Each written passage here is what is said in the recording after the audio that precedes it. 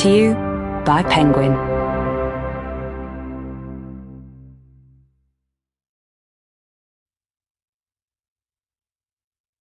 The Simple Truth by James Buckler. Read by Steve John Shepherd. Prologue. Mist drifted over the frozen ground. Dawn was breaking. A low winter sun skirted the treetops. The marshland lay still, the reed beds dusted with frost. To the south, the Thames curled through the landscape, rippling over the mudflats where its flow met the incoming tide. Beyond the horizon, London began to stir as the city woke to a new day. The dogs were out in front, their owner following behind, still warm from his bed, shattering ice in the puddles with his heavy boots. Beyond the entrance to the nature reserve, a car was parked in the lane, 2 wheels in the drainage ditch, listing like a shipwreck under the bare branches of the sycamores. At first the dog walker thought the car was abandoned, by joyriders perhaps, or a drunk driver. Seeing there was no damage, no broken glass or dented panels, his second guess was an early morning tryst. It wasn't unusual for this part of Cold Harbour Marshes. Either way, it was none of his business. He intended to give the car a wide berth as he passed. The dogs had other intentions. They sniffed the wet ground around the tyres, growling furiously as if they had cornered some prey. The walker slowed his pace, expecting a frightened rabbit to burst free and dart across the lane to the safety of the undergrowth. The lead dog, a golden Labrador, dark with mud to its haunches, began to sniff at the driver's door, standing on its hind legs to gain a better vantage. "What have you found there, boy?" his owner called. Wary of disturbing a moment of passion, the walker peered cautiously through the driver's window. The glass was misted with frozen condensation. He wiped the ice crystals from the surface with his sleeve, but still couldn't make out anything inside. Squinting hard, his hands cupped against his face, he could just about see a blurred shape lying across the front seats. He tapped on the glass and looked again, but there was no movement or sound. Maybe it was a blanket or coat that someone had left inside. He couldn't be sure. He walked around to the front of the car, scanning the vehicle for clues. A note was tucked beneath one of the wiper blades. It was handwritten on a single sheet of waterlogged paper, the ink running in spidery patterns, the words deformed. Craning forward, he could just make out the text. "Beware. Do not open. Call police." He stood back for a moment, the dogs circling him excitedly, and pushed his hands deeper into his pockets. Should he carry on walking? This wasn't any of his concern, after all. But what if someone was hurt? What if his intervention was a matter of life and death? It was in his nature to help in circumstances like this. A good Samaritan streak, his friends called it. He took the dogs further along the lane to a safe distance and told them to sit. When they heard the grave note in his voice, they squatted side by side on the wet gravel, panting. Returning to the car, he took one last look through the fogged glass. It was still all a blur. Reaching for the handle, he pulled the door open. That was when he saw her. It was only a glimpse, a shutter-stop image. She was lying on her side, knees huddled to her chest, still and cold. Her mouth was slightly open, her lips pursed in a tight circle, eyes wide, like she was caught in the beam of a strong spotlight. Her blonde hair hung over her face in damp strands, skin as pale as milk under lines of black mascara. Then he felt it in his nostrils, a caustic bite that made him instinctively twist away and take a faltering step backwards towards the tangled hedgerow. As he breathed in, a burning hit his throat and lungs, scouring soft tissue and flecking his lips with blood and foam. He fell to his knees, spluttering, his eyes wild. He lay there, an hour or more, rotting leaves disintegrating on the sodden ground around him, shadows falling over his prone figure as the bodywork of the car rattled in the wind. Crows settled on the high branches, staring down, beady-eyed. Over the horizon the sound of traffic rumbled on. At the end of the lane, the dogs waited, tongues lolling, sitting obediently under a rain-heavy sky. Chapter 1. The negotiation was nearly over. The lawyers had been working through the night, haggling over the smallest of details. The conference room was scattered with coffee cups and takeaway boxes containing the remnants of half-eaten meals. Pale sunlight caught the motes of dust hanging in the stale air. At around 4 that afternoon, a German merchant bank would be purchased by a British conglomerate. There would be handshakes and practiced smiles and empty promises to meet later for drinks. Lewis Miller was fighting the drag of fatigue, willing the clock to wind faster. Lean and solemn, with sandy hair and an air of thoughtful concentration, he tracked his pen across the text of the contract as the speaker droned from the head of the room. Around the conference table, other lawyers representing different parties, all in various states of dishevelment, steeled themselves to reach the finish line. Lewis was focused on the page before him when his phone rattled on the mahogany tabletop. It lay face down, light pulsing from its edges as a message came through.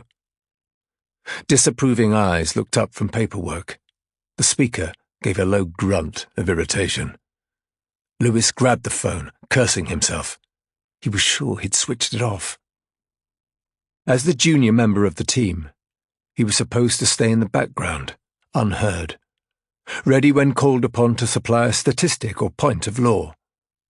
For the majority of the night he had followed the proceedings in silence. The lack of influence was hard to bear. It wasn't in his nature to remain on the sidelines. Lewis glanced at the screen like a poker player protecting his hand. He frowned momentarily as he saw the name of the sender. The skin on the back of his neck turned cold. The message was ruthlessly brief. Outside, 5 minutes, it's urgent.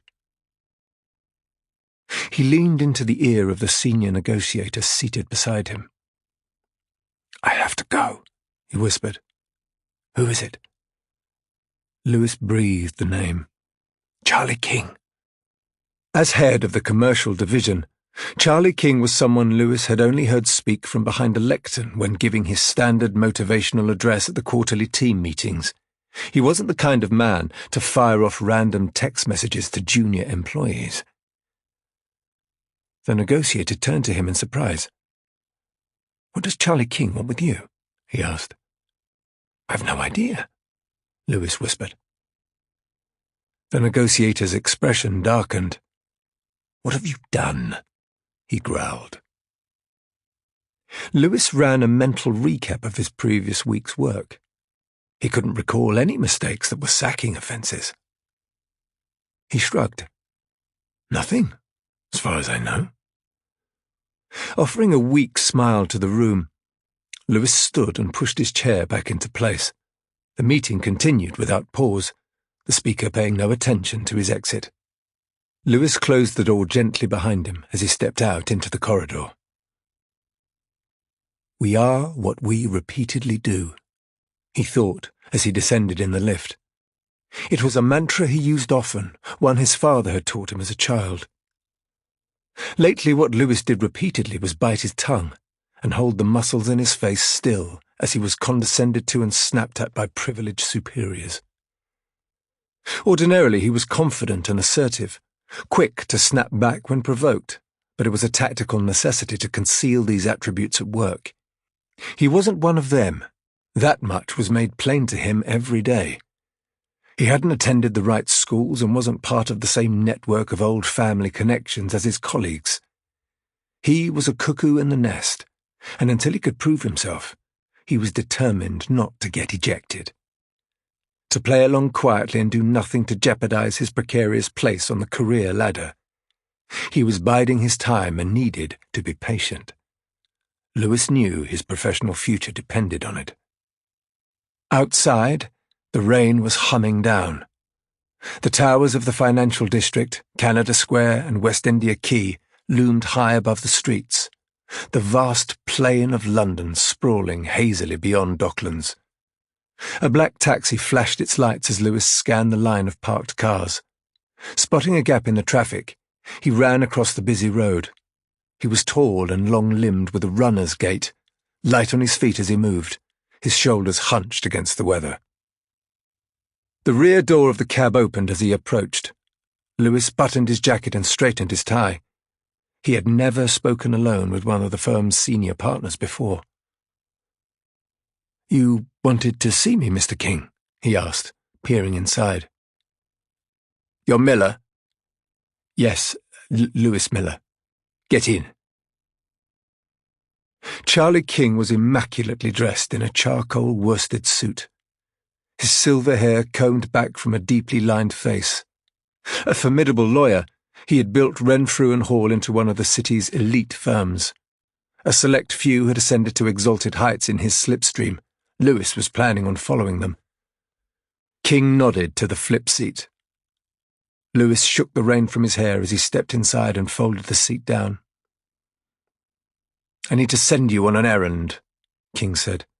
"It's straightforward, but it's urgent." Lewis was hesitant. "You want me to go now? We're still negotiating the bank merger. It's going to take a few more hours at least." "This is more important. I'm pulling you out immediately." There was no point in protesting. Anyway, being entrusted with a task by Charlie King was the opportunity Lewis had been waiting for. "What do you want me to do?" he asked. A stack of document files stood on the rear seat. King took a manila envelope from the top of the pile and handed it to Lewis. "It's a non-disclosure agreement, completely standard. Nothing you haven't seen before. The terms are all agreed. I need you to take it over to a firm in East London and witness the signature." Lewis waited for more, but King seemed to have finished. "That's all? You want me to deliver a contract?" King softened his tone reassuringly. "That's all." "Where in East London?" "Whitechapel. You're from there, aren't you?" There was something in King's cut-glass accent that made the question sound like an accusation. "I'm from Stepney," Lewis said. "It's not far." "The place you're going to is a small local firm. Ask for a lawyer called Martin Sobel. He and I have already discussed the details. The address is written on the envelope. It's near Cable Street." Lewis began to guess why he'd been chosen. A last-minute errand to Whitechapel would be a hard sell to the posh boys he worked with. Most of them hated travelling east of Chelsea. "Who's the client?" Lewis asked. King paused before answering. "Robert Carlson," he said. It was a name spoken in the office with a respect bordering on reverence. Robert Carlson was one of the firm's most prestigious clients, a tech entrepreneur specializing in green energy. His company, Eversign, was spearheading a clean power revolution. Some counted him among the select few who could save the planet. A very modern kind of savior. Looking at the envelope in his hands, Lewis was too curious to remain silent. "Can I ask what the purpose of the NDA is?" Ruffling through the stack of documents beside him, King pulled out a newspaper, a copy of that morning's Metro. He opened it and handed it to Lewis, pointing to an article below the fold on page 6. Lewis skimmed it quickly. "A death in Cold Harbour Marshes. Why is Robert Carlson interested in this?" "The unfortunate woman was called Maria Brennan," King said. "She worked as a climate scientist at his company. Carlson wants to make sure no adverse publicity washes his way. You can imagine the scrutiny the press like to keep him under. They haven't connected him to this yet, but it's only a matter of time." Lewis looked at the photo. A blurred thumbnail in soft newsprint. She looked young and bright and striking. He read the headline out loud. Bizarre blonde suicide in local beauty spot. King huffed in distaste. It's disgraceful, isn't it? The standard of journalism in this country is lamentable. The police think she killed herself? Lewis asked. Yes, there was no doubt about it. Why? Why does anyone do something so drastic? She was only 28. It's the method she used that's garnering all the unwanted attention. Lewis scanned the paragraph again. She suffocated herself. By breathing in chemicals. Apparently a few cups of domestic bleach mixed with some solvents and other household products is all it takes. Together they form a toxic mixture. It's deadly within seconds. It seems the instructions are readily available on the internet. Maria Brennan had viewed some of these sites on the night she died. The dog walker who found her was lucky it didn't kill him too. This all sounds very strange, Lewis said. Which is exactly what Carlson is concerned about. He wants to avoid any blowback over this. If the press want to drag him into the story, they'll go to Maria Brennan's family and try to stir them up. Anything to sell newspapers. The NDA is to encourage the family not to speak out. The terms are very generous. £100,000 payable immediately. A cashier's cheque is attached to the contract. The amount cast the errand in a different light. It was a lot of money to keep a bereaved family away from the media, Lewis thought. This was starting to look like a classic gagging order. There had to be something more scandalous that Carlson was trying to conceal. Charlie King saw the doubt in his eyes. I know it's a high price, he said. But we don't need to question why. That's not our concern. It's best to consider this a sympathetic gesture from an ex-employer. I understand, Lewis said. I've heard good things about you, Lewis. You're keen, eager to learn and progress. Your qualification scores were impressive. How long have you been with us now? Nearly 3 years. And it's time for you to step up a gear. Get this signed, and we'll discuss finding you more responsibility in the department. Lewis was flattered to hear that his work had been noticed. Leave this with me, I'll get it done today. A rare smile broadened Charlie King's face. Thank you, Lewis. I appreciate it. If you're in the office later, I'll bring the signed copies of the NDA up to you. King pointed to the small travel case at his feet. Unfortunately not. I'm in New York until Saturday. My flight leaves in a few hours. I'm trusting this to you while I'm gone, Lewis. Let me know when it's all done and dusted. Lewis nodded and stepped out onto the pavement. He slipped the envelope inside his jacket to protect it from the rain as the cab sped away. Treading lightly, he ran back across the street, dodging through the afternoon traffic. He had always wanted to be a lawyer, ever since he could remember. He'd never thought of doing anything else, even though the profession seemed reserved for others, far removed from people like him. Being a lawyer was the ticket that would get him out of the dead end he'd grown up in. He had worked hard at university, kept his head down and studied while everyone around him was partying. It had paid off. His grades were high enough for Renfrew and Hall to accept him on their trainee scheme fresh from graduation.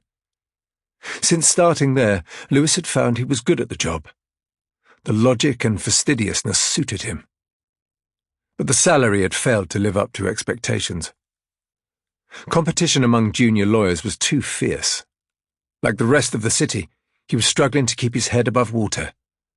Lewis needed a chance to prove himself, to get noticed and climb the ladder.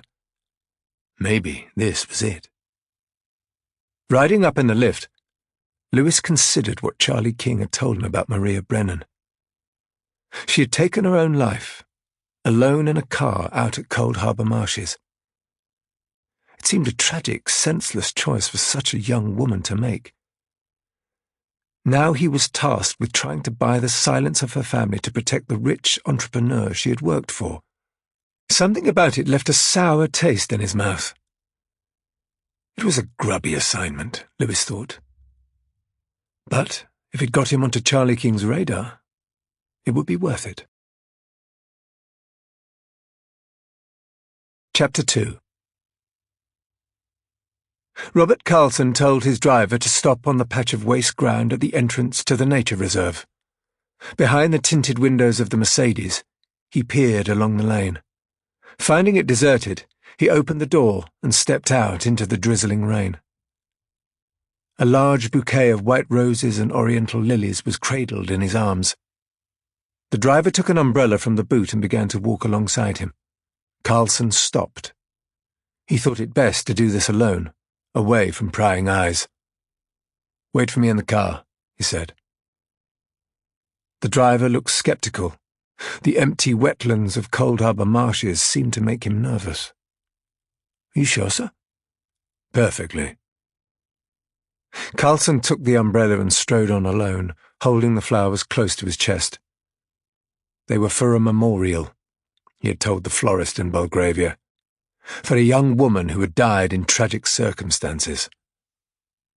The florist had been adamant that white roses and lilies were fitting, and he had accepted the advice humbly, his head bowed as if the weight of emotion made conversation difficult. Now, carrying the cellophane-wrapped flowers, he felt a growing sense of unease. It was an alien feeling, but one that had become worryingly familiar in recent weeks. At the start of his 50s, he was still youthful, a picture of corporate endeavour and high achievement. His hair was flecked with grey, but his expression bore an undiminished severity that he used to his advantage when necessary. There were deep creases around his eyes, but the gaze behind them was pin-sharp blue. Clutching the outsized bouquet awkwardly in one arm, he looked a long way from his natural habitat as he trudged along the track. At the end of the lane, tangles of police tape crisscrossed the path. The muddy ground had been churned by tyres where Maria's car had driven. A small cluster of floral tributes had already been arranged nearby. A bunch of supermarket carnations propped up against a rain-soaked teddy bear. A few cards with handwritten messages inside. Carlson set his flowers down beside them. The bouquet looked gaudy and out of place, too melodramatic for a tribute left by an ex-employer. Silently he cursed the florist for her extravagant taste. It was strange, Carlson thought. The modern obsession with shrines and tributes. He saw them everywhere. Brief glimpses of flowers tied to lampposts and railings as he passed by in the Mercedes. They seemed pointless and sentimental, trying to bestow poignancy on a futile event. He solved problems the way an engineer would, his training so ingrained it was inescapable to him now. Quantify, assess, analyze. He could only comprehend the world in this way, through the purity of numbers and algorithms. He had filed his first patent at 22, reinvented the energy industry by 30. Most problems collapsed before him, defenseless against the application of his will. It was frustrating that this situation had proved immune to his methods. So far, nothing in the chain of events had played out as predicted. Pinned to a single red rose was a snapshot of a child, blonde and gap-toothed with long yellow braids. Carlson bent low to look closer. The resemblance to the vivacious young woman who had worked for him was unmistakable. She had the same modest smile, the same serious intensity. A rush of emotion hit him, strong enough to make his stomach turn.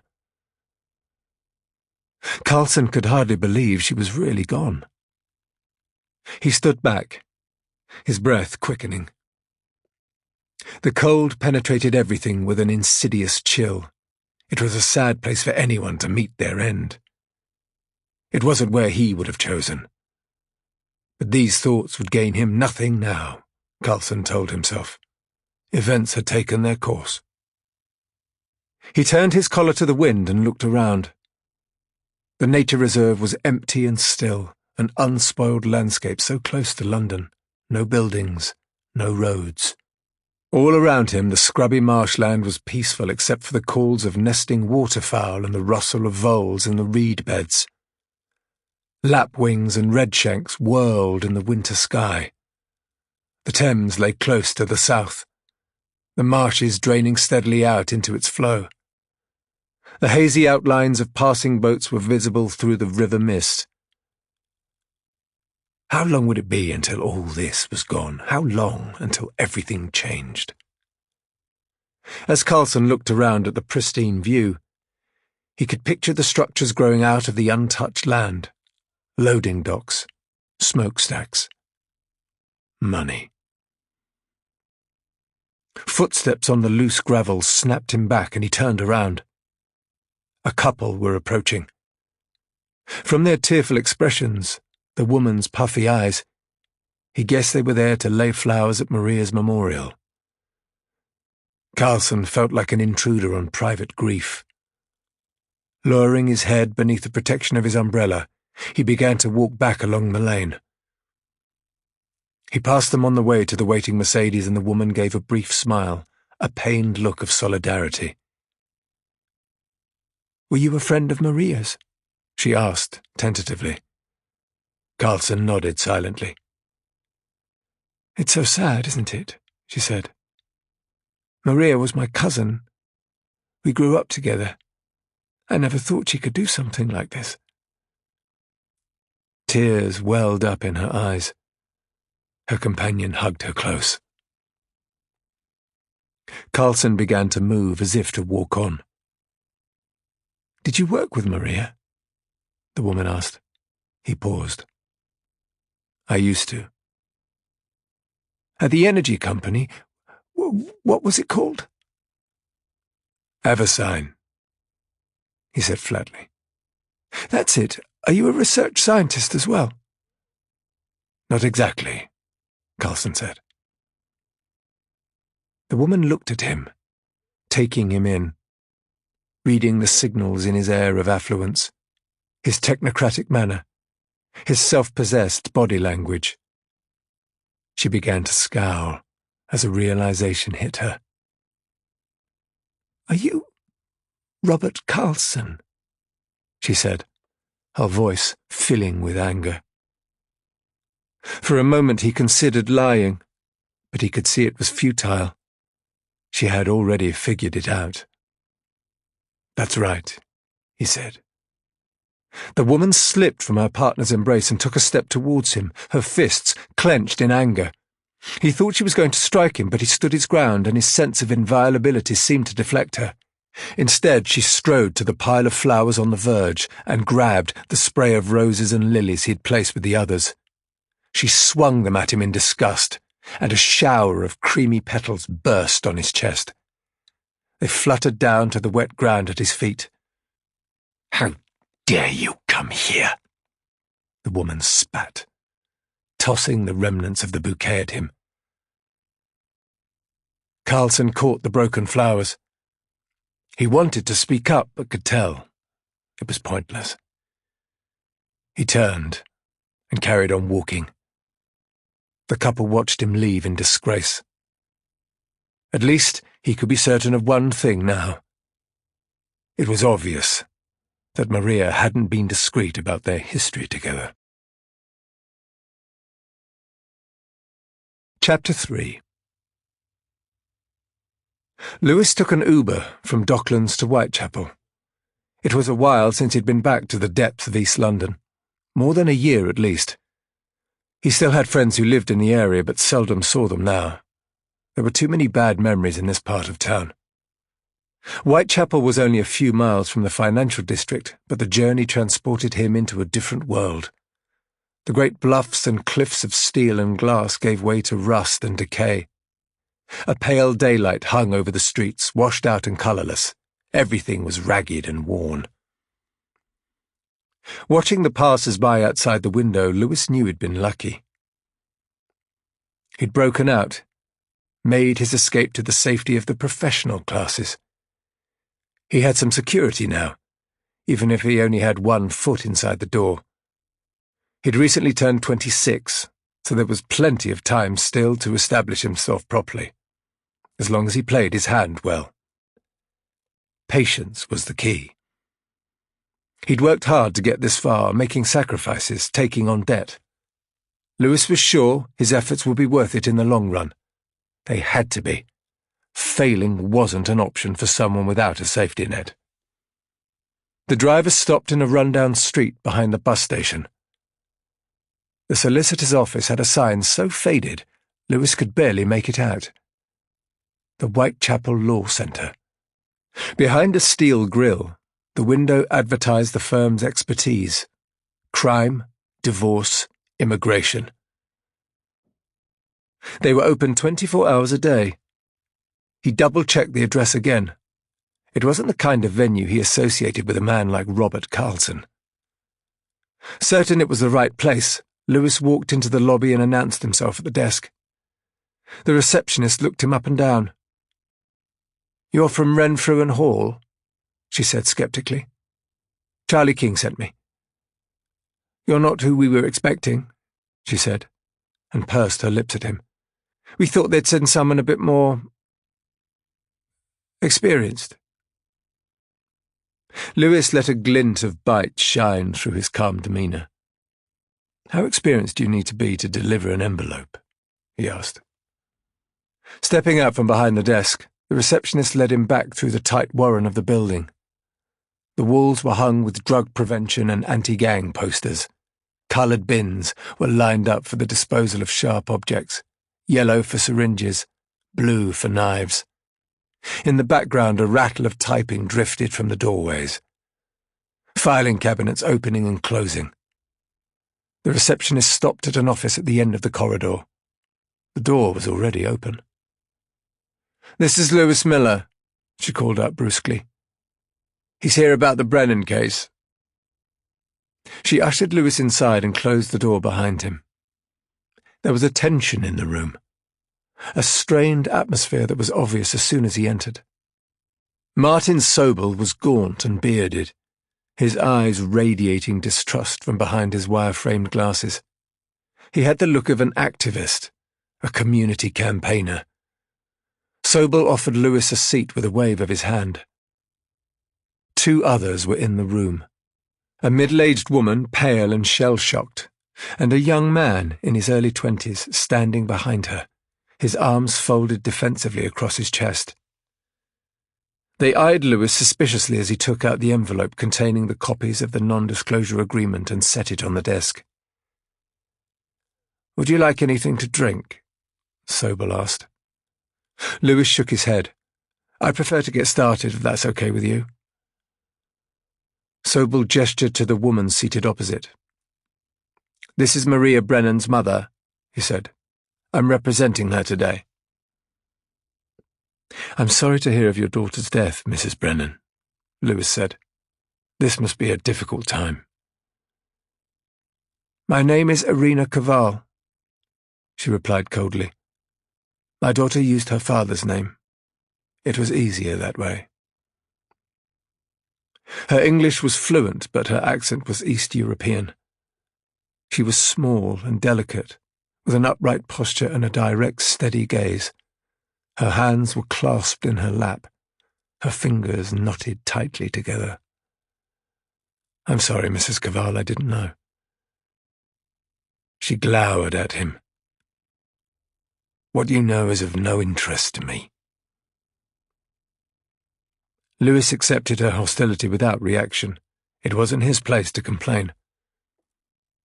He removed the copies of the contract from the envelope and began to hand them over. "I understand that you're here to sign this non-disclosure agreement," he said. "The check is ready to be cashed, so—" Irina looked outraged as she interrupted him. She was gripping her hands together, knuckles gleaming white in her lap. "I don't want your money. I want answers. I want to know what happened to my daughter." Lewis looked at Martin Sobel, rocking gently in his office chair. "I thought this had all been agreed," he said. Sobel shook his head. "I think you've been sent here under false pretenses. The last conversation I had with Charlie King was 3 hours ago. I told him exactly what the family want in order to get this finished. And it isn't money. Lewis sensed a trapdoor opening up beneath him. Then what is it? Sobel leaned forward. Robert Carlson, he said. We want him to come and explain himself. I know he thinks his money makes him untouchable, but he's wrong. If he doesn't agree to meet with my client in person, we have no other choice.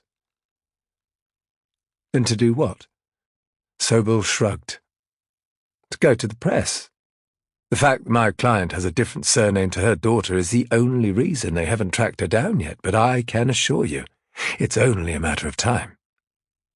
If Carlson wants to prevent his actions from becoming public, he'll do as we ask. They stared at each other over the paper-strewn desk. If Sobel was playing an angle, Lewis thought, he was doing so convincingly. What do you mean by his actions? He asked. Sobel's voice grew stern. Robert Carlson deliberately ruined the career of my client's daughter. He dismissed her from his company without notice or warning. He waged a campaign to blacklist her. Then he began stalking her, calling her repeatedly, even confronting her at home. He drove her to an act of desperation that cost her her life.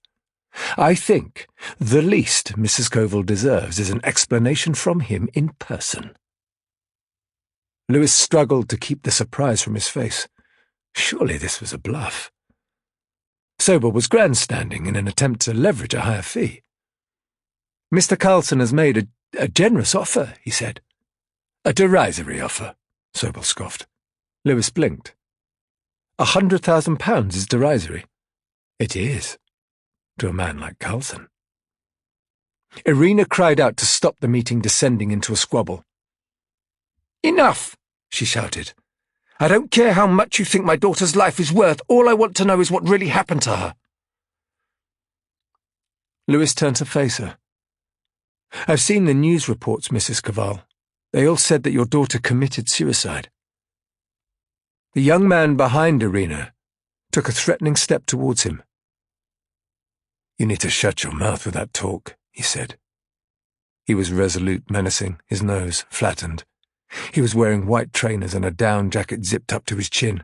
He stared at Lewis defiantly, his fists clenched at his sides. I'm only repeating what was written in the newspapers, Lewis told him. Say it again, and I'll make you sorry, the young man said.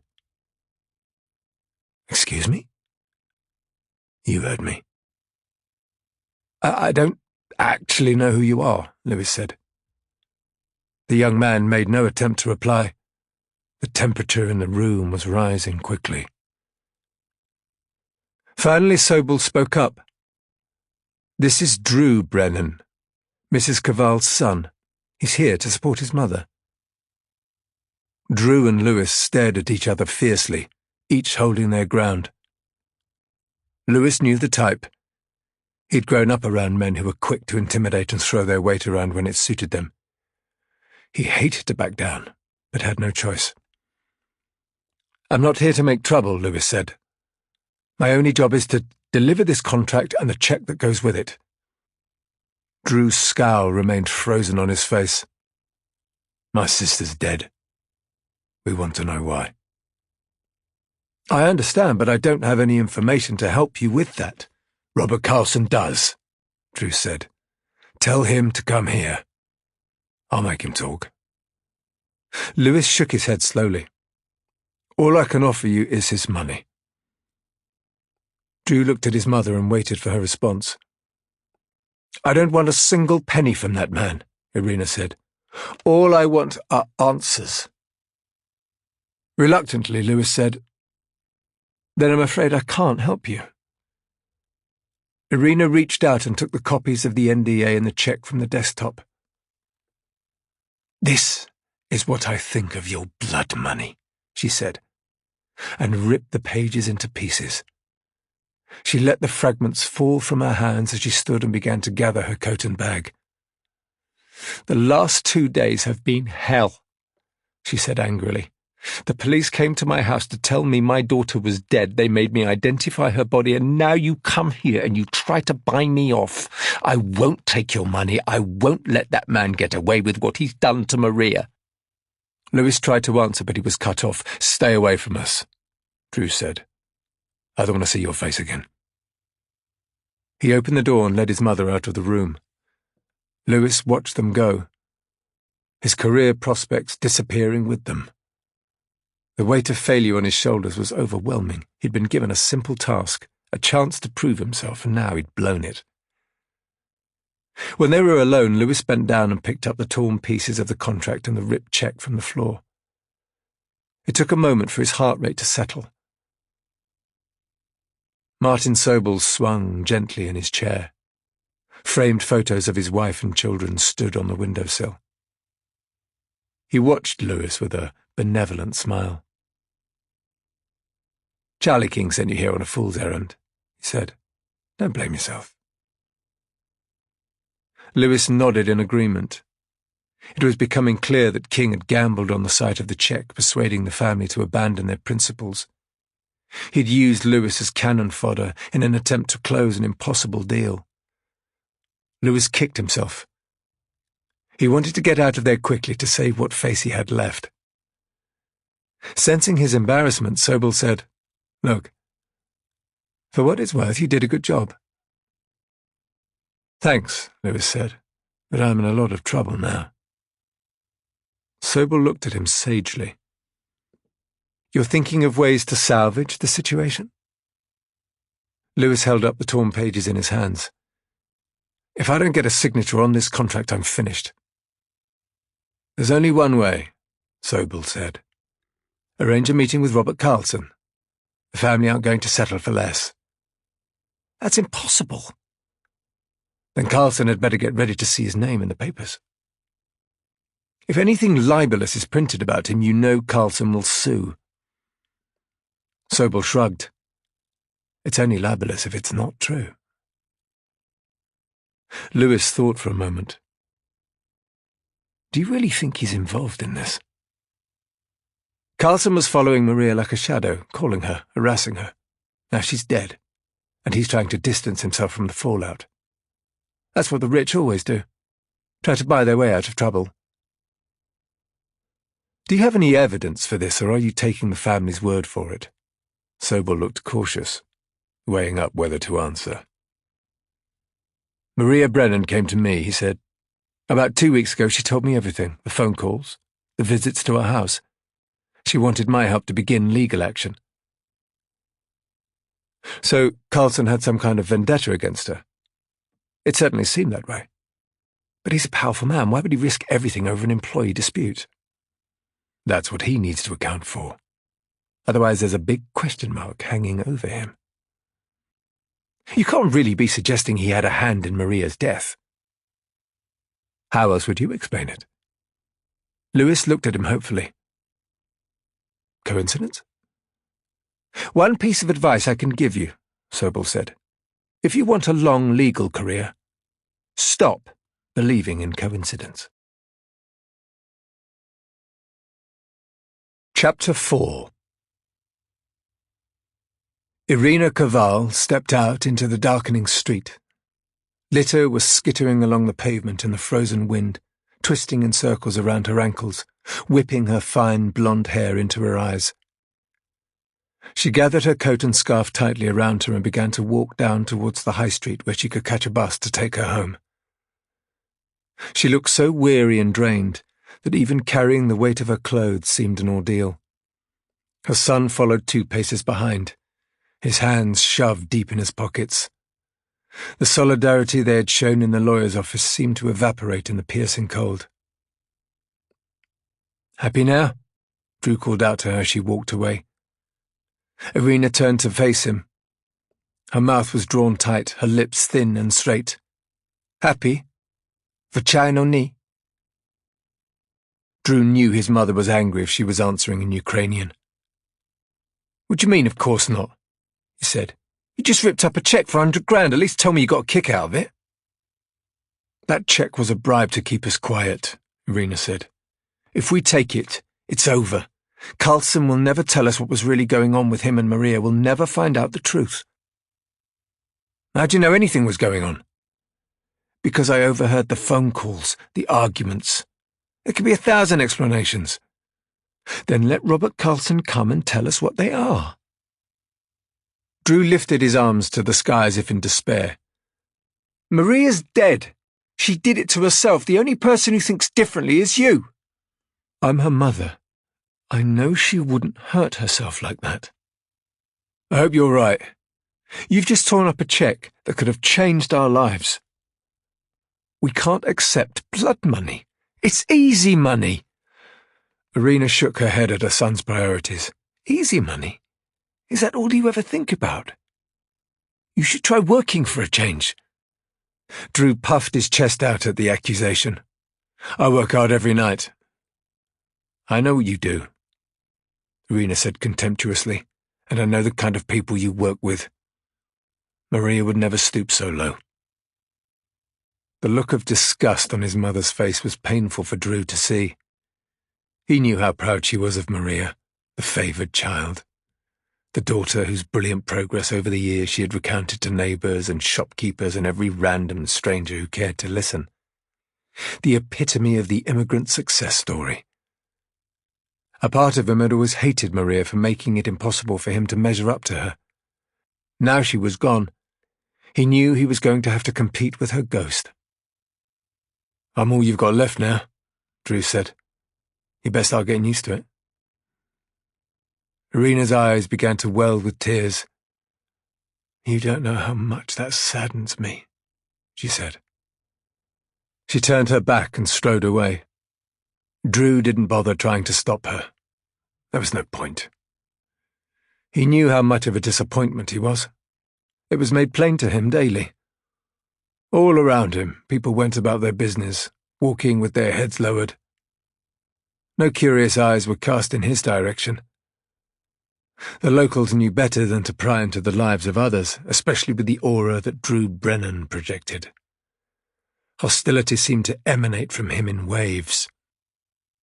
He held his chin high as he stalked away into the pitiless wind, dark thoughts passing like daggers behind his eyes. Chapter 5. It was too late to go back to the office, so Lewis walked to the overground station and took the train home. He wanted to sleep, the rocking of the carriage making his eyelids heavy, but he had to stay focused if he was going to find a way out of this mess. There had to be a way to persuade Irina Kaval to sign the NDA. Lewis had 3 days until Charlie King was back from New York. In that time he had to come up with a plan to close the deal. His future depended on it. If there was a secret reason for Maria Brennan's suicide, Lewis needed to find it quickly. As the train trundled onwards, he took out his phone and searched for media reports about her. She wasn't exactly headline news. The few articles he found focused on the grisly details of her death, the strange methods she'd used, rather than portraying her with any sensitivity or dignity. But all of the reports were clear that her death was a suicide. There wasn't even a glimmer of doubt. The articles described how she'd visited suicide sites to research mixing household chemicals on her phone before she died. The names and brands and amounts that were necessary. It was bizarre, Lewis thought. He'd never come across anything like this before. It only took a cursory search to find the kind of websites that Maria Brennan had visited. Lewis selected one from the search list and clicked on it with trepidation. It was a twisted information page, with chat rooms and discussion groups all dedicated to suicide methods. He read entry after entry, his heart sinking. So much desperation, so much misery. He shielded his phone as he read, protecting his screen from the passengers seated beside him. After a few minutes, Lewis closed the site down. It was too grisly. Nothing he found there was of any value anyway. He wanted to understand Maria, to build a picture of her. Who was she? Why would she do something so drastic?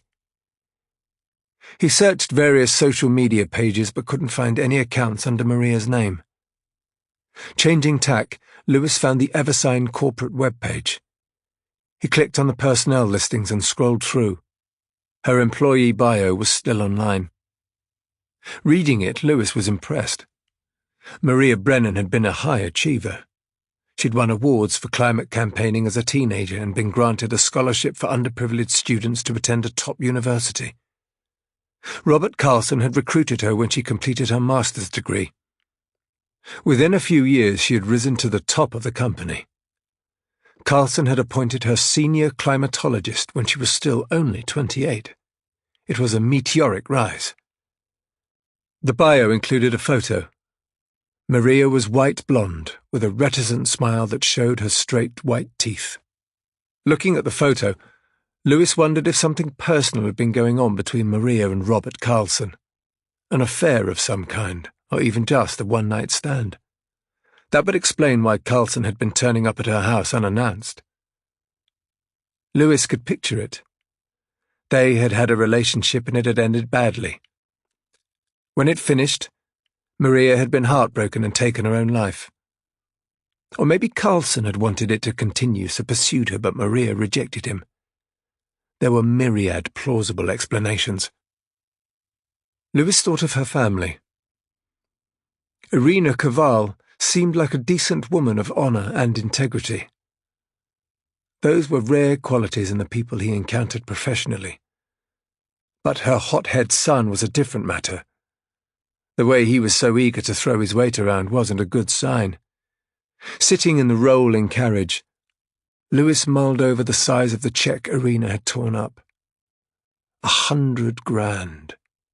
Who walks away from so much money? He left the train station and walked up to Highbury Fields in the dark. Beyond the wrought iron fence, the park was shrouded in mist and shadow. His flat was in a Victorian conversion in a terraced street. It was small and cramped, the rent punishing. He unlocked the front door and climbed the steps, lost in thought. In the gloom of the stairwell, he caught sight of a figure sitting outside his door. It was his neighbour, Rachel, who lived in the flat upstairs. She looked at him sheepishly. "I was waiting for you to come home," she said. "I've locked myself out." "Again?" I don't know what happens to my keys. It's a mystery. They seem to have a life of their own." Rachel was a science teacher at the local school. She was disorganised, scatty in an endearing way. There were notes to herself written in red biro on the backs of her hands. Her coat was folded into a pillow to rest against the wall while she waited. She seemed to lock herself out regularly, always ending up staying for dinner after retrieving the spare key she kept in Lewis's flat. Over time, one thing had led to another, and now they were drifting into a relationship. Lewis liked her. She had a calm, carefree style. There was an honesty about her, a directness. Spending time with Rachel was an antidote to the stress of his working days. "Have you eaten?" he asked. "Not since breakfast." Lewis held out a hand to help her up. He sensed his plan to carry on working through the evening had just changed. "I'm making pasta," he said. "There's plenty for two." Rachel smiled at him as she rose to her feet. "That's the first good thing that's happened to me all day," she said. Chapter 6. The lights were dimmed in Robert Carlson's office. He was reaching the end of the video presentation he'd been preparing for weeks. A slick promotional film played out on the screen before him. The audience of civil servants from the Department of Energy, their attentive faces arranged in a neat grid of squares on the screen, watched in rapt silence as Carlson talked. The detail in the animated model of the hydrogen plant was astonishing. The huge chambers housing the water electrolysis units with their exoskeleton of pipework. The banks of pressurized storage containers. The vast turbine halls where the electricity to power the facility would be generated. Carlson kept his voice low as he described the workings of the plant. The path that its raw material, water, would take as it was pumped through the system. Simple liquid becoming zero carbon, combustible, hydrogen gas. "As you can see," Carlson said, "this plant is of a radical new design. It will produce totally clean energy, enough to power an entire city." The civil servants blinked into their webcams. The model of the hydrogen facility spun and zoomed on the screen. "Hydrogen is the future," Carlson continued. "Cheap, clean, efficient energy produced from water. It can power our modern lifestyles without the need for fossil fuels or the corrupt regimes that supply them. We can have a different future, a green future. Only this can save London." Carlson allowed his words to hang in the electronic ether for a few seconds as the final wide shot of the giant production plant was displayed on the screen. As it faded out, the house lights in his office brightened. Seated in an oak-panelled room somewhere in Whitehall, the Minister for Energy led his advisers in a round of applause. Behind him hung a crisp Union flag. He fiddled with the signet ring on his little finger as he spoke. "Thank you, Robert. That was truly magnificent." "Thank you, Minister," Carlson said. "I believe I speak for all of us when I say that we intend to strain every sinew to assist you in this marvellous new project." Carlson cast his eyes down humbly. "I'm honoured. We've taken up enough of your time today. All you require from us now are the necessary permits and licenses to get this hydrogen plant underway." Carlson indicated the smartly dressed woman seated beside him. Her hair was a fierce shade of red, cut in a severe bob. She was wearing a double-breasted jacket with gold buttons. It gave her a commanding military air. "This is Olivia Ward," he said. "Olivia heads up the legal department here at Eversign. She will be the point person for any contractual queries." Olivia Ward gave a quick nod to camera. In their video boxes, a few civil servants nodded back in acknowledgement. "Oh, and one last thing," the minister added. "I've taken the precaution of not placing any technical restrictions or covenants on the land rights we're granting you. I hope this meets with your approval." Carlson was thrown off temporarily. "If you think that's necessary, Minister," he said. "I do, Robert, I do. And thank you once more for your marvellous presentation today. Good luck with the first stage of the build." With this, the minister's webcam switched off and, one by one, his advisers followed. Carlson ended the meeting. When he was sure the line was dead, he turned to Olivia Ward. "What was that?" he asked. "No restrictions or covenants, why?" Olivia Ward shuffled the paperwork on her lap. She gave a non-committal shrug. "I don't know, Robert. It's probably to make life easy for the pen pushers in Whitehall, save them having to do everything by the book. You know what civil servants are like." She stood from her chair and tucked the sheaf of documents under her arm. "I've got a mountain of paperwork that I need to get started or I'll be here all night. You don't need me for anything further, do you?" Carlson was lost in thought. He didn't look up as he answered. "No, that's all for now, Olivia, thank you." The Eversign offices were housed in a decommissioned iron foundry on the banks of the Thames, a Victorian edifice of rust-red brick and towering chimneys. Carlson's suite was on the top floor, all polished concrete and stone pillars, devoid of any decoration or personal touches. An internal gallery window looked down 8 stories into the atrium of the building, the heart of the foundry where the furnaces had been built. The blackened steel casings of the smelting ovens were still in place. The giant overhead pulleys that had transported the iron ore to the furnaces were suspended from the roof beams. It felt strangely appropriate for a green energy company to be headquartered in such a place. The new high-tech world of the 21st century meshed into a redundant industrial shell, ancient soot and grime still baked into the walls. Alone, Carlson slumped into his seat. He was spent. The pressure of the past few days had taken a heavy toll on him. He needed this new project to succeed. The future of the company was depending on it. He was hearing all the right noises from the government, but he knew better than to trust the word of a politician, no matter how obliging. He had learned that lesson the hard way in the past. His phone had been muted for the video conference, and Carlson took it out to check his messages. There were 2 from the construction company working on the hydrogen plant, chasing him for money. One from his wife, Susanna. He remembered that she was taking their daughter for her appointment that afternoon. He knew he should really check in. Susanna would need his support. As hard as he tried, Carlson failed to muster the necessary energy. It would all have to wait. On a side table in his office, the broken bouquet of white roses and oriental lilies stood in a crystal vase. Carlson could see the flowers from the corner of his eye. No matter how hard he tried to resist, his gaze kept wandering to the battered and torn blooms. It was a sentimental gesture to have brought them back to the office. He should have left them out at Cold Harbour Marshes. They were rejects, tainted by their association with him. All they symbolized now was the fact that Maria was dead. Carlson tried to push the thought away. If only Maria had trusted him. After the years they'd spent together, it was the least he could have expected.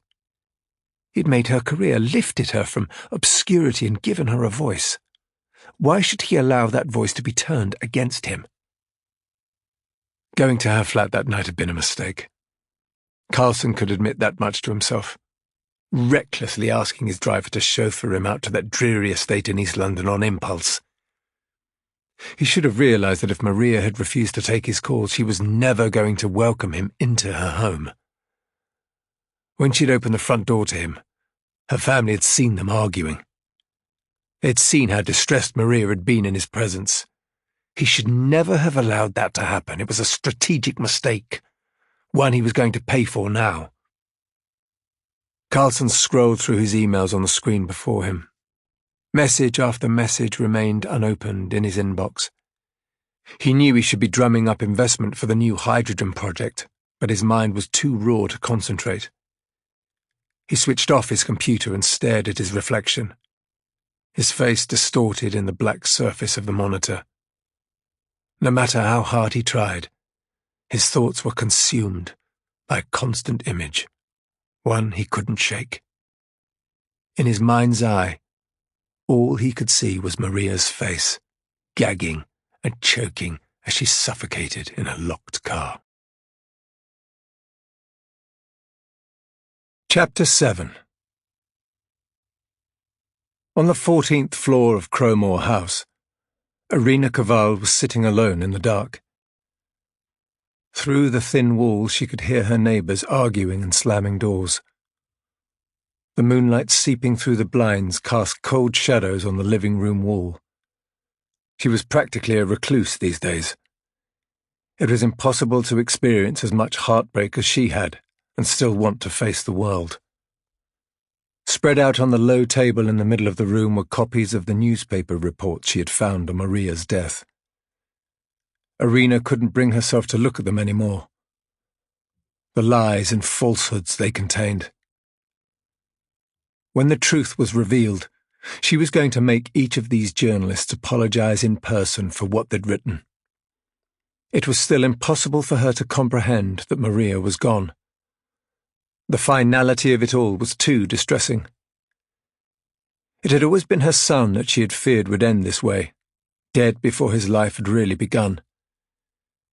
Irina knew how hard she was on Drew, but it was for his own good. Without a father, he needed discipline. Trouble had always followed him, and he seemed to thrive on its turbulence. Drew was like a moth to a flame. It was a miracle his wings hadn't been torched already. Maria was different. She'd been such an easy child, wise even before she was old enough to leave school. The world seemed to lie wide open for her. In many ways, she'd held the family together through the difficult years. Growing up in this part of London in a single-parent family hadn't been easy, but Maria had turned adversity to her advantage. She'd worked hard and prospered. Now, it was all gone. Irina pictured Maria's face as she left the flat on the night she died, gaunt and tired. Maria had been depressed ever since she'd lost the job at Eversign 2 months earlier. In that final week, her mood had swung between rage and fatigue.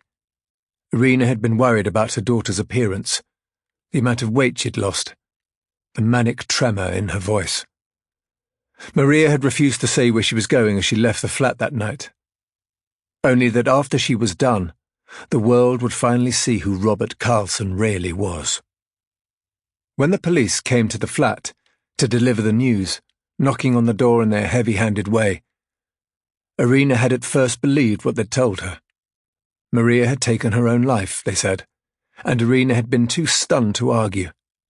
But then, as the shock wore off, she realized that Maria would never do such a thing. There hadn't been a single struggle in Maria's life that she hadn't fought head-on. She was half Ukrainian. She simply wouldn't have given up like that. Sitting there in the silent room, Irina began to rake it all over in her head again, the emotion weighing on her like stone. She walked out into the hallway, opened the door to Maria's room and turned on the light. Everything was tidy and neat. Her books were standing in straight lines on the shelves. Her single bed was carefully made, the pillows stacked against the headboard. Irina walked to the wardrobe, opened the door and took out the large green plastic sack that lay inside. The sack was similar to the kind Irina had used in her job as a cleaner on the hospital wards, working the night shift until her arthritis forced her to stop. This one had just as little ceremony or glamour to it. It was full of the clothes and personal effects found in Maria's car. Irina supposed that the police had no budget for anything grander. They had handed these personal items back only hours after Maria's death. It was a clear sign of how quickly the police had wanted to close the investigation. They had pressed for the coroner to reach a verdict of suicide, almost desperate in their haste, Irina thought. Whether this was a sign of incompetence or corruption, she didn't know. Irina lifted the pieces out of the bag one by one and laid them on the chenille bedspread. A black pleated skirt and cashmere sweater, flesh-coloured tights and flat shoes. Irina stared at the clothes her daughter had died in.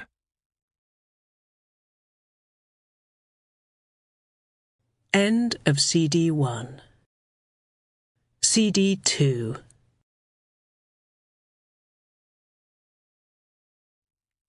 It was like Maria had gone out dressed for an interview. She had taken a laptop and a folder of paperwork with her that night. Forms and printouts that Irina didn't understand. Those kinds of documents were a part of Maria's working life. She always had such things in her possession. But why had Maria gone out that night as if she was attending a business meeting? That wasn't the behavior of someone suicidal. Taken alone, this didn't amount to any kind of proof. Irina knew that. But it was the piece of loose paper folded up in the bottom of the plastic sack that made her certain. Irina took it out and read it again. She felt heartsick at the sight of the washed-out paper, the blotted ink. Beware. Do not open. Call police. Irina placed the note carefully on the bed and stood back. She knew this piece of paper meant that her daughter's death was no suicide. The police had told her it was common for people who killed themselves in this way to leave a note. It was to prevent anyone inadvertently breathing in the poisonous fumes in the car, they'd said. Irina had kept silent when she first saw it, but she knew what the note meant straight away. No matter what the police might believe, there had been other people with Maria out at Cold Harbour Marshes on the night she died. Who they were exactly, Irina didn't know. But Robert Carlson had been among them. She was certain of that. Chapter 8. Rain was sluicing down the taxi window. Susanna Carlson could barely see across the street and into the lobby of the Harley Street Clinic. She wiped the glass and pressed her face to the window. The lobby was empty. There was no sign of Amelia waiting where they'd agreed. With a nervous voice, Susanna asked the driver to go round the block once more. She didn't want to be seen outside the clinic. That would be a scandal she would never live down. Susanna checked the time as the taxi drove on. She was a few minutes early, that was all. She willed herself to relax. Of course Amelia had attended her appointment, just as she had promised. After everything that had happened in recent weeks, even a wayward girl like Amelia knew she had to change her ways. Looking at her messages, Susanna saw there was still no reply from her husband. His presentation to the Department of Energy was that afternoon, she remembered. He'd been rehearsing into the small hours every night for weeks. Robert didn't need her chasing him when he had such an important meeting to take care of. All of their futures were dependent on his proposal being a success. But she needed his support to help her through these desperate family problems. It was too much for her to cope with alone. Susanna thought of the conversation she'd had earlier with the florist on Sloane Street, the hushed tone in which the woman told her that Robert had bought an expensive bouquet that morning. White roses and lilies for a funeral, she'd whispered mockingly, as if it were the most cliched of cover stories. At first, Susanna had been shocked. Robert had never set foot in a florist shop in his life.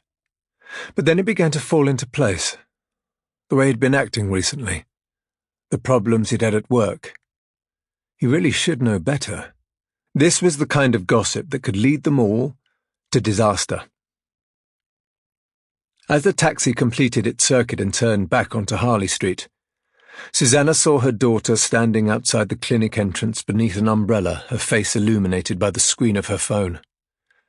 She was wearing dark sunglasses despite the foul weather, the fur collar of her designer coat pulled tightly about her face.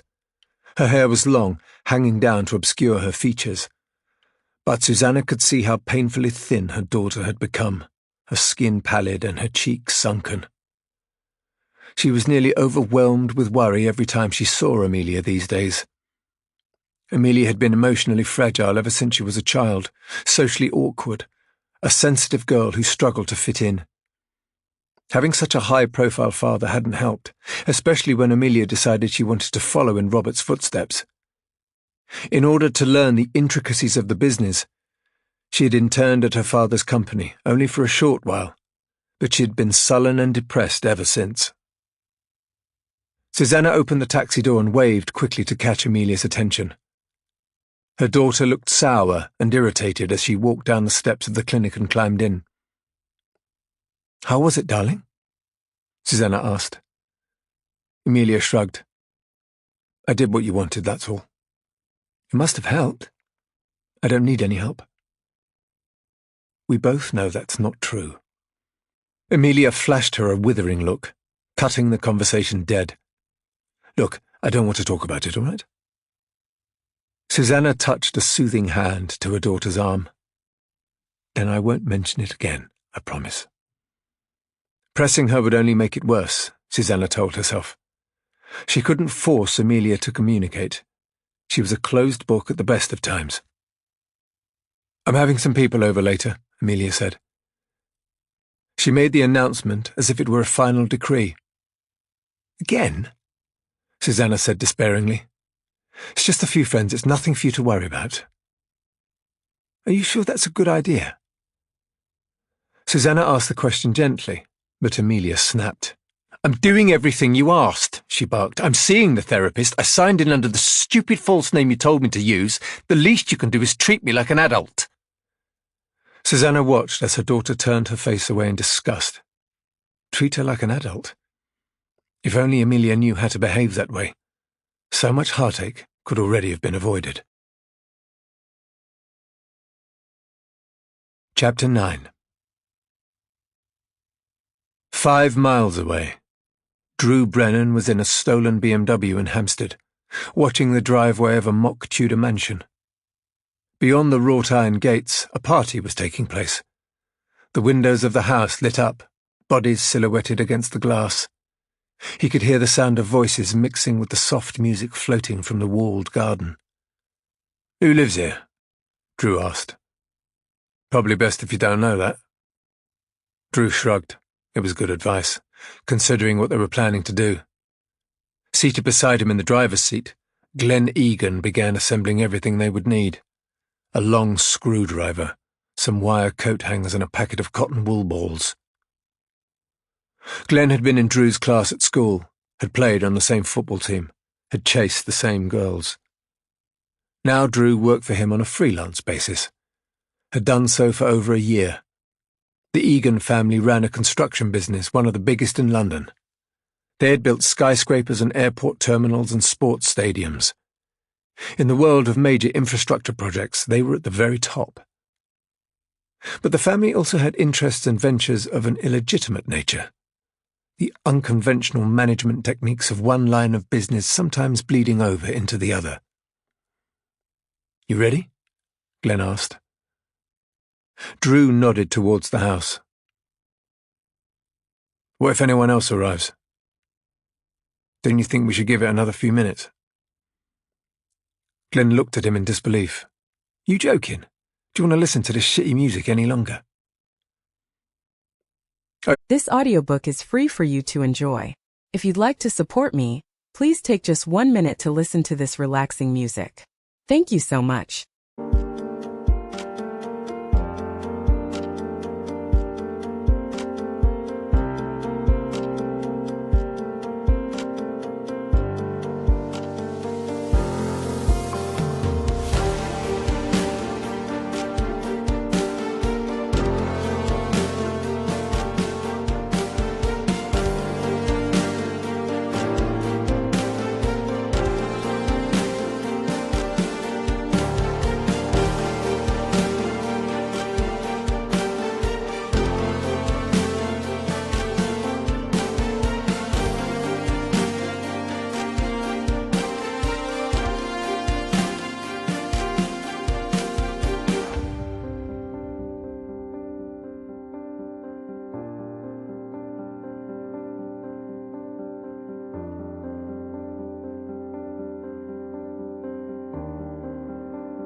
Opening his door, Glenn stepped out onto the street. He was heavy-set and thick-necked. Drew followed, taut and stealthy. Both were dressed in black, hoodies, jeans, trainers, even their gloves. Around them, beneath the soft glow of the streetlights, the road was quiet and still. The other houses were silent, their curtains drawn. That was good, Drew thought. It was better not to have anyone wandering around. No prying eyes. They crossed the street and stood at the foot of the perimeter wall, scanning the surroundings. When he was sure it was safe, Drew hoisted himself up, checked there was no broken glass embedded in the top of the wall, and then rolled his body over the top and slid down onto the flower bed on the other side. "Throw it over," he whispered. Glenn tossed the bag with the equipment over the wall. It fell onto the grass nearby with a dull thud, and Drew scampered over to retrieve it. He crept along the lawn towards the house. A line of expensive cars snaked up the driveway, bumper to bumper. A Porsche Carrera, a Maserati Ghibli, a brand new Range Rover. At the head of the line was a silver Bentley Continental, parked in pride of place facing the stone staircase leading to the grand entrance doors. He bent down by the rear offside wheel and took the long screwdriver out of the bag. Jamming the flat head into the hinges of the fuel compartment door, he wrenched it open. The Bentley was solidly built and took 3 strong heaves before the door popped out. The sound of buckling bodywork and shearing bolts was too loud for comfort. He glanced up at the house. All clear. Everyone inside was too busy drinking champagne and eating canapés to notice. Unscrewing the petrol cap, Drew took a handful of cotton wool and wadded the balls together in his fist. When he had made a solid lump, he untwisted the wire coat hanger and stretched it out lengthways. He pressed the cotton wool onto the hook and made it secure. Using the screwdriver, he jammed open the safety latch leading down to the fuel tank and dropped the hanger inside. He left it there for a few seconds, letting the cotton wool soak. Looking up at the windows, Drew could see the shadows of people standing and talking in groups. The music was playing, the sound of clinking glasses ringing out over the bright chatter of the guests. The owner of the house was probably a cement contractor or haulage operator who owed money to the Egans, Drew guessed. A wide boy made good. People had the mistaken notion that it was only bankers and stockbrokers making fortunes in London these days. The real money was flowing into the pockets of men in construction, blue-collar people in heavy trades with dirt under their fingernails, people who found it difficult to part with cash when it was owed. Drew assumed the Egans had asked politely for their money several times before sending him in. He knew his services were used only as a last resort. When it was ready, he pulled the hanger out of the fuel tank and turned it around in his hands. The cotton at the end of the hook was sodden, the heady smell of high-octane petrol drifting off it in clouds. Drew pushed the free end of the hanger back into the tank, leaving the soaked cotton suspended a few inches clear of the car. He jammed the screwdriver down into the fuel pipe to keep it open. Taking a lighter out of his pocket, he lit the cotton wool, sprinted back to the garden wall and hauled himself over. Glenn was waiting, his arms outstretched to catch him as he dropped to the pavement on the other side. They jogged across the road and jumped back into the BMW. The engine was running by the time they heard the first soft pop as the gases in the Bentley's tank caught fire. Then Drew saw a bright flash of amber and gold as the petrol ignited. Moments later there was a second pop, and then another. Finally a mushroom cloud fireball ascended, illuminating the house, the carved stone lions and hanging baskets, the fake half-timbered facade. The cloud of flame rose like a vision of Hades, plumes of black smoke tumbling upwards into the night sky. A scattering of broken glass showered out into the street. Glenn turned to Drew in the passenger seat. His eyes were wide with amazement. "You torched all of them?" he said. Drew shook his head. "Just the Bentley, but they're parked so close together that they've all gone up." "Fantastic!" Glenn laughed. "My uncle will love this." Drew watched the inferno rage as they sped away. He couldn't take his eyes off it. The colours were always so beautiful. Chapter 10.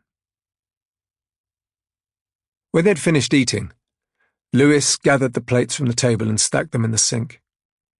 He poured Rachel another glass of red. She was trying to stop him, but her protests were half-hearted.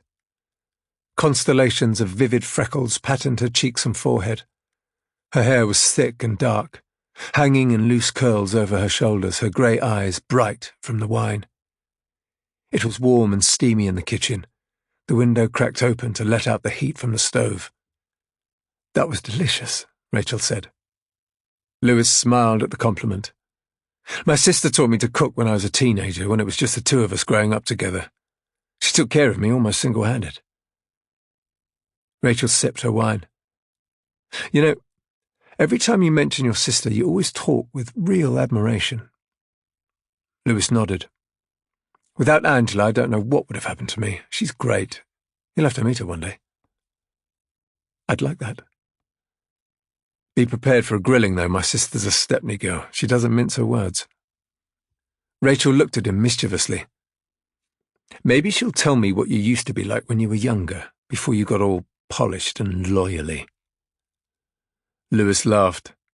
"I had to stop dropping my H's once I began working in the city. I had no choice. The clients have to take me seriously if I'm going to climb the ladder. I can go back to talking like a Cockney barrow boy just for tonight if you want." "No thanks," Rachel said. "I get enough of that from the kids at school. Although with them it's the other way round. Most of them have second homes in Suffolk, but talk like they're running with the local gangs. Most of the time I can't follow a word they say. It makes teaching the periodic table a real challenge." Lewis finished his wine. He stared at the empty glass for a moment. He didn't let it show, but he often felt a fraud for softening his accent to improve his career chances. It had been a tactical necessity, but it left him feeling inauthentic. Now he was an outsider in the neighbourhood where he'd grown up, but was still kept at arm's length by the people he worked with. It was like existing in a kind of no man's land. Rachel sensed his attention had drifted off. She reached across the table and gently touched her fingertips to his. "Still with us?" "I'm just tired," Lewis said. "It was a long night." "So, what's your company got you working on now?" Rachel asked. "More tax dodges for the 1%. She was teasing, but there was more than an element of truth in the jibe. "You don't want to hear about my job," Lewis said. "It's boring." Rachel laughed. "You're always so evasive about work." "Well, I don't like to talk about being a lawyer. It's not that interesting." "You must enjoy something about it, or you wouldn't keep doing it." Lewis sipped his wine. "It pays the rent. That's enough." "Tell me the latest case you're working on." "I can't." "Why?" "It's top secret. It involves a young woman who committed suicide." Rachel's eyes lit up with interest. "I thought you said your work was boring." "I can tell you about the background to the case," Lewis said. "I just can't discuss my client. That part's privileged." This sounds a lot more exciting than being a science teacher. Lewis took out his phone and found a news report of Maria Brennan. He passed it across the table and waited while Rachel read it. He could see her leaning into the screen, engrossed. When she had finished, she looked up at him, inquisitively. "Are you sure this woman killed herself?" "That's what the police decided. No one found anything suspicious about her death." Rachel shook her head. "It doesn't look like suicide to me." The playful tone had left her voice. Lewis could see how serious she was. "Why?" he asked. "The article says that this woman mixed up a batch of household chemicals in her car, then inhaled the toxic fumes." "That's right." "Do you know how difficult that would be? The report makes it seem like an easy thing to do. It doesn't work like that. It would have looked like a chemistry lab in her car." Lewis could see the sense in what she was saying, but he didn't want to go down that path. Getting Maria Brennan's family to sign the NDA was going to be hard enough. He didn't need the case becoming any more complicated than it was already. "Maria wasn't the only person to die this way," Lewis said. "There's been a whole wave of teenagers using the same method. Maria viewed a couple of suicide sites on her phone on the night she died. She followed their instructions to mix the chemicals.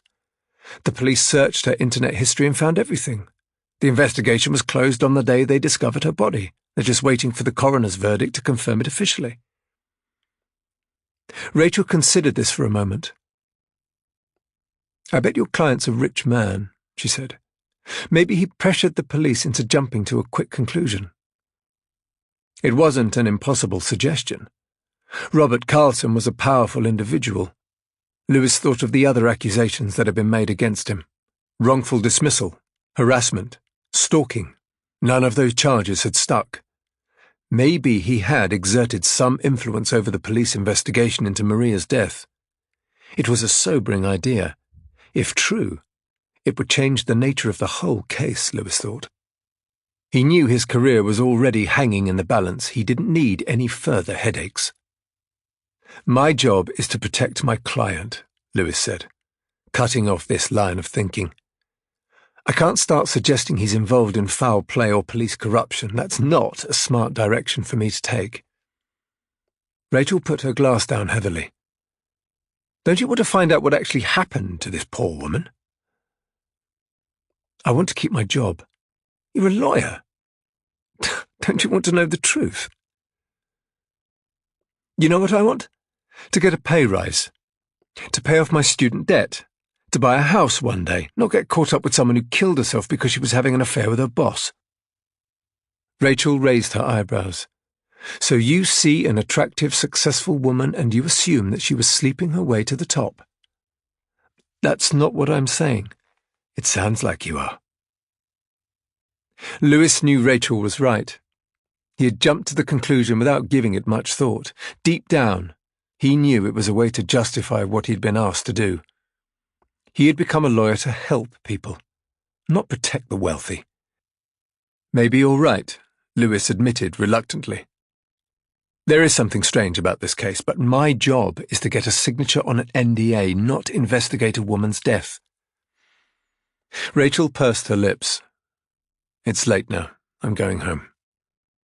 She stood and began to gather her things. Lewis knew he'd acted brashly.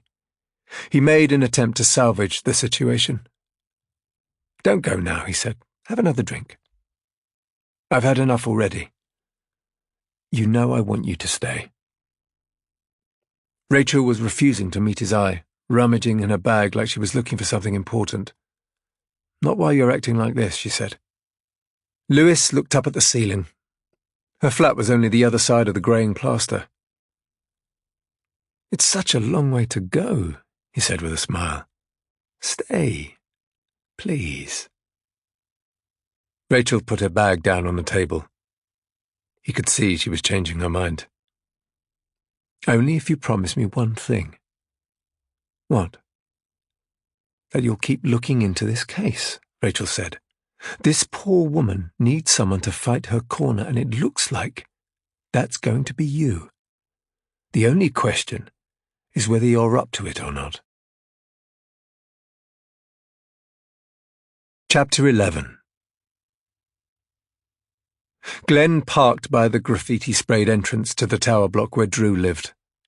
It was lit up in the night like a beacon, the grid of illuminated windows blinking on and off like Morse code. Late trains thundered past on their way out of Liverpool Street, flashing by in the gloom. The windscreen of the car was drenched with drizzling rain. Whoever had built the estate had taken the meaning of high-density housing too literally, Drew thought. Everything was solid and austere, towering walls of hard-faced brick and unfinished concrete.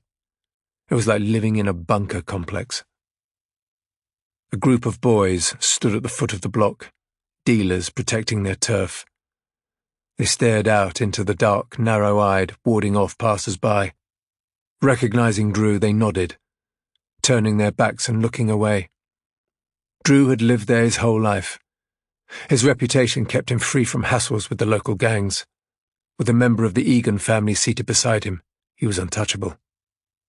In the safety of the car, Glenn lit a joint. The blue-grey smoke twisted off the end in thick curls. He puffed on it greedily and passed it to Drew.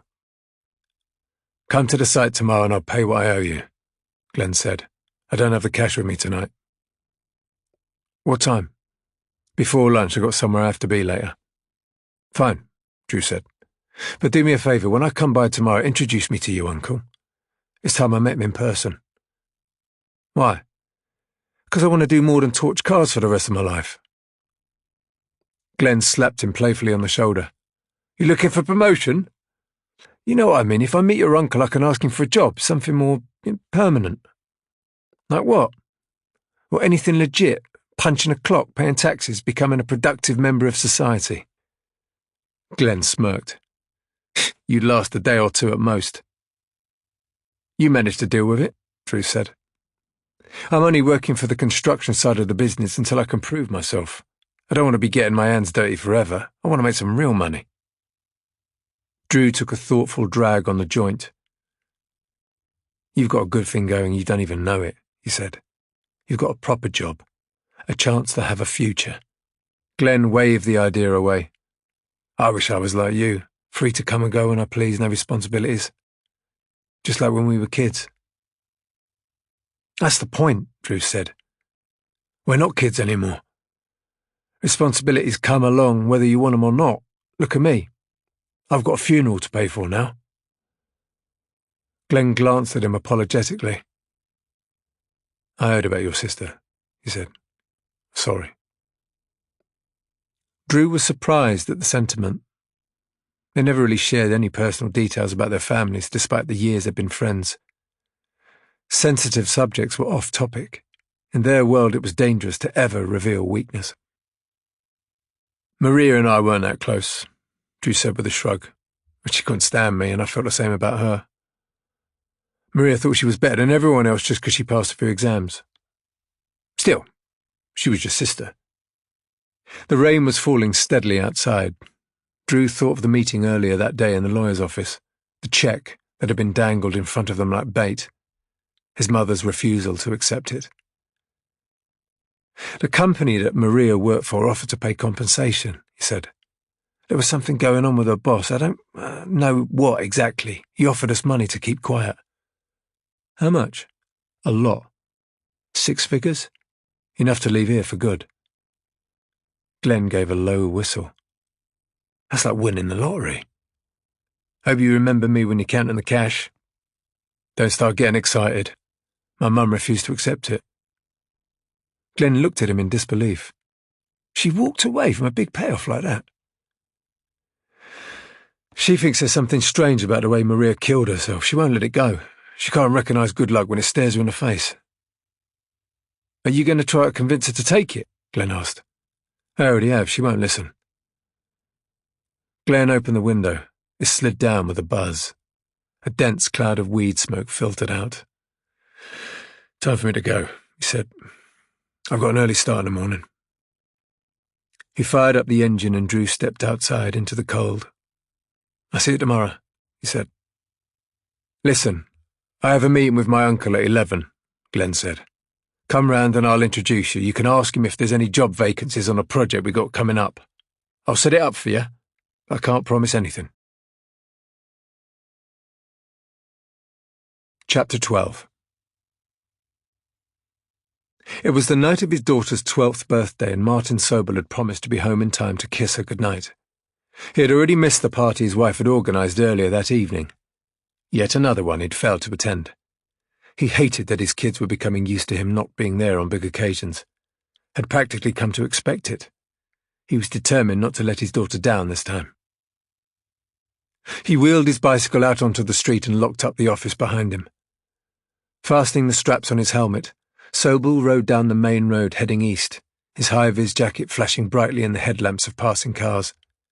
He kept pace with the traffic as it filtered along the high road, his breath billowing in great clouds before him. It was a journey he made so often that he couldn't help but let his mind wander as he pedalled steadily into the dark. The world was full of injustices that the rich forced upon the poor.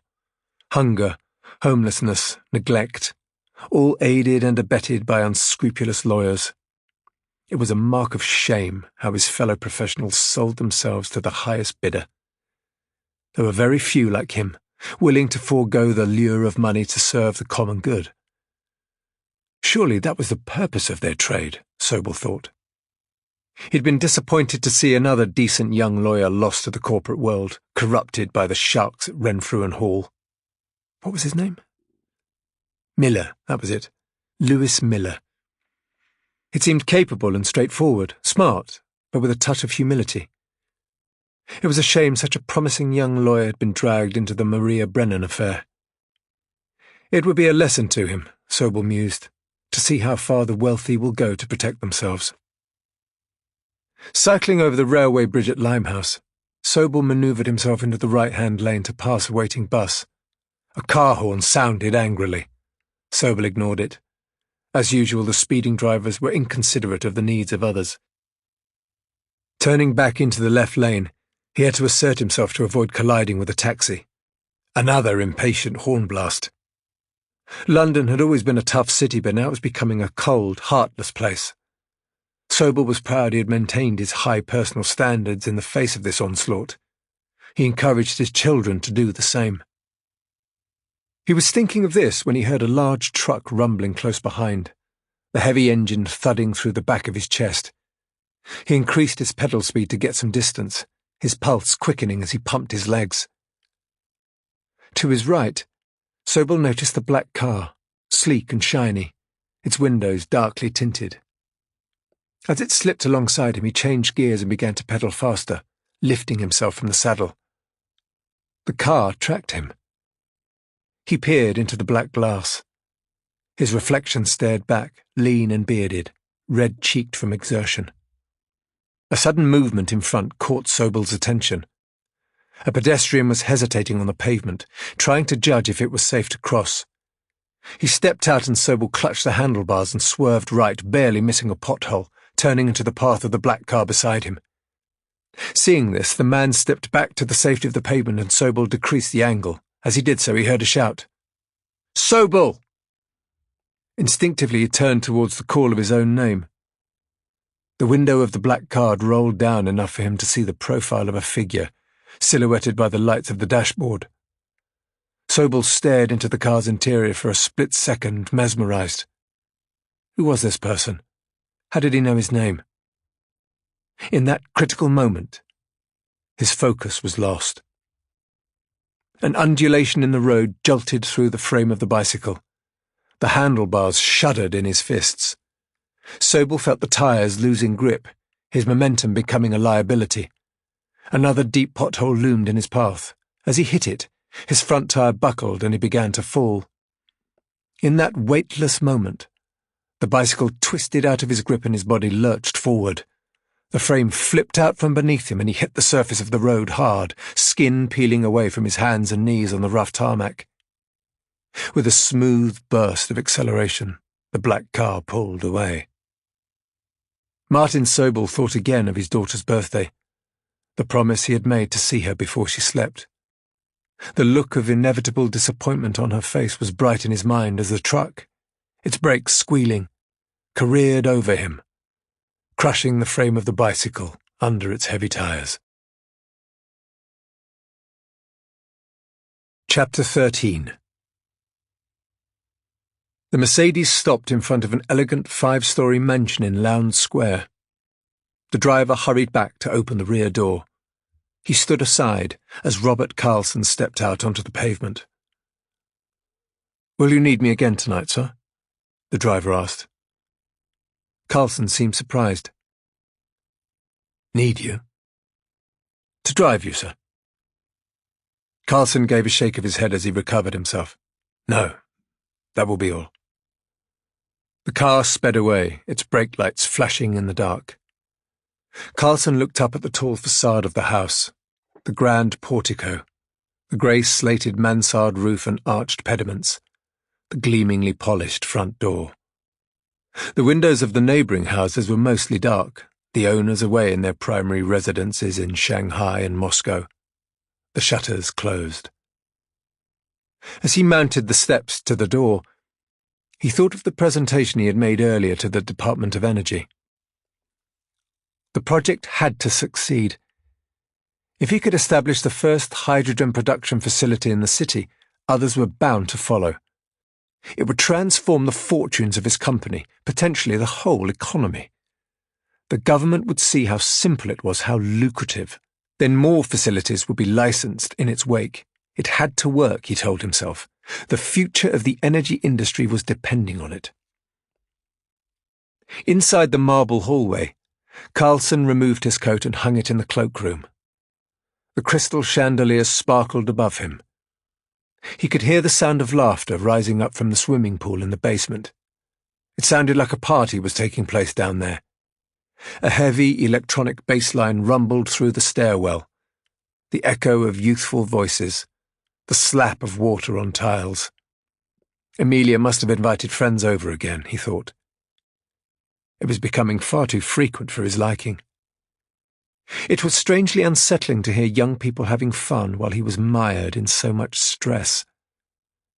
Carlson pushed it from his mind as he climbed the grand staircase to the first floor. He found Susanna in the living room. She was on the phone discussing her plans to redecorate the house. Swatches of material lay on the floor at her feet. She acknowledged his entrance with a light kiss on her fingers, waving them breezily in his direction.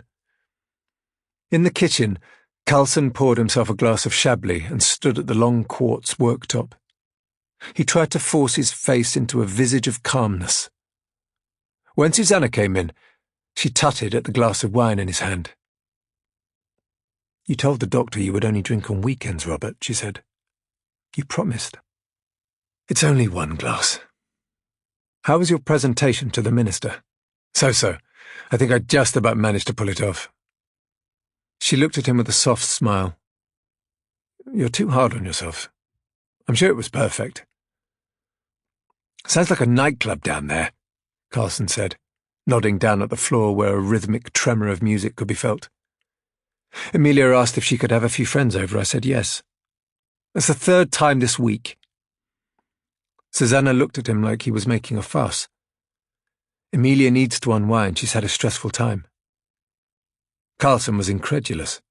She's had a stressful time. Her appointment at Harley Street was earlier this afternoon. He took a deep breath and relented. It was a rebuke, no matter how gently delivered. "Of course, I'm sorry," he said. "How did it go?" Susanna's eyes moistened. "I think it was very traumatic for her, actually." Carlson put his wineglass down and walked over to his wife. He took her in his arms and hugged her close. "I'm sorry I couldn't be there. I'll make more time in future, I promise. I know you're busy, Robert, but it would mean a lot, for all of us. I'll make time to talk to Emilia. I know how much she's trying." "Oh, by the way," Susanna said innocently, "I was at the florist this morning. They told me you bought a bouquet of white roses and lilies. For a funeral, they said." The words left Carlson struggling to think of a plausible excuse, his mouth dry. "It wasn't a funeral," he said weakly. "It was a memorial." "For whom?" "Someone at the office." "Anyone I know?" Susanna asked the question with a lightness of tone that sounded forced. Carlson paused. He thought of the countless times his wife had met Maria, the social functions and evening visits Maria had made to the house, the suspicious, searching look that had crossed Susanna's face every time their paths had crossed. Listening to her, there was something in his wife's voice that made him think she knew exactly who the flowers were for. "No," Carlson lied. "No one you know." Chapter 14. Emails were pinging relentlessly into his inbox, the grind beginning before he reached the tube station. Lewis scrolled through the messages as they appeared on his phone, his heart sinking at the workload building up.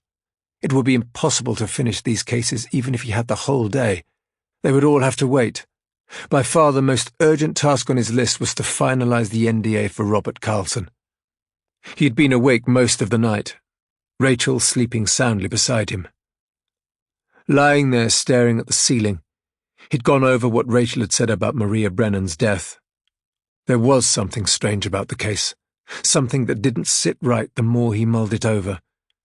It just felt wrong. He had to admit that much to himself. But what it was exactly he couldn't be sure. Lewis knew nothing about science, but he trusted Rachel's expertise. If she thought the circumstances of Maria's death were suspect, she was probably right. But no matter how he figured it, Lewis couldn't believe that Robert Carlson was involved. It just didn't fit. Carlson was a public figure, his name a constant presence in the media, promoting a new design of wind turbine or investing in a carbon capture scheme. His character and motives seemed beyond reproach. If he'd had an extramarital affair and covered it up, that was one thing. But murder? Surely Carlson wasn't capable of that. Riding the train east, Lewis was consumed by the gnawing feeling that he had to keep digging. It was what he was trained to do, searching for facts, finding the truth. Otherwise, what was the point of being a lawyer? Was it only to make money for global corporations? Lewis wasn't sure he wanted to carry on under those terms. Solving the mystery of Maria Brennan's death would put his hard-won skills to some good use for a change. But to do it, he needed more information, more background on Maria's family. That appeared to be the key to solving the case. For information about the residents of Whitechapel, Lewis knew exactly where to go. "Hello, stranger," his sister said as she opened the door and saw him standing there. Angela's face broke out into a broad smile, but Lewis could see a flash of disappointment in her eyes. A quick glint of emotion that she tried to hide but failed. Lewis cast his eyes down. He felt bad about the length of time that had passed since his last visit. Angela reached out and hugged him close. She smoothed a proud hand over his shirt front and the lapel of his jacket. Look at you in your posh suit, she said. Oh, I did recognise you. You look like the chairman of the board. How are you, Angie? How are the kids? Lewis asked. The girls are at school, she said. Come in. The little ones are at home. They'll be excited to see you. She stepped into the hallway. It was full of bikes and scooters and a folded-up buggy. The rack by the door was overflowing with coats and scarves. The two preschoolers, both boys, ran out of the living room and hugged Lewis round the knees. He gave them the bags of luridly coloured sweets he'd brought. Oh, Lewis, his sister said. They'll be awake all day now. He watched as they began to wolf down handfuls of sugary treats. I don't get to give them presents very often, he said.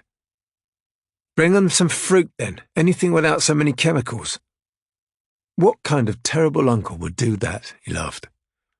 Angela made coffee and they talked together in the kitchen while the kids ran around like madmen.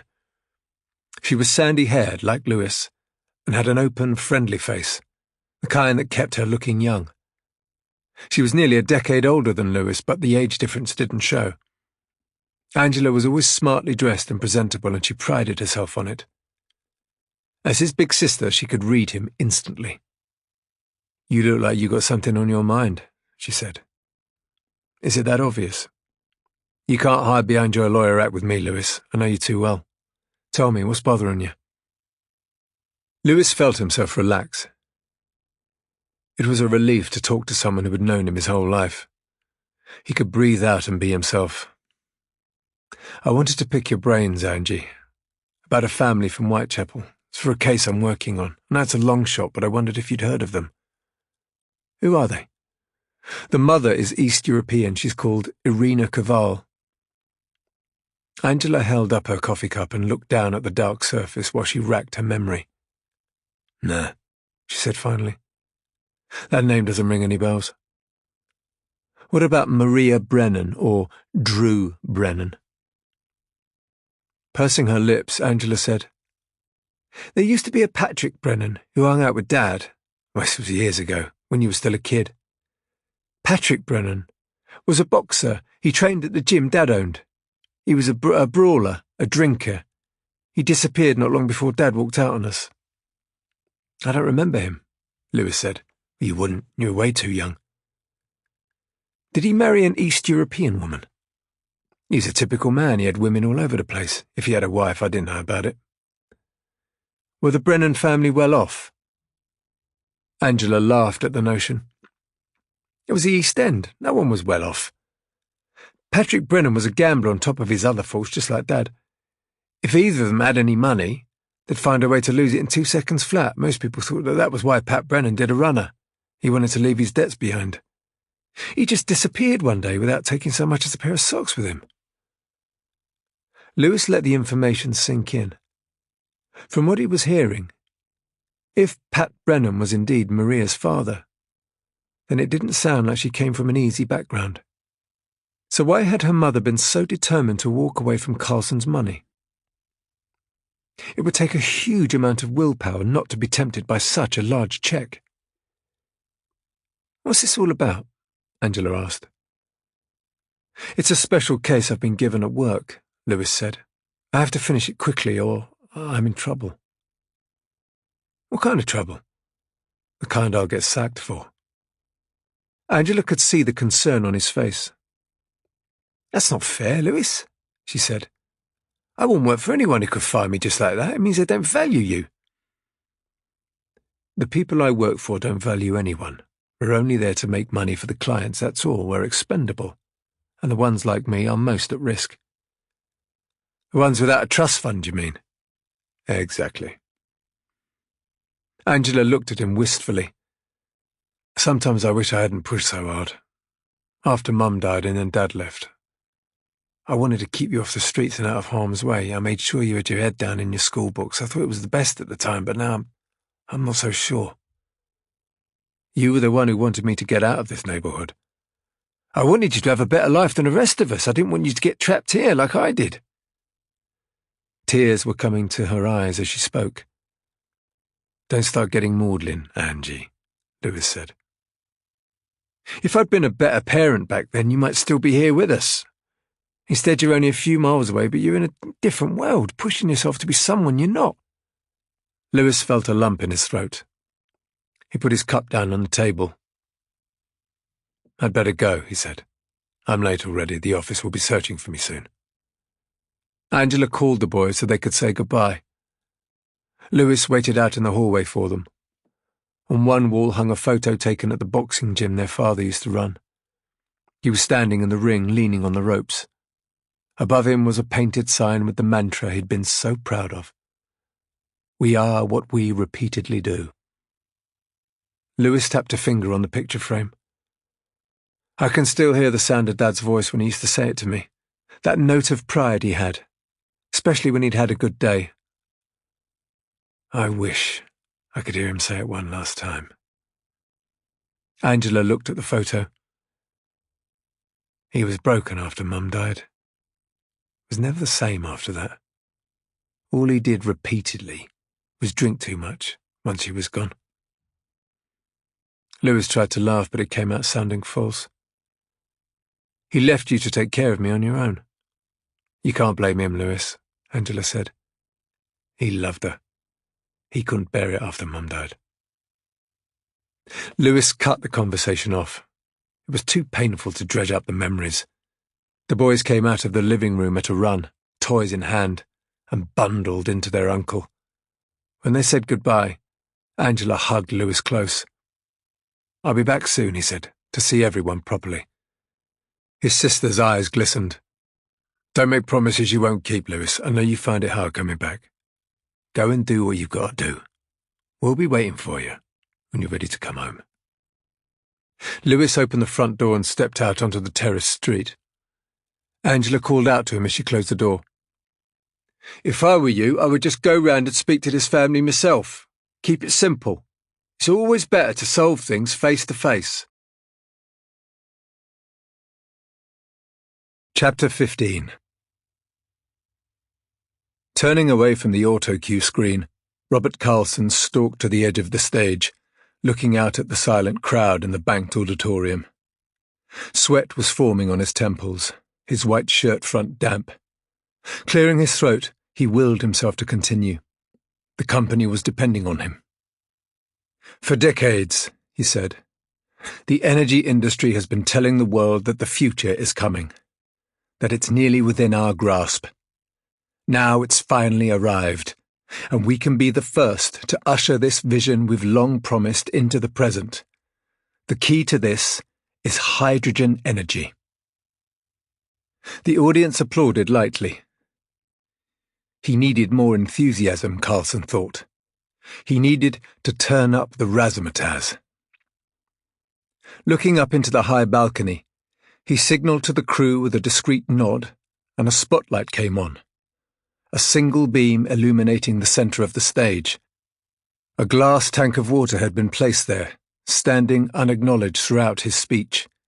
From his pocket, Carlson took a thin sheet of plastic and unrolled it. He held it above his head, the material shining in the light. Like a stage conjurer, he draped the gossamer sheet over the top of the tank, letting it hang loosely.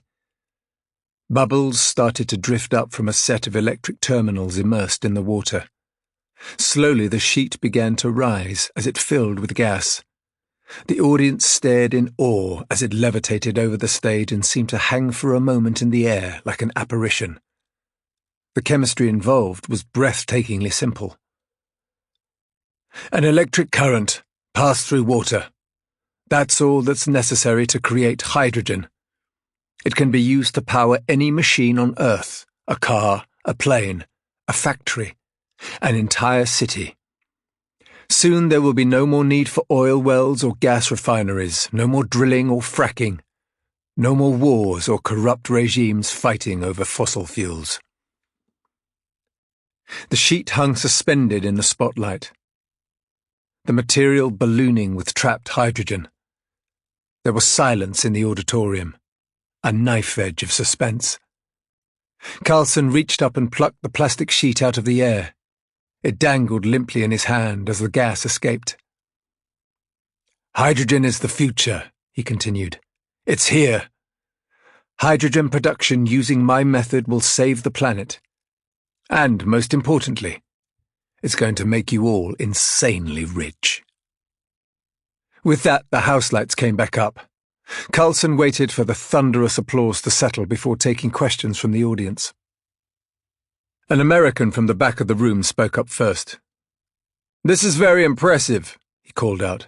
"But what's the catch?" He was groomed and gym-toned, slouching back in his seat like he was unconvinced by the whole presentation. His accent was highbrow New York, cynical and disapproving. The assembled investors turned to him. There were murmurs of agreement from their ranks. Carlson held his hands up in a gesture of openness. "Scale," he said. "To manufacture hydrogen in industrial quantities requires the building of a massive facility. This has to be situated close to London where the consumers are concentrated, and also close to a source of water. A plentiful supply of water is essential." "Have you proposed a location yet?" the American asked. Carlson's blue eyes glinted in the house lights. "The perfect site has already been secured. Building permission has been granted by the government. All the formal documents have been signed.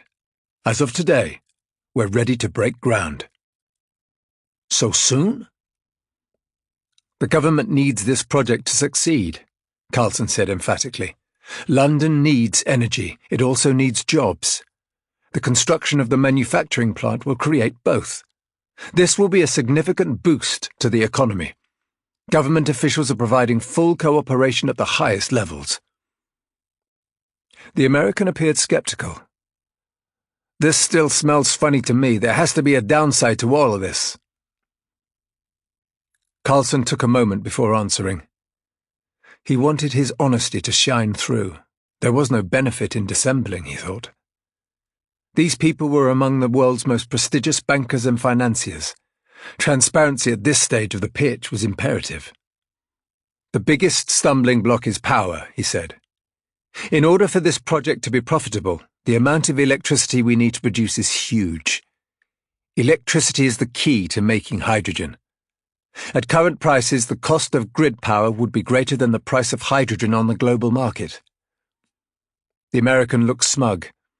"I knew it was too good to be true," he said. Carlson waved the objection away. "It's a problem we've already solved. We're not going to be taking electricity from the network. We're going to be making our own." Another murmur of interest passed through the audience. "How?" someone shouted. "By building a new combined cycle generator as part of the plant. Unfortunately, this will have to be powered by natural gas until we can find an alternative method that's cost-effective. Renewables can't yet provide the wattage we need at present. The huge quantity of hydrogen the facility can produce will be sufficient to balance its annual emissions. The construction of the generator will be the first stage to get underway." The investors seemed impressed. They cast appreciative glances at one another. "Are there any more questions?" Carlson asked. A positive silence emanated from the gathering. "Then please, take a prospectus as you leave. A brunch reception has been organised at the Savoy. It will be a chance for everyone to meet and relax. I'll join you there to discuss the proposal further at your leisure." The Eversign employees began to pass along the aisles, handing out brochures to the investors. Carlson gave a final bow as he left the stage. In the wings, Olivia Ward was waiting, her assistant obediently at her shoulder. Stagehands milled around in the shadows, moving equipment and coiling cables. Ward gave a generous burst of applause as Carlson came off stage. "You excelled yourself, Robert. Your magic show was a great touch, very theatrical." "It wasn't too corny." "Not at all. The audience seemed to love it." "Good. We need these investors. I'm not sure how much longer we can survive with the ones we have." Carlson slumped down into a chair, loosening his tie, his blue eyes drained of energy. Ward poured a glass of water and handed it to him. Needing privacy, she glanced darkly at her assistant, who skulked off to a far corner. You look terrible, Robert, Ward said gently. Are you getting any sleep? You know the strain I'm under. Does anyone else? Susanna is preoccupied with Amelia's problems. She doesn't need to be burdened by mine as well. That's probably for the best, Ward said cryptically. Carlson looked up at her. What do you mean? Olivia Ward's response was typically blunt. I heard that Maria's family refused to sign the NDA, she said. Really? Ward nodded gravely. Carlson could see the seriousness etched on her face. Do you think we should offer them more money? He asked. The amount was chosen forensically, Robert. Any less would look cheap. Any more would appear suspicious. But if they don't accept the offer, it's all meaningless. I think there might be another way. Carlson narrowed his eyes. He looked nervously at the stagehands bustling around to be sure their conversation couldn't be overheard. I don't want this to get out of hand, he said. Ward lowered her voice. Stop worrying. There's no way to connect any of this to you. That doesn't reassure me, Olivia. She met his gaze and held it. We agreed that you'd follow my lead on this. There can be no sign of discord between us. That's imperative right now. It's vital we stay focused if we're going to keep our plans on track. Carlson hesitated. After a lingering moment, he said, Of course, you're right. Good, Ward said, smiling coldly. Because we both know what happened to Maria was her own fault. However tragic, she brought this all on herself. Chapter 16. When he reached the estate, Lewis began to climb to the 14th floor of Crowmore House over the litter-strewn steps and shards of glass. From the windows he could see the slab-like housing blocks of East London stretching out into the distance, the towers jagged on the skyline like broken teeth, the wind howling around as the weather closed in. Walking along the exposed landing, past doors barricaded with steel grilles, he counted the flat numbers until he reached 149. He rang the bell and stood back. Footsteps hurried down the hallway. He could hear the click of metal as locks were unfastened. Irina Kaval cracked the door open and peered out. It took a moment for her to recognize him. You? She snapped. How do you know where we live? Your address was on the NDA I brought to you yesterday. Lewis held out the torn pages of the contract as proof. You have no right coming here. I need you to hear me out, he said. I want to make you an offer. I told you already I don't want that man's money, Irina shouted and began to close the door. Lewis stepped forward. That's not what I'm talking about. I want to offer you something else. What else do you have? Answers, he said. Irina paused. She eyed him suspiciously through the gap in the doorframe. What answers? To the questions you have about how Maria died. It seems you're not the only one who thinks there's something strange about it. Lewis watched 1,000 thoughts fleet behind Irina's eyes. Slowly she opened the door. You'd better come inside, she said. I don't want my neighbours thinking the police are here again. She stood aside and ushered him in, pointing along the narrow hallway. Wait in the living room, she said. It's cold outside. I'll make us some tea. The flat was cramped and sparsely furnished. Paint was flaking off the ceilings where damp had seeped in. Lewis had spent his childhood in identical flats, the same layout, the same features. He could have found his way around in the dark, navigating like a rat in a maze. The television was playing in the corner of the living room. Lewis took a seat on the sofa, looking up at the framed photographs on the walls. School portraits and family pictures. A framed photo of Irina as a young pageant queen in a village covered in snow. On one wall, a bronze crucifix hung above a small shrine with a burning candle. Lewis recognized Maria Brennan's photo. It looked like it was taken at her confirmation ceremony. She was young and bright-eyed, wearing an ivory dress with a purple ribbon around her waist. A black lace veil had been hung over the photo frame, a rosary placed nearby. When she came into the room, Irina was carrying a tray with cups, a sugar bowl, and an enamel teapot. He could see how fragile she was, her arms only skin and bone, her hands gnarled and scarred by years of work. She took a seat in the armchair opposite and poured the tea. It was dark and pungent with the aroma of cloves and mint. Lewis thanked her, the cup hot and steaming in his hands. He blew on the rim of the mug as he drank. "I've never had tea like this before," he said. "It's Ukrainian. My children hate it. But I like to remind myself of home. It's an old habit." "That's where you're from?" She cast her eyes downwards. "A long time ago." "Do you ever go back?" Irina flashed him an impatient look. "Did you come here to ask about my travel plans?" she said. "Of course not. I should get to the point. I was discussing Maria's case last night, and it seems there are details that aren't easy to explain. I want to look deeper into the case and report back what I find to you. But you work for Robert Carlson. And I think the facts will exonerate him once I get to the truth. I'm a lawyer, it's what I'm trained to do." Irina shook her head dismissively. "I don't trust lawyers." "I don't blame you. Then why should I trust you?"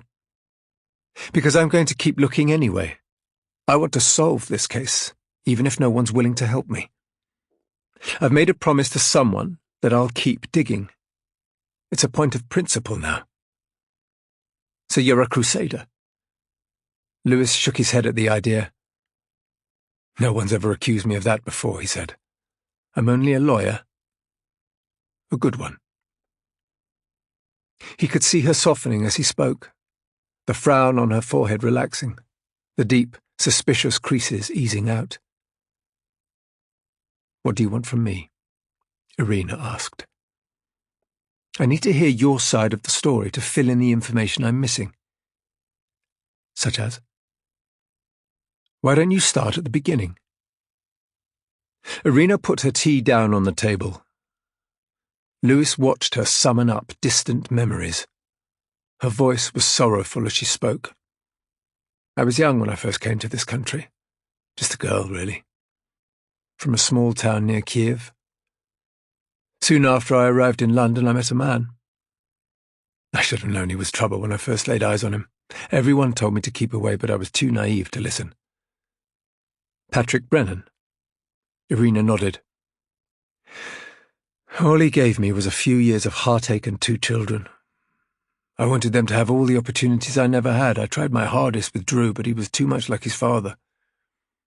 Maria fulfilled my dreams 1,000 times over. She was beautiful and kind and intelligent. She really cared about people, about trying to save the planet. I thought it was a teenage obsession, something she would grow out of, but she was serious. It was her life. She made a career out of it, and then one day, it was all taken away." "You mean by Robert Carlson?" "He tossed Maria aside like she was worthless. After that, she couldn't find another job even though she was so qualified. Maria was convinced he was whispering in people's ears, trying to ruin her reputation. She thought he was doing it to take revenge on her. She wouldn't say why." Lewis was trying to piece the story together from the fragments he was hearing. There were still too many holes for him to get a clear picture. "Did she work closely with Robert Carlson?" "Maria was like his right hand, and they were together night and day. And then he just fired her for no reason. That's what she told me. But why would Carlson do something like that if she was so valuable to him?" "Because he's a spiteful man," Irina said, her face tightening again. "Because people like him don't care about anyone but themselves." "Had Maria done something at work, made a mistake, or had a disagreement of some kind?" Irina shook her head. All Maria would say was that she was going to make Carlson sorry. She said when the truth came out, people would finally see who he really was. That's when Carlson began harassing her. Maria wouldn't talk to him. She didn't answer the phone when he called. He turned up here the night before she died, desperate to speak with her alone, but she refused. Was he angry or upset?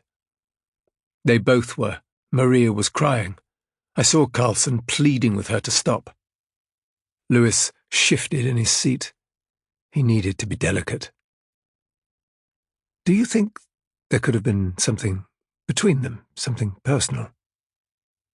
What do you mean? Were they involved with each other? Irina pulled her sweater close, twisting the fabric in her fingers. No, of course not. Maria wasn't like that. She wasn't the kind to get mixed up with a married man. What was she like? Maria was dedicated to her work. It meant everything to her. But that doesn't mean she had no personal life. Irina waved the suggestion away. I know my daughter. When all of her friends were having fun, she was studying. She had 2 part-time jobs at university and still finished top of her class. She wanted to work for Robert Carlson because he had the same ideals as her. Maria said that he used his money for good, to make the world a better place. She really looked up to him to start with. It was only at the end that she hated him. Lewis could see that Irina believed every word she was saying, but as she talked, it only confirmed his suspicions. What she was describing had all the hallmarks of a romantic relationship reaching a messy end. Mrs. Cavall, he began, please, call me Irina. Irina, I'm still concerned that this is only speculation.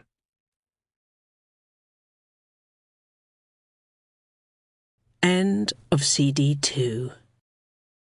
CD 3.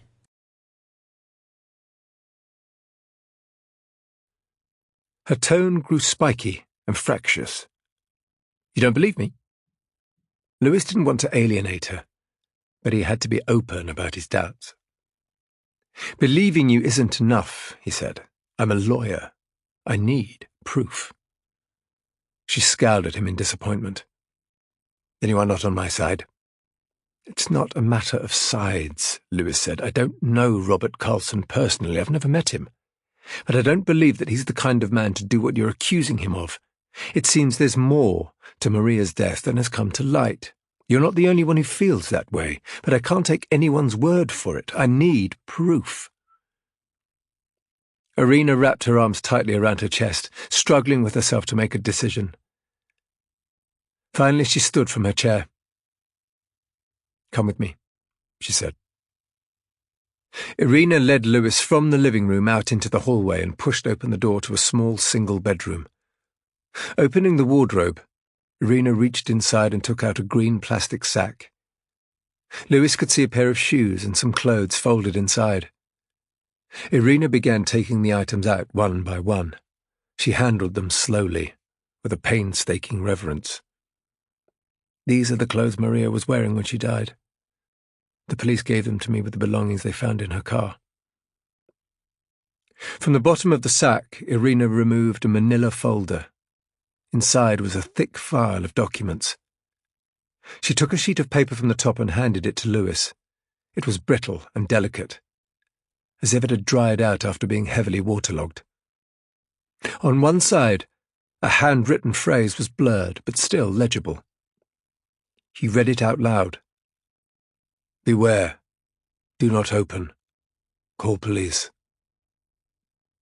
Irina pointed to the sheet of paper. Now, do you see? Lewis shook his head. I don't know what this is. It was found on the windscreen of Maria's car, tucked under a wiper blade. The police said it was a warning to stop anyone from opening the car door and breathing the fumes trapped inside.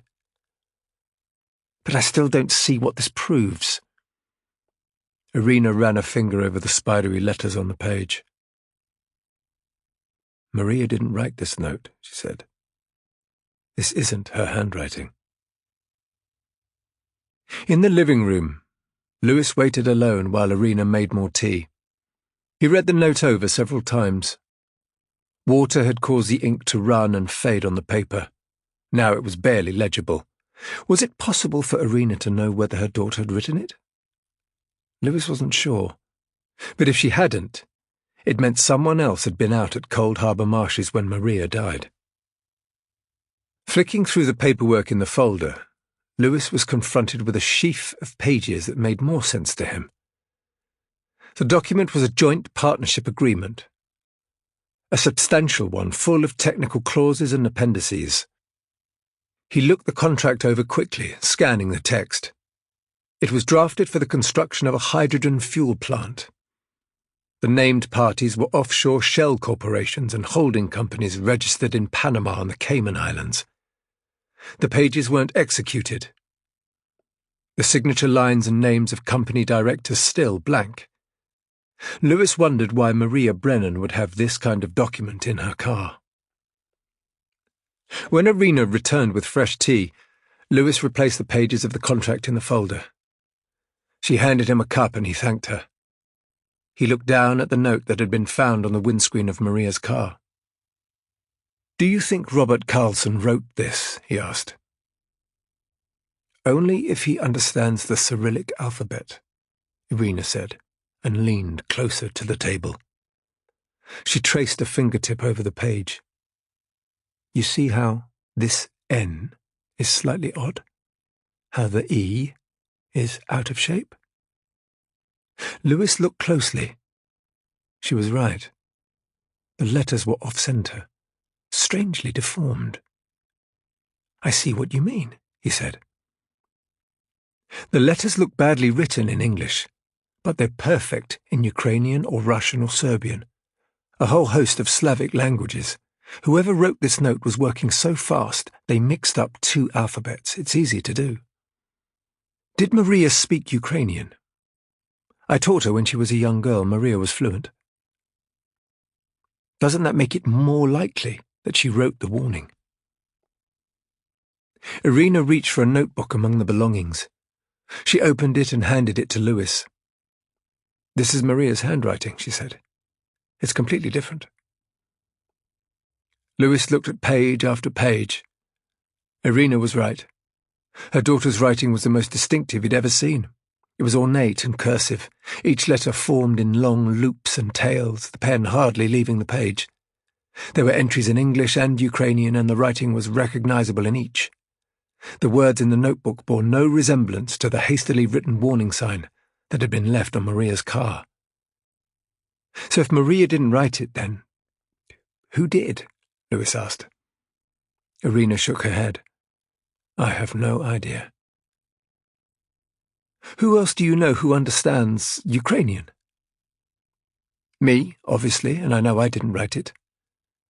"What about your son?" "Drew never learned. He was too lazy." "So there's an unknown Slavic speaker out there who knows how Maria died. That's who we need to find." This was a dangerous path to follow, Lewis thought. The idea of some shadowy East European being involved in the case was a chilling prospect. "If what you're saying's true," he asked, "why don't you go to the police?" Irina's voice was firm. "Because the police only cause more problems." "But you think your daughter was murdered." "Look around you," she said, with an expression of incomprehension. "You think the police will listen to me? I'm an immigrant, a foreigner.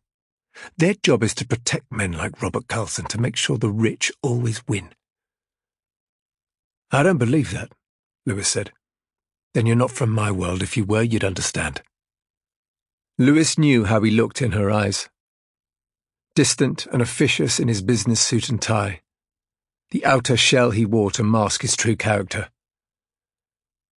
"My world and yours aren't so different," he said. Irina looked skeptical. "I doubt that."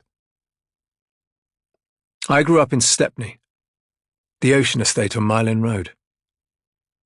She seemed surprised. "You live there now?" "No. I left a few years ago." "Your parents are still there?" "They're both dead. It seems your ex-husband and my father knew each other. My dad ran the boxing gym where Pat Brennan trained." Irina paused. "Ron Miller. I remember him. His wife was killed in a robbery." "That was my mum. She was working in an off-licence and there was a raid. She was stabbed. After that, my dad ran off. He couldn't take it. My sister brought me up on her own.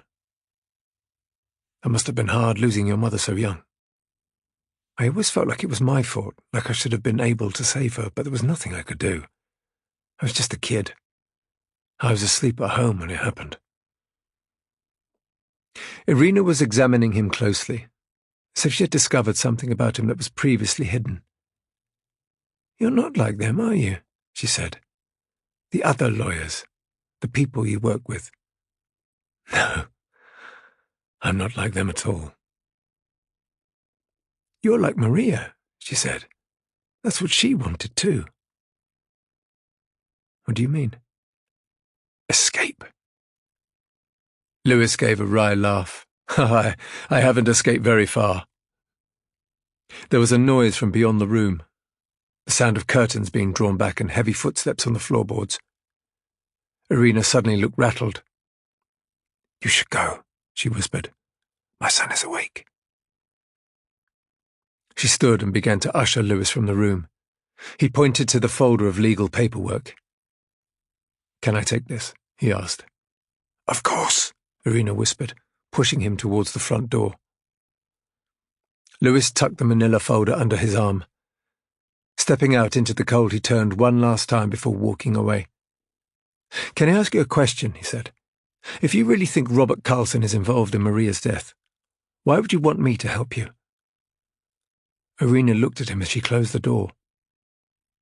"What other choice do I have?" she said. Chapter 17. The American left the conference hall with the other investors. Limousines were lined up to take them to the Savoy for the brunch meeting. Uniformed drivers stood at the doors with umbrellas, waiting patiently for their passengers in the rain. Camera crews and eager reporters were waylaying the investors as they ran for their cars, desperate for information about Robert Carlson's latest mystery project. The American sidestepped them, his head down. He slipped into the open door of the limo at the head of the line. A man was waiting inside, listening to the playback from the computer resting on his lap. He slipped off his headphones as the American took a seat opposite him. "Did you get what you wanted?" the American asked. He reached inside the lapel of his jacket and unclipped the microphone hidden there. He held it out in his open hand. The man took the lapel mic. "You did well." He spoke with an accent the American could hardly understand. It was heavy and foreign, too many consonants in the wrong places. "Carlson didn't like the pushback I gave him. I tried to sow as much doubt as I could. You were very convincing." "You going to pay me now?" "First, we will go to the reception at the Savoy. I want you to continue there. Mingle, make small talk, keep pouring doubt on Carlson's hydrogen project." "Look, mister—" The American waited, trying to tease a name out of his employer. Stony-faced, the man said, "You can call me Andre." "Look, Andre, I completed my assignment back there. I don't know what you agreed with my agent, but if you want more, we need to renegotiate my fee." Andre looked at him with a thin smile that barely stretched his lips. "Don't worry about money. Just keep doing as I ask. Spread the word that Carlson's project is a pipe dream.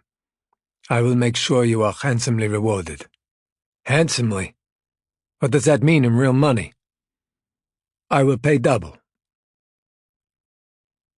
The American relaxed visibly. He sat back with a broad grin on his tanned face.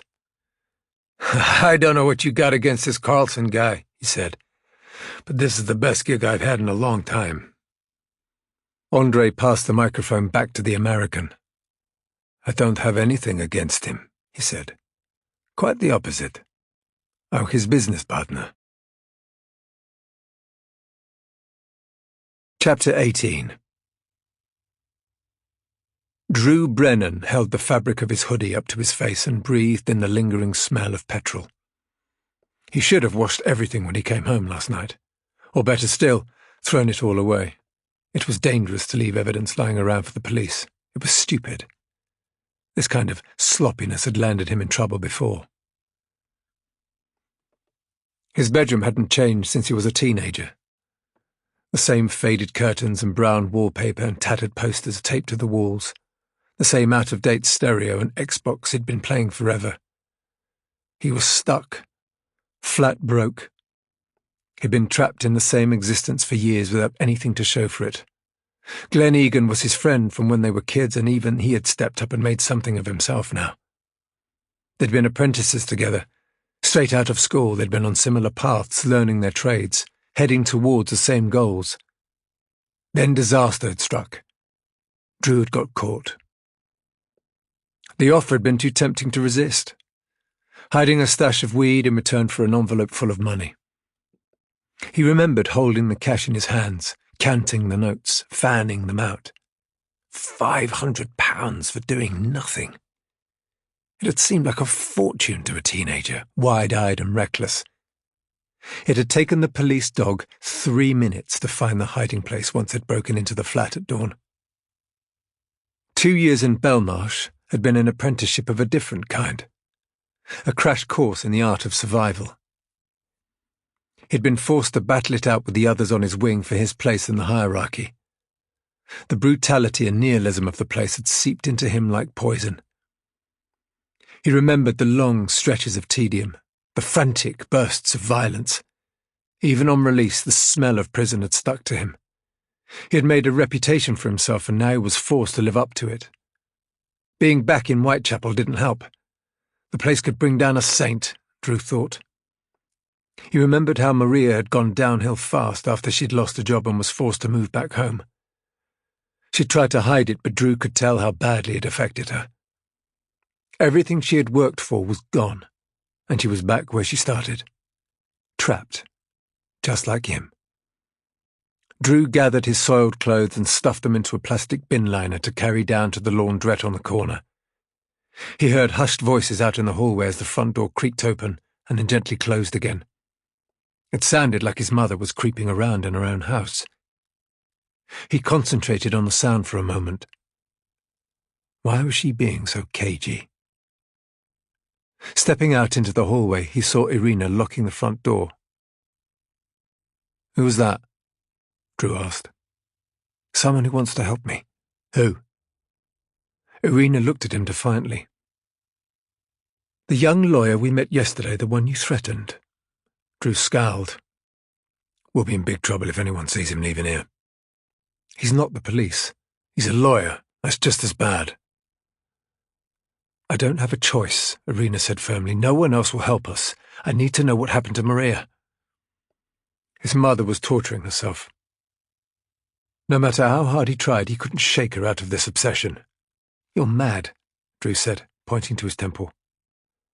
"Maria killed herself. There's no mystery to solve. Why can't you see that?" "If there's no mystery, why would Robert Carlson offer us so much money to keep quiet?" "To him, it's nothing. It's pocket change." "It's a bribe. One that would change our lives." "What about Maria's life?" God, he couldn't keep going over this. "She's gone. You just have to accept it."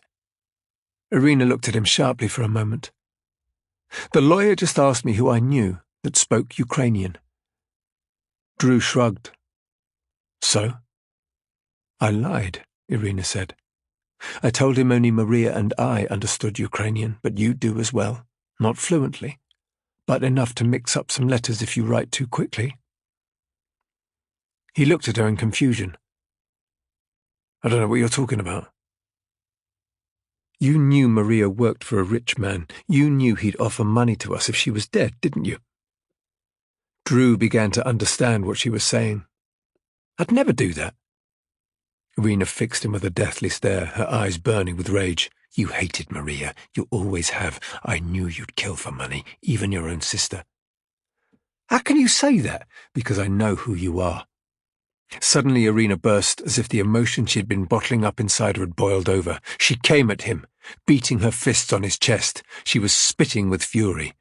Drew dropped the bundle of laundry he was holding. He grasped his mother's wrist to stop her pounding him. "Get out," she said. "Go!" Slowly he released her from his grip.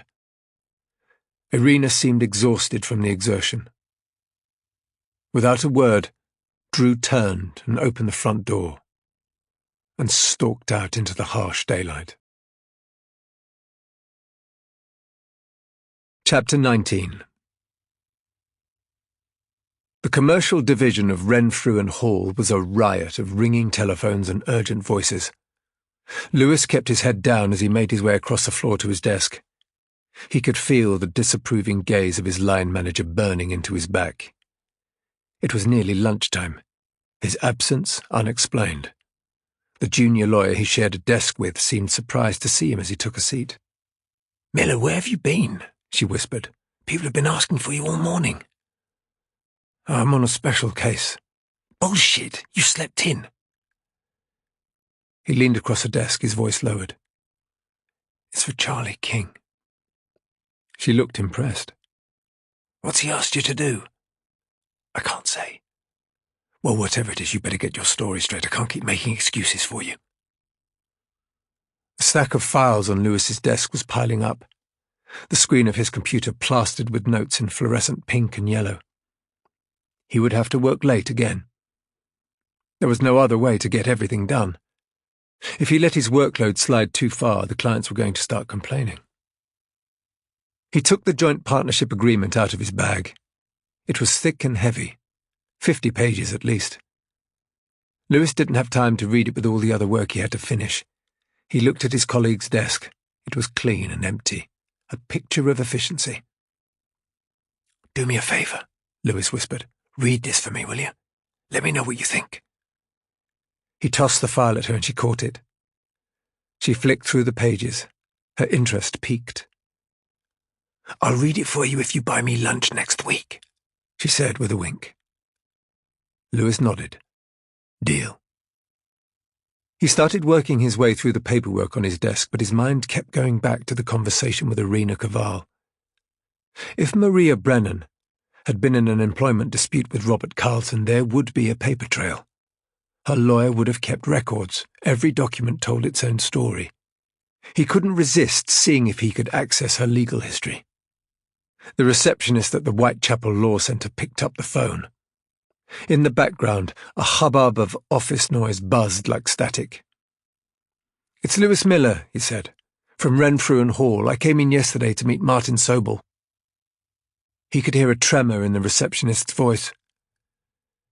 "Yes, I remember. Thank you for calling. We are all devastated here. The news has come as such a shock." Lewis paused, confused. "I'm not sure I understand." "The news about Martin." "Has something happened?" The woman sniffed back tears. "Martin is dead. It happened last night." Lewis was stunned. He wanted to ask her to repeat the words to make sure he'd heard her correctly. "I'm sorry to hear that," he said instead. "I had no idea. It's so awful. I can't stop worrying about his family, his kids. He was such a kind man, such a dedicated lawyer." "That's actually why I was calling. I wanted to ask him about a young woman he was representing, Maria Brennan." The receptionist tried to recover her professional manner. "Excuse me, of course. What were you looking for?" "I was hoping to look at any transcripts or witness statements about the claim she was making. I need as much information as possible to look into her case." There was a long intake of breath. "This is the second inquiry about that material in 24 hours, she said. "Someone else has requested it?" "Yes." "Can I ask who?" "Another lawyer. Olivia Ward. She's Robert Carlson's in-house counsel. She called here yesterday evening after your meeting with Martin. She demanded all the copies of the transcripts were taken." "Did you send them to her?" "We reminded her that they were sent over weeks ago in compliance with regulations. She must have overlooked them. The matter wasn't considered important back then." "Is it possible to request further copies?" "Absolutely not. Martin isn't here to sign off on the matter now. Anyway, after the call from Miss Ward, he was worried he might have missed something. He took all of the drives containing the material with him when he left the office last night. They were with Martin when he died." Lewis was trying to piece together what he was hearing. "Thank you for all your help," he said. "I'm sure I can pick this up at my end now. Again, I'm so sorry about Martin." He was about to hang up when another question occurred to him. "One more thing," Lewis said. "Can I ask how he died?" He was praying that the answer was a heart attack or a stroke, or some other natural cause. The receptionist gave a sniffle. "A cycling accident," she said. "Apparently he hit a pothole in the road and fell off his bike. A delivery lorry was behind him. It was going too fast and couldn't stop." Her voice trailed off into sobs. When he had offered his condolences and hung up, Lewis stared at the desktop for a moment, picturing Martin Sobel, his gaunt, sincere face and dishevelled appearance. The manner of his death wasn't overly suspicious, but it wasn't natural either. In the back of his mind, Lewis remembered the advice Sobel had given him. Don't believe in coincidences. He stayed in the office throughout lunch, keeping up a punishing work rate into the afternoon to clear the files from his desk. Rights contracts and tax loopholes. An insurance claim for a Norwegian shipping company. However hard he concentrated, it was impossible to stop thinking of the Brennan case. The whole mess became murkier the more he tried to find a pathway through it. Now there was a mounting death toll. All afternoon his mood alternated between intrigue and caution. There were already a host of different strands to the web he was trying to fight a way through. Now it looked like Carlson's legal team were getting involved. If he wanted to know the reason for their interest, he should go straight to the source, Lewis thought. The simple course of action was often the best. He called the number for Carlson's company, Eversign. It was picked up by a switchboard operator. "Hello, I need to speak to someone in your legal department. Her name is Olivia Ward." "Can I ask who's calling, please?" "Lewis Miller from Renfrew and Hall." She asked him to hold. The line clicked back after 20 seconds. "Miss Ward will speak with you at 5 p.m., she said. "Today?" "Yes. She can make a little time for you. 15 minutes at most." "Great. I'll give you my number." The operator interrupted. "No, Mr. Miller, she'll speak with you at 5 p.m., here at the office." "In person?" "That's right." Lewis was caught off guard. Okay, great. Tell her I'll see her then." "By the way, Mr. Miller," the operator added, "Miss Ward asked me to tell you that she's been expecting your call for some time." Chapter 20. The steel skeleton of the new shopping centre was rising up out of the Isle of Dogs. Soon it would dominate the landscape, a shiny temple of modern consumerism. Drew Brennan rode along the access road. Above him, workmen swarmed over the scaffolding, fluorescent clothed, calling out commands to each other over the din. Cranes working overhead lifted heavy steel beams high into the air, their loads twisting gently in the breeze. Everything was branded with the Egan Construction logo, from the cement trucks and pile drivers to the signboards posted on the perimeter fence. The family understood the power of advertising. Drew stopped his motorbike, a Ducati, at the site entrance and flipped up his visor. The security guard was leaning on a barrier, bored. "I'm here to see Glenn Egan," he said, and gave his name. The guard ran a finger down his checklist, satisfied he hit the button and the bar began to rise. "He's working on the plaza on the east side," he said. "You can't miss him." Drew nodded his thanks and pulled away. He rode slowly, giving way to the streams of forklift trucks and earth movers that crossed his path. Clouds of dust were blowing over the site, the sound of hammering ringing out. Sparks flew in bright arcs from welding torches. He saw Glenn standing in the half-built plaza, talking to another man, arguing over a set of plans. Sour-faced and ungroomed, Both were wearing hard hats and high-vis jackets. Drew recognized Frank Egan at a distance. His reputation was fearsome. He had come over from the west of Ireland as a teenager and worked his way up by sweat and guile. The construction trade had been a cover for his less palatable activities. It was almost by accident that it had come to be so successful. Now the construction company dominated the family's interests, but their business style hadn't changed. It was on Frank Egan's instructions they had torched the Bentley the previous night. He liked people to know he could still settle disputes the old-fashioned way. Drew parked the Ducati on its stand and removed his helmet. Glenn waved him over. His body language was different around his uncle, Drew noticed. He was meeker, more subservient. The cocky swagger he usually adopted was gone. Drew wasn't used to seeing him like this. He looked smaller somehow. "This is my uncle," Glenn said. "I told him it was time for you both to meet." Frank Egan took Drew's hand. He was a short, stocky man, solid and tough, his hair mostly gone. His face was wind-weathered and craggy, the Galway burr still prominent in his voice. "Good job last night," Frank said. "Had lying fools on the phone to me first thing, crying like a baby, saying how sorry he was. He paid everything he owed, just like that. He doesn't want his house to be going up in flames next time." "Glad to be of help," Drew said. "My nephew tells me your dad was Pat Brennan." "That's right. I knew Pat. He was a good man. You're the spitting image of him." "That's what my mum says. I don't really remember him. He'd left home when I was still young. Take it from me, he was one of the good ones. Any son of his is all right by me. We always need people we can trust.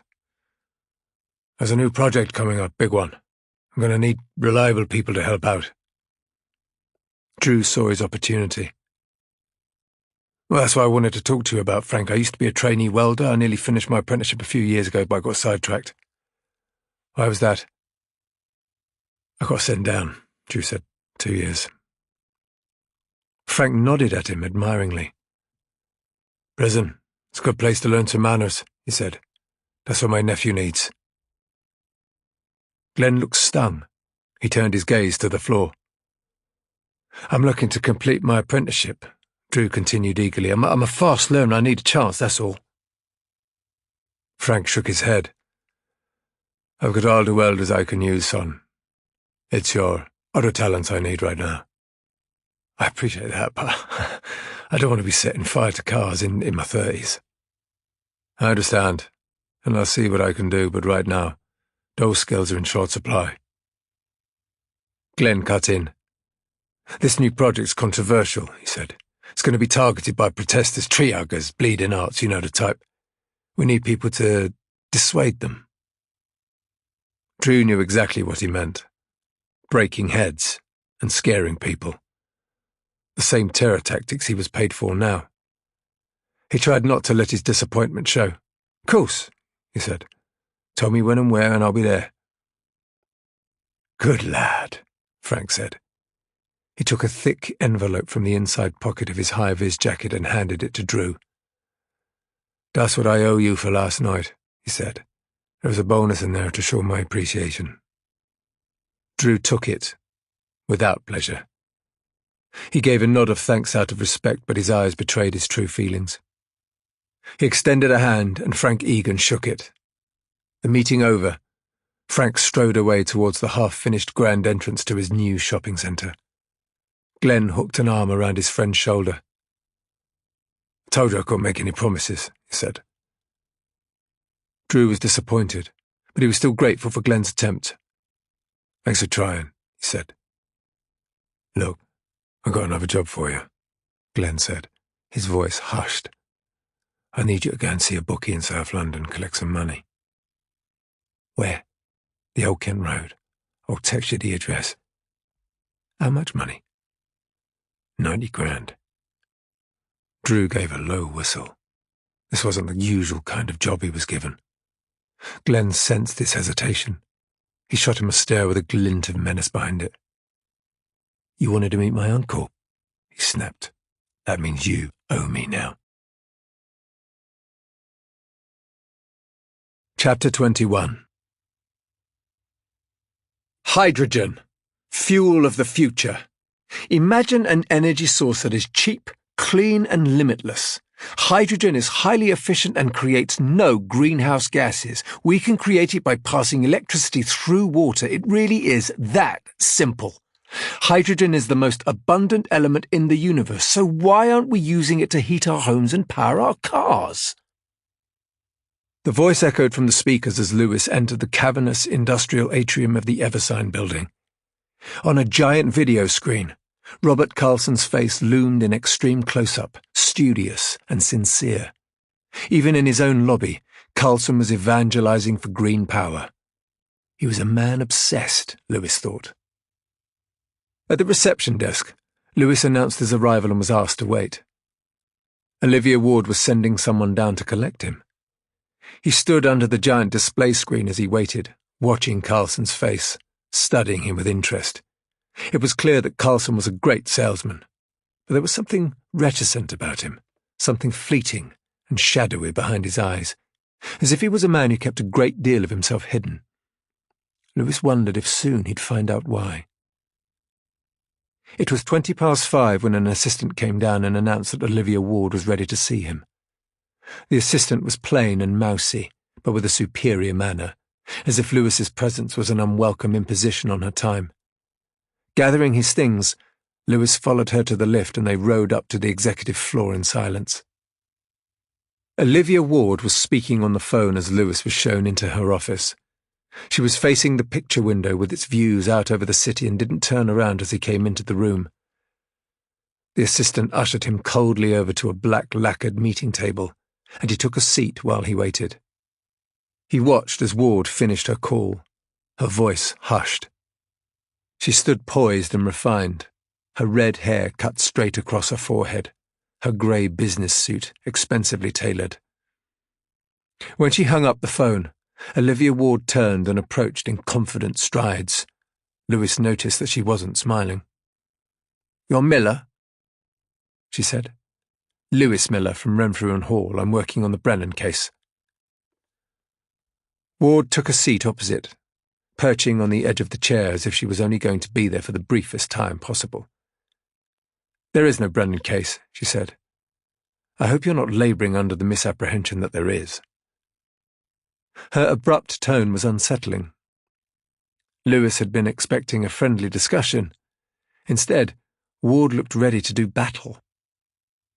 "I was asked to handle this case personally by Charlie King," Lewis said. "I intend to finish it. We asked Charlie to prepare an NDA and get Maria's family to sign it. The generous fee was meant to make this simple, yet even then you managed to fumble it."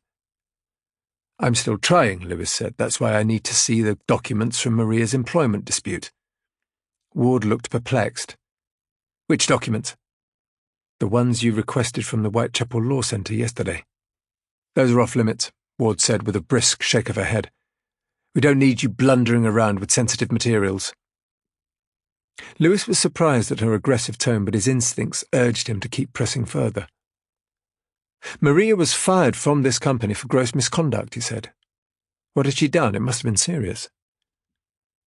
Ward seemed to gather herself before she spoke. "Perhaps you're not hearing me clearly. This matter doesn't require your attention. Maria Brennan was sacked legitimately. She thought lodging a legal claim would be an easy way to make some money. We fought back. As far as we're concerned, this matter is closed." "Maria's family don't see it that way. Maybe that's because you're stirring them up. We know you visited her mother this morning." Ward glared at him across the table as if he had committed an act of high treason. How could she know about his visit to see Irina? Lewis hadn't shared his movements with anyone. "I met Maria's mother to hear her side of the story," Lewis said. "That's all. She's grieving. Any mother would be." "I sympathise, but the truth is simple. Maria took her own life. It's tragic, but we have nothing to add to the matter." "There's been a development you should know about," Lewis said. Ward's interest was piqued. "Go on." "Maria's mother is certain someone else was present when her daughter died." "Impossible." "She has proof," Lewis said. "A note was left on Maria's car, a warning. The note isn't in Maria's handwriting." Ward paused for a moment as she processed the information. Lewis leaned forward. If Mr. Carlson submitted a handwriting sample, he could rule himself out of any inquiries, he said. Absolutely not, Ward scoffed. Robert has nothing to prove. It would be a big bombshell if Maria's family go to the media. Ward folded her arms across her chest. That is not going to happen. The police found nothing suspicious about Maria's suicide. It seems you're taking an unhealthy interest in this case, Mr. Miller. He kept a straight face as he looked her in the eye. I thought there wasn't any case. She shook her head in disgust. We're done here. Ward rang for her assistant and she quickly appeared in the doorway, ready to escort Lewis back to the lobby. Gathering his coat and briefcase, Lewis said, There was one other thing. Some paperwork was found in Maria's car. It looks like a joint partnership agreement. I haven't had a chance to examine it fully, but it looked strange to me. Hearing this, a chink appeared in Ward's armour. It was the first time Lewis had seen her lose her steely composure. Do you have the file with you? No, I left it at the office. Why don't you send it over to me? I should probably take a look. Lewis frowned. I thought we weren't sharing paperwork with each other. Ward's look was withering. I want that file, Miller. Remember who you are. If you want it, you'll have to send a formal request to my office, Lewis said with a cool shrug. He couldn't disguise the note of satisfaction in his voice. The assistant led him along the corridor in silence. Her frosty body language made Lewis think she must have heard the entire conversation from her desk outside the office door. She was loyal, Lewis thought. The disdain emanating from her was even more severe than from her boss. They were walking towards the lift at the end of the corridor when the doors opened. An entourage of executives stepped out, engrossed in conversation. Lewis moved aside to let them pass. At the centre of the group was a face he recognized. The distinguished profile was unmistakable, striding forward, issuing commands, the team shoaling around him like acolytes. Lewis knew he'd not get another chance. Mr. Coulson, he called out, raising his voice. My name is Lewis Miller. He forced his way into the pack with his hand extended. The entourage stopped. Robert Carlson looked at the outstretched hand with a bemused frown. What can I do for you? He said flatly. I work for Renfrew and Hall, Lewis said. I was hoping I could get a minute of your time. Carlson considered it. You can have 30 seconds. I just had a meeting with Olivia Ward. I have some questions about a legal issue I'm trying to resolve. Olivia wasn't able to help you? Lewis thought about the icy reception he'd been given. She gave it her best, but I still have a few unanswered queries. What was the issue? Lewis glanced at Carlson's entourage. Maybe we could speak in private. Carlson brushed off the suggestion as if he kept nothing from his team. That won't be necessary. It's regarding Maria Brennan, Lewis said. On hearing the name, one of the executives stepped forward, glaring at the impertinence. Carlson held him back. You're the lawyer that's speaking to Maria's family on my behalf? Carlson asked. That's right. Charlie King asked me to handle it for you. Carlson's face softened. Thank you, Lewis. I appreciate your help. Maria's death has affected everyone here very badly. The family have some questions. They'd like to meet you to discuss them. What would they want to talk about? Lewis held his nerve. About your phone calls to Maria. About the visit you paid to her flat the day before she died. Carlson didn't flinch. Maria and I worked closely together. We often spoke on the phone. There's no intrigue in any of this. That sounds perfectly plausible, Mr. Carlson, Lewis said. If you could meet with the family and tell them exactly that, I'm sure they'll be reassured. It would be a great help. Carlson nodded sagely as he mulled over the request. I can try to find some time in my diary. I'll ask my office to call you and make an appointment.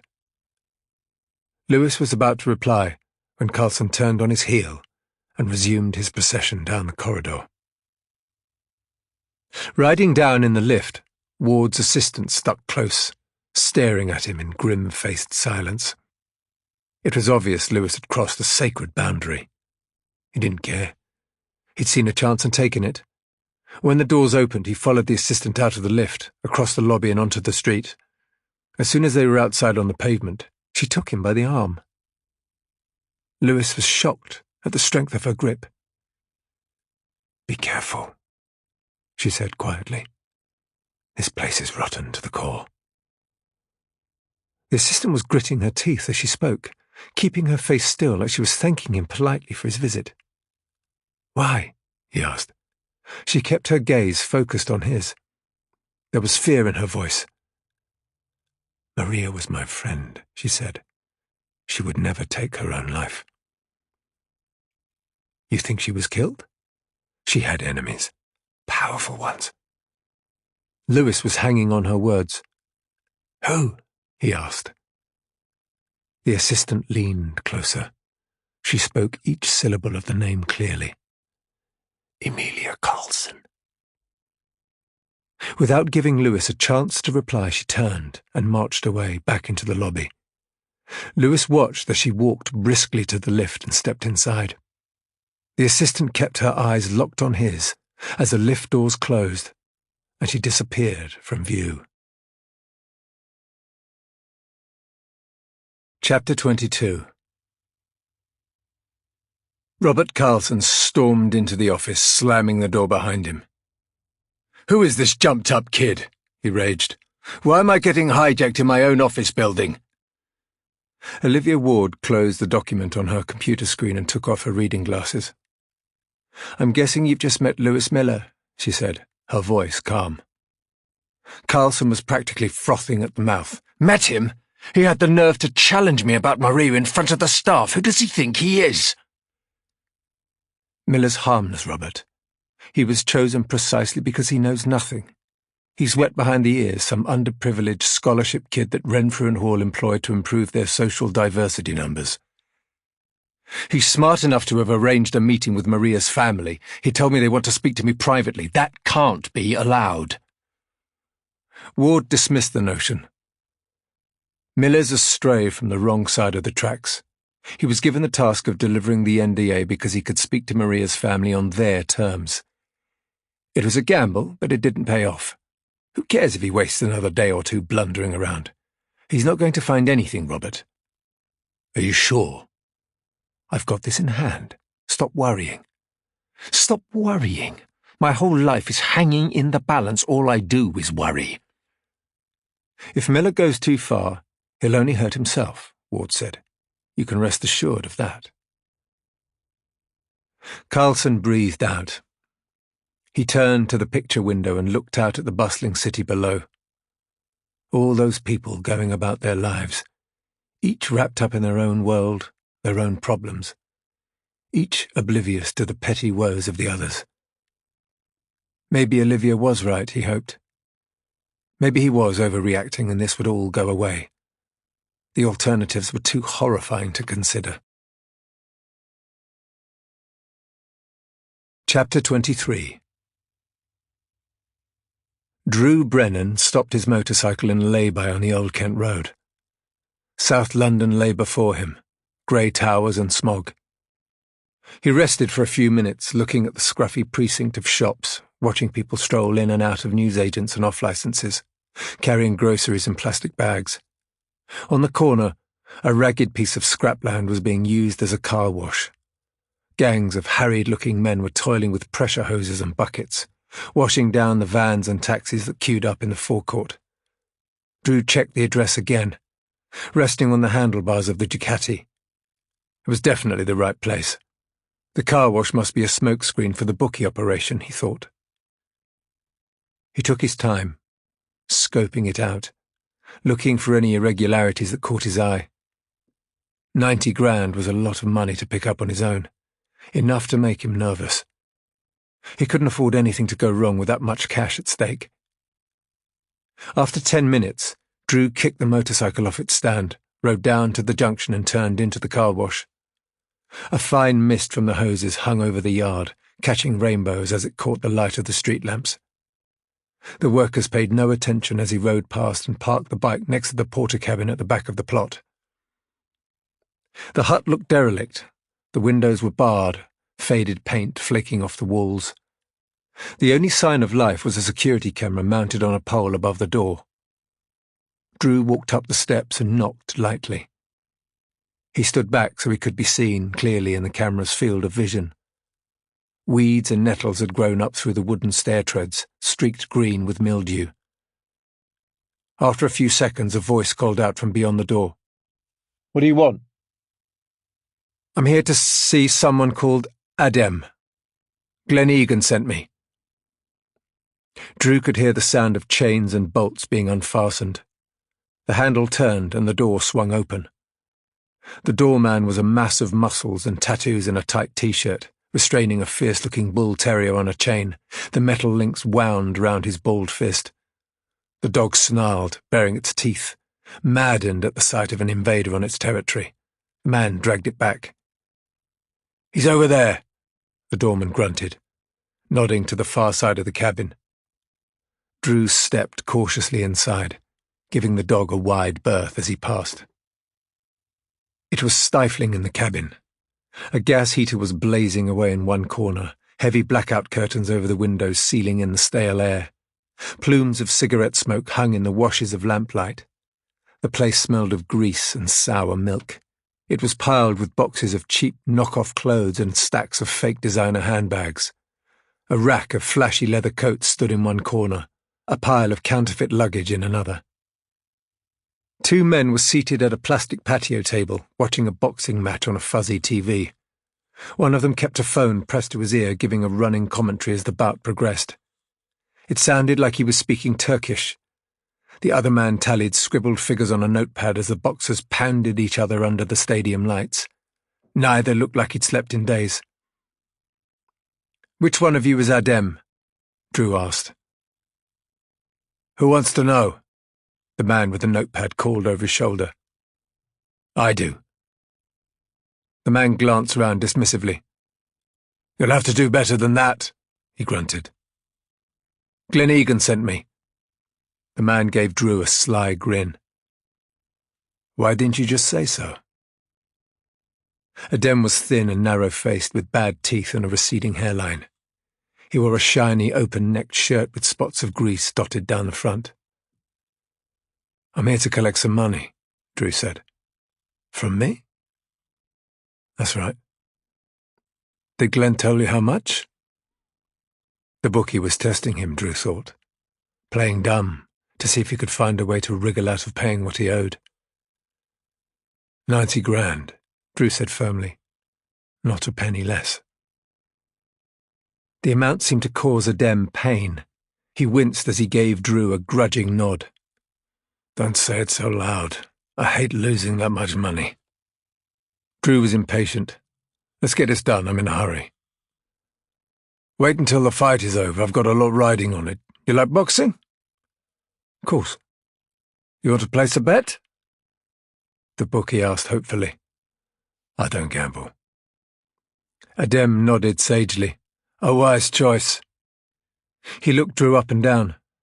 "You remind me of someone. A middleweight." Drew rocked on the balls of his feet. "My dad used to box." "Who was your dad?" "Pat Brennan." "The Shadwell Shocker," Adem said, his face lighting up. "Pat Brennan was a decent fighter, solid and reliable, a great left hook. I made a lot of money on him back in the day." It felt strange to Drew to hear his father's name mentioned in such a place. In his imagination, Patrick Brennan had been a heroic prize fighter, a champion. He didn't want to believe he was the kind of slugger who would associate with a low-rent bookie like Adem. "Look, I don't have time to hang around," Drew said curtly. "Give me Glenn's money so I can get out of here." Adem rose from his chair slowly, as if insulted by Drew's impatience. He went to a door in the corner of the cabin and closed it behind him. After a minute, he walked out holding a red nylon backpack. He opened it and shook the contents out onto the table. Stacks of £20 notes, each bound by a thick, elastic band, scattered across the table. Some of the bundles fell to the floor and Drew bent down and picked them up. He placed the stray bundles on the table with the others. 90 grand, as agreed, Adem said. Want to count it? Drew flicked through the edge of one of the stacks. He could smell the chemical scent of the brand new bills. He began to scoop up the bricks of cash and stuff them inside the backpack. I don't have time. Glenn can check it when I deliver the money to him later. There's one other thing, Adem said casually, as if remembering something incidental that had slipped his mind. He walked over to a metal filing cabinet, opened the top drawer, and took out a package wrapped in stained oilcloth. The sight of it made Drew uneasy. What's that? He asked. Adem gave a leering smile. Open it. Take a look. He tossed it over and Drew caught the bundle in both hands. It was ominously weighty. Drew peeled back one corner of the cloth wrapping. The barrel of a sawn-off shotgun stared out at him. He dropped it onto the table and stood back as if distancing himself from danger. Glenn said nothing about collecting a gun. Adem stared at him through narrowed eyes. Why do you think he didn't come here himself? Drew shook his head. This is too much for me. I got a criminal record. If I get caught with that, I'll get 10 years. Adem tucked the barrel of the shotgun back inside the covering. He opened the backpack and shoved it on top of the bundles of cash. Zipping up the bag, he took a small padlock and locked the zip fasteners together, sealing the backpack shut. Here's the deal, Adem said. You can take this bag, or you can leave empty-handed. It's up to you. The way I see it, I owe this money to Egan. If the errand boy he sends refuses to take the cash, that's his problem. I've kept my part of the deal. Everything had stopped. Behind him, Drew could hear the panting of the bull terrier, the scratch of its paws on the faded lino. He glanced over his shoulder. The dog was desperate to be released, straining at the chain on its collar. A crackle of intimidation hung in the room. Drew made a stark calculation of his options. He reached out, took the backpack by the straps and swung it up onto his shoulder. Looks like I don't have a choice, he said. Adem fixed him with a sinister look. Drive safely, he said. Chapter 24. Lewis left the Eversign offices and walked along the Thames. The name the assistant had whispered to him was still circling around in his mind. Emilia Carlson. Just the sound of it made Lewis nervous. He found a park bench, took a seat and searched for her name online. It didn't take long to find what he was looking for. Her social media feed was accessible, and Lewis scrolled through it quickly. Emilia Carlson's posts looked like an influencer's dream. An endless series of photos taken on tropical beaches and private jets. She was barely out of her teens but seemed to live the globe-trotting life of the ultra-wealthy, sipping champagne in glitzy nightclubs or sunbathing on the decks of luxury yachts. Emilia Carlson was reed-thin with perfect skin and the same bright blue eyes as her father. The resemblance to Robert Carlson was striking, but there was something cold about her. Something in her body language that was distant and remote. Lewis noticed how she never smiled in her pictures, no matter how exotic the location. She appeared to have the high-handed, disdainful manner of the uber-privileged, an indifference to the world that the rich seemed to flaunt as if it were a lifestyle accessory. But could this young woman really be involved in Maria Brennan's death? He remembered the stark look on the face of Olivia Ward's assistant as she whispered her name to him. Was this warning a real lead, or only gossip? Lewis couldn't be sure. So far, there was still no hard evidence that Maria Brennan's death wasn't anything other than suicide. He needed definitive proof, a first-hand witness he could speak with to confirm his suspicions. Sitting on the bench in the grim winter light, the cold seeping up from the river, an idea came to him.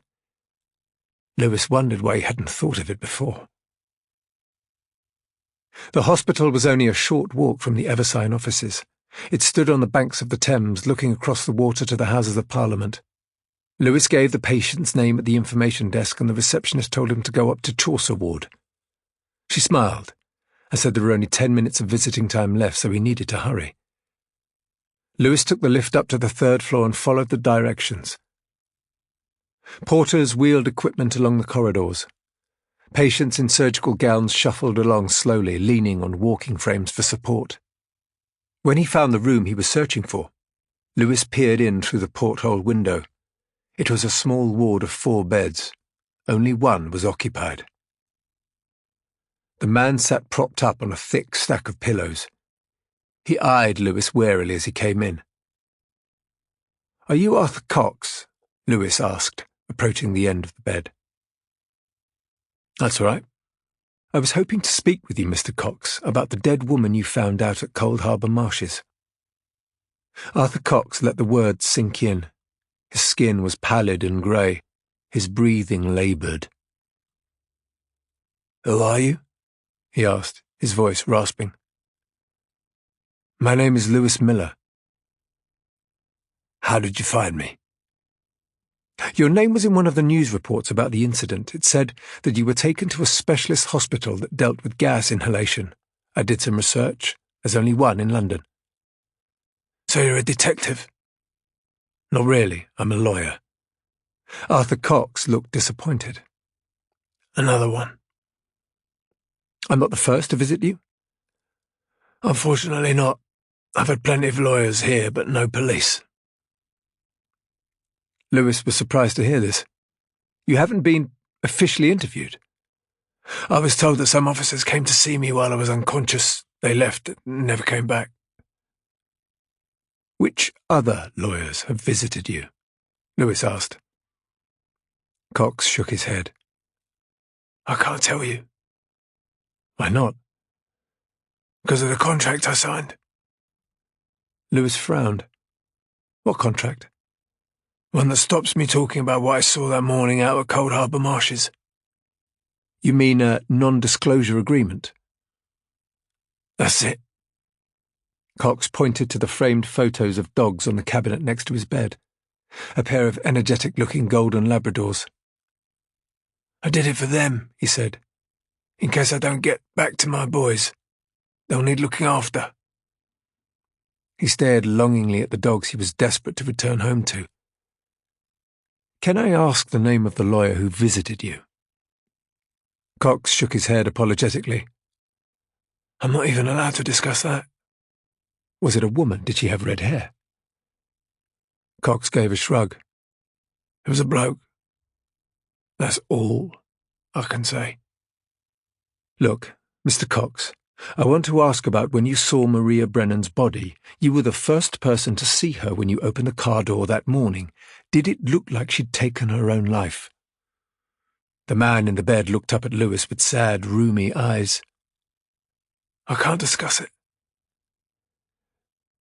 "Maybe you could just nod for me, if you think it was suicide," Lewis said. Cox lay back, his chest rising and falling steadily. His head remained still. "Nod, if you think she was murdered." Arthur Cox looked up at Lewis with a tired expression.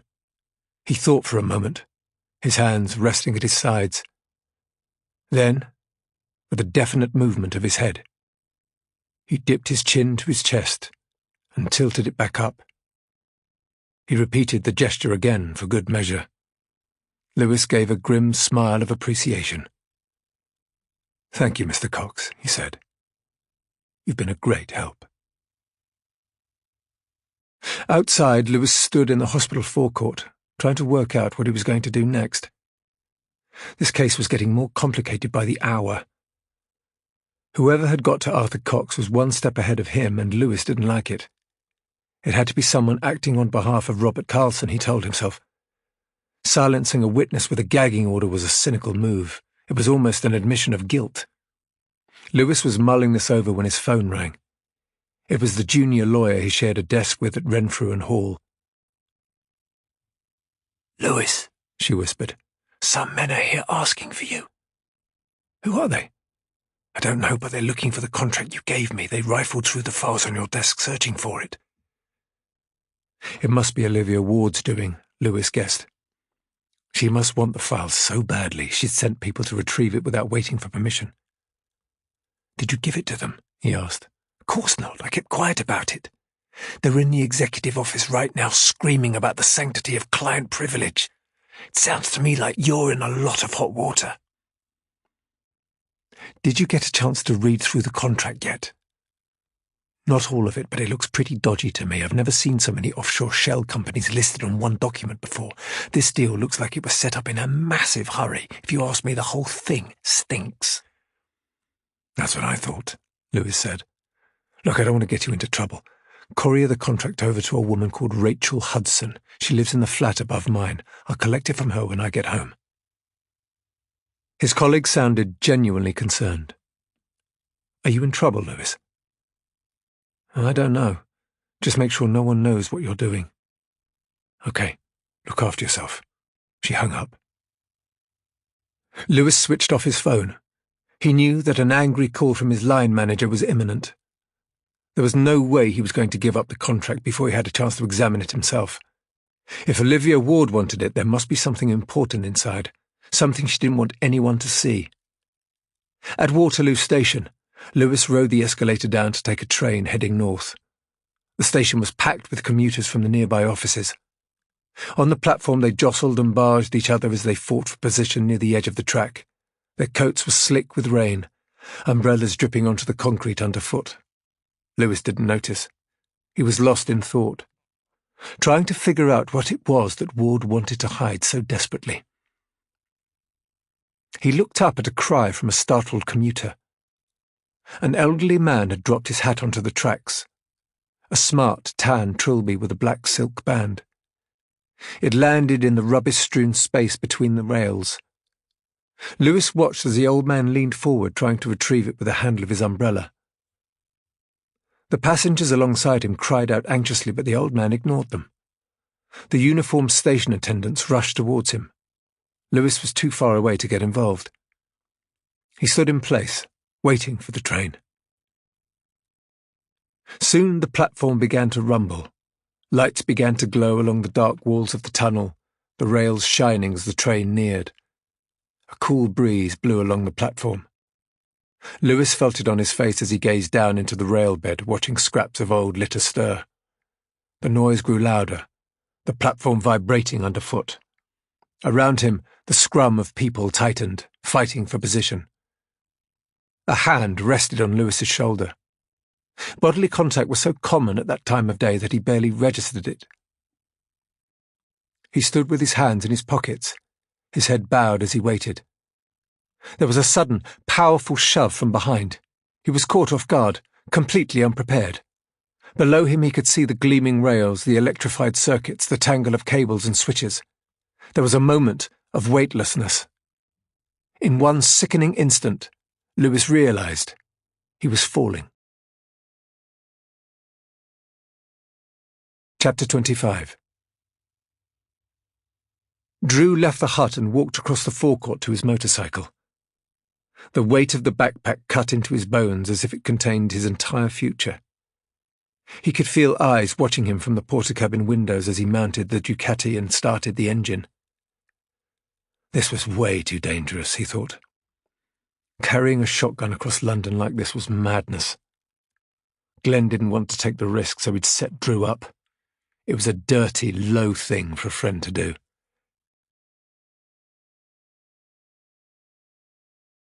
End of CD 3. CD 4.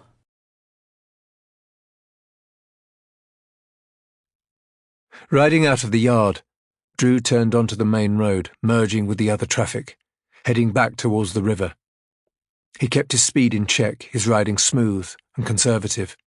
Beneath his helmet, beads of sweat were forming on his brow. There was no way he'd be able to keep his temper in check when he caught up with Glenn. What that lying snake had asked was more than a favour. He was gambling recklessly with Drew's life. He didn't care who Glenn's uncle was. He was going to let rip once he was safely back home. As the traffic moved around him, Drew shook the thought from his head and forced himself to concentrate. He couldn't afford any mistakes, anything that might attract unwanted attention. He had travelled less than a mile when he noticed a silver car in his mirrors. It was unmarked, but it seemed to be tracking him, keeping its distance but maintaining an even pace. He kept a check on his movements as he rode. The silver car stayed 50 metres behind, never turning or overtaking, always there, shadowing him. He slowed as he approached a roundabout and checked for oncoming traffic.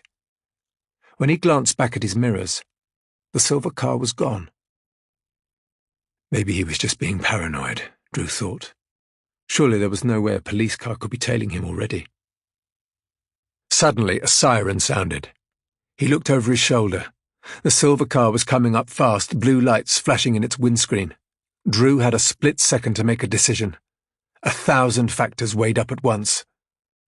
Possession of a firearm meant 10 years. He could picture himself in the dock at the Crown Court, wearing a cheap suit, the next decade behind bars stretching out before him. He could hear cell doors clanging shut, the shouts of desperation on the block. He pictured his mother's face, heavy with disappointment, telling him again that he was no good, the same way she had done his whole life.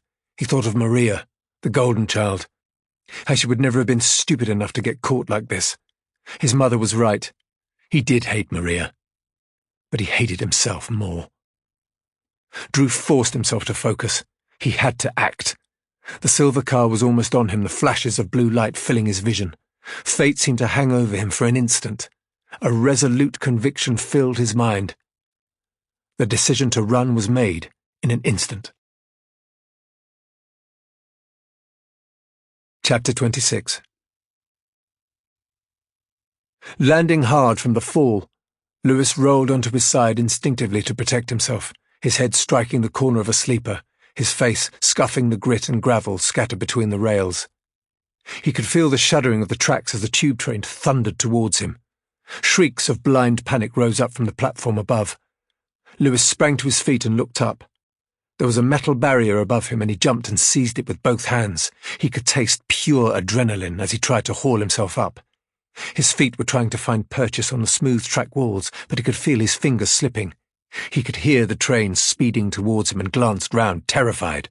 Through the windscreen, he saw the driver's face, staring, open-mouthed. Sparks flew from the emergency brakes, but the weight of the train, travelling at speed, powered relentlessly forward. It was almost on him when, from above, a cluster of hands reached down, grasping at his clothes. Lewis felt himself dragged upwards, and then the cold, wet safety of the platform was once more beneath him as the train screamed past, the brakes still sparking, the windows rattling violently.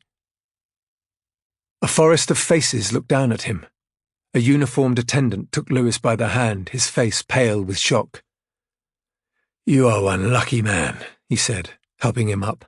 "When the old guy dropped his hat on the line, the alarm system triggered. The train was already braking. Otherwise you'd be squashed flat." Lewis began to rise to his feet, his head pounding. "He's drunk!" a woman shouted. "No, he fainted," someone else called out. "I was pushed," Lewis said, breathless.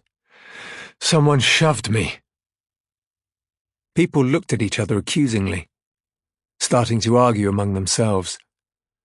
Lewis stood on tiptoe to see over their heads.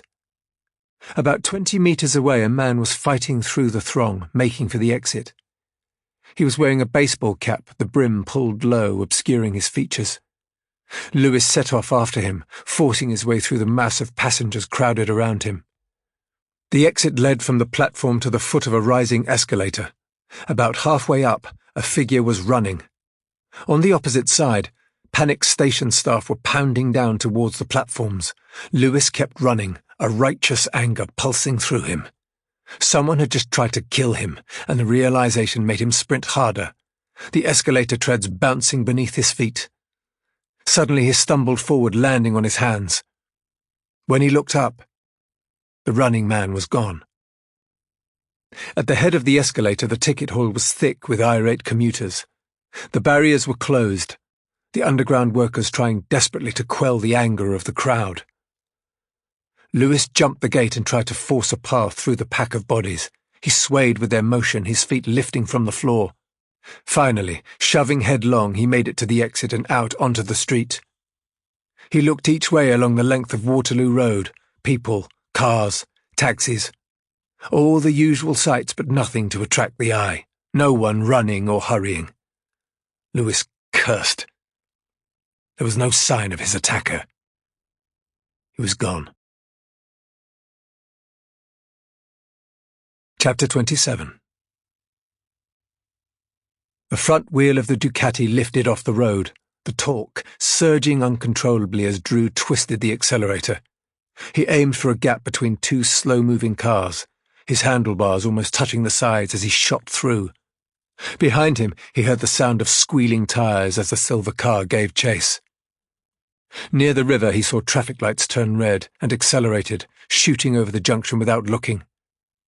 There was a heavy thump of colliding bodywork behind him, glass smashing, angry horns sounding in unison.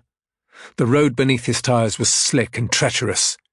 In the winter dark, the headlights of approaching cars flared dangerously in his vision. From a side road, Drew saw a regular patrol car speed towards him, its siren wailing. It was blue and yellow, lit up like a carnival ride, its roof lights spinning, casting strange shadows on the tarmac. Drew crouched low over the handlebars to reduce his drag.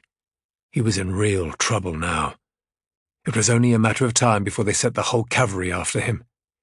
He could outrun one car, but not a whole fleet.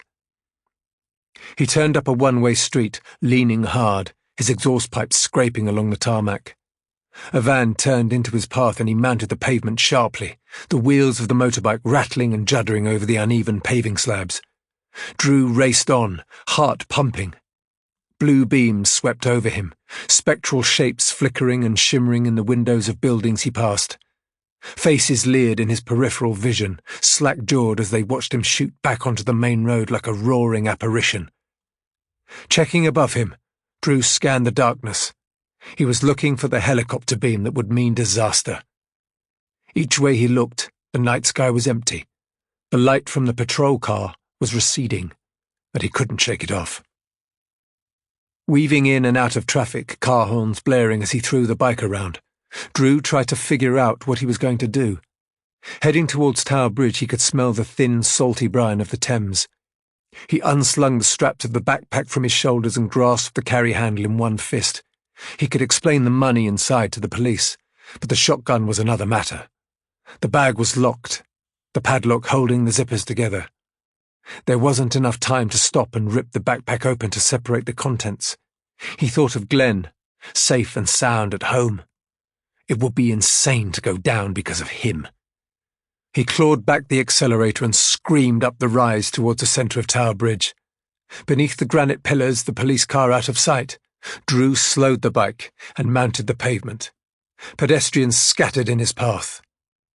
Swinging the backpack high, he tossed it over the railings and watched it sail down, splashing heavily as it hit the black river below.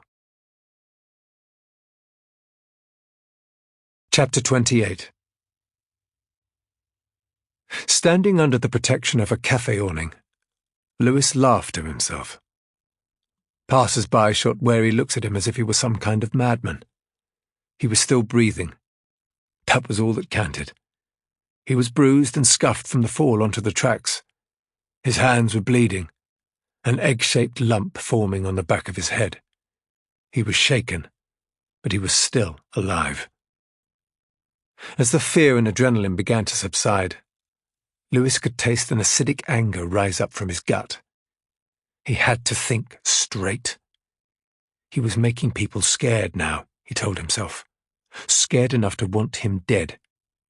It had to be the questions he was asking. No one had expected him to dig so deep. That meant he must be close to the truth now. Close enough that people were prepared to kill to stop him. Lewis was scared, but he was determined to fight back. It was in his nature. There was no way he was going to take this lying down. The best revenge would be solving the case, he thought. To do that, he needed the documents Olivia Ward had refused to give him. The copies of Maria Brennan's witness testimony. Lewis was certain they would give him the information he needed. So far, he had done everything by the book. From now on, screw professional etiquette, Lewis thought. This was personal. If Ward refused to hand over the paperwork, there were other ways he could get what he needed. It would entail some subterfuge. Enough to get struck off if he was found out. But weighing up his options, Lewis decided it was a step he was prepared to take. After all, it wasn't as if anyone else was playing fair.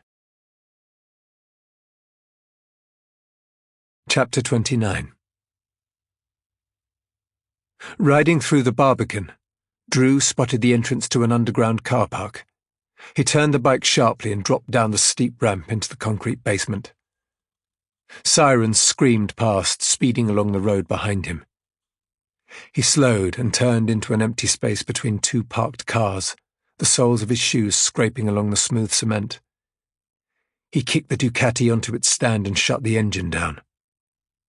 Leaving the keys in the ignition, Drew turned and walked calmly towards the stairwell. The bike was stolen, the number plates false. It was impossible to trace it back to him. Drew's breathing was heavy, his visor misted, but he kept his helmet on. Security cameras blinked from every corner. He needed to keep his face hidden. Outside, the street was quiet. A bus stop stood 50 meters ahead, a red double-decker pulling in, a line of passengers waiting to board. Under the cover of the bus shelter, Drew took his helmet off and pulled up the hood of his jacket.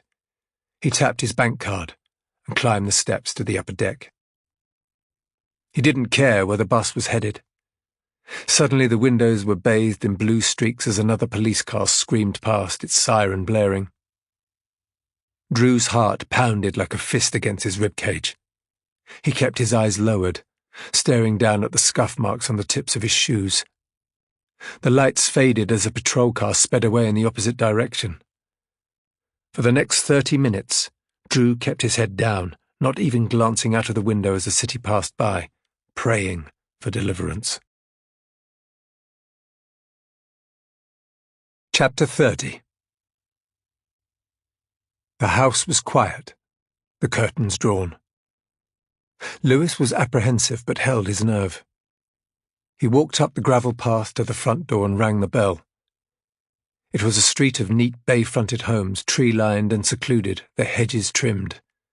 Colourful children's paintings were stuck in the top-floor windows. On the covered porch, a bamboo wind chime rang gently in the breeze. The face that appeared in the doorway was pale and drawn. Her hair was wild, her eyes damp. Lewis stood in the glare of the porch light so he could be seen.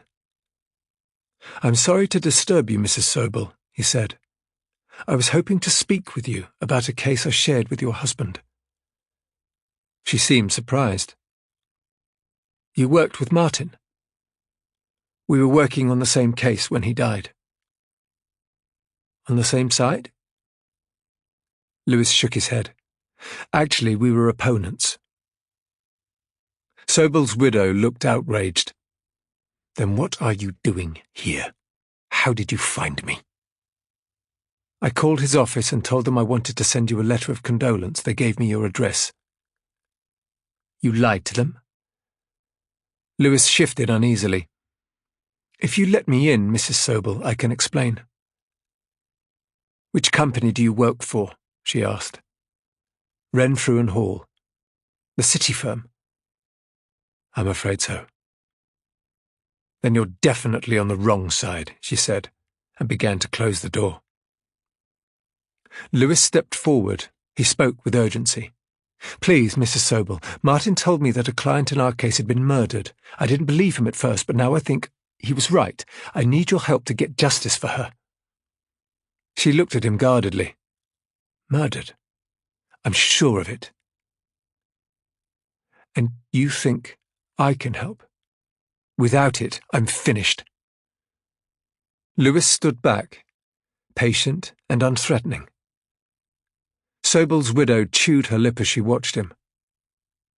Gradually she began to ease the door open and stood aside. The hallway was decorated for a child's birthday party. Lines of pink bunting and silver balloons that had floated up against the ceiling. At the head of the stairs, looking down, 3 young girls were watching, peering round the banisters. Lewis recognized them from the family photos he had seen on Sobel's windowsill. Showing him into the living room, Sobel's widow took a seat on the sofa. The house was cold, the floorboards creaking underfoot. The life had been sucked out of the place, Lewis thought. He had only met Martin Sobel once, but it seemed like a decent man. His family had lost a husband and a father. They looked like their whole world had fallen in. "This is an unusual request, Mrs. Sobel," Lewis said, "but I don't have any choice. Without access to some important files, the case I'm working on will go unsolved. The material was stored on memory sticks that Martin took from his office on the night he died. They should still be in his bag if it wasn't damaged in the accident." Sobel's widow shook her head. Martin's bag was thrown clear. "It's upstairs." "Then I really need to take a look at the memory sticks inside." "Are those kinds of files confidential?" she asked. "They are, but not to other lawyers working on the same case. We're all bound by professional ethics." She cast her eyes down, trying to digest what he was saying. Lewis sensed her gut reaction was to refuse. It was a huge stretch for her to give out her husband's legal material. "I'm not sure I can do this," she said. Lewis was tempted to accept her answer. He didn't want to push a woman in such a vulnerable state, but if he gave up, his search into Maria Brennan's death was over. "I can't begin to imagine the pain you must be feeling," he said. "The case I was working on with Martin also involves a bereaved family. Without those drives, they'll never reach a resolution. Their suffering will go on. I'm sorry to put you in a difficult position, Mrs. Sobel, but I wouldn't ask if I had any other option." Her brow furrowed. "What would Martin have done if he were here?" she asked. Lewis leaned forward in his chair. "Your husband knew that the system favors the wealthy. They always find a way to win. Right now, a rich man is about to use his money to beat the system. Martin wouldn't want him to go unpunished just so some rules don't get broken." "Is this the only way you can access the files?" she asked. "There are some people who are so scared of the truth coming to light that they're prepared to do anything. To threaten, even to kill." She looked at him with a sense of desperation. "Do you think this has anything to do with Martin's death?" Lewis chose his words carefully. "I can't speculate," he said. "But the case is becoming more dangerous the harder I look. I can only find the truth if I keep searching. To do that, I need those files." The shadow of a smile passed over her face. "Now you sound like my husband," she said. Lewis nodded silently. He knew she meant it as a compliment. Sobel's widow took a long breath as she stood from the sofa. "Wait here," she said. "I'll go and fetch Martin's bag." Chapter 31. The end of the line was Limehouse Basin. The bus driver blinked the interior lights to show he was going no further. Drew glanced out of the window to check there were no police cars waiting as he left the bus. His hood was up, his face hidden as he walked along the bank of the canal. Mist was drifting in from the river, hanging over the frozen pathway in a thick sheet. Drew wished it would swallow him up. He knew he couldn't go home. He needed somewhere to lie low and wait for the chaos to subside. Somewhere he could hide without fear. Walking through Limehouse, He thought of the perfect place. The Church of the Holy Cross was hidden among Victorian housing blocks near the old gasworks. It was where he used to come as a boy, dragged there by his mother. He walked up to the heavy oak entrance door and looked inside. Mass was still underway. He could smell the candle smoke and incense floating out into the dark. There was only a handful of people spread out in the vast, gloomy interior. The church was hung with ancient icons. Portraits of obscure saints and anguished depictions of the Blessed Virgin, bordered in burnished gold. A line of worshippers gathered at the rail to take communion. Drew could hear every movement, every whisper in the echoing space. He found a pew in a quiet corner and typed a message on his phone. "I'm at the Church of the Holy Cross, Broughton Street. Come and meet me. It's urgent." Drew crossed himself as he sent it. By midnight, the church was almost empty. The final worshippers were kneeling and lighting candles in the shadowed transept. Drew was watching them when he heard feet shuffling behind him. The sound of a pew creaking as someone lowered themselves down. He turned around. "Start talking," Glenn said. Drew glared at him in anger. "You've got a lot of nerve sending me to do your dirty work. I thought we were friends." "We are, but you work for me. Sometimes I need people to do what they're told, no questions asked." "You put my life on the line, Glenn. I'd have got 10 years if I'd been caught with that bag." 10 years for carrying some money? "Not the money, the sawn-off." Glenn looked confused. "Sawn-off? Aiden wasn't supposed to give you that. I was going to send someone else to collect it tomorrow." "Well, he did. He insisted on it." Glenn peered over the back of the pew, scanning the floor at Drew's feet. "So where's the bag?" "I haven't got it." Glenn's face darkened. "Why do you not?" "As soon as I left the car wash, the police were on to me. It was like they were waiting. They must have been keeping a watch on Adam. You're mad doing business with a scumbag like that." "What are you telling me? You got stopped by the police?" "No, I shook them off." "Then where's the damn bag?" Glenn growled. "I tossed it." "You better be joking." "I'm serious. I thought I was done for. There were 2 police cars at least. I managed to lose them as I came across Tower Bridge, but I didn't know how long for. I couldn't risk getting caught with a shotgun, so I threw the bag over the rail." "You chucked away all that money?" "I was about to get nicked." "But yet here you are, free as a bird, sitting in the church. How do I know you haven't stashed that bag somewhere so you can pick it up later?" Drew was outraged. "I'd never do that to you, Glenn, you know that." Glenn shook his head. "I can't believe what I'm hearing." "You won that money gambling, Glenn. It was a windfall. Losing it only takes you back to square one. Is that what you think?" "That's what Adem told me." Glenn's voice was trembling, his eyes wide with fear. "Those weren't my winnings," he said. "Those were my uncle's." Chapter 32. Robert Carlson woke in the dark. He was thirsty, his forehead covered in sweat. Susanna was sleeping beside him, lying peacefully on her side. Carefully he folded back the covers, slid his feet inside his slippers, and pulled on his silk dressing gown.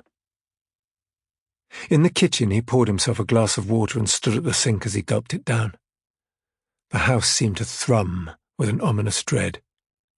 He glanced around the opulent room, the gleaming stove and endless kitchen gadgets.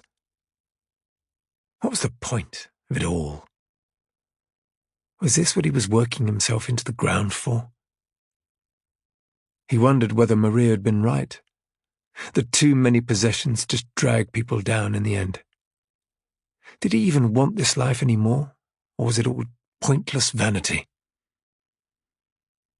Carlson thought of Maria, remembering how she would speak in business meetings, the forthright way she had of articulating herself.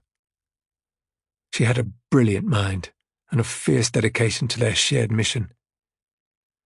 He'd favoured her over his other employees, trusted her and given her the most high-profile projects to manage, despite the animosity this had created at the company. But Maria's abilities were always head and shoulders above those of her rivals. She had deserved the attention. Her input helped the business to thrive. Was that the best way to run a company? Carlson wasn't sure, but he'd been true to his instincts, and that was the best he could do. If only she'd had suspended those damn principles of hers, she could have had it all. She was on the fast track to the top. But keeping quiet wasn't Maria's way, he thought. She never could have compromised like that. Beneath his feet, Carlson noticed a rhythmic pulse vibrating through the floorboards. Surely Amelia wasn't having yet another party down in the basement. She was treating the house like a nightclub.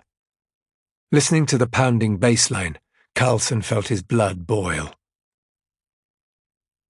Storming down the stairs, he could hear the bass growing louder as he neared the doors to the swimming pool. He threw them open without announcing himself and gaped in shock at the sight before him. There were over 50 teenagers in the pool, all strangers, cavorting in his house. Carlson was enraged. Bottles of wine and champagne lay half-drunk at the pool's edge, scattered among broken furniture and discarded clothing. The heady stench of cannabis hung thick in the air. A young woman he'd never seen before was reclining on the diving board in her underwear. "Where's Amelia?" he demanded over the deafening music. "Who?" "Amelia Carlson." She looked completely nonplussed. "The girl who lives here," he shouted. "Oh, I think I saw her in the sauna." Carlson marched from the poolside to the gym and along the corridor that led to the spa. What on earth was Amelia doing? She was supposed to be going to therapy, talking about her problems, getting better. God knows it was costing him enough money. Instead, she was distracting herself with this chaos. Inside the sauna, the air was filled with clouds of searing vapour escaping from the glass-walled steam room. He could make out a figure inside. A message had been written on the glass, traced into the moisture by a fingertip. "Amelia Carlson is a junkie." Someone had crossed out the word junkie. Beside it, they'd written, "Killer." Carlson blanched. Who would write such a thing? As he reached out a hand to wipe the message away, he noticed the unusual form of some of the letters, as if they belonged to a foreign language. Looking through the smeared glass, he could see his daughter in her swimwear, her eyes half closed, high as the stars. A half-smoked cigarette was balanced on the edge of the marble countertop, slowly burning down. Beside it was a square of tin foil, blackened and burned. Carlson crumbled inside. "Oh, Amelia," he thought. "What have you done?" Chapter 33. Lewis arrived at Highbury Corner and set off towards his flat. 100 metres from his front door, he slipped through the gates of the park and walked along the empty pathway. Behind the cover of some tall oak trees, deep in the darkness, he scanned the road outside his building. A car, a black BMW, was parked in a side street, its windows down. Inside, 2 men were talking, their seats reclined.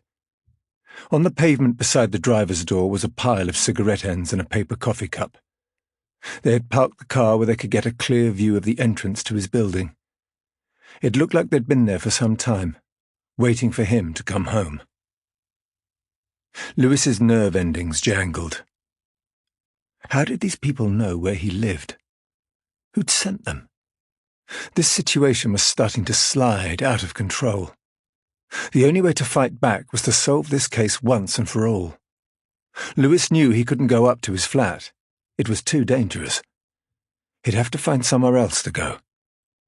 Quietly, he slipped deeper into the dark and headed back towards the station. He knew where he'd be safe. When he knocked on his sister's door in Stepney, Angela immediately sensed he was in trouble. "What's wrong, Lewis?" she said. "And don't say nothing, because you wouldn't show up here twice in one day otherwise." "I'm fine," he said. "I need a place to stay for the night, that's all." She hugged him, running a maternal hand through his hair. Her fingers found the egg-shaped lump on the back of his head. "What's this?" "Nothing. I told you not to say nothing." He knew it wasn't a good move to tell his sister how he'd been pushed in front of a tube train. "I fell over," he said. "That's all. Can I come in, please? It's freezing out here." The kids were in bed, the house quiet. Angela made tea while Lewis went into the living room. It felt good to be in a normal house, somewhere safe and welcoming for a change. Lowering himself onto the sofa, Lewis winced at the bruising all over his body. The fall onto the tracks had been heavier than he'd realized. Adrenaline alone had got him through the last few hours. Angela came into the room with 2 steaming mugs of tea. "You going to stay the night?" she asked. "If that's okay with you. I'll sleep on the sofa." "It's fine by me. Expect the kids to wake you up early, though." He laughed. "I look forward to it." "So why is your place off limits?" Angela asked. Lewis hated to do it, but he knew that telling a white lie was best for everybody. "Someone's trying to serve me with a court summons," he said, waving a hand breezily. "It's just lawyer stuff, nothing serious." "Is this the case you were telling me about earlier?" "Yeah, I went to speak with the family face to face, like you said. The woman I spoke with remembered how Mum was killed. She said she knew Dad too, from the gym." Angela looked uncomfortable, as if old wounds were being reopened. "So, you went there and you discussed our family ghosts?" Lewis shook his head. "This woman has enough ghosts of her own, believe me. I'm trying to help her, that's all." "Don't do anything dangerous, Lewis. It's not worth it. I don't want you to get hurt." "I'm not going to get hurt. I'm fine." "You're like Mum," Angela said. "Too proud to back down." "Look, it's late, Angie. Go to bed. I'll still be here in the morning." Lewis waited while his sister fussed over him, making up the sofa with a fresh duvet and some spare pillows. She kissed him good night, switched off the TV and crept upstairs. When he was alone, Lewis took out his laptop and the memory sticks that Martin Sobel's widow had given him. He loaded the first one into his computer and began to open the files. It wasn't long before he found what he was looking for. Sobel had meticulously catalogued all of the paperwork regarding Maria Brennan's case. Particulars of claim, disclosure statements, everything Lewis needed. Reading the list, Lewis stopped, his eyes brightening. At the foot of the index was a transcript of a private meeting that had taken place in Sobel's office. Lewis opened it and began to read. "For the benefit of the tape, I think we should state our names. Perhaps I should begin. My name is Martin Sobel, Senior Solicitor at the Whitechapel Law Centre, and you are Maria Brennan. Could you state the nature of your grievance?" "You just want me to say it?" "Yes, as plainly as possible." "I'm accusing Robert Carlson of being a lying bastard." "Perhaps not that plainly." "Okay. My complaint is that, after working for Robert Carlson's company for a number of years, I've been unfairly dismissed for absolutely no reason. I don't think that's right. The company claim that your contract was terminated for gross misconduct. That's a lie, and I can prove it. There'll be plenty of time for that. First, can you tell me about the alleged misconduct, please?" "The accusation is so ludicrous that it's embarrassing to say out loud." "This meeting is confidential. What you tell me here is completely privileged." I'm accused of using drugs at a social function where I was representing the company. You deny this? Of course. I've never used drugs in my life. Mr. Carlson offered you a substantial cash settlement to encourage you to drop this case. I understand that you've rejected this offer. Yes. And I object to the way he's trying to force me to take it. Force you? By coming to my house, by calling me repeatedly. Why would he feel the need to do this? Because he always gets his own way. He's frustrated that I'm prepared to stand up to him, and he's scared. Scared of you? Scared of what I know? Maria, please can you explain in more detail how you came to work for Mr. Carlson? It was my dream job. Eversign is a world leader in green tech. Everyone I studied with wanted to work there. Some of the early designs Robert patented revolutionized the green energy industry.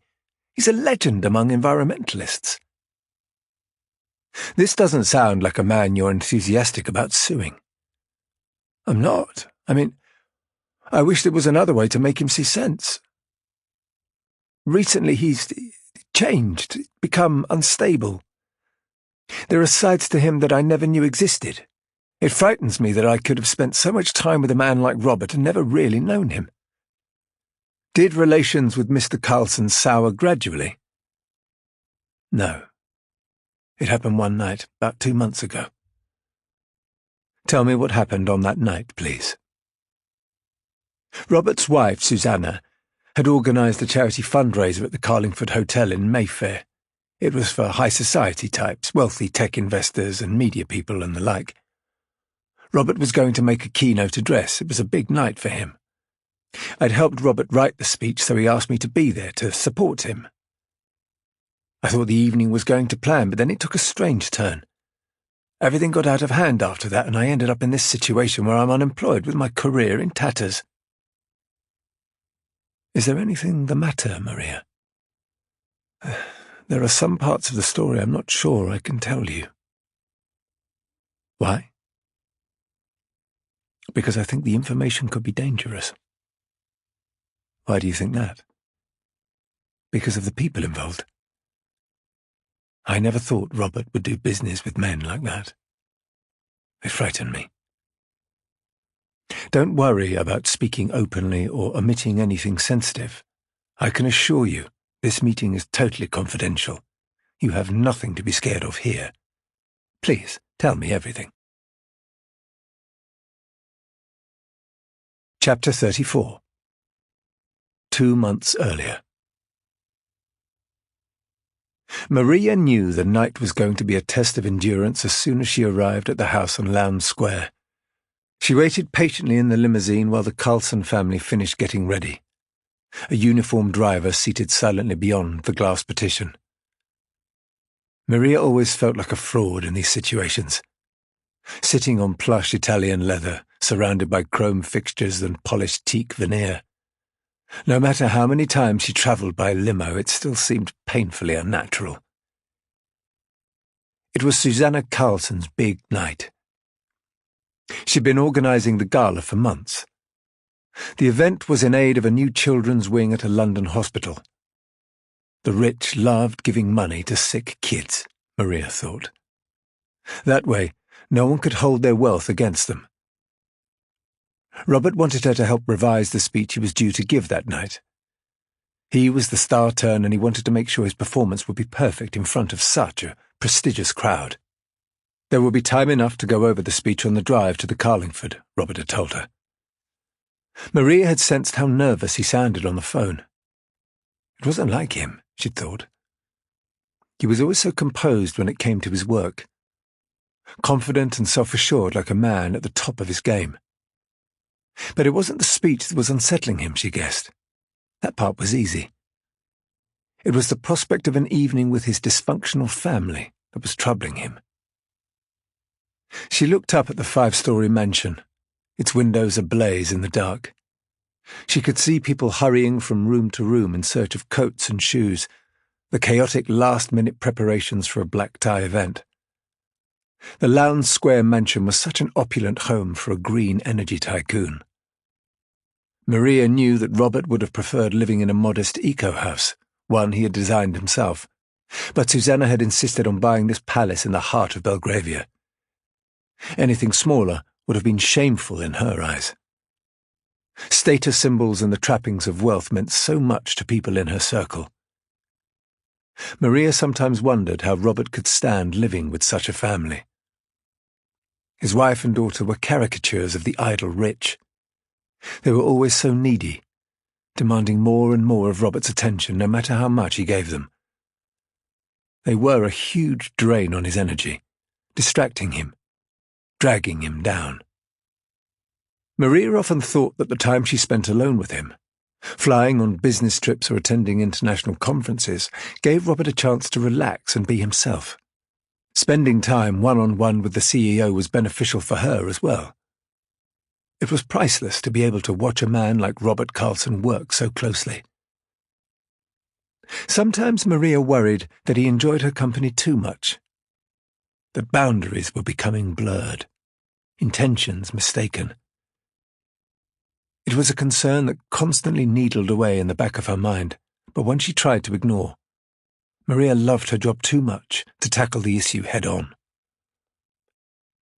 When the front door finally opened and the family came down the wide stone steps, Maria could see they'd been arguing. Susanna was walking with her teeth gritted, her eyes alive with rage. When she opened the door to the limousine, she stopped in her tracks. "Maria," she said, shocked. "What are you doing here?" Maria tried not to let her cheeks redden. It was obvious Carlson hadn't told his family she was joining them. Robert asked me to help with some changes to his speech," she stammered. Susanna scowled at her husband. "Oh, I see. How convenient." She regained her composure and stepped into the limo, hitching up the hem of her gown. Her daughter and husband followed in her wake. This was going to be an uncomfortable ride, Maria thought. "I like your dress," she said to Susanna. "And yours, Amelia." Susanna was wearing a silver brocade evening gown, her hair set in a tight chignon. Amelia had chosen a black cocktail dress and towering heels. Maria wasn't giving empty compliments. They really did look amazing. A life with private chefs and Pilates instructors had not been in vain. "Thank you, Maria," Susanna said, her voice polite but cold. She smiled thinly at the compliment but didn't offer any praise in return. Carlson was seated opposite. He was wearing a black dinner jacket and a neat bow tie, a crisp white dress shirt with silver button studs. He always acted differently when his family were present, Maria noticed, more formal and distant, as if he didn't want his wife to see how close he was to his young female employee. "Thank you for joining us, Maria," Carlson said. "I just want to check the statistics at the end of the speech. I'm not sure they're up to date." He took the typed pages of the presentation from the pocket of his dinner jacket and unfolded them. "Please, Daddy," Amelia said petulantly. "You've been rehearsing all day. I can't take any more talk about rainforests and windmills." Carlson gave a huff of disappointment. "My speech is important. Think of the people who'll be listening tonight." "But you're obsessed," Amelia whined. "It's all you ever talk about." "Perhaps you should be a little more occupied with your own work," Carlson scolded. "You should be more like Maria. She's a fine example for you to follow." Amelia looked stung at the criticism. Maria shrank back in her seat, shying away from her employer's praise. Carlson slipped on his reading glasses. He looked at Maria. "Shall we start at the top?" he asked. "Of course," Maria said. Carlson was about to begin when Amelia interrupted spitefully. "No one at the gala will care about your stupid speech," she spat. "They'll all be too busy enjoying the party to listen to you." Maria wondered what made the rich so unhappy. Their good fortune seemed to weigh so heavily on them, especially their children. Emilia Carlson was a product of her environment, a spoiled rich kid who had grown up flying in private jets and staying in 6-star hotels. She had recently interned at the Eversign offices for a few months, working as a junior in the legal department. Maria had sometimes seen her toiling away at her desk or trudging through the lobby on the morning coffee run with the other assistants. It had been obvious that Emilia hadn't enjoyed the experience. She had probably expected to be appointed straight to senior management, Maria supposed. The grand entrance of Carlingford was a barrage of camera flashes as guests made their way along the red carpet. Saudi playboys, grey-haired investment bankers, Silicon Valley types and their glamorous partners. To Maria, they all looked like disciples of some elaborate cult, practicing a dark ritual. Worshippers at a temple of empty opulence. Climbing from the limo, Carlson whispered one final instruction. "I know what a great networker you are, Maria," he said. "I want you to keep Emilia with you tonight. It would do her good to see you in action. She pretends to be confident, but she's very shy, really." Maria was appalled at the prospect, but there was no chance to argue as they swept up the red carpet, fighting through the blinding flashes of the paparazzi. In the cocktail bar, the guests were mingling, standing in circles and making polite conversation. They were dazzling people, extroverts, poised and refined, who carried themselves as if everything in the world belonged to them by right. Olivia Ward was there with some of the other Eversign staff. Carlson went over to greet them like a dutiful employer. Maria looked around at the glitz and wealth. It was supposed to be impressive, but she found it all disgustingly superficial. Taking Emilia by the elbow, she began a passage around the room. Some of the assembled guests she had met before, others were strangers. The secret to networking, Maria knew, was to speak with knowledge and sincerity. Emilia, it was obvious, lacked both. She stood at Maria's side like a prisoner, making no disguise of her boredom. When they were alone together, Maria took the chance to talk frankly. She took 2 glasses of champagne from a passing tray and handed one to Emilia. "You don't really want to do this, do you?" she said. "What do you mean?" "A career in the green energy sector, it's not what you want, is it?" Emilia shrugged disinterestedly. "Not really." "Why don't you tell your father?" "Because I don't know what else I can do with my life." "It's a big world. You have lots of options. Go and find your own way." "I want Daddy to be proud of me." "He will be, if you live your own life." Emilia's eyes widened as she had an idea. "Maybe you could help me. Give me a crash course on how the business actually works, all that jargon you and Daddy use." Maria could see how naive and sheltered Carlson's daughter really was. "Climate science isn't something you can learn in a couple of hours," she said. "It takes years of studying and dedication. You have to be really interested in it." Emilia's shoulders slumped dejectedly. She had the same clear blue eyes as her father. She fixed them on Maria. "I see the way my father talks to you," she said. "I wish he'd show me the same kind of attention. That's what I care about, really." "You don't have to put on an act to get his respect," Maria said. "Robert will think more of you if you follow your own path in life." Emilia raised an eyebrow. "Robert?" Maria corrected herself quickly. "I meant to say Mr. Carlson." It was a slip that Maria regretted. Emilia looked pleased to exert her superiority. She took a long sip of champagne, a smug smile creasing her lips. Maria bit her tongue. She knew better than to pick a fight with a spoiled princess. It was a battle she could never win.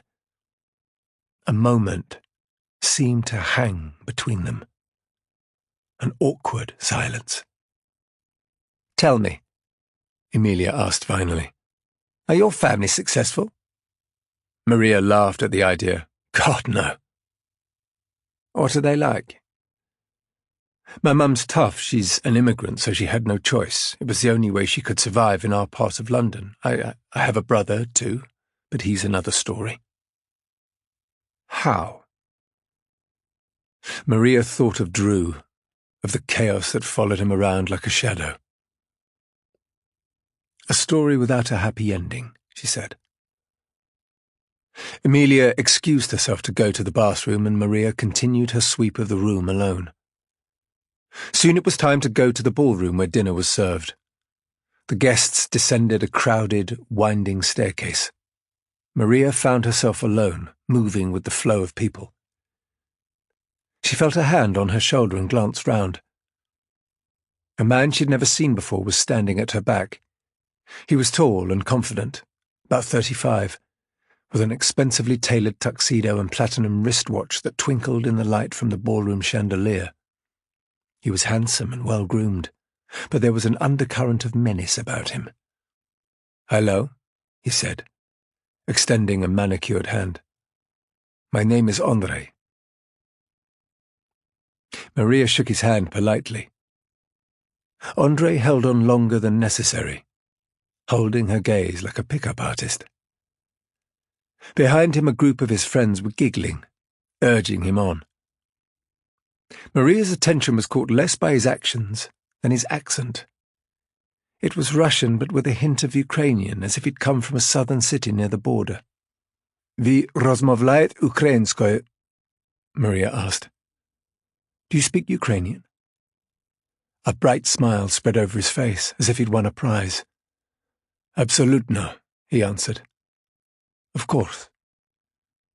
Maria switched to speaking in her second language. Something about the ease of the conversation seemed to make André open up. "How do you know Ukrainian?" he asked. "My mum is from a town near Kiev." "Have you visited?" "No. I'd love to go." André considered the idea with distaste. "I'd recommend a trip to Moscow or St. Petersburg instead," he said. "Russia is much more interesting. I only learned Ukrainian because I have business in the country." "What do you do?" she asked. "I make money for people," André said flippantly. "Lots of it." His arrogance was astounding, but typically Russian. He was pumped up on his own self-assurance and vanity. Maria was losing interest in the conversation, but decided to keep humouring him. "And how do you make so much money?" she asked. "By magic." "You pull rabbits out of hats?" "In a way," André said. "I work for my father.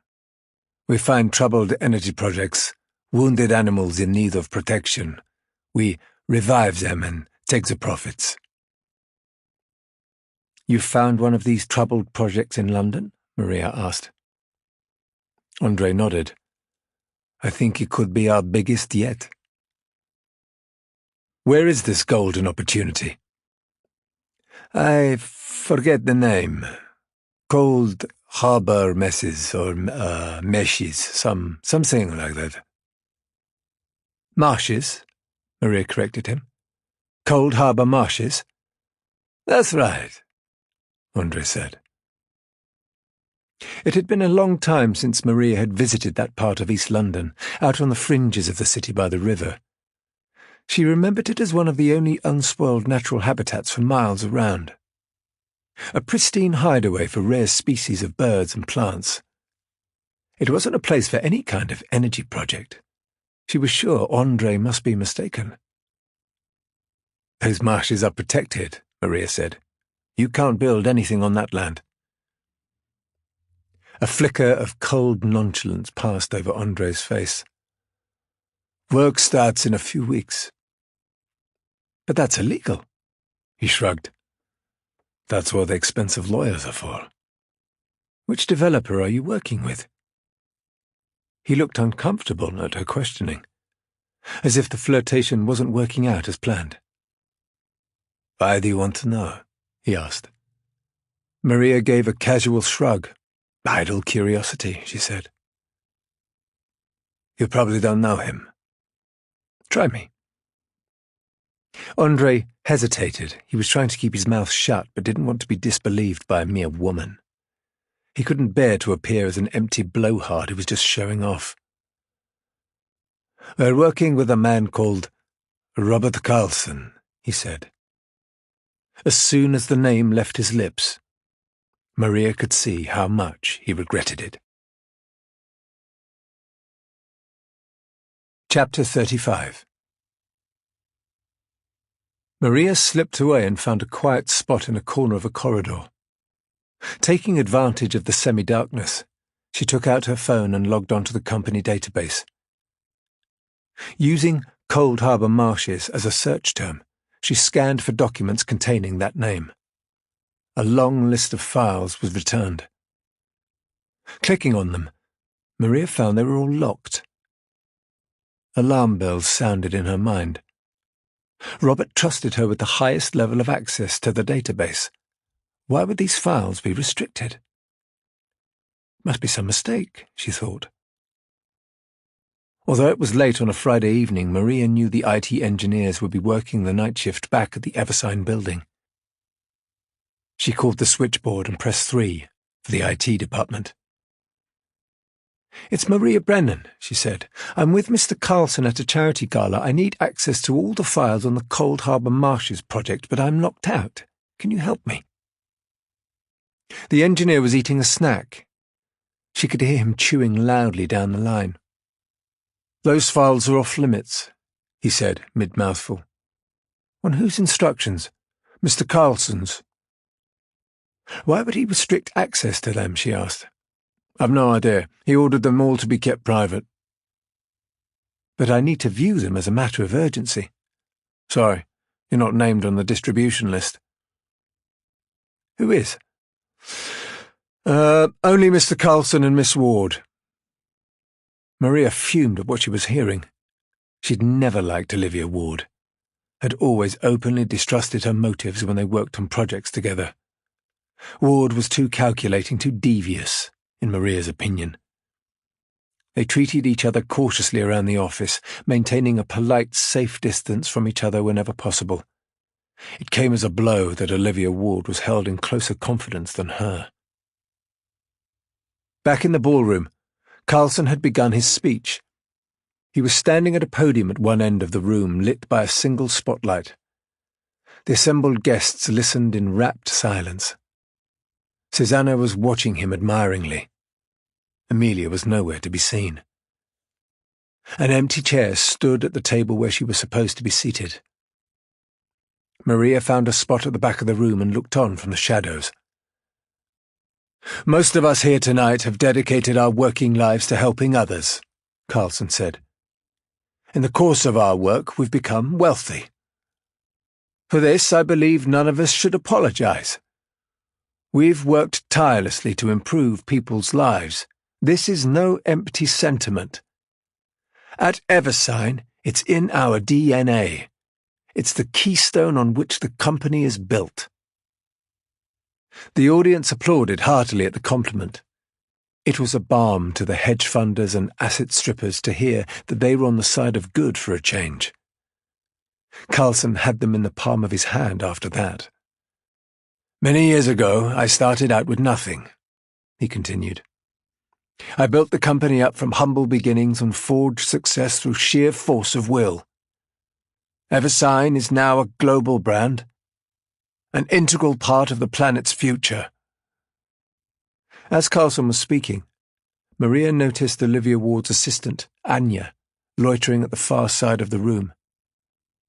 She caught her eye and beckoned her over.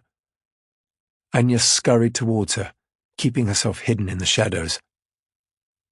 Olivia Ward's assistant always looked depressed and withdrawn.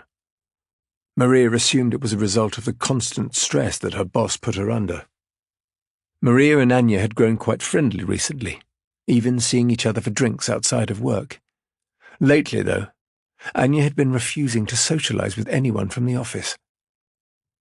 Maria was always saddened to see such a carefree person lose their shine so completely. "How are you, Anya?" Maria asked tentatively. "Enjoying yourself?" Anya shrugged. "Olivia's in a bad mood again. That makes enjoying anything impossible." "Are you going to take your seat for dinner? It looks like the first course is about to be served." Turning her eyes to the floor, Anya said, "Olivia didn't reserve a place for me. I'm not even on the table with the other assistants." Maria felt terrible for her.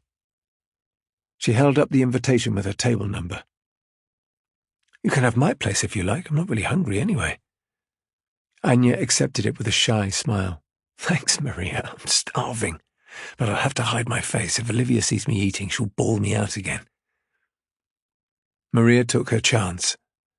"Actually, it was Olivia I was looking for," she said. "Is she around?" "She's in the bathroom fixing her makeup. She told me she'd heard Mr. Carlson make enough speeches to last a lifetime." Maria thanked her and left the ballroom by the side door. She walked along the dimly lit corridor until she came to the women's bathroom. She pushed open the door and stepped inside. Olivia Ward was standing in front of the large gilt mirror, applying black mascara to her lashes. She was alone.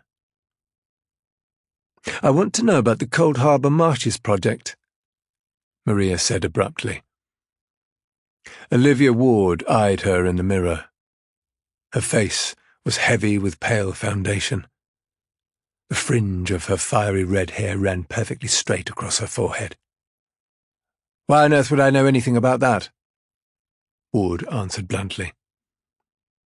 "Because you've been granted access to the planning documents. I'm guessing that means you've already read them despite their top-secret status." Ward gave her a sly smile. "Andre told me about your honey trap," she said. "How you teased out the information about the project from him like a little flirt. You've quite a history of doing that sort of thing, don't you?" Maria ignored the insult. "How do you know Andre?" "None of your business." "Why do I know nothing about this deal we've struck with him?" Ward smirked at her discomfort. "That really bothers you, doesn't it?" "Finding out that our company's in business with some shady Russians bothers me, yes. I wouldn't upset Andre any further. He's already fuming about your underhand tactics tonight. He's not the kind of man I would antagonize if I were you." "He's upset," Maria said. "I've just found out we're going to destroy a nature reserve."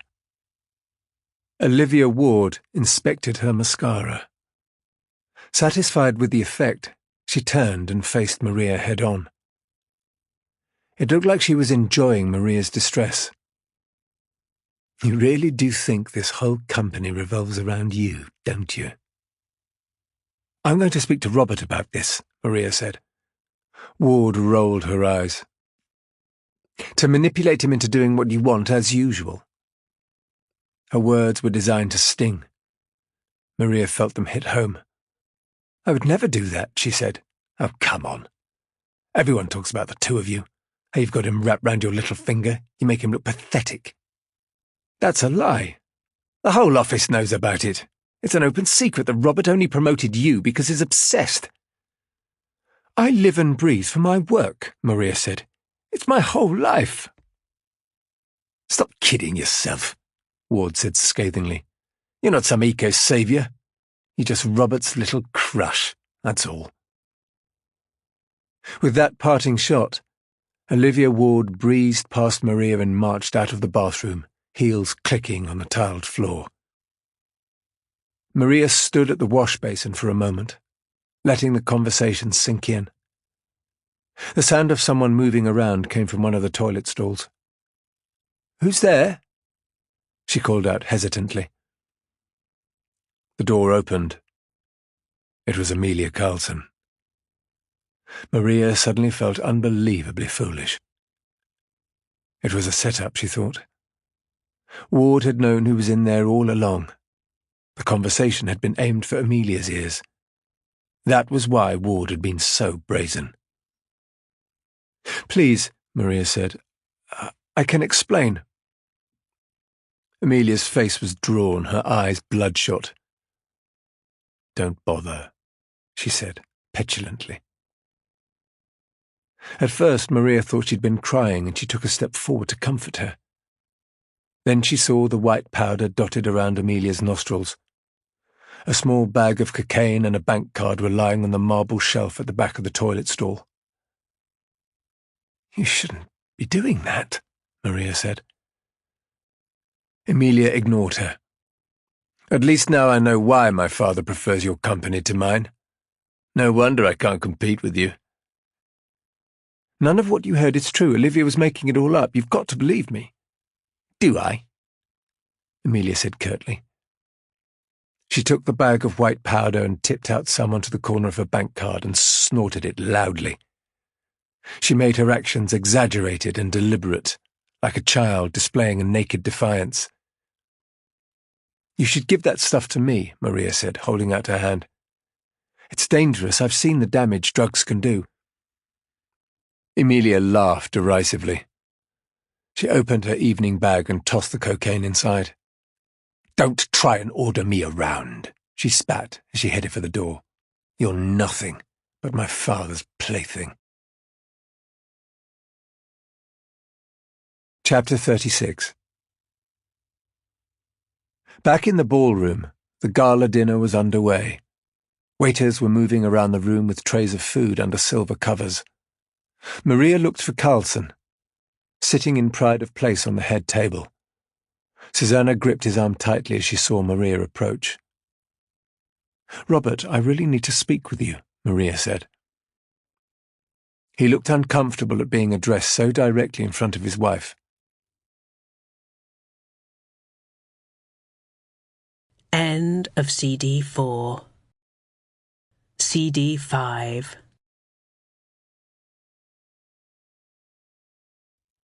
"Can't it wait?" She held his gaze.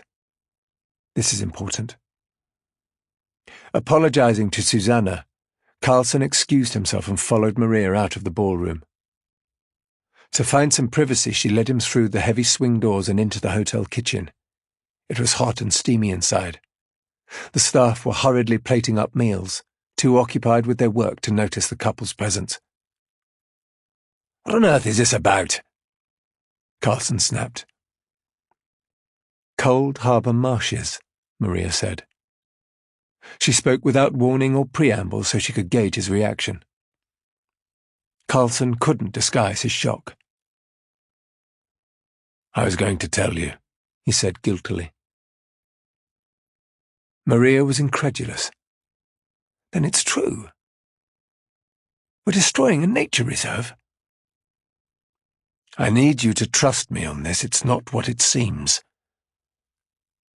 "Then what are we building out there?" Carlson's eyes lit up.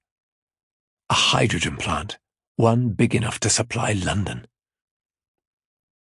"And you had to partner with some dodgy Russians to finance it."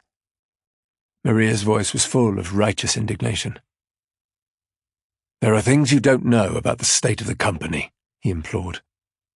"Not everything is as healthy as I pretend. There are balance sheet issues, cash flow problems, crises that I have to keep to myself or else the whole business could be destroyed. Some decisions I make might look compromised, but they're for the good of us all, believe me." Waiters were running through the swing doors, pirouetting around each other with trays held aloft. Harried chefs were shouting at the kitchen porters. The heat from the stoves was intense. Maria was growing angry and flustered at what she was hearing. It was like she was having her dreams desecrated by the very man she had hoped would fulfill them. "Why didn't you discuss any of this with me?" she asked plaintively. "Why am I the last to know?" Carlson looked like the answer should have been obvious. "Because I knew how you'd react," he said. He took a step towards her, resting his hands on her shoulders. The gesture was meant to soothe her, but all Maria could think of was Olivia Ward's accusations. She shied away, shrugging him off. "Don't touch me," Maria barked. As she backed off, she moved too close to the edge of a hot stove. Her arm pressed against the searing metal and she cried out in pain. The kitchen staff turned to see the cause of the commotion. "Oh my God," Carlson said. "You hurt?" He swept a concerned arm around Maria's waist to move her away from danger. Taking her wrist in his hand, he held it, gently, examining the skin and the red welt branded there. As he pulled her close, he felt Maria's body tense. She was staring past him, her eyes wide. Carlson turned and followed her gaze. Through a porthole window in the kitchen door, Susanna was staring in. She looked at them grimly, reading the obvious signals in their embrace. She lingered for a moment, her face clenched tightly as if all of her darkest suspicions had been confirmed. Then, without a word, Susanna turned and stormed away. "Please, Susanna, wait!" Carlson called after her despairingly. His wife kept walking.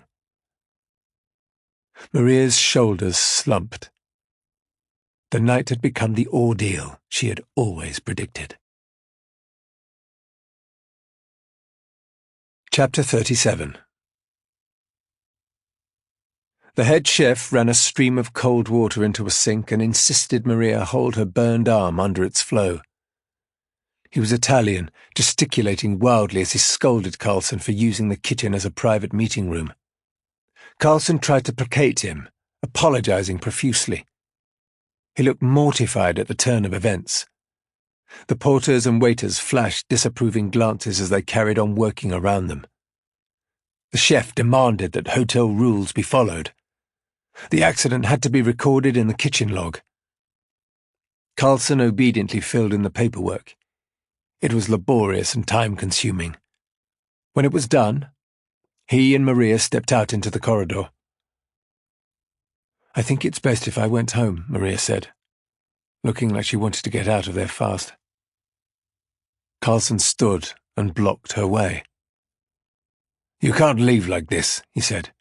"It would only look worse to Susanna if you go now.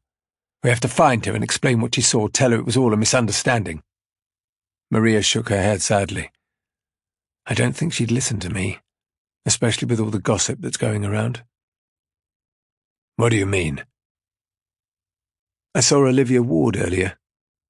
She told me people are whispering about us, spending so much time together." Carlson paused, reading her eyes. "And that embarrasses you?"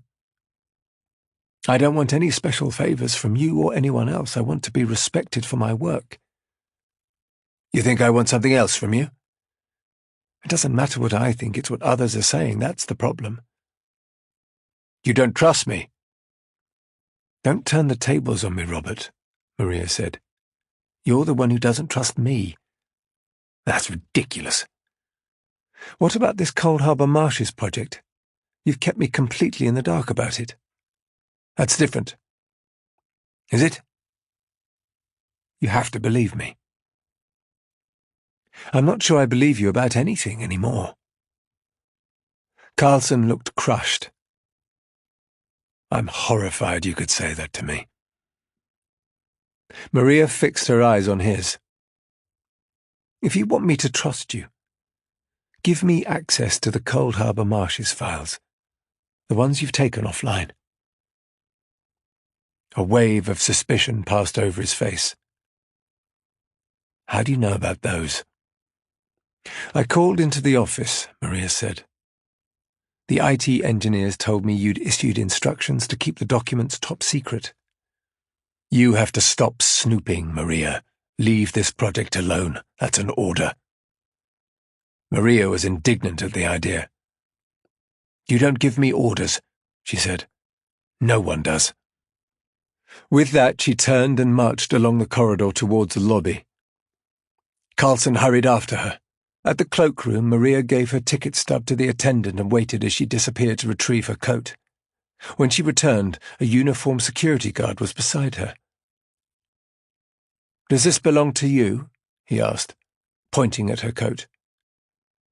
The question was phrased like an accusation. "Yes," Maria replied innocently. "Is there a problem?" The security guard gave her an officious scowl. "I think you'd better come with me," he said. Chapter 38. The security guard led her up to the first floor. Carlson accompanied them up the grand sweeping staircase. In an office at the end of a long corridor, the hotel's chief of security was seated behind a large desk. He was grim-faced and stern, his manner unwelcoming. "Take a seat," he said, motioning to the chair opposite. Maria did as she was asked. Carlson remained standing behind her. "What's going on?" she said. The security guard placed Maria's coat on the table. "Is this yours?" the chief of security asked. "Yes, why?" "I want to search your pockets," he said. "You're within your rights to refuse. If you do, I will have to call the police. Do I have your permission?" Maria looked up at Carlson for help. She had no idea why this was happening. He seemed wary of intervening. Finally she said, "Go ahead, I don't have anything to hide." The security chief reached inside the left-hand pocket and rummaged around. He pulled out a packet of chewing gum and a broken hair grip. He tossed them onto the table. As he reached into the right-hand pocket, Maria could tell immediately from his reaction that he'd found what he was expecting. A self-satisfied smirk spread over his jowly face as he triumphantly removed his hand from her pocket and laid a small plastic bag on the table. It was full of white powder. It must be cocaine, Maria thought. "I think you might have some explaining to do," the security chief said. "That isn't mine," Maria blurted out, her voice panicked. She could immediately hear how false the denial sounded. The chief looked like everyone in her position always made the same protest. He pursed his lips in distaste. "We've had a complaint of drug dealing in the hotel," he said. "You were named as the culprit." "These drugs have been planted," Maria said. "I've never taken cocaine in my life." "Hotel policy states that we have to inform the authorities. It's up to them if they take the matter further. I don't think the charge of drug dealing will stand, but, nonetheless, possession of a Class A drug is a serious offence." "But I swear it's not mine," Maria insisted. I don't use drugs."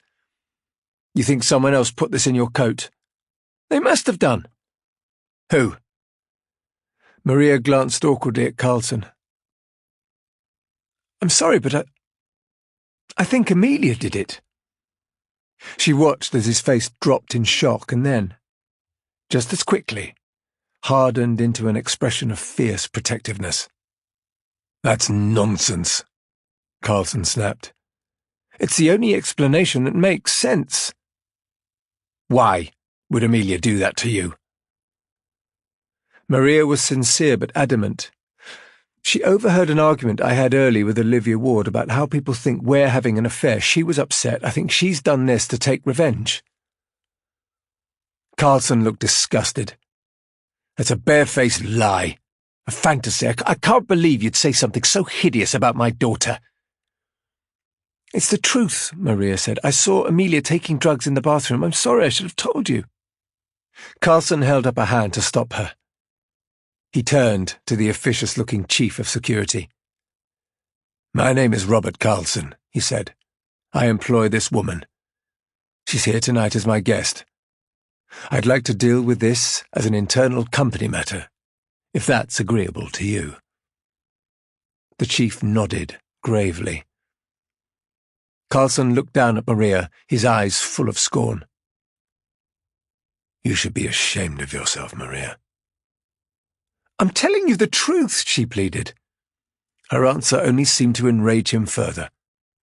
"Get out," Carlson said. "You're fired."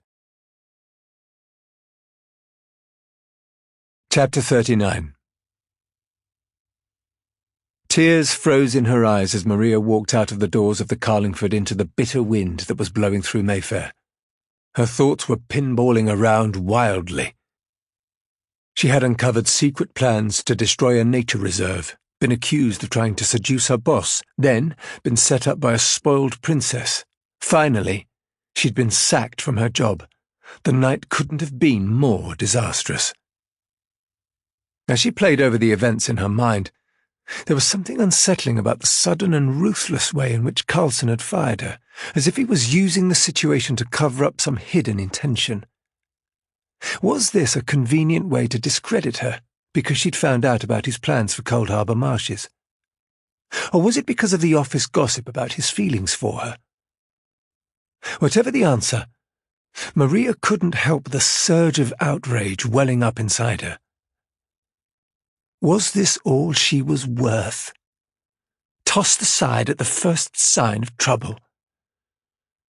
She thought of all the time she'd spent with Carlson, travelling to seminars and on research trips, talking about their private lives and their hopes for the future, their shared desire to play a part in solving the climate crisis. Now all those moments seemed no more than a heap of lies. The rich always protected themselves, Maria thought. It was their nature. She wasn't one of them, and would never be more than a pawn in their plans. Robert Carlson was no different from the rest. Maria promised herself that she wasn't going to walk away quietly, simply leave him to carry on with his plans to destroy a beautiful nature reserve with his megalomania and his money. That was not her style. On the hotel patio, she spotted one of the giggling Russian men who had been with Andrei earlier. He was alone, half drunk, smoking a cigarette. He recognized her, his eyes glassy, his bow tie crooked. Maria approached him with a bright, flirtatious smile. "Got a cigarette?" she asked. He was surprised to have female company and fumbled with the packet, almost spilling the contents. He took a matchbook branded with the hotel's logo and struck it. Maria leaned towards him as he lit her cigarette, touching his hand gently. "Can you do me a favour?" she said. "Andrei forgot to give me his phone number. He wants to take me out next time he's in town." The Russian looked eager to help. "No problem. I'll write it down for you," he said. He took a pen and flipped open the matchbook. He wrote quickly on the inside cover and handed it to Maria. "Will you write Andrei's surname for me, please?" she said. "I'd hate to forget that, too." He scribbled the name down next to the phone number. "I can give you my number too, if you'd like," he said, hopefully. Maria was repulsed at the suggestion. "No, that won't be necessary," she spat. She flagged down a passing taxi and gave the driver her address. As he pulled away, she read the name written inside the matchbook several times, trying to dredge her memory. It wasn't a name she recognized from the usual list of financiers the company did business with. This name was completely new to her. She placed the matchbook in her handbag. Of all the revelations that night, it was the one about Cold Harbour Marshes that Maria couldn't stop thinking of. It was outrageous that Robert was going to destroy such a beautiful place so blithely. Someone had to stop him. Watching the city pass by outside the window, Maria took out her phone and redialed the number for the Eversign IT department. "Hello?" Her luck was in. It was a different engineer. He sounded groggy and half asleep. Maria adopted Ward's cut-glass diction to disguise her voice. "This is Olivia Ward," she said curtly. The engineer perked up instantly, as if frightened by the announcement. "What can I do for you, Miss Ward?" "I need hard copies of some documents on the database. It's urgent." "Of course. Which ones?" "All of the Cold Harbour Marshes files. I need the paper copies taken up to my office as soon as possible." "No problem," the engineer said, sounding eager to please. "I'll print them out and bring them up straight away." Maria hung up, smiling to herself. The staff were too scared to argue with Olivia Ward. She had a reputation for ruining the career of anyone who challenged her. Now that high-handed disdain was going to come back and bite her. Leaning forward, Maria spoke quickly to the driver. "Change of plan," she said. Take me to the Eversign building on the South Bank. I need to pick something up. Chapter 40. Martin Sobel. So what happened next? Maria Brennan. Half an hour later, I arrived at the Eversign building and went up to Olivia's office. It was late and the place was almost deserted. The copies were all there, hot off the press, stacked on her desk, just as I'd asked. I took them home, read through every word, especially the joint partnership agreement that had been drawn up to finance the hydrogen plant. It gave the full scale of the project that Robert was planning. What I saw really scared me. Those beautiful marshes were going to be completely destroyed if he wasn't stopped. I'd never seen him do anything like this before. It was like he'd lost his mind. What was so unusual about the proposal? Building any kind of facility at Cold Harbour Marshes would be an outrage. But the scale of the project Robert was planning was breathtaking. He was overreaching himself. The plans were far too ambitious. There was no way he could pull it off. Even though he had secured the money from the Russians. Andrei and his father had agreed to invest a fortune, but that was still only a fraction of what was needed. Robert would run out of money well before the project was completed unless he found additional investment. But the financing structure was so opaque, no one else would dare put their money in. They could stand to lose everything if the plans failed. Robert's hydrogen facility was a fantasy, in my opinion. He could start it, but there was no way he could finish it. Cold Harbour Marshes were going to be destroyed for nothing. No wonder Robert had to rely on Russian money. No reliable investor would dare buy into the scheme. Now I had Andrei's full name. I did some research into him and his father. What I found frightened me. They're both very dangerous men. You're scared of them? Of course. Men like that are capable of anything. They have to stay hidden because no reputable business will touch them. Whoever drafted the contract for the hydrogen plant had worked magic.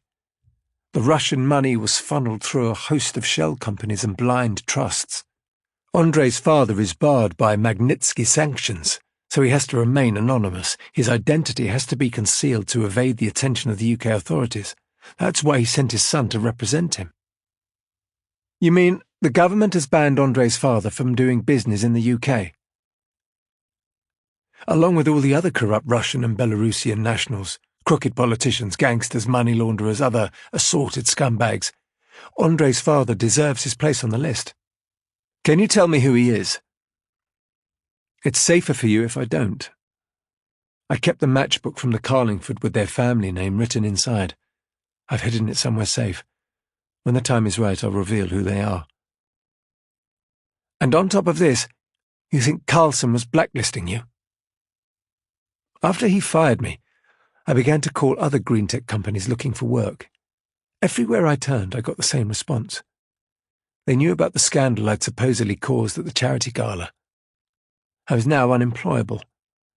I kept researching the Cold Harbour Marshes project at the same time, asking around, making inquiries. Then, one day, Robert called me out of the blue. He was frantic. He offered me money to drop my wrongful dismissal claim. I refused. He kept increasing the offer. He said the money didn't matter. I told him that not everyone has a price. Some of us have principles, and mine weren't for sale. That's when he began calling me relentlessly on the phone, following me, stopping me in the street. I thought he was losing the plot. I started to get scared about what he might do next. Did you try to reason with him? He wouldn't listen. Overnight I'd become his adversary. My fall from grace was complete. I needed to save money, so I gave up my flat and moved back in with my mother. I'm sleeping in my childhood bedroom, living with my younger brother in all his madness. But I couldn't cave in and take Robert's money. Not now I knew the kind of people he was working with. Are you worried for your own safety? These men will stop at nothing if they think their wealth is threatened. They're all the same, really. Everything comes down to money with them. But I know how to fight back. Especially now I have the thing that scares them the most. Which is? the power to make them poor. Chapter 41. Looking up from his computer screen, Lewis could see the sun streaming in through the slatted blinds over the window. It was Saturday morning, nearly 7 a.m. He'd spent the night lost in the pages of the transcript, reading and rereading it, taking copious notes. He was numb from sitting in one position for so long. His neck ached. He stretched and tried to shake out the tension in his back and shoulders. Now that he'd read her words, heard her voice, Lewis was beginning to understand who Maria Brennan was. From what he'd learned, he liked her. She was earnest and determined, an activist for a noble cause. Despite this, she wasn't above subterfuge when it suited her. That was a useful quality to have, in Lewis's opinion. In many ways, the transcript had only complicated things. Lewis had more questions than answers now. Who were Andrei and his father? If Andrei was Russian, did he write the note that was found on Maria's car? If Amelia Carlson had been callous enough to frame Maria for taking drugs, was she also capable of murder? The web was tightening, entangling Lewis the more he tried to find a way through it. But one thing was certain now. Robert Carlson knew more about Maria's fate than he was prepared to admit. It was clear that Carlson had been careful to cover his tracks. Lewis had to find out why. At the end of the transcript, Maria had mentioned the files she had taken from Olivia Ward's office, the joint partnership agreement for the Cold Harbour Marshes project. That must be the contract that had been found in her car, Lewis thought. The paperwork he had taken from Irina Koval and couriered to Rachel for safekeeping the previous day. He urgently needed to read that document. Taking out his phone, Lewis called Rachel. She answered quickly. "Lewis," she said breathlessly, "you didn't come home last night. I was worried about you." "I stayed over at my sister's in Stepney," he said. "It was a last-minute decision. Are you all right?" "I'm fine. I'm working through the Brennan case. I think I might be onto something." "A courier came with a package yesterday," Rachel said. "It was sent by someone in your office. I assumed it was meant for you." "Have you still got it?" He could hear the sound of the duvet being folded back as Rachel got out of bed. Quick footsteps on the bare floorboards. "I've got it in my hand now," she said. "Good. What are you doing this morning?" "I don't have any plans. Why?" "Can you bring the folder over to my sister's house? I'll send you the address." Rachel thought for a second. "Okay, I'll drive over." "Afterwards, there's something I thought we could do together," Lewis said. "Just the two of us." "What did you have in mind?" "It's a beautiful day," Lewis said. "I thought we could go for a walk, out at Cold Harbour Marshes." By the time Rachel arrived, Lewis had spent an hour making breakfast and playing with his nephews. Angela was in her pyjamas, her hair crumpled from the pillow. She saw Rachel's car, an old brown Volvo, pull up outside the house. "Invite your girlfriend in so I can meet her," Angela pleaded, pulling open the blind so she could peek out. "Another time," Lewis said. "I'm in a hurry." Angela pressed her face to the window, squinting. "She's pretty. And she looks intelligent, too. I wonder what on earth she sees in someone like you." Lewis ignored his sister's teasing. He gave her a hug goodbye and gathered his coat and bag from the living room. Angela followed him out to the doorstep. "Be careful, Lewis," she said, her voice turning serious. "Call me later so I know you're safe." He turned and smiled at her. "Stop worrying, Angie," he said. "I've got this totally under control." Chapter 42. Irina Koval made coffee in the tiny kitchen. When it was ready, she knocked on her son's bedroom door. He answered, looking pale and haggard. "What's wrong?" she asked. "Are you sick?" Drew looked at her scornfully. Yesterday you accused me of being involved in Maria's death. Now you're worried about my health. A look of regret passed over Irina's eyes. I'm sorry, I was angry. It feels like you're always angry lately. I made you coffee, Irina said. I don't have time. I've got to go out. So early? Where are you going? I'm meeting Glenn. He's picking me up in 10 minutes. I don't like you hanging around with him. He's trouble. Drew shook his head. You've been saying that for years. Irina sighed. That's because it's true, she said. When he came out of the stairwell at the foot of the tower block, Glenn was waiting. He looked nervous, chewing his fingernails as he sat at the wheel of a black Audi A5. He started the engine when he saw Drew approach. Come on, Glenn said curtly. My uncle's waiting. Did you get a chance to explain what happened yesterday? I tried, but he wouldn't listen. What do you think he's going to do? Glenn glared at him from the driver's seat. What would you do if you just lost 90 grand? They drove out through the grim housing estates and forlorn streets, heading east into the Isle of Dogs. Soon the steel skeleton of the half-built shopping centre came into view. The huge earth movers and cranes stood idle. The muddy access roads lay empty. Dark clouds were gathering overhead, birds wheeling in sinister flocks in the slate-grey sky. Glenn drove down the ramp leading into the underground car park of the shopping centre. It was half-built, the walls unfinished. Loose wiring hung down in tangles from the ceilings. The wheels of the Audi trundled over the rough, unpaved road surface as they headed down deeper into the darkness. In the gloom of the basement level, a dirty white van was parked next to a freshly dug pit. A cement-mixing lorry stood beside it, its heavy drum slowly spinning. A few men stood around, smoking.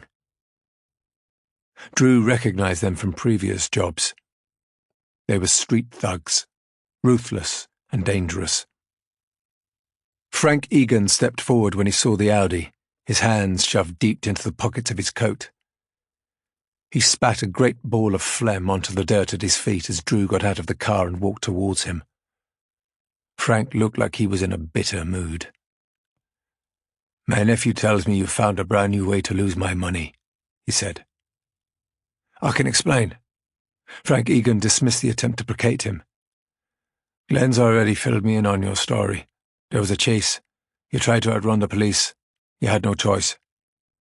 It's the truth. And you think I should just take your word for it? Where's the proof? Drew blew on his hands to warm them. It was freezing in the depth of the car park where daylight never penetrated. I don't have any, he admitted. That's why I decided to get a second opinion, Frank said. He strode to the side of the white transit van and slid open the panel door. A figure lay huddled inside, trussed up with cable ties round his wrists and ankles, a black hood over his head. Frank dragged the whimpering figure up to a sitting position and pulled off the hood. It was Adem. Frank slapped him hard across the face to stop his snivelling. Why don't you tell these lads what you just told me? He said. Adem's teeth were chattering.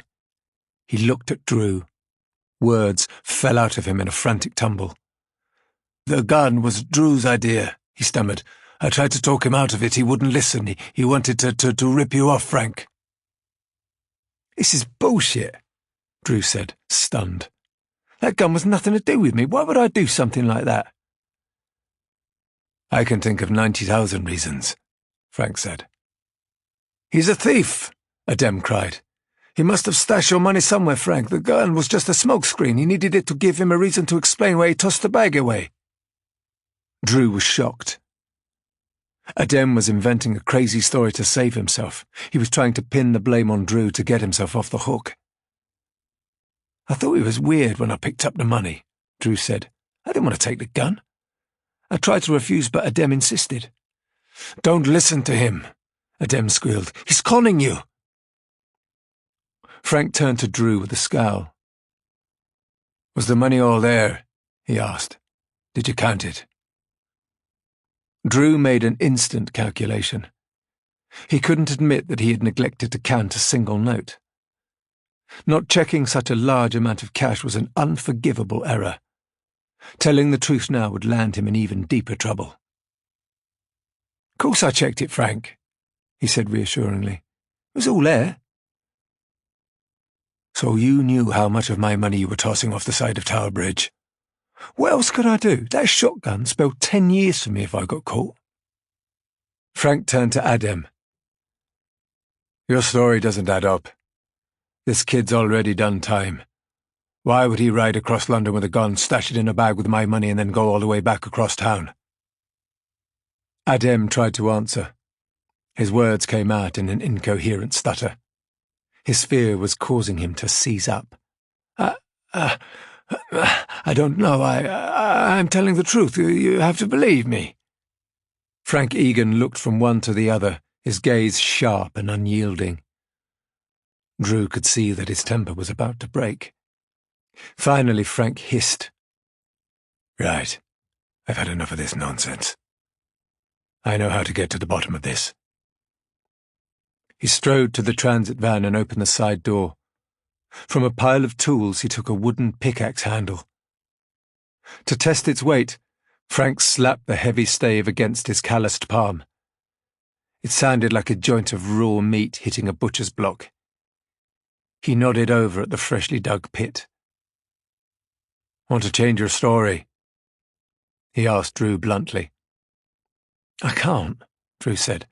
"I don't have another version to tell you." "Then kneel down." Drew looked down into the dark hole.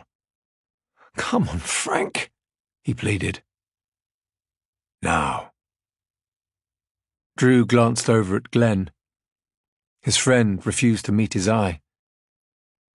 Reluctantly, Drew lowered himself onto the wet earth.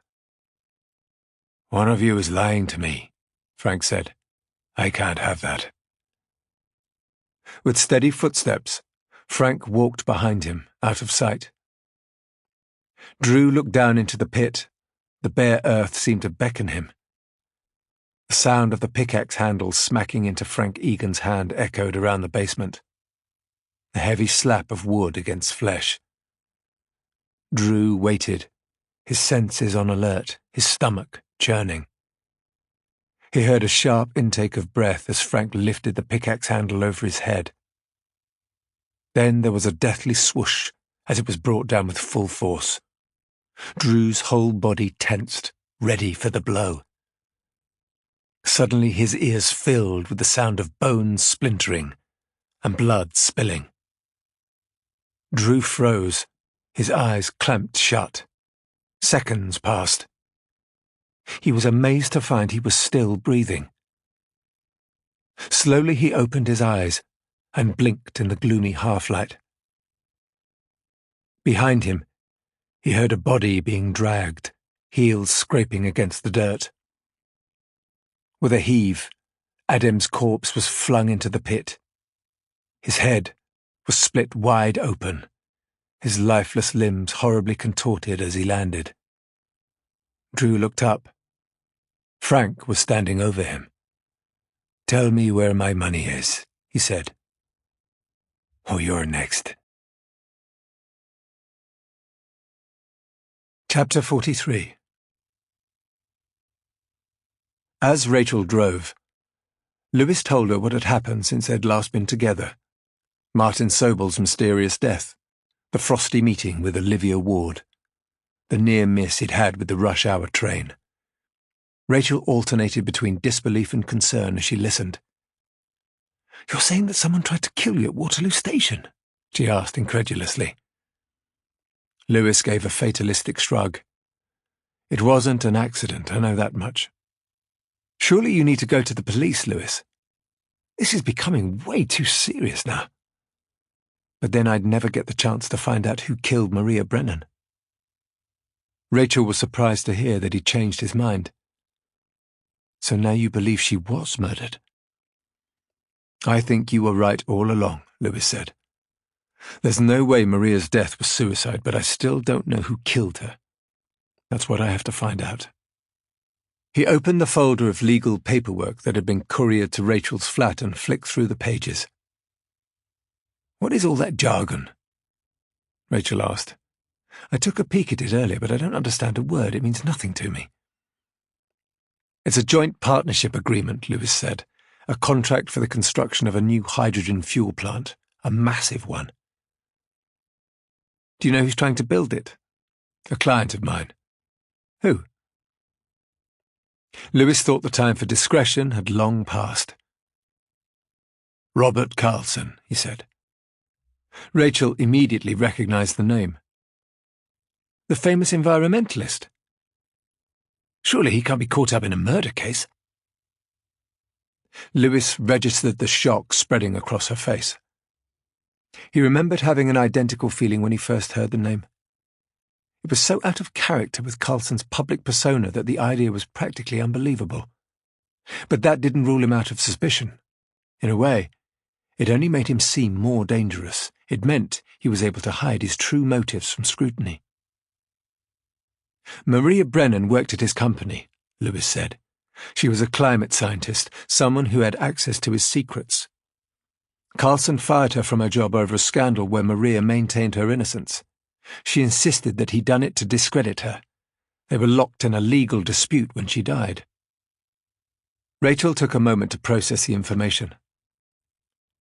I can't believe a man like Robert Carlson would be capable of killing someone. He spent his life trying to make the world a better place.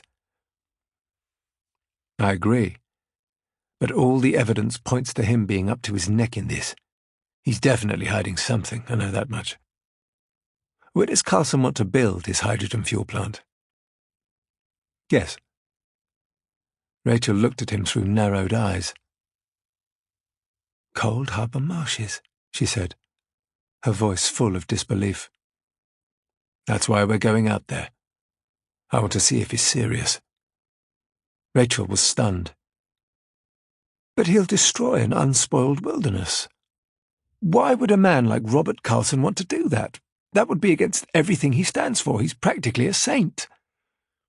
Lewis gave a resigned shake of his head. I'm afraid his halo might be about to slip, he said. Driving further east, the density of the city thinned. Trees and hedges appeared. The sky grew larger, the horizon widening to the far distance. Soon they were an hour from the heart of London, but it felt like a different world. There were no buildings, no people, only the sound of wind through the trees and birds calling back and forth in the high branches. When they arrived at the entrance to the nature reserve, Rachel pulled off the road and stopped in front of the wooden gateway. The place was deserted. A tall metal fence had been erected over the entrance, barring the pathway that led on to the wetlands. The whole nature reserve was closed to the public, the gateway locked with heavy chains and padlocks. Lewis read the sign attached to the metal fencing. Do not enter. This site is under development by Egan Construction. Chapter 44. Drew tried not to look at the lifeless body twisted in the pit beneath him, but he couldn't tear his gaze away. He was only seconds away from following Adem down into the hole. Where's my money? Frank Egan demanded. I already told you, Drew said. I had to get rid of the bag. I couldn't get caught with a gun. The thought of going back to prison was too much for me, but I swear I didn't steal your money. You just expect me to believe you. I don't have any other way of convincing you, Frank. With heavy steps, Frank Egan walked behind him. Drew could hear him standing there, breathing hard. It was inevitable, Drew thought. There was no way out now. He tensed as the shadow of the pickaxe handle swung high above him, poised to strike. Drew closed his eyes. Wait, Glenn shouted. He's telling the truth. The words seemed to puncture the silence, the unbearable pressure of the moment released in an instant. Drew breathed out, his shoulders slumping. "How do you know it's the truth?" Frank hissed. Glenn's voice was shaking with fear. "'Cause it was my idea. I bought the gun from Adem. I didn't know he'd send it with the money, I swear. That was his decision, not mine, but it was my fault that the gun was there in the first place, not Drew's." Frank cursed under his breath. "I should have known you were behind this," he said. "I'm sorry, Frank," Glenn pleaded. "What the hell do you want a shotgun for?" "For Cold Harbour Marshes, in case it gets heavy out there. Some of those protesters are dangerous. If they break in and start sabotaging our equipment, we'll be screwed. They've done it before. This gun must have scared them off." "But I can get as much firepower as you need," Frank said. "Why buy a gun from a lowlife like Adem?" Glenn was begging, his hands clenched before him. "I'm sorry, Frank. I messed up. It was my fault." Frank pointed the end of the pickaxe handle at his nephew's chest. "This is all part of your drug-dealing sideline, isn't it? I told you to end that." "I've stopped selling drugs, I promise. I did what you asked." Frank took a moment to digest what he was hearing. He shook his head ruefully. "If you weren't my blood, I'd smash your brains in right now," he said. "This is your last chance." He strode over to the transit van and returned with a heavy bottle plastered with toxic warning stickers. He thrust it into Drew's hands. Drew looked at the label. It was acid. "Pour that over him," Frank ordered, pointing the pickaxe handle down at Adem's body. "I don't want him being identified." His hands shaking, Drew unscrewed the cap. He began to drench Adem's corpse with the liquid. A trickle of acid spilled onto his arm and he winced in pain as it scorched his skin. Frank laughed at his distress. "Be careful, boy. That stuff can take your flesh clean off." Drew emptied the bottle over the body in the pit. When he was finished, Frank swung the chute of the concrete mixer over the edge of the hole and released the lever. Gallon after gallon of wet cement began to cover Adem's remains. Drew cradled his injured arm against his chest. The skin was peeling away where the acid had burned him. "Now there's only one thing I want from you," Frank told him. "My money." "I haven't got £90,000, Drew said. Frank kicked the empty bottle of acid down into the pit. It sank quickly beneath the flow of cement. "Then get it, or that stuff will be scorching more than your arm." Chapter 45. Lewis stood before the chain-link fence, looking at the wild expanse of Cold Harbour Marshes. The fence stood about 10 feet high and ran for miles around the perimeter of the nature reserve. Beyond it, acres of scrub grass and reed beds stretched out to the horizon. He looked at Rachel. "Come on," he said. "We're not going to let this fence stop us, are we? What do you suggest?" "Back the car up and I'll show you." Rachel started the engine and maneuvered the Volvo until it was pressed against the metal barrier. Lewis climbed onto the roof and reached up to the top rail of the fence. He pulled himself over and dropped down to the muddy track on the other side. "Are you coming?" he said with a grin.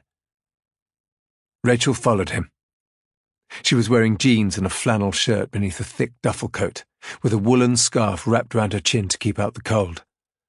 Lewis caught her as she lowered herself down, and together they set off along the pathway leading into the wilds of the marshland. About 50 metres along the track they saw a pile of wilted flowers and faded photographs with a few sympathy cards discarded in the hedgerow, sheltered from the rain. Lewis picked up a card and opened it. "For Maria Brennan, my beautiful cousin," he read. "Rest in peace." Some of the condolence cards contained what appeared to be Ukrainian. The messages written in bold Cyrillic script.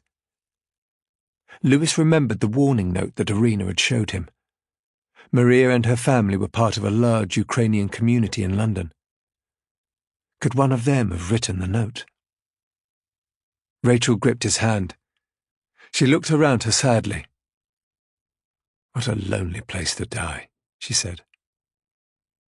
Lewis hugged her close. A cold wind was whipping in from the river, blasting against his skin like ice.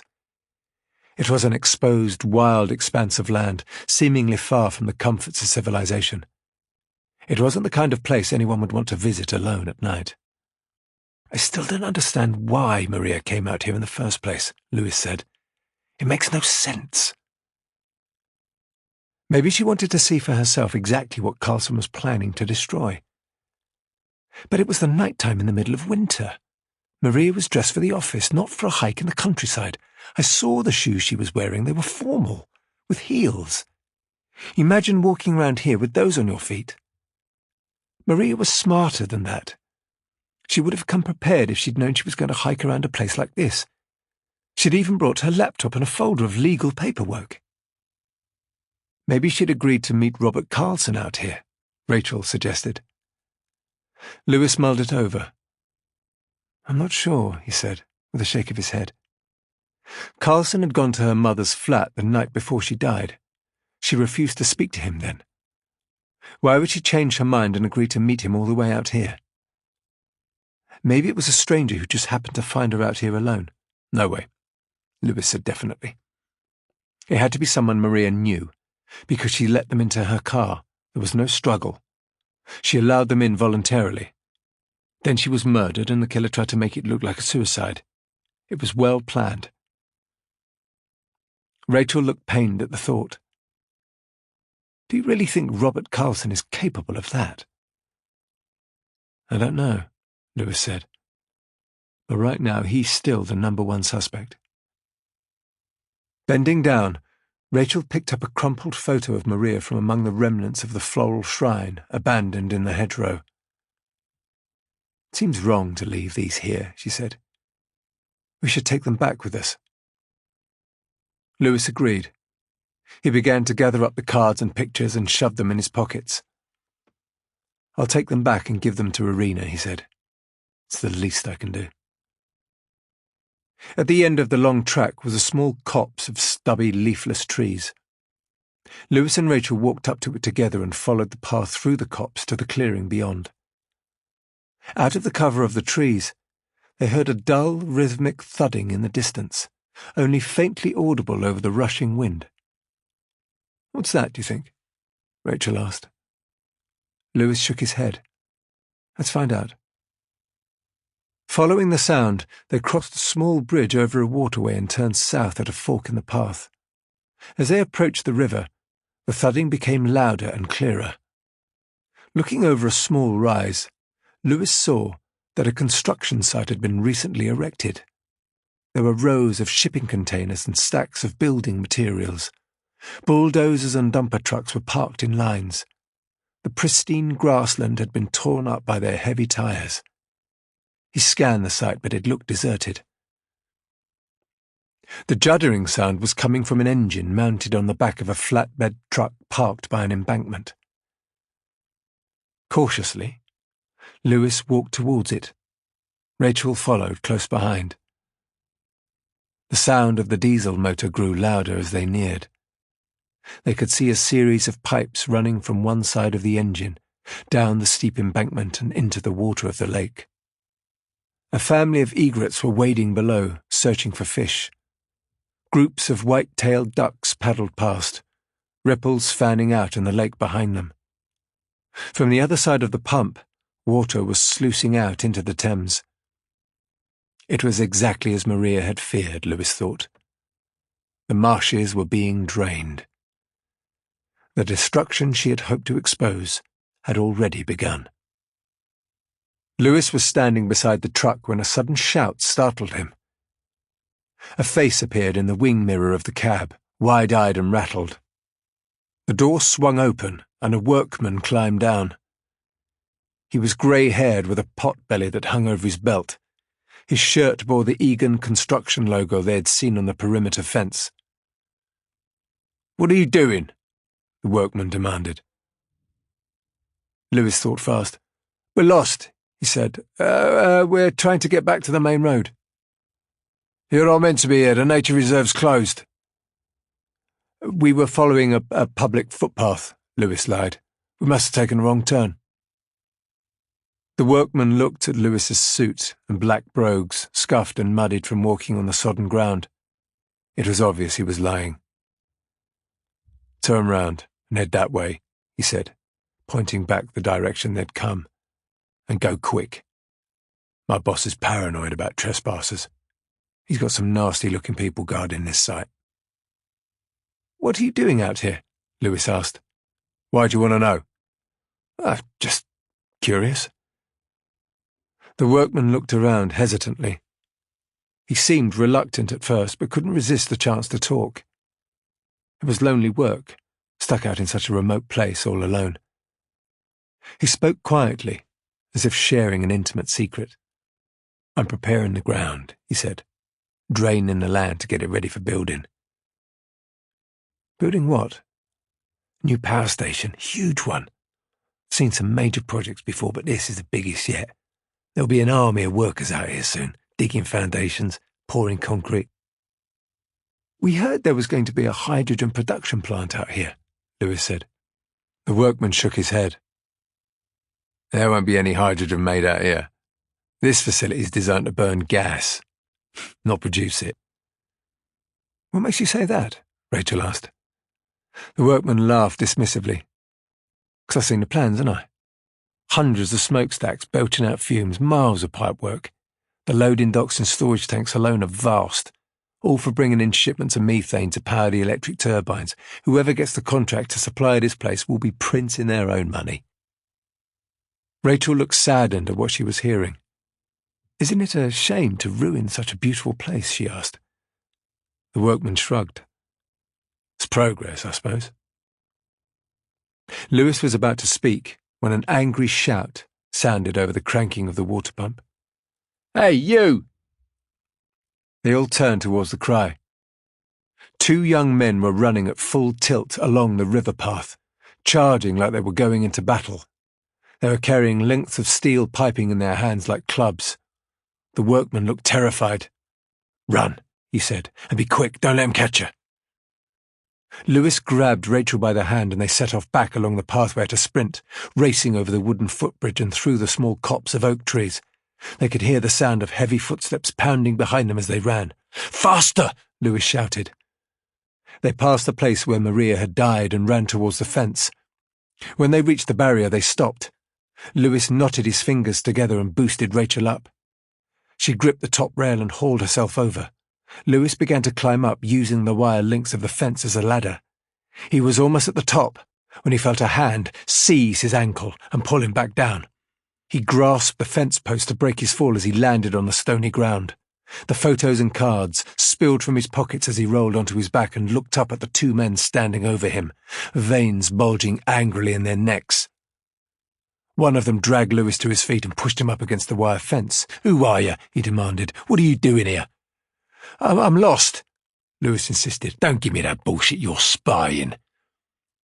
The second man picked up one of the photos of Maria from the pathway. What are you doing with these? He asked. Taking them back to her family. The man showed the photo to his companion. They whispered to each other in hushed, suspicious tones. Isn't that Drew Brennan's sister? One asked. His brow was creased in confusion. Lewis recognized Drew's name as it was spoken aloud. It shocked him to hear it. How do you know Drew Brennan? He said, his voice full of surprise. The first man turned to him. Shut up, he snarled angrily. I'm asking the questions, now tell me why you're out here. Lewis gave an insolent shrug.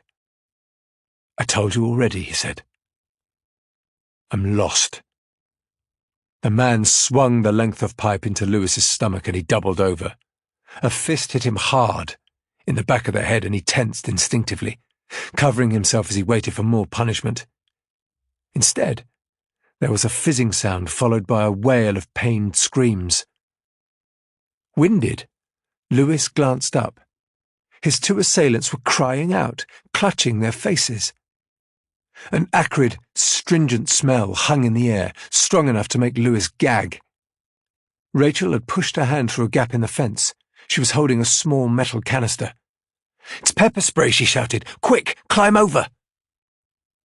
Lewis grabbed the fallen photos from the path and began to scramble up the fence. Rachel helped him as he dropped to the other side. His attackers were still blinded, stumbling around as they tried to claw the spray from their eyes. Rachel threw open the driver's door of her car and jumped in, waiting for Lewis before starting the engine and pulling away in a shower of gravel. When they were back on the main road, Rachel looked at him with an exhilarated smile. "Thanks for the romantic walk in the country," she said. Chapter 46. They drove in silence. Glenn was speeding through the city, trying to get out of the Isle of Dogs back to the safety of Whitechapel. He was jittery with nerves, beads of sweat running down his face.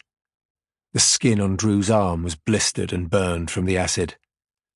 He cradled it against his chest as they drove. Drew couldn't stop thinking of Adem, of how he'd been buried under a ton of fresh cement never to be found. Remembering the sound of his skull splitting open made Drew want to throw up. He realized how close he'd come to joining him. He wondered why Adem would have made up such a convoluted story about Drew insisting on taking the gun with the backpack full of money. It made no sense, no matter how hard Drew thought about it.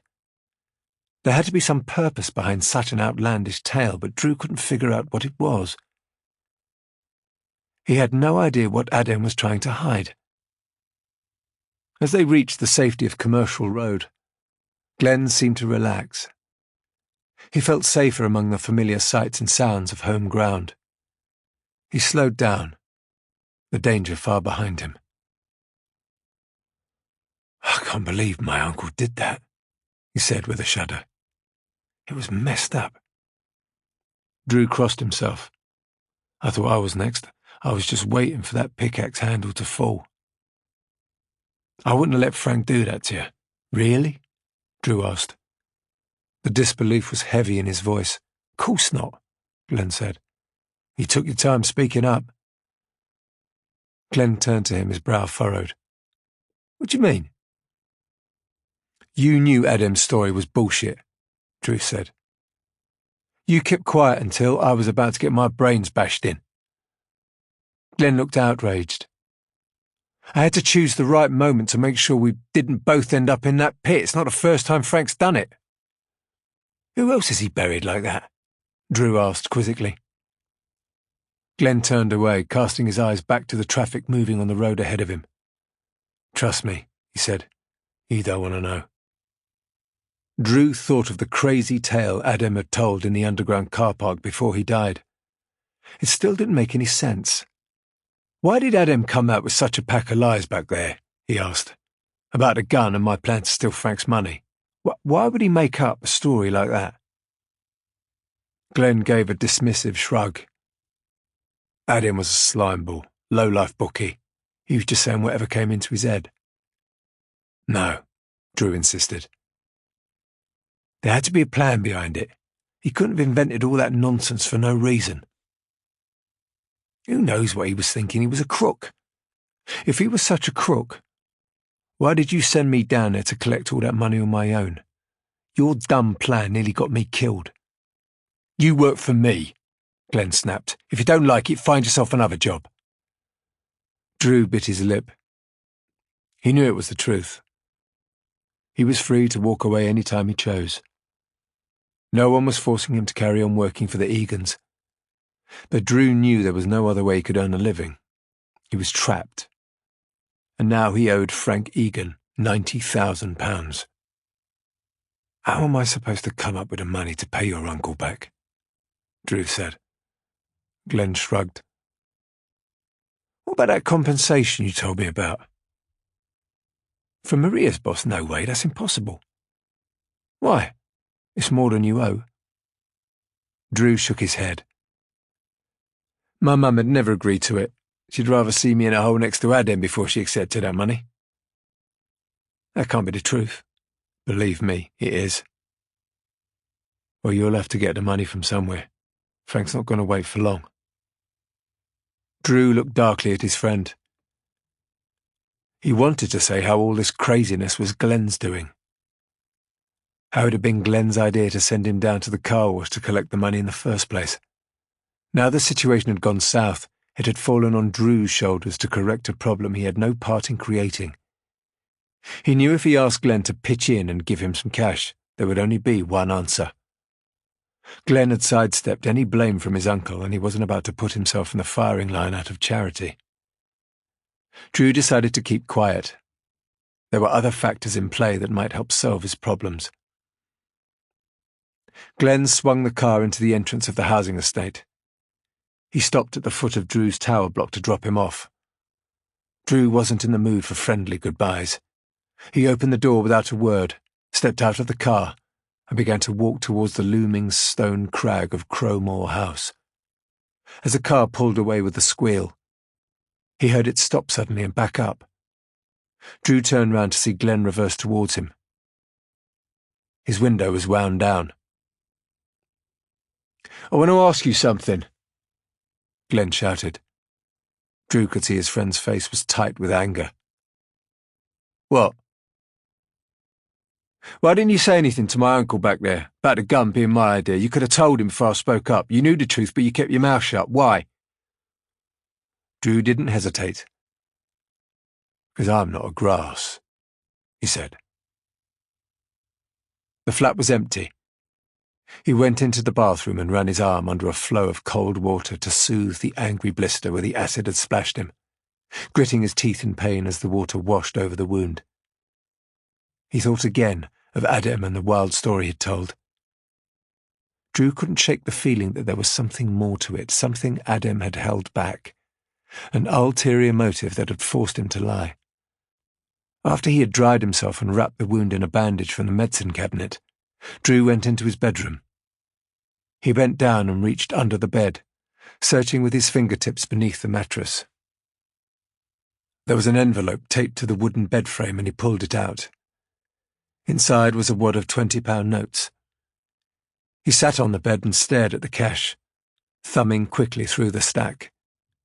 £5,000 in fresh bills.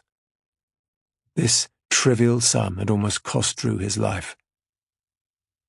He remembered how Adem had spilled the bundles of banknotes onto the table that night at the car wash. Some of them had tumbled to the floor. In the confusion, Drew had stashed a stack of notes inside his jacket as he gathered up the bundles.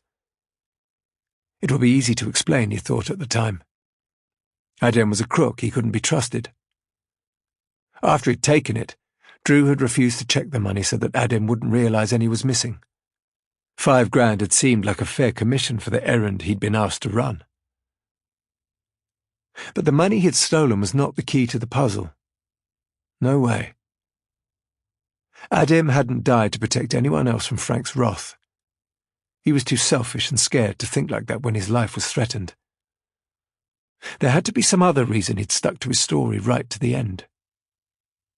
Suddenly, the answer came. Drew ripped off the elastic band that held the banknotes in place. He lifted one up to the light coming in through the window and examined it closely. He gave a snort of wry laughter. The banknote was fake. He tilted it from side to side. The holographic image of the pound sign didn't change as he moved the note. It was a dead giveaway. He rubbed the paper between his fingers. The feel of the material was all wrong. It was printed on cheap pulp, the foil strip missing. The money wouldn't pass even the most basic of checks. It was all worthless. That explained Adem's wild tale. He had to lie to Frank because he'd ripped him off so brazenly. The gun must have been a distraction, Drew thought, to prevent him from checking the cash before accepting the bag. End of CD 5. CD 6.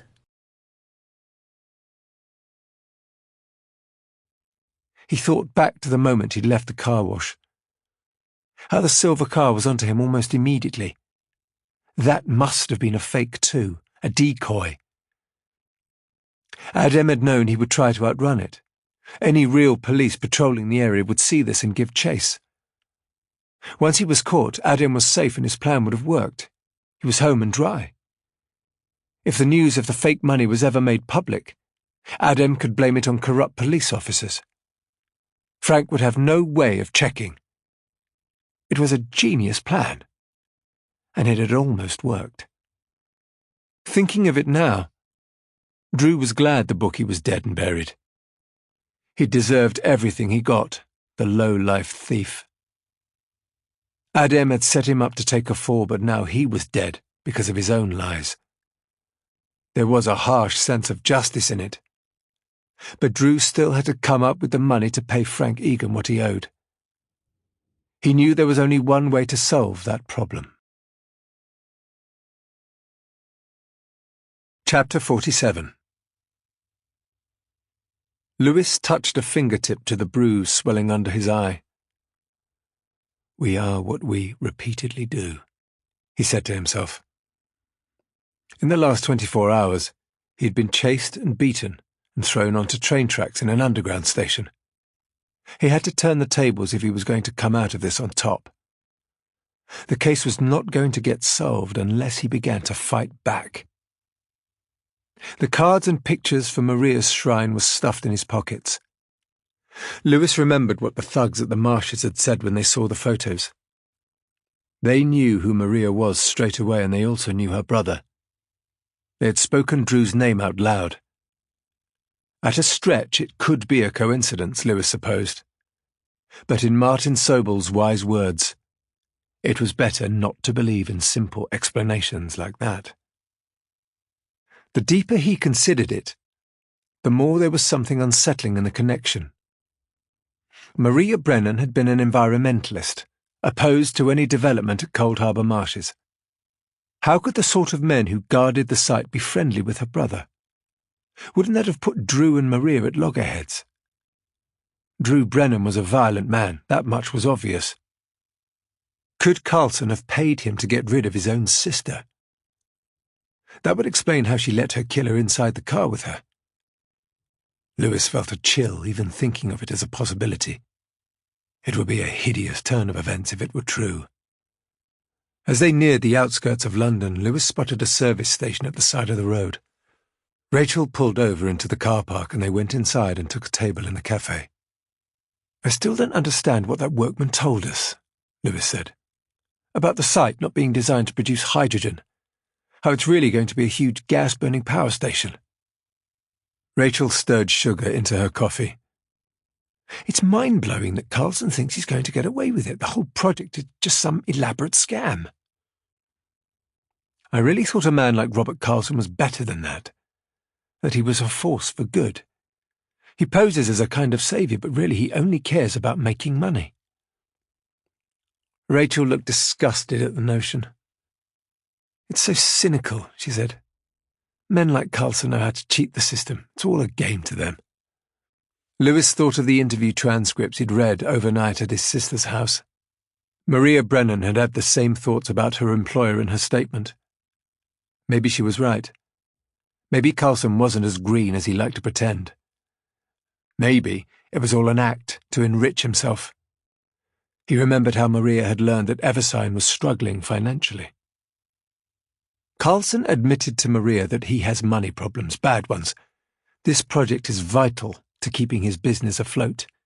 He needs the Russians for their cash and they need him for his eco-credentials. Each of them is using the other. Rachel gazed at him over the rim of her coffee cup. She was thinking quickly, fitting the pieces of the puzzle together in her mind. "The whole project is a Trojan horse," she said. "The hydrogen plant is a smokescreen.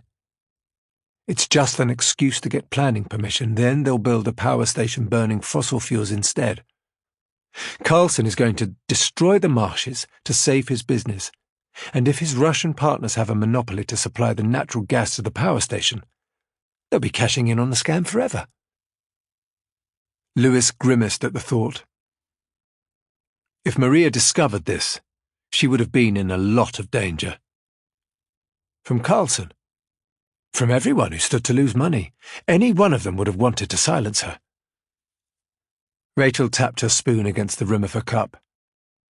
Silence her how? Any way that kept suspicion away from her killers, Lewis said. Like staging her death as a suicide. Exactly. As Rachel drank her coffee, Lewis went to the bathroom and tried his best to clean himself up. His suit was streaked with mud and grass stains, his face scratched and bruised. When he was done, they returned to the Volvo. Rachel pulled out of the service station and continued the journey back to London. While they drove, Lewis flicked through the joint partnership agreement that he'd found in Maria's car. It was a maze of unnamed directorships and hollow shell organisation based in obscure jurisdictions: Cyprus, Panama, the Cayman Islands. A series of offshore banks and obscure trusts. It looked like the contract had been drafted to make it impossible to follow the path of the money that was moving through its clauses. Carlson was trying to shield the Russian cash from scrutiny, Lewis thought. He wanted to hide how rotten the project really was. The contract was so Byzantine that even as a trained lawyer, Lewis could barely unpick it. How had Maria made sense of it? Why had she deemed the document so important that she took it out to Cold Harbour Marshes on the night she died? Lewis wanted answers to his questions, and there was only one way to get them. He took out his phone, dialed the number for the Everside head office and waited, tapping his foot impatiently as the ringtone sounded in his ear. The woman who answered the phone was bright and cheerful. "Robert Carlson's office?" she said. "My name is Lewis Miller. I spoke with Mr. Carlson yesterday about arranging a private meeting." Lewis was expecting to get rebuffed, but the PA seemed relieved that he'd called. "Actually, Mr. Carlson left a note for you," she said. "He asked if you would meet him for lunch today.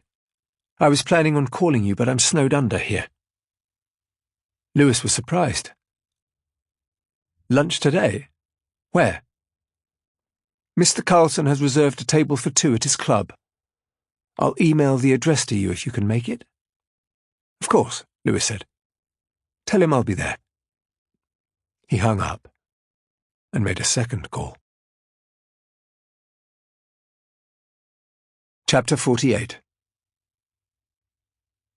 Irina hurried home.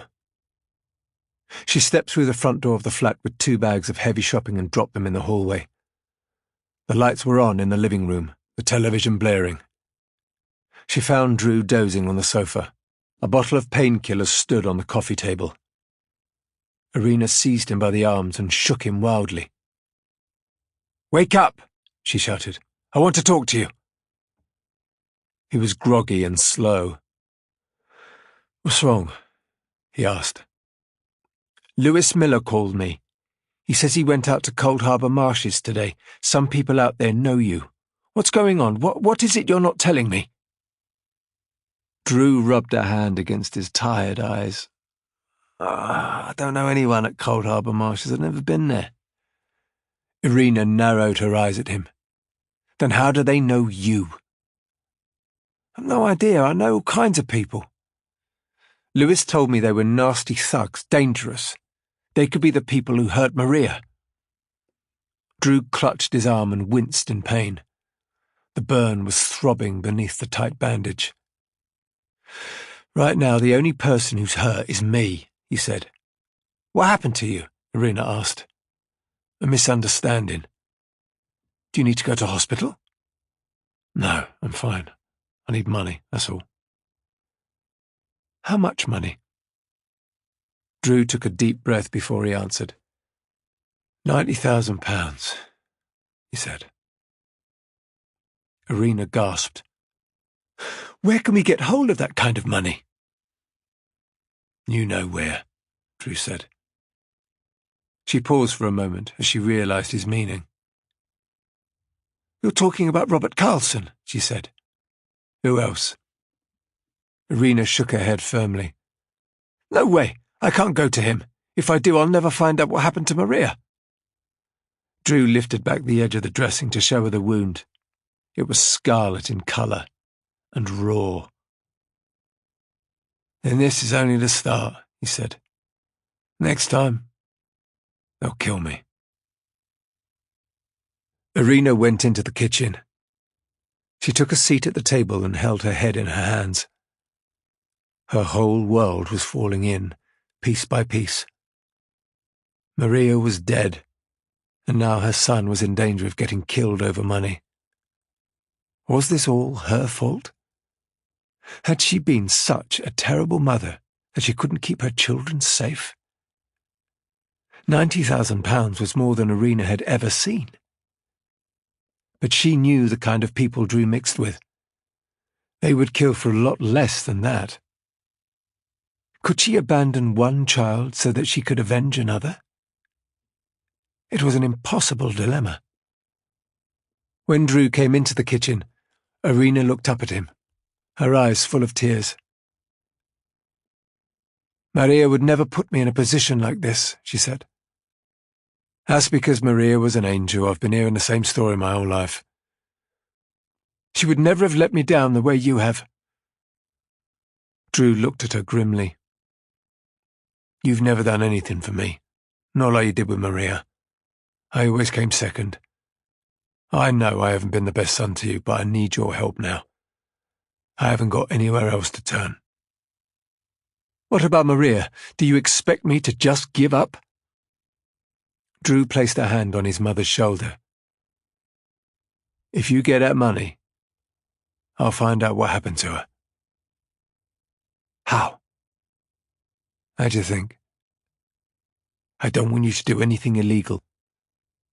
Drew looked at his mother like she was a starry-eyed newborn. "It's too late for that," he said. Chapter 49. Rachel stopped the car at the curb and peered up at the dark Gothic facade of the Pantheon Club.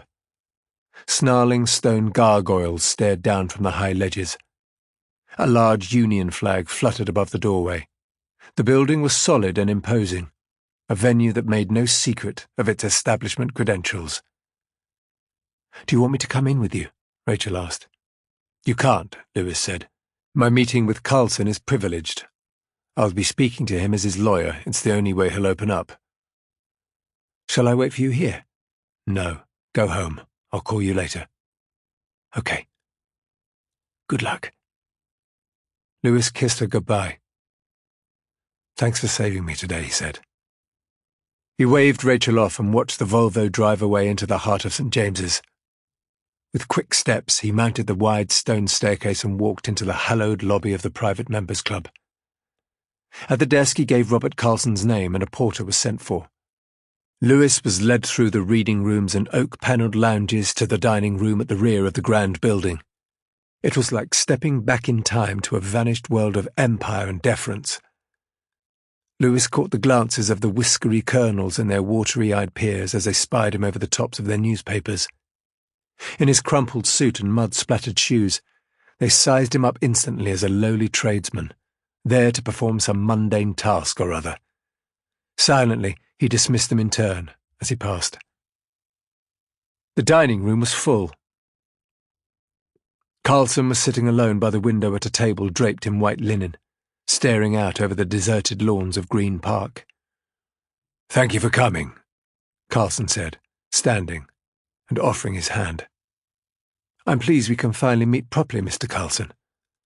"Call me Robert, please." Lewis shook his hand firmly. Carlson took a business card from his breast pocket and handed it to Lewis. "I thought you should have my direct line," he said, "seeing as you're now heading my legal team at Renfrew and Hall."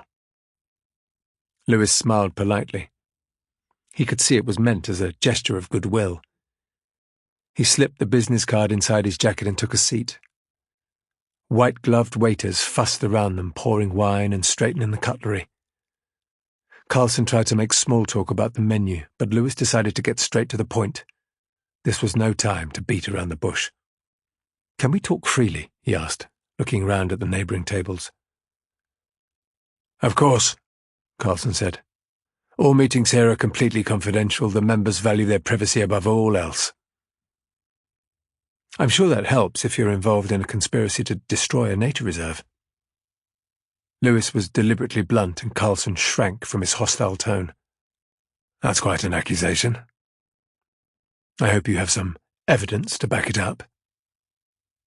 I've spent the morning out at Cold Harbour Marshes. I've been chased and beaten, but I think I've discovered what you're really planning out there. Conspiracy is a polite word for what I've found. Which is? That you're building an old-fashioned, methane-burning, planet-destroying power plant. It couldn't be more against your public image if you started pumping oil out of the marshland. Carlson's eyes betrayed his guilt. I admit that the project isn't what I hoped it would be, he said. That's what Maria Brennan found out, wasn't it? That you're not some kind of saviour. That really you're just like the rest of the men in this club. A naked profiteer. Your eco-friendly image is just a disguise. I'm wondering if you'd kill to protect it. Remember who you are, Carlson said, pushing back. I could have you fired with a click of my fingers. Tell me why you went to Maria's mother's flat the night before she died. Carlson waved away any suggestion of an illicit motive for his visit. I wanted to persuade her not to reveal sensitive information, he said. That's all? About your Russian business partners? A flicker passed over Carlson's face. A faint twitch of the muscles at the corners of his mouth. So, you know about Andrei and his father? I've read Maria's witness statement, Lewis said. I thought that material was restricted. It wasn't too difficult to obtain. Carlson leaned forward. He dropped the volume of his voice to a hushed whisper. It sounded like a warning. Take my advice, he said. Forget about my Russian partners. Is that a threat? A friendly suggestion. So you won't tell me who they are, for your own protection. Why would you go into business with people who have to remain hidden from public view? Perhaps for all the reasons you think. For wealth. For power. For my own selfish desires. Lewis shook his head at his own folly. To think that a few days ago I looked up to you. I thought there was no way you could have hurt a woman like Maria Brennan. Carlson jabbed a finger onto the tabletop at the accusation. I couldn't, he said adamantly. No one is more devastated that Maria is dead. The police concluded that she took her own life. I'm as upset about that as anyone, but there's no evidence of foul play. Lewis thought of the note left on the windscreen of Maria's car.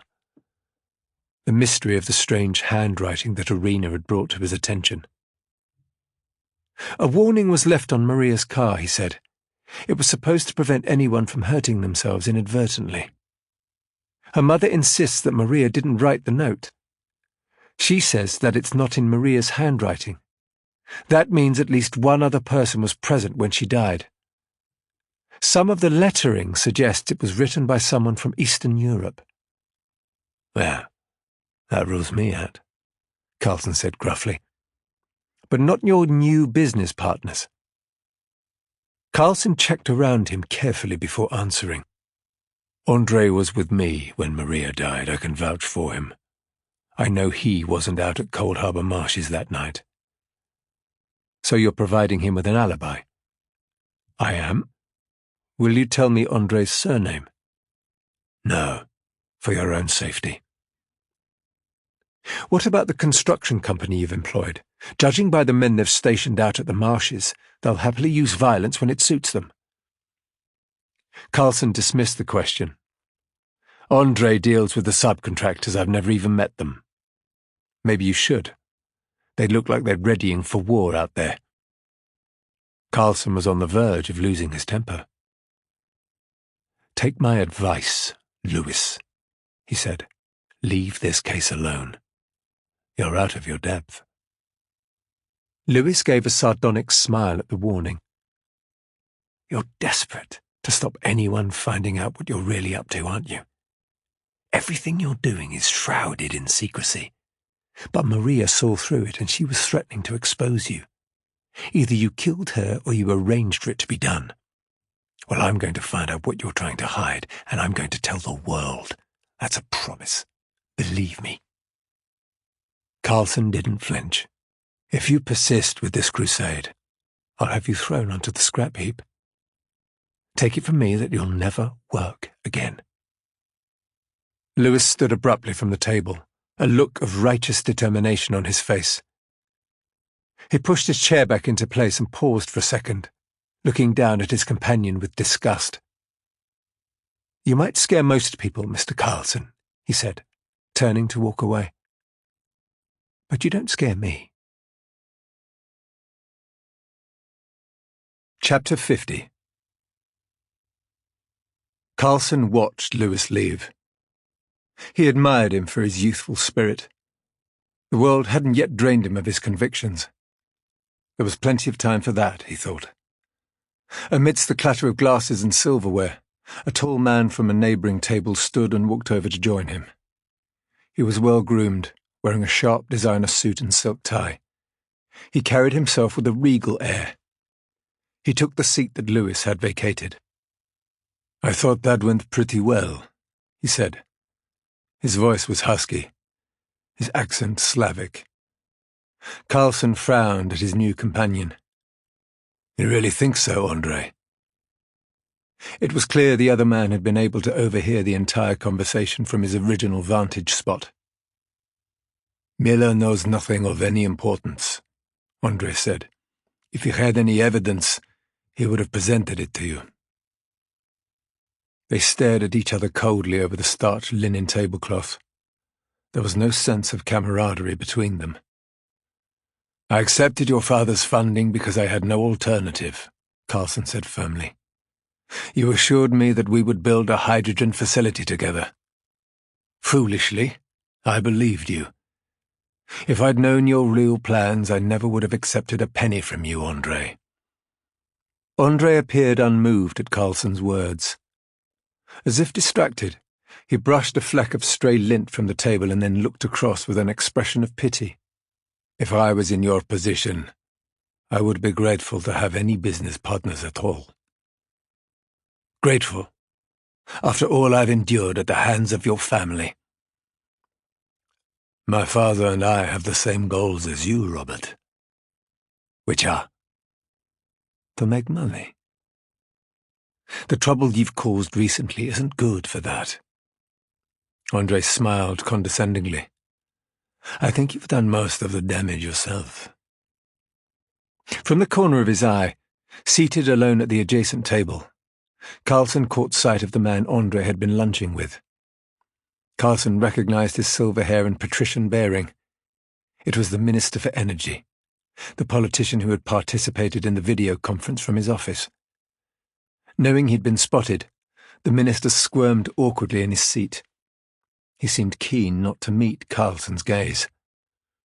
I see you've got your hooks into the government now, Carlson said.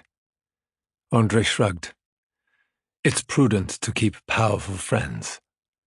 That explains why no restrictions were placed on the land use out at Cold Harbor Marshes. Why should we be hemmed in by petty rules? Andre said with a nonchalant shrug. The minister shares our desire to produce cheap energy for London. A methane-fueled power station will achieve that. He knows it will pay dividends in the long run, of course. I've made a generous donation to the party in return for his cooperation. Carlson struggled not to raise his voice. If you trusted me, we wouldn't need to bribe politicians. With my plans, we can produce sustainable energy that's cheap, clean, and profitable. Let me complete the project in full, and I'll show you. Hydrogen energy is the future. It's your father's insistence on sticking with old-fashioned technology that's dragging the entire project down. You're a young man, Andre. Be a force for good. Join me. Andre waved away such evangelizing. My father and I are in agreement. You knew our rules when you accepted our money. Your progressive ideas are merely an indulgence, a pipe dream. We need you as our public face. That's all. In return, we'll save your company from ruin. This way we all win. Carlson sighed wearily. I should have listened to Maria, he said. She warned me about you. Maria was a fantasist. People like her don't survive long in this world. Life has a way of snuffing them out. What about this note? The one Miller talked about. Do you know who's responsible for it? There are many Russian and Ukrainian people in London, Andre said dismissively. I can't keep track of them all. Carlson wiped his mouth with a corner of his napkin and then tossed it onto his half-finished plate. This chaos is more than I can bear, he said. I have a family to think of. Once the Cold Harbour Marshes project is finished, I think it's best for us to go our separate ways. Andre nodded. Agreed. Will your father feel the same way? Smiling from one corner of his mouth, Andre said, My father is a man of his word. Carlson made no reply. He really would have to be a fool to believe that, he thought. Chapter 51. Lewis checked the coast was clear as he left the Pantheon Club and walked up towards Piccadilly. He kept a wary eye out as people crossed his path. The men who wanted to silence him could be anywhere, waiting, ready to strike. He needed to stay vigilant. The meeting had left him unsettled. Before it, he had only known Carlson by reputation. His public image was carefully curated, the benefactor saving the planet with his technological prowess. Now Lewis's worst suspicions had been confirmed. Carlson was just another vulture capitalist, as corrupt and compromised as the other oligarchs that haunted London. Turning the corner at Duke Street, Lewis headed for Green Park Station, fighting through the afternoon crowds. He was at the entrance about to descend the steps into the dark when his phone buzzed in his pocket. He took it out and looked at the screen. It was a text from a number he didn't recognize. The message was blank, but there was an attachment. Lewis clicked on it and a photograph sprang into life on his screen. It was a picture of a car, the occupants visible through the windscreen. Maria Brennan was sitting behind the steering wheel, her head turned to a woman in the passenger seat. Remembering the posts on social media that he'd scrolled through previously, Lewis recognized the passenger as Amelia Carlson. She was gesticulating wildly. The photo was taken from far away, but the body language between the two women suggested they were in the middle of a heated argument. Lewis needed to find out who had sent the photograph. He called the number it had come from and listened to the line ring. He stood and waited. His phone pressed to his ear as people hurried past him down the steps towards the ticket hall. After a few rings, the line went dead. Lewis tried again, but was cut off once more. Changing tack, he sent a text message instead. Who are you? As he stood waiting for a reply, Lewis looked again at the photo. He checked the date stamp. It had been taken on the day Maria died. Lewis remembered Maria's testimony, how Amelia had planted cocaine in her coat pocket at the charity gala. He knew that Carlson's daughter bore a grudge against Maria. That was beyond dispute. But did she hate her enough to commit murder? 30 seconds later, his phone buzzed as a message arrived. He looked at the screen. Another searcher for the truth. Chapter 52. Susanna Carlson checked her watch. It was after 2 p.m. Amelia should be awake by now, she reckoned.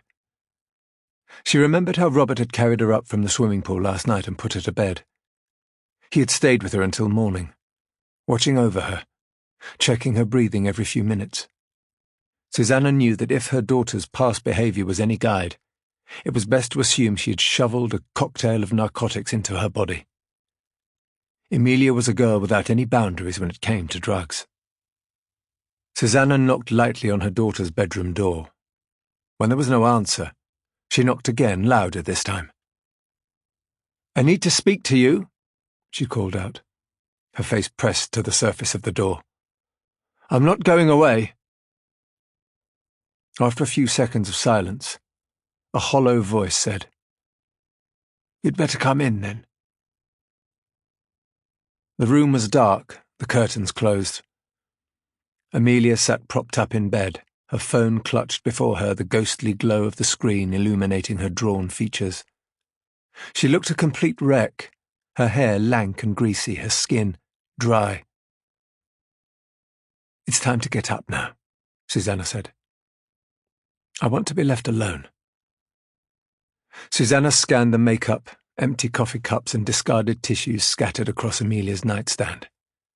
She tried to be discreet, but it was obvious what she was looking for.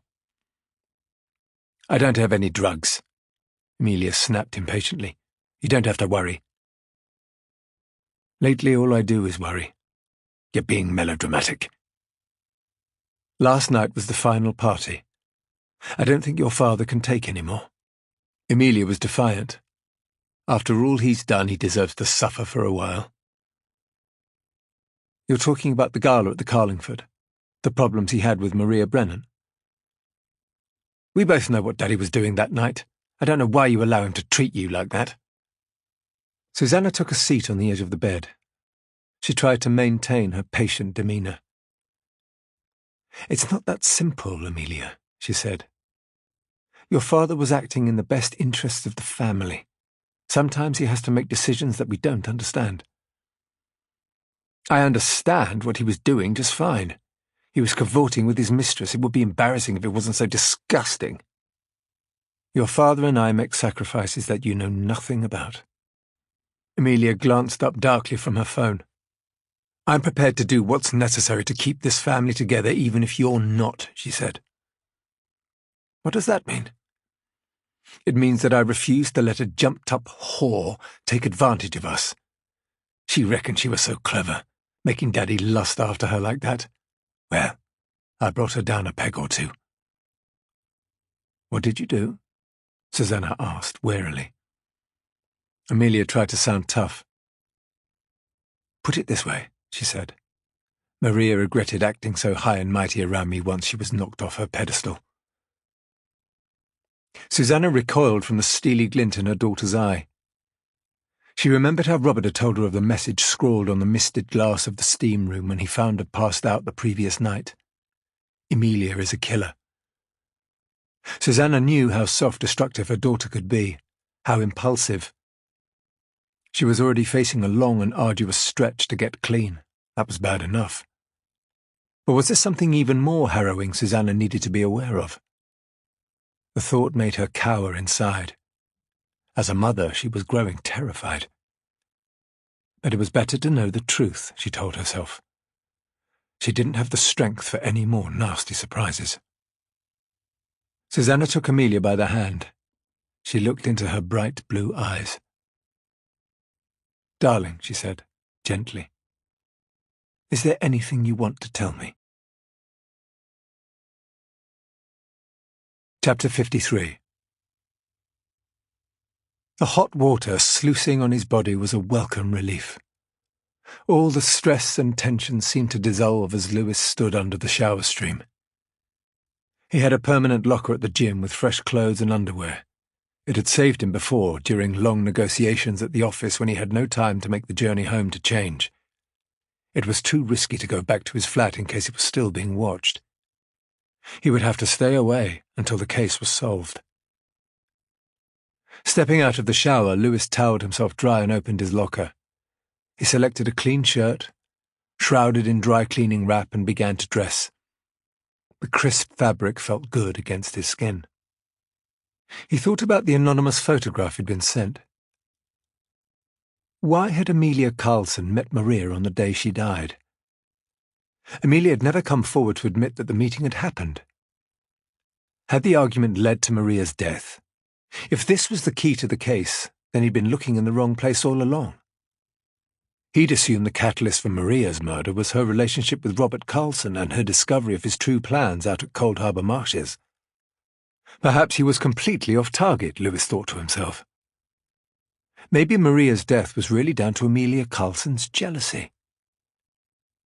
But something about it didn't feel right.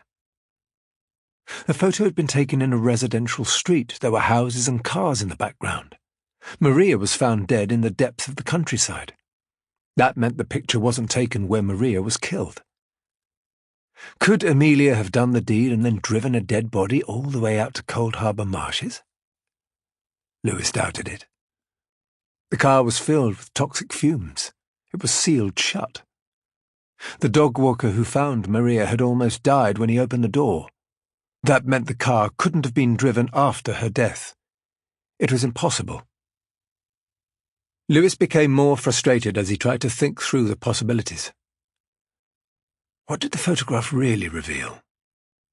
Only more confusion, he decided. The biggest question of all was the identity of the sender. Another searcher for the truth. What did that really mean? Whoever it was, they wanted to put Amelia Carlson in the frame for murder. Sending Lewis the photograph was designed to paint a target directly on her. Gathering his coat and bag, Lewis left the basement gym and walked up to the ground floor exit. His phone buzzed in his pocket as it regained signal, and he took it out to check his messages. There were 8 missed calls, all from the offices of Renfrew and Hall. Lewis called back reluctantly, sure he was about to be reprimanded for not showing his face at work. "Where have you been?" his line manager raged. "I've been leaving messages for over an hour." "I can explain. Charlie King is looking everywhere for you." Lewis had almost forgotten about the man who had sent him on this mission in the first place. "I thought he was in New York. He came back this morning. He's in the office now. He wants you to come in right away to help wrap up the Brennan case." "Wrap it up?" "Maria Brennan's mother is coming in to sign the NDA today." Lewis was confused. "I don't understand." "She's agreed to everything. Charlie wants you to be here when Mrs. Cavall puts pen to paper. He insists you share in the glory." "When is she coming?" "Any minute now." Lewis couldn't understand what he was hearing. He had to get to the office quickly before events slipped out of his control. "Don't let anyone sign anything," he said. "I'm on my way." He hung up and looked around, scanning the traffic for a taxi. There were no black cabs on the street. It was a 15-minute walk back to the office, 7 if he ran. He knew he didn't have much time before it was too late. Taking a deep breath, Lewis set off along Farringdon Road at a dead sprint. Chapter 54. Rain pattered down on the umbrellas filling Paternoster Square. Irina looked up at the offices of Renfrew and Hall. The building was a towering stone edifice with a facade the colour of bone. It was like a mausoleum, she thought. A fitting place in which to lay her hopes to rest. An officious-looking lawyer in a grey suit was waiting for her in the lobby. He escorted her up in the lift to the top floor and showed her into a corner office. Charlie King was seated behind a large teak desk, his hands folded over his generous stomach. He stood as Irina entered and graciously offered her a seat. He was wearing an ivory silk shirt with his initials monogrammed on the chest, his chalk-striped trousers held up by a pair of wide braces. Irina glanced around the office at the opulent furniture, the framed portraits of the company grandees, and shelves of leather-bound legal volumes. She kept herself upright and resolute in her chair, refusing to be overawed by her surroundings. On King's desk, the copies of the non-disclosure agreement were laid out, each turned to the signature pages. "I'm so pleased we can finally resolve this matter," King said. "What happened to your daughter was a tragedy. Taking her life at such a young age, please, accept my condolences." Irina was unmoved. "Maria's death was no suicide. The only mystery is who killed her." King was taken aback by her directness. You can't think my client was responsible. Can't I? Only Robert Carlson is sure what really happened that night. So far, he's refused to reveal what he knows. I can assure you that Robert is a good man. He had nothing to do with this. Irina stared at him across the desk. You expect me to take your word for it? She asked. The meeting wasn't the triumphal procession that Charlie King had expected. He adjusted the reading glasses perched on the end of his nose. There seemed little point in continuing with this line of conversation. Perhaps we should just complete the signing of the paperwork, he asked delicately. Irina looked reluctant, but she nodded in agreement. King took a pen and handed it to her.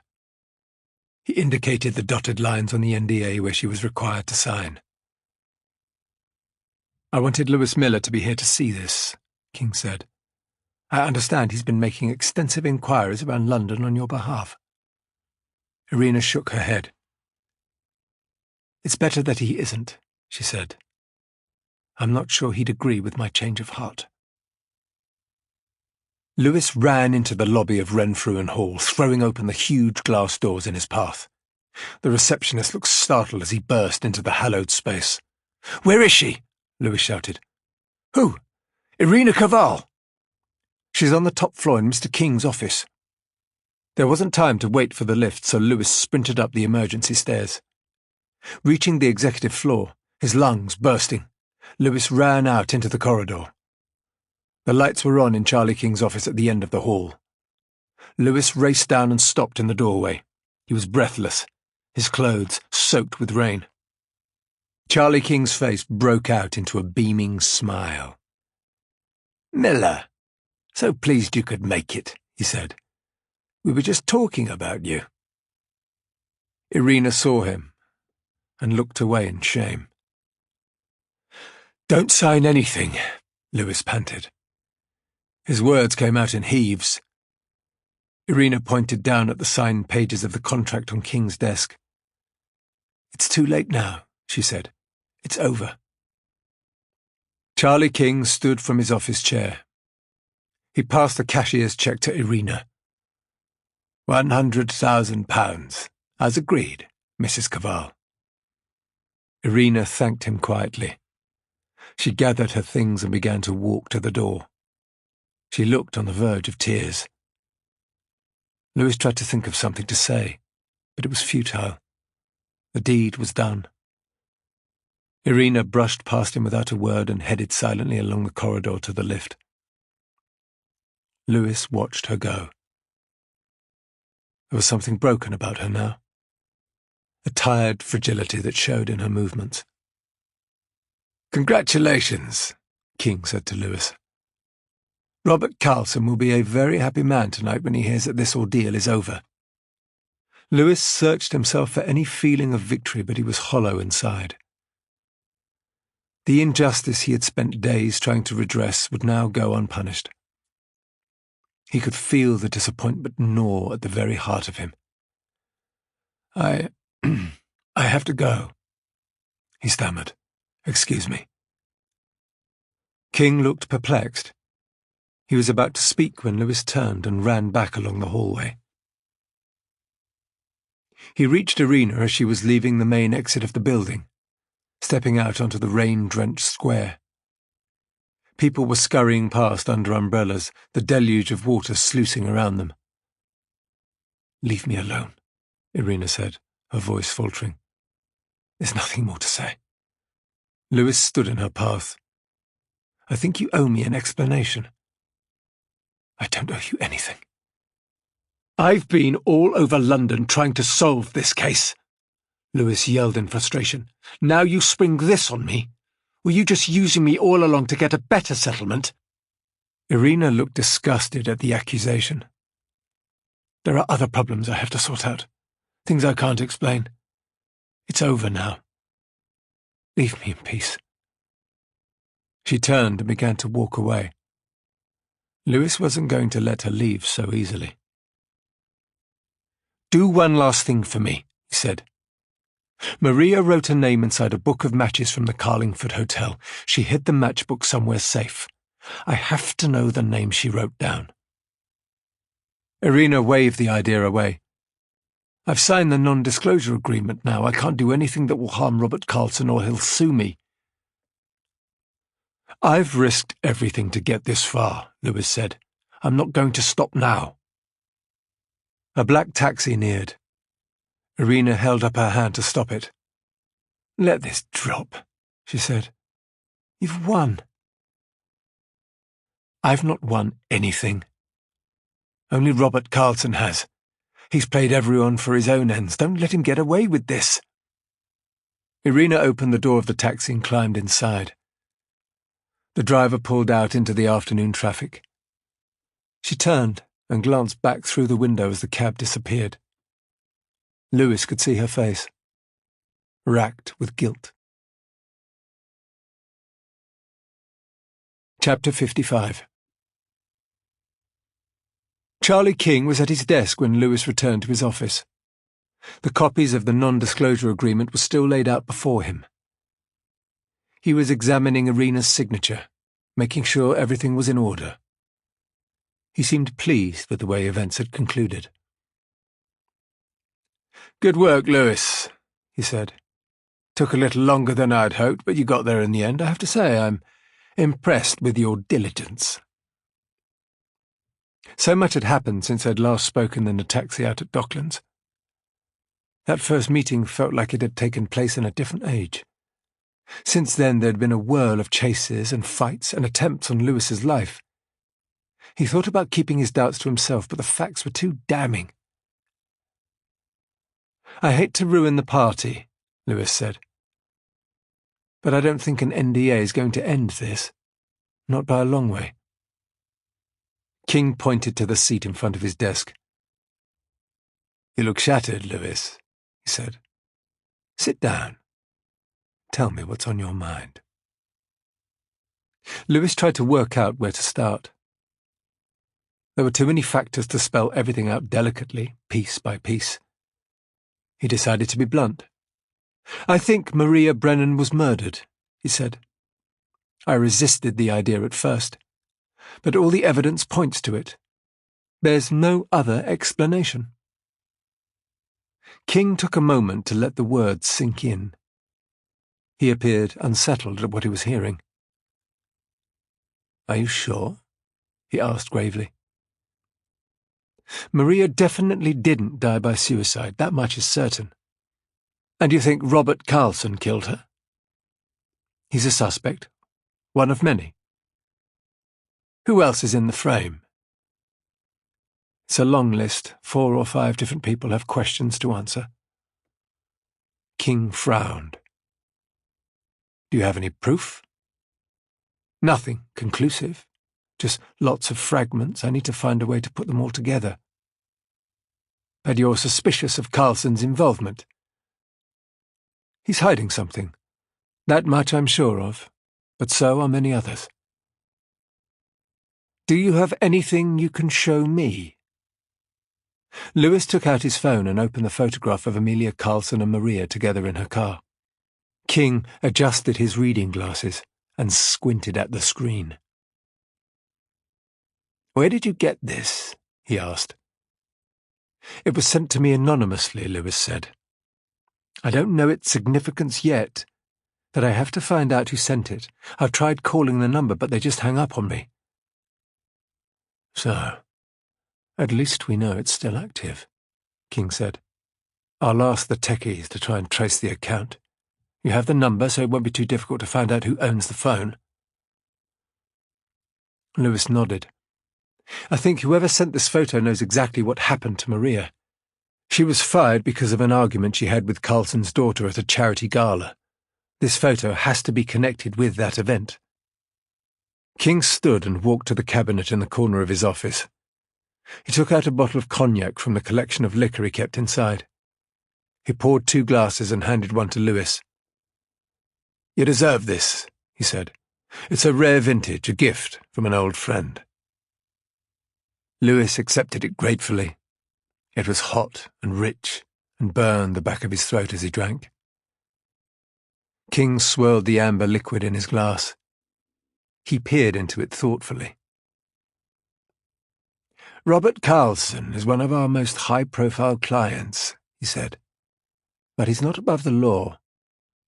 If there's any suggestion of wrongdoing by him or anyone in his family, we have to uncover it. This company has a long and hallowed reputation to protect. We must be on the right side of justice. It's our first duty." "That's my instinct, exactly," Lewis said, relief running through him. "Good. Keep probing and looking for evidence. You've done an admirable job so far. Don't let up now. Report back to me whatever you find. We can decide together how to proceed." Lewis sipped his cognac. "Thank you, I will. I'm so close I can feel it."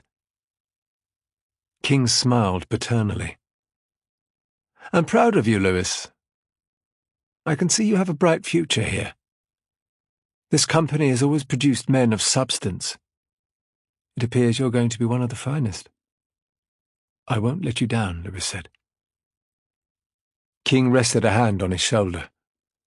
"I've arranged a dinner for the commercial team tonight. It's supposed to be for senior staff only, but I'd like you to join us. Consider it a mark of my gratitude for all your hard work. You deserve it." Lewis flushed with pride. "Of course," he said. "I'll be there." Chapter 56. The flat was full of ghosts. Every shadow seemed to hold another terrible memory. Irina let the tears fall from her eyes as she came through the door. She stood for a while in the hallway and sobbed. Her life had been one of unrelenting hardship. A husband who had deserted her, a tearaway son, a murdered daughter. And now the man who had killed Maria was going to walk away unpunished. The sense of defeat was crushing. She went into the kitchen and took a seat at the table. It felt like everything had changed in the flat. The quiet emptiness filled her with despair. She thought of the check she'd received from Charlie King. It was only a piece of paper, but it had taken away the last scrap of hope she had clung to. Irina wished she could tear it into pieces and toss it away, but that was impossible now. The money was going to save Drew's life. Despite all the mistakes he'd made in the past, she couldn't face losing another child. Irina thought of her husband, long gone for many years now. Pat Brennan had been a brawler and a thief, just like his son. The apple hadn't fallen far from the tree in Drew's case. He was his father's double, in character as well as appearance. He had the same chiseled face and deep-set eyes, the same hard-nosed manner. That was why Irina had been so tough on Drew all of his life, she thought to herself. It was her only way of reclaiming some pride after she had been abandoned by her husband. Pat Brennan hadn't called or left a note before walking out on her all those years ago. She remembered the shame she'd felt overhearing all the hushed gossip in the street. The neighbours whispering to each other that Pat had run off in the night. He'd had enough of the foreign wife who could barely speak English, they'd said. He'd gone to find one of his own kind. The neighbours had cold-shouldered her after that. They'd acted like it was Irina's fault that she couldn't keep a man, that she didn't deserve to be happy. Watching Drew grow up and slowly turn into his father meant the wound could never heal. He was a constant reminder to Irina of her own failings, no matter how hard she tried to suppress them. Sitting at the kitchen table, she felt like a failure all over again. A piece of trash, blown wherever the wind took her. But Irina knew these feelings would gain her nothing. She asked herself what Maria would have done in her place. Maria would have been stronger, Irina thought. She wouldn't have just sat there, crying and feeling sorry for herself. Drying her tears, Irina went out to the hallway and pushed open the door to Maria's room. She looked along the rows of books on the shelves. cheap paperbacks and scientific journals.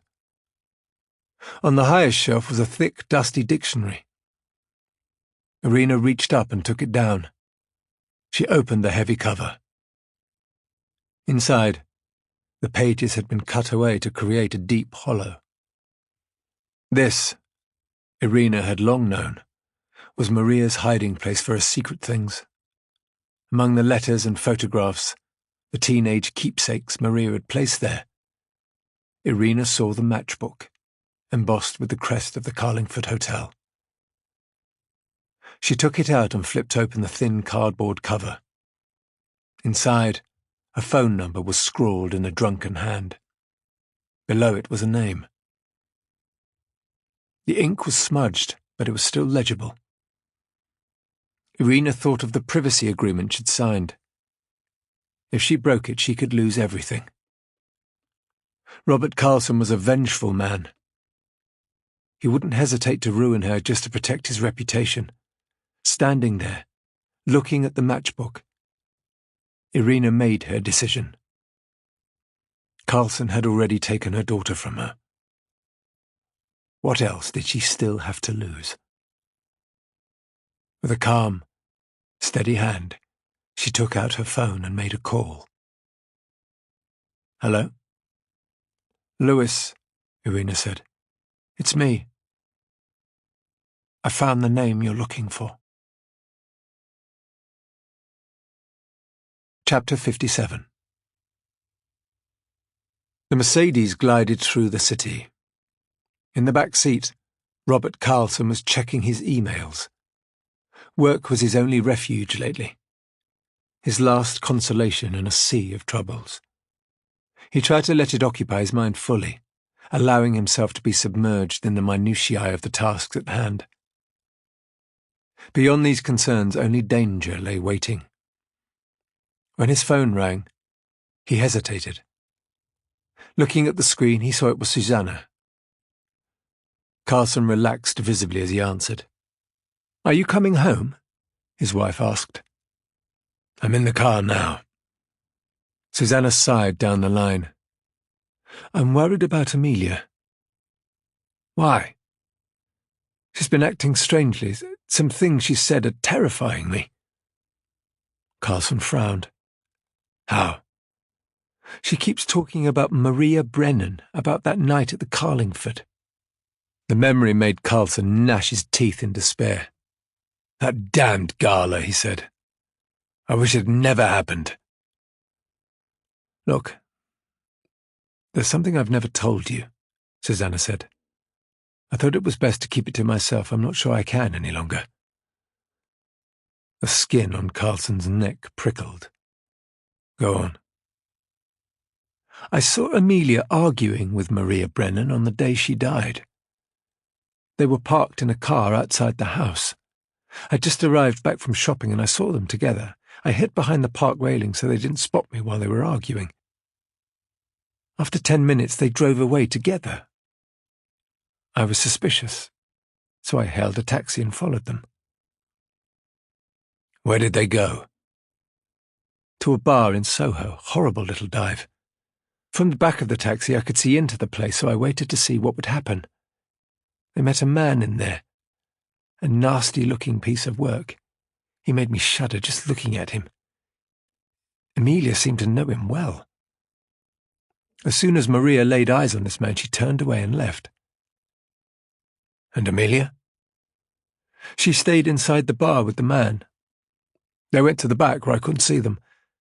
I started to worry, so after a few minutes I went in to look for her. I searched the place, but she was gone. The barman told me she'd left with the man by a back door." "Did you ever ask Amelia about this?" "I was afraid. In a way, I didn't want to know what was going on." Carlson sighed, but understood his wife's reluctance to rock the boat. Amelia was too unpredictable and self-destructive as it was. He heard Susanna take a deep breath down the phone line. "I think we should tell Amelia what happened that night at the Carlingford," she said. From the gravity in her voice, Carlson knew his wife was serious. "No, Susanna, we've discussed this. Emilia is too fragile to know the truth. His wife's voice grew strident. She needs to know what happened. It will only make matters worse if we keep it from her.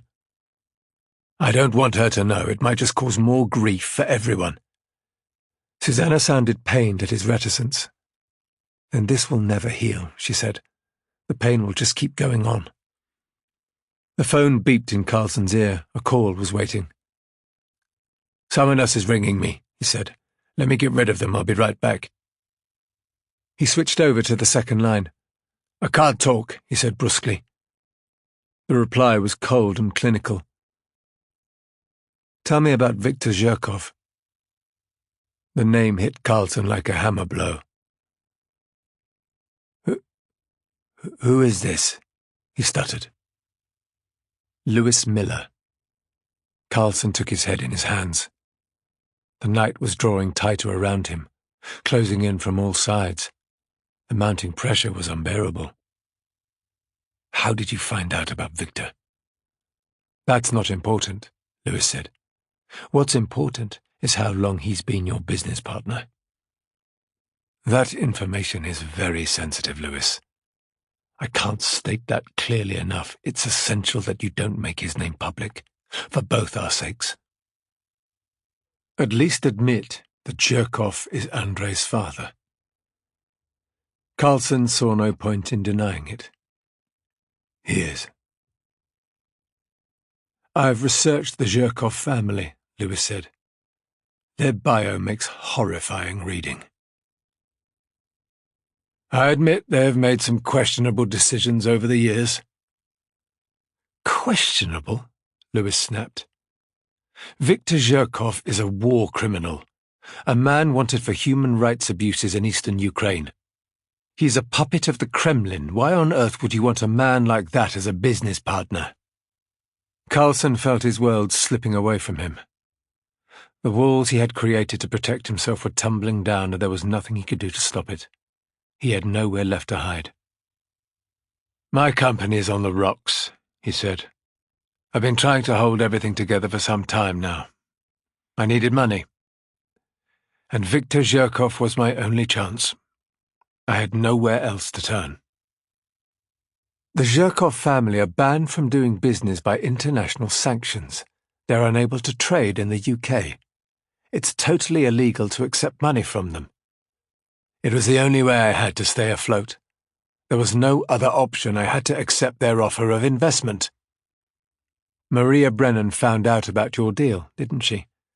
That's why you killed her. Carlson's tone was absolute. No, he said. I meant it when I said I would never have done anything to hurt Maria. I read her transcript. She was frightened of you. She knew how dangerous it was to expose what you were doing out at Cold Harbor Marshes. But Maria was brave enough to do it anyway. You can't expect me to believe that her death wasn't linked to that. It's not how it appears, Carlson said. This is only part of the story. Lewis was undeterred. I thought you were different. A man of integrity. Turns out you're just another selfish capitalist. People have died because of you. I can't allow this to stay secret. Carlson was thinking on his feet. He could still see a way out. Come to my house. Let me explain myself face to face. When? Tonight. I'll text you my address. There was an interminable moment of silence as Lewis deliberated. I don't know, he said. I'm supposed to have dinner with the commercial team tonight. Anyway, I'm not sure it's wise for us to speak in private again. Please, Carlson pleaded. If you want to know why I was trying so desperately to speak to Maria before she died, you'll come. He was dangling the revelation like bait. Finally, Lewis relented. Okay. Give me 30 minutes, Lewis said. Carlson was relieved. Fine. I'll be waiting. When he hung up, Carlson returned to the other line. It was dead. Susanna was gone. Chapter 58. The Mercedes pulled into Lowndes Square and stopped in front of Carlson's house. He stepped out onto the pavement and wished the driver good night. He needed time to think, so he crossed the street to the small private park at the centre of the square. He opened the heavy gate and took a seat on an empty bench. Tall ash trees were grouped neatly around the perimeter, their branches hanging low over the wrought iron railings. There was a sinister quality to the shapes they cast in the moonlight. His empire was bleeding to death before him. Everything he had worked for was ebbing away. If Lewis Miller wanted to be mixed up in this affair, then so be it. He should be careful what he wished for, Carlson thought. He took out his phone and made another call. "Robert, how nice to hear from you again so soon. What can I do for you now?" Andre's voice was always so patronizing, so supercilious. Carlson hated hearing it. At least the news he was about to deliver would knock the smirk off that Russian face once and for all. "Your father's name is about to be made public, Andre," he said. "Lewis Miller managed to track him down. There's nothing I can do to keep our deal secret anymore." The line crackled with static in his ear. "This is a major problem," Andre growled. "There will be implications." "Such as?" "Miller will have to go." There was a long stretch of ominous silence. Andre's meaning was plain. "I want out," Carlson said. "This has all gone too far."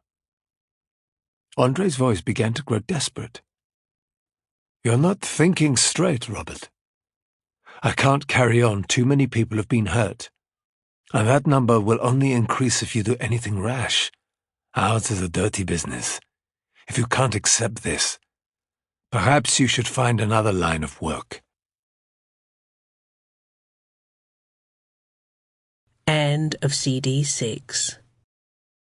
CD 7. "Don't patronize me, Andre. Desperate times are moments of great opportunity. You told me that.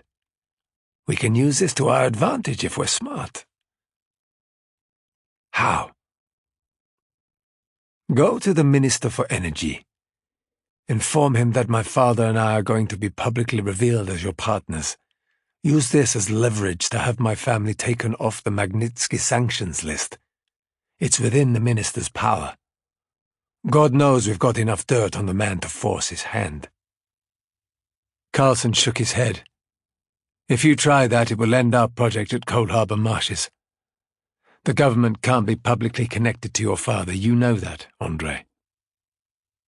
My father has invested a substantial amount of money in this deal. Hundreds of millions. I can't allow nobody like Miller to jeopardize it. He's coming to my house tonight. I intend to tell him everything." "That would be very foolish," Andre said. "It's over now. I've accepted it, Andre. I suggest you do the same." Carlson hung up. A flood of relief washed over him. He could sense salvation close at hand. It was time to face his family, he thought. It was important for Amelia to know the truth. He gathered his belongings, left the park and mounted the steps to his front door. Searching for his keys, he found them in his coat pocket and turned the lock. Stepping into the dark hallway, Carlson stopped suddenly, all his senses on full alert. Standing before him was a stranger, holding a knife to his wife's throat. He was rough and menacing, his build like that of a boxer. The sight was bizarre enough that, for a split second, Carlson wondered if he was in the wrong house. "Close the door," the man said flatly. Susanna Carlson whimpered as the blade was pressed against her throat. Carlson did as he was ordered. "Where's my daughter?" he asked. Come with me, the man said. I'll show you. Chapter 59. Andrei Zhirkov was alone in his hotel suite. London sparkled beyond the darkened window, a sea of twinkling lights far below. A black line twisted through the vast plain, the Thames snaking east through the city. Out there, far downstream, lay the cold harbour marshes. Andrei had only visited the place once. It had meant nothing to him when he saw the landscape with his own eyes. It was just the desolate expanse of scrubland and reed beds. Some sad-looking birds nesting in the scrawny, leafless trees. Andrei didn't understand why anyone would object to tearing up that pitiful scrap of ground and starting again. He couldn't believe such a worthless place had caused so much trouble. The simple ruse had been to latch on to Carlson's plan to build a hydrogen fuel plant. It was a deluded fairy tale, Andrei had thought, listening to Carlson's desperate pitch for money to save his business. Why generate a new source of energy when it was possible to drill the stuff out of the ground? It was all part of Carlson's misguided saviour complex. Andrei treated such illusions with scorn. Behind Carlson's back, Andrei had obeyed his father when he had demanded that not one molecule of hydrogen be produced at the facility.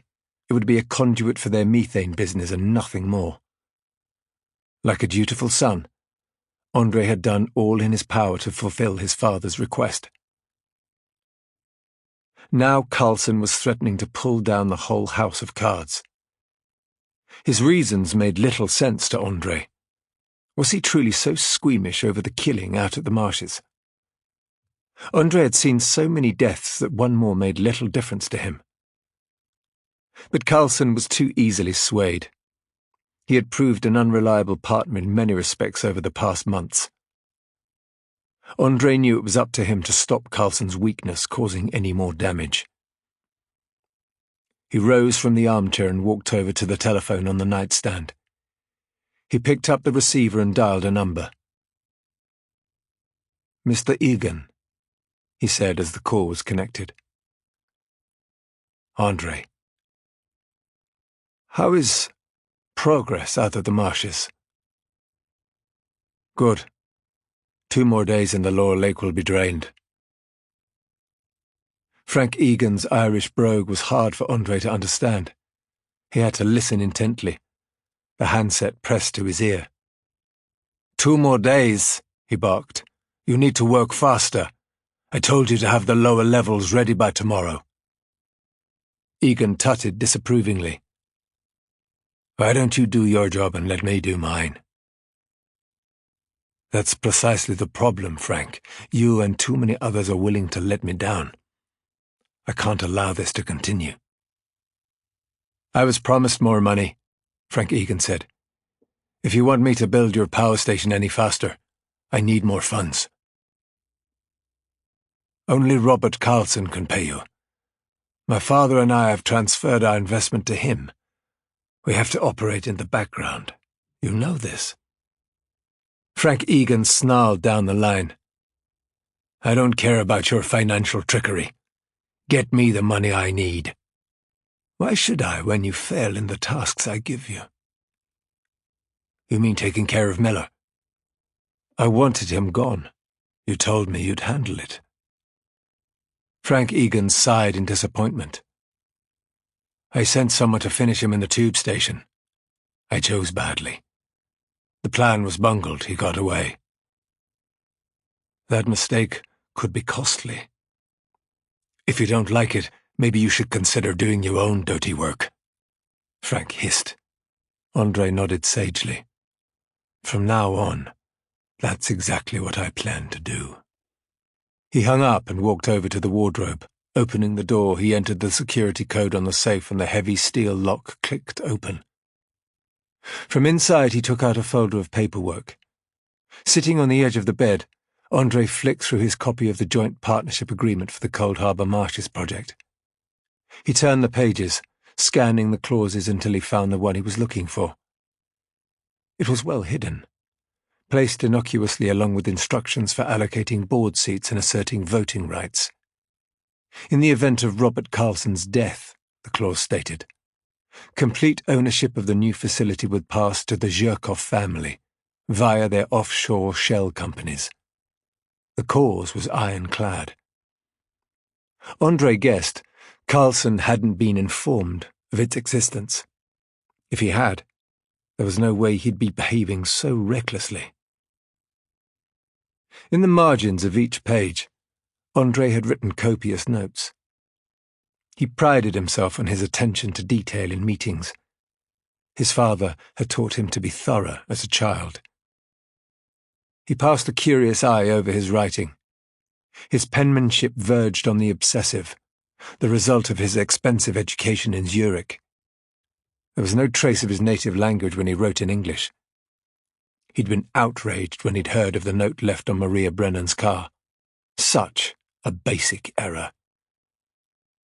Not one he would have made if he'd been there the night she'd been killed. That's what happened when amateurs were sent to do a professional's job. So far, the only killing that hadn't been mishandled was the one he'd done himself. The lawyer, Martin Sobel, had been dispatched with a minimum of fuss. Why were the other people he employed incapable of matching his ruthlessness? They were incompetent clowns, Andrei thought. From now on, he was going to have to take care of all such tasks himself. Closing the folder, Andrei stood and returned it to the safe. Stretching his arm, he reached a hand into its furthest recesses. He smiled to himself when his fingers touched the object he was looking for. The reassuring touch of cold gunmetal. He gripped the pistol and took it out of the safe, feeling its weight and heft. He checked it was loaded, and then tucked the gun inside the waistband of his trousers. Buttoning up his jacket, Andrei looked at himself in the mirror and smiled with satisfaction. Tonight, he was going to really make his father proud. Chapter 60. Robert Carlson made his way down the winding staircase that led to the basement. Behind him he could hear his wife's breathing, the small whimpers of pain she gave with each step. "Please let her go," Carlson said without looking back. "Shut up and keep moving." The edge of menace in the stranger's voice was clear. Carlson did as he was told. He had taken a hostage course earlier that year. Complete compliance was the key to survival. Whatever was demanded, money, valuables, jewelry, it was better to hand them over than to try anything heroic. Preserving life was paramount, and that was exactly what Carlson intended to do. His family was too precious to take any risks. When he reached the bottom step, he stopped. To his left was the wine cellar. To his right, the swimming pool complex. "Which way now?" he asked. "Go right." He followed the instruction and pushed open the door to the pool. The intruder followed, shoving Susanna before him. The room was unnaturally warm. It hit Carlson in a giddy wave. Their footsteps echoed as they walked along the edge of the pool. Light reflecting from the surface of the water cast crazy patterns on the ceiling. Carlson could see glass scattered on the floor where the access window had been smashed, the security grill over the wooden frame twisted back with a crowbar. "Straight on," the voice commanded. That meant the door to the spa room. Carlson headed for it and pushed the door open. In the corner stood the glass-walled steam room. Inside he could see Amelia, crouched on the floor. She was bound and gagged, her hands tied to the pipework inside the cubicle. Mercifully, the temperature had been turned down. A bucket had been placed next to her. Bottles and containers of household chemicals and cleaning fluids were stacked nearby. Carlson rushed towards his daughter in a burst of pure parental instinct. "Stay where you are!" came the urgent shout behind him. Susanna squealed in pain as the knife was pressed to her neck. Carlson stopped short. He could see Amelia was in a state of panic. Above the length of fabric gagging her mouth, her eyes were wild with terror. But they were all together now, and they were alive, and Carlson planned to keep it that way. Slowly he turned to face the intruder. "Tell me what you want," he said. "Just don't hurt my family. The way you hurt mine." Carlson was confused. "Who are you?" "Guess." The man was young and solidly built with a tough, battle-scarred face. Carlson felt a wave of fear as he studied his features, only now seeing the similarities to the young woman who had worked for him. "You're Drew Brennan," Carlson said, his voice full of trepidation. "How'd you know my name?" "Maria used to talk about you." Drew dug the knife into Susanna's neck. It was on the verge of drawing blood. She held herself still, her eyes squeezed tight shut. Any movement, and the knife would puncture her skin. "You killed my sister," Drew said. "Now you're going to pay for it." Carlson was growing frantic. His famous charisma had crumbled to dust. I have money in the house," he said. "A lot. I can get it for you." "I don't want your money. I want revenge. You took Maria's life, now you can watch your daughter die." Amelia gave a cry of anguish. Carlson began to understand why the containers of cleaning products were inside the steam room. He took a step towards his daughter. Drew grasped Susanna closer to him, forcing her head back. A vein was pulsing blue beneath her skin. She squealed in fright, and Carlson stopped. "I know how Maria was killed," Drew said. "It was in all the newspapers. She suffocated, breathing in toxic fumes. Nasty way to go. When I add bleach to the mix in that bucket, your daughter's going to die just like Maria. You and your wife get to watch." "Please," Carlson said, "don't do it. There's just one way to save her." "How?" "Tell the truth. Admit that you killed Maria, you were having an affair, she rejected you, and you wanted her dead." "No," Carlson pleaded. "Maria and I were colleagues, nothing more." "So why did you come to our home the night before she died?" Carlson looked at Susanna. She was trembling with fear. "I was trying to warn her." "Of what?" "Of the damage she was doing." "To you?" "To my daughter. Maria was going to accuse Amelia of planting cocaine on her. My daughter has a drug problem. I couldn't allow it to become public. It would ruin her reputation." Amelia was racked by sobs as she listened to her father's confession. Drew looked at her in disgust. "So you tossed Maria aside to protect that spoiled brat," he said. Carlson held his hands up in surrender. "I'm guilty," he said. "I sacked Maria to protect my daughter. I've hated myself for doing it ever since." Drew hesitated. He shook his head as if he refused to believe what he was hearing. "Even if you're telling the truth, your daughter wrecked Maria's life. She needs to pay for that, if nothing else." Susanna tried to speak. The knife was tight to her windpipe, and the words came out in a hoarse whisper. "It wasn't Amelia," she said. "She didn't plant drugs on Maria. I know she didn't." Drew frowned at her. "How?" Tears flowed from Susanna's eyes. She was trembling with fear as she spoke, her words coming out in gasps. "Because it was me," she said. Chapter 61. The taxi stopped on the west side of Lowndes Square. The park was quiet, the grand houses dark.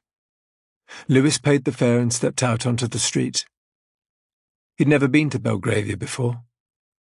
It wasn't a part of the city that welcomed people like him.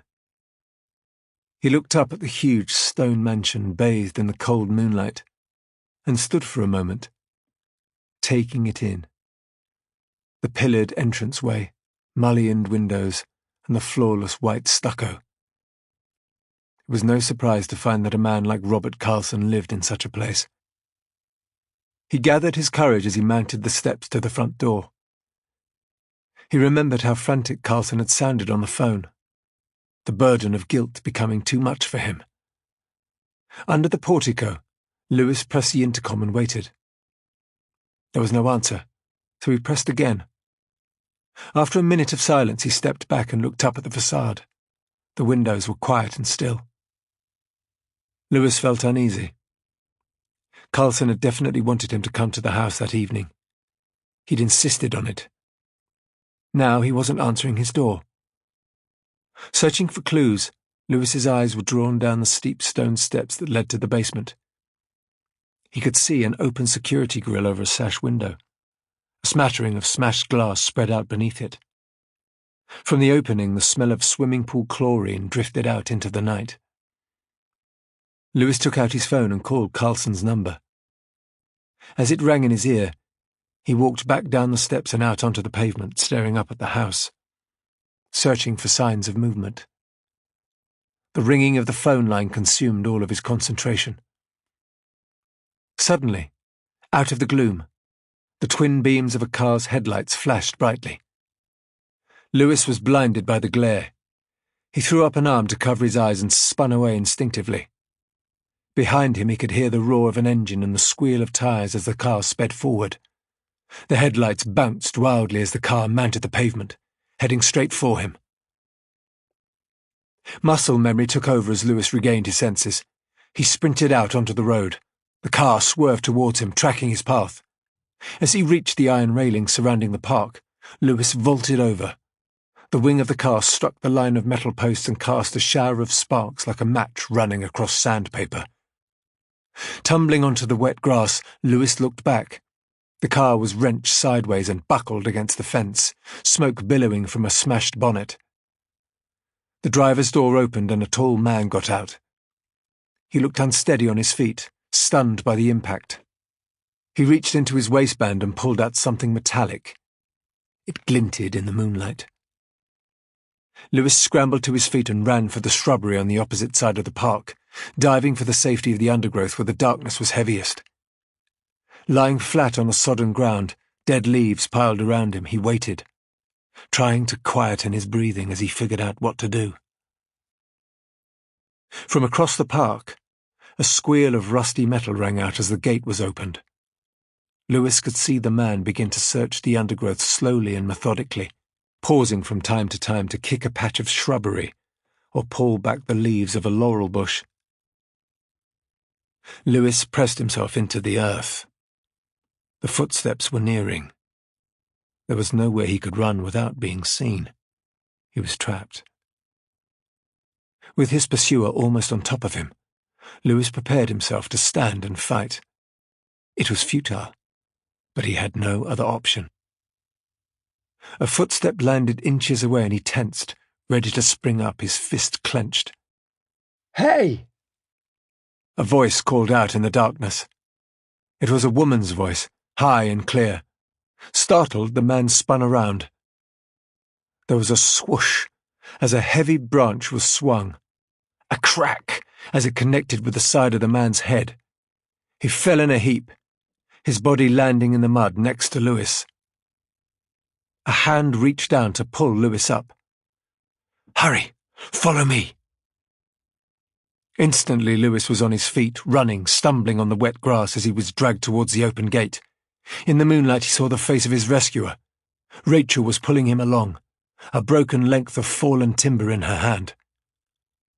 "What are you doing here?" Lewis gasped as they sprinted along together. "I followed you," Rachel said, "luckily for you." They raced across the lawn. At the gate, Rachel began to turn left towards the junction at the end of the square. Glancing behind him, Lewis could see the fallen man start to clamber to his feet. He spun to the right. "This way," he said, taking Rachel with him. "It's closer." Chapter 62. "I did it," Susanna Carlson sobbed. "I planted the drugs in Maria's coat. I knew Amelia had taken cocaine at the gala that night. I knew she kept it in her handbag. When she wasn't looking, I stole it from her bag and went to the cloakroom. I found Maria's coat and stashed the drugs in her pocket. It was a moment of madness. Drew pressed the knife to her throat. You found out about your husband's affair, didn't you? That's why you wanted to hurt Maria.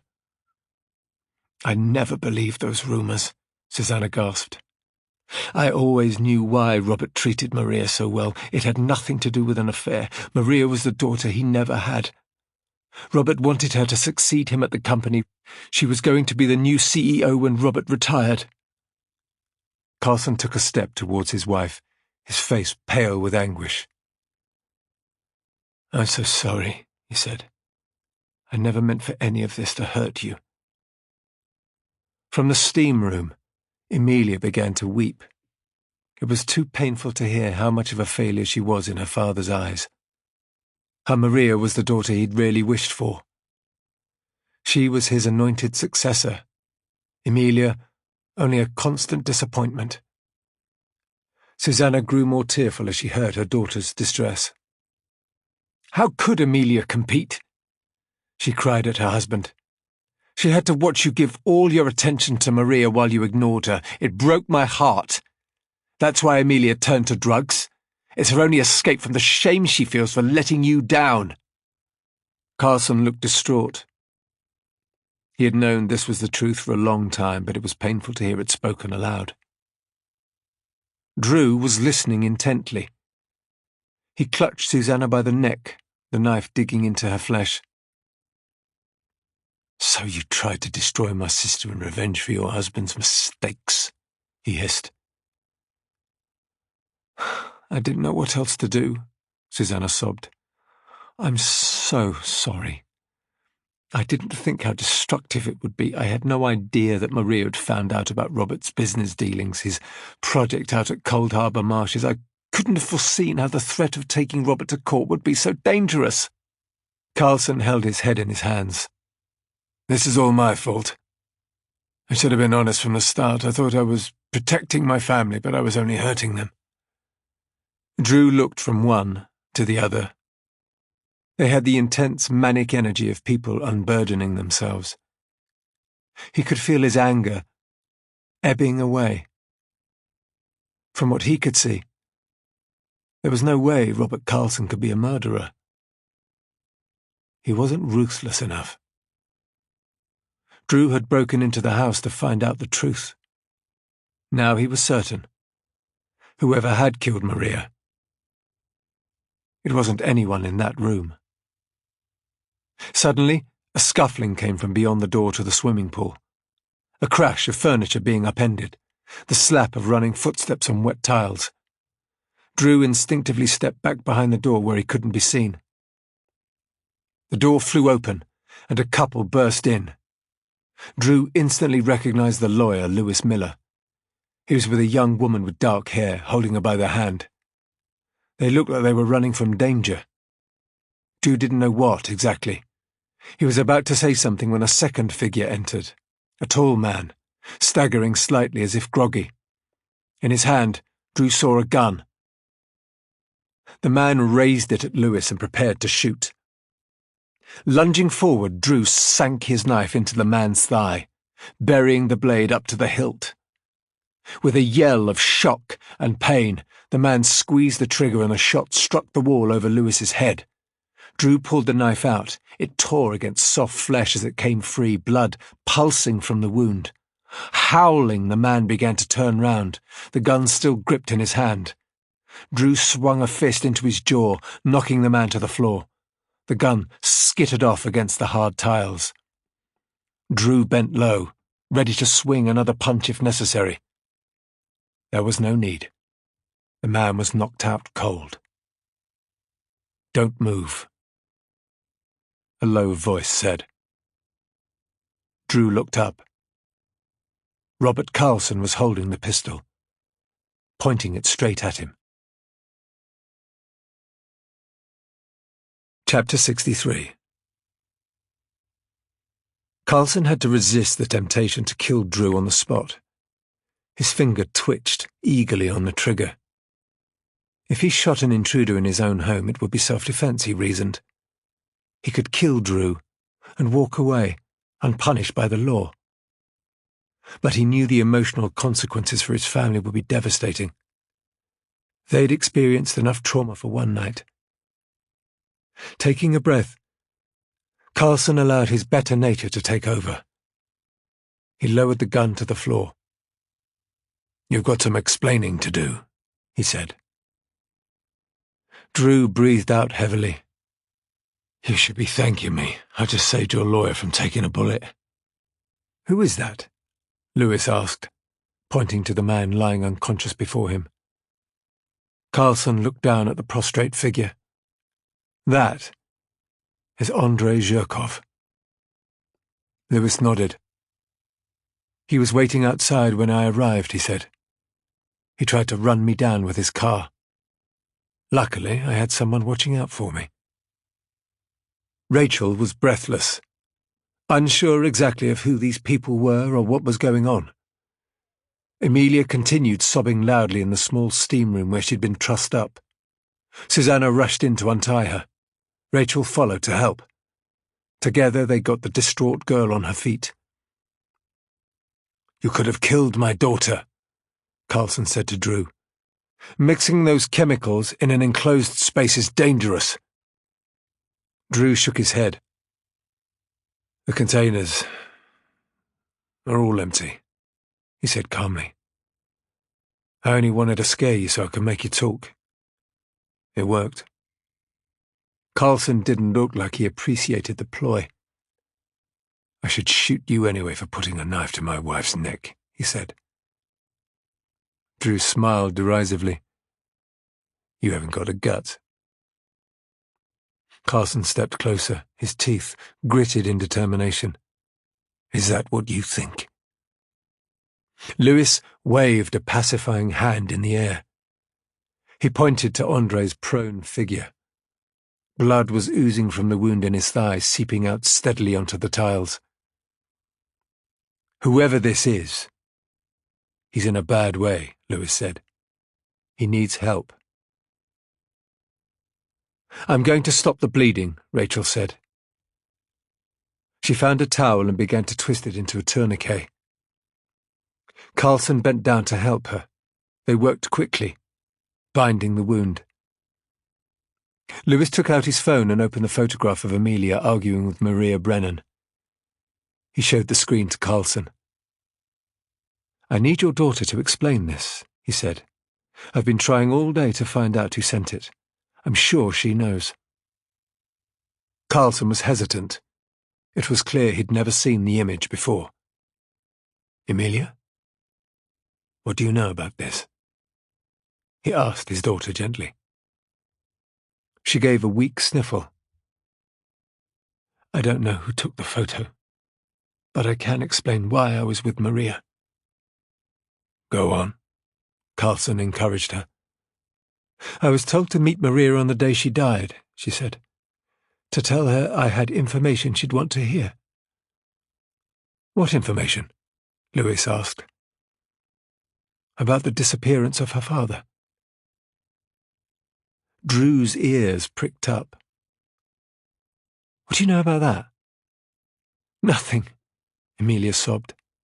"I only passed on the message. I was told to take her to a bar in Soho. The man who paid me was waiting there. Maria seemed to know him. When she saw who he was, she refused to sit down and talk to him. He tried to stop her, but she walked out. That's all I know." Lewis was concentrating hard, trying to piece the information together. "Who was the man you met there?" he asked. Emilia looked embarrassed. "My dealer. He was paying me in heroin. I was desperate." Carlson stood and hugged his daughter close. "Don't you worry," he said. "Everything's going to be fine." Lewis spoke softly. "Tell me the name of your dealer," he asked. Emilia looked up with tear-soaked eyes. "Glenn," she said. A low, moaning growl came from the body on the floor. Louis looked round quickly. Andrei Zhirkov was beginning to stir. He tried to lift his body from the floor but lacked the strength and collapsed back to the ground with a cry of pain. Rachel tried to pull the tourniquet tighter, but it was no use. Blood was now pouring onto the tiles from his leg, the pool widening by the second. "He needs an ambulance," Rachel said. Carlson shook his head. "No, it's quicker to drive him to the hospital. Take my wife's car." "Fine," Louis said. "Let's get him out of here. We need to hurry." They took Andrei by the shoulders. His face was ashen, his lips pale. Together with Carlson, Louis lifted him up and Drew took his feet. Andrei was heavy, but they managed to maneuver him past the swimming pool and up the stairs to the ground floor of the house. Carlson put the gun down on the hallway table as he looked for his wife's key fob. Finding it, he opened the front door and they carried Andrei to a black Range Rover parked at the curb. Carlson bleeped the door open and they hoisted Andrei inside. Carlson stood back. "I have to stay with my family," he said. "I'm sorry, but they need me." "Fine," Louis said. "Rachel and I will take him." Rachel took the keys from Carlson. "I'll drive," she said. "We might need some muscle with us," Louis said. "For protection." "What about Drew?" Carlson asked. They looked around, expecting to see Drew standing behind them. The street was eerily deserted.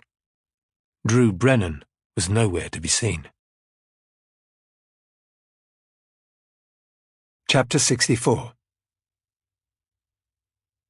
Rachel ran red lights and cornered wildly, hammering the Range Rover through the nighttime traffic.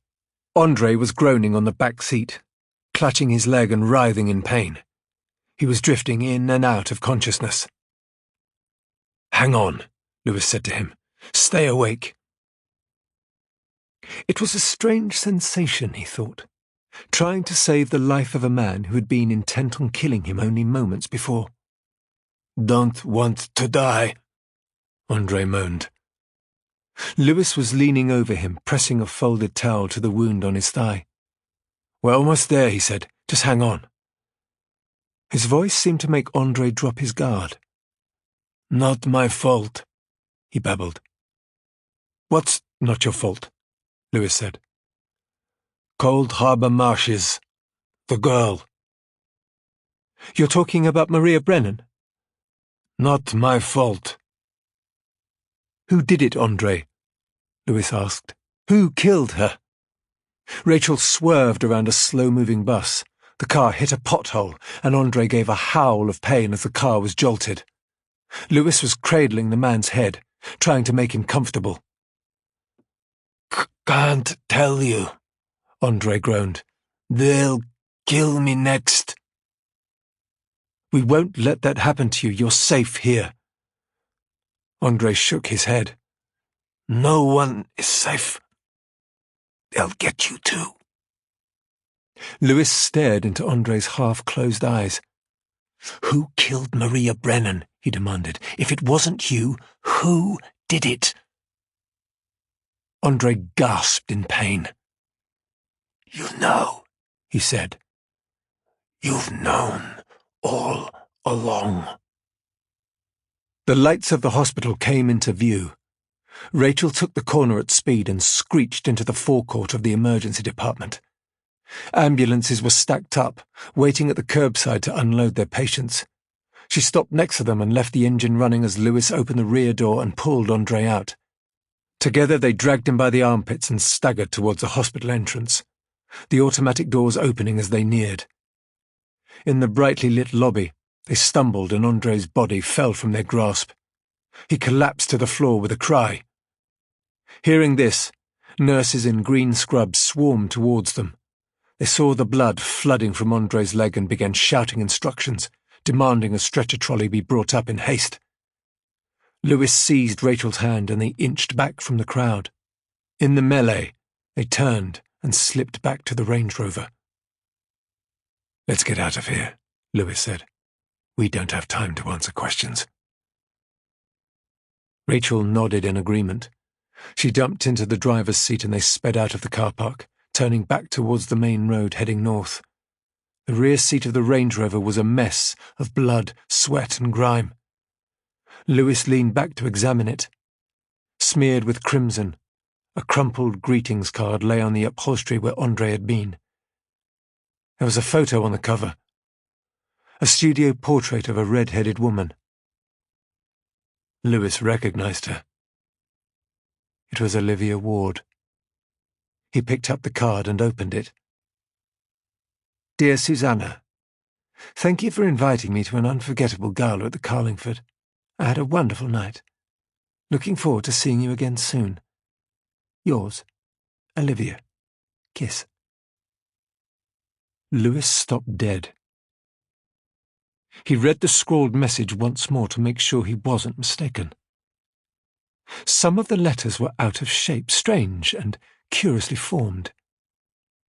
They were like those of another language, he thought, one that used the Cyrillic alphabet. Lewis was certain of it. The handwriting was identical to that on the note found on Maria Brennan's car windscreen. Chapter 65. Drew picked the lock with ease.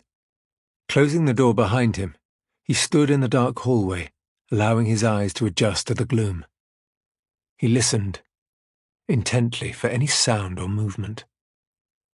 Hearing nothing, he began to check from room to room. Gripping the gun he'd taken from Carlson's house, he pointed the barrel forward as he moved, ready to fire. The house was pitch black. He moved through the rooms slowly, scanning for danger as he went. Pushing open the door to the living room, he stopped dead. Slumped in an armchair beneath the eerie glow of neon from an oversized fish tank was Glenn. There was a rubber tourniquet tied round his arm. A syringe had dropped to the carpet beneath his fingers. Drew approached slowly. Glenn didn't move. He was taking soft, quiet breaths, his eyelids flickering. He was stoned to oblivion, Drew thought. He lifted his foot and pushed him with the sole of his shoe. "Wake up!" he barked. Slowly, Glenn began to stir. At first he was confused by his surroundings. A string of spit hung from one corner of his mouth. It was heartbreaking for Drew to see his friend so wasted. "Damn," Glenn wheezed as he recognized him. "You ruined my high." "I don't care," Drew hissed. "Sort yourself out." Glenn unstrapped the tourniquet from his arm and laid it on the table. He wiped his runny nose with the back of his hand. "How long have you been using that crap?" Drew asked. "I thought you only sold it." Glenn gave a hazy smile. "I couldn't resist trying a taste. That was a few months back." "Why didn't you tell me?" "Because I knew what you'd say." "At least it explains why you've been acting so strangely." Glenn looked up. He saw the gun pointed at his head and seemed to register it for the first time. His expression hardened. "What's that for?" "To make you tell the truth." "About what?" "About why you wanted to meet my sister at a bar in Soho." Glenn's eyes widened. Drew could see his mind working. He wanted to talk his way out of this, but was in no fit state to spin a convincing story. "Don't lie to me," Drew said. "I know you too well." It wasn't my idea," Glenn stammered. "Frank had information about your dad. He thought Maria wouldn't be able to resist hearing it. I knew your sister hated me, so I sent one of my customers to speak to her first, a rich girl who said she knew Maria. As soon as she came to the bar, your sister saw me and stormed out. I never got to arrange another meeting. Maria died before I could set it up." "What was the information?" Glenn looked nervous. Leave it alone, Drew. Take my word for it, you don't want to know. Why? Because Frank will kill both of us if I talk. Drew leveled the gun at his friend's head. I'll kill you first if you don't. Glenn swallowed hard.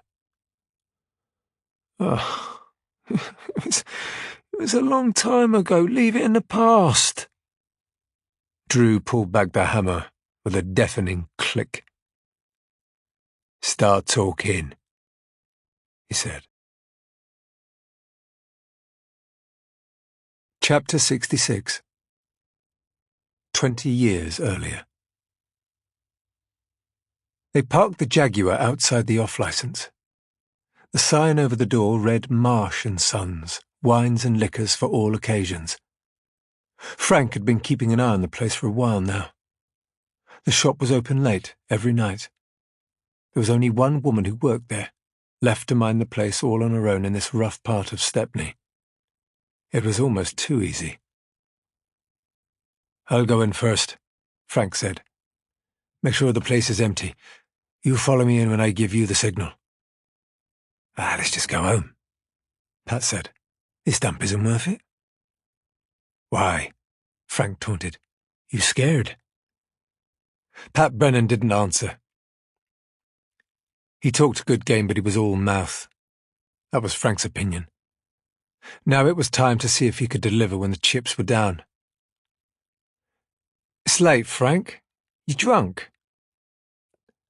We'll be in and out in 2 minutes. I'll grab the blonde and give her a slap. That'll keep her quiet. You empty the till while I'll take care of her. Frank opened the glove compartment and took out 2 black balaclavas. Put this on, he said, tossing one of the masks to Pat. Before Pat could argue, Frank was out of the car and crossing the street, turning his collar up as he approached the door. The road was dark, most of the streetlights out of order. The shop doorway was propped open by a newspaper stand, unsold copies of the Evening Standard, the usual headlines of chaos and destruction in far-off places. Pat Brennan had a sinister feeling right down in the pit of his stomach. He wanted to run, but he couldn't summon the strength. To leave Frank Egan to rob the place alone would be a death sentence for the poor woman behind the counter. He'd slice her up for fun.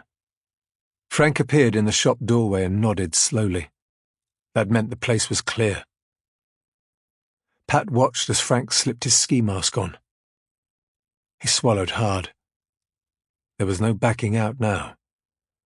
He opened the car door and crossed the street, pulling on his own balaclava as he walked.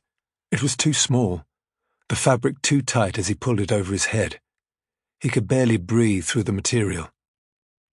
Checking no one was watching, he jogged up to the door and stepped inside. Music was playing in the dingy shop. An oldies station on the radio, a soul tune. The place stank of stale beer and desperation.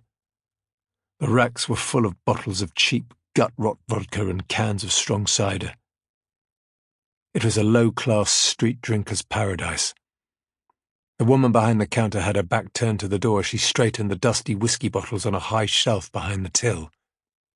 She was blonde and petite, standing on a stepladder, dancing along to the radio, bouncing from foot to foot without a care in the world.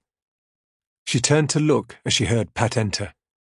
She was startled to see the black masked faces staring back at her. "What the—" "Don't move!" Frank Egan shouted. She didn't listen. She jumped down from the ladder and started to run for the end of the counter. There had to be an alarm down there, Pat realized. Frank reached a hand over the counter and seized the woman by the hair. She screamed, more in fright than in pain, but loud enough to wake the whole neighborhood. Pat felt the danger level ratchet up. "Let me go!" she shrieked. Frank swung a fist at her. He connected with the side of her face with a heavy crunch, and she slumped to the floor. He looked at Pat, his eyes blazing through the slit in his balaclava.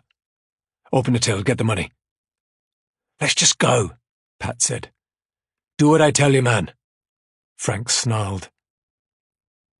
The easiest way out of this was to follow Frank's instructions.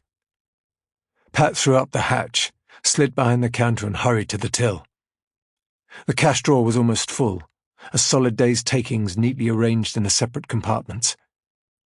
Snatching up a plastic carrier bag, Pat began to grab notes by the fistful. As he did so, he looked down at the woman's hunched body. She had fallen on her side, her face pointed straight up at him, her eyes closed. Pat recognized her instantly. It was Ron Miller's wife, he realized. He'd seen her at the boxing gym a few times. What was her name? June. That was it. June Miller.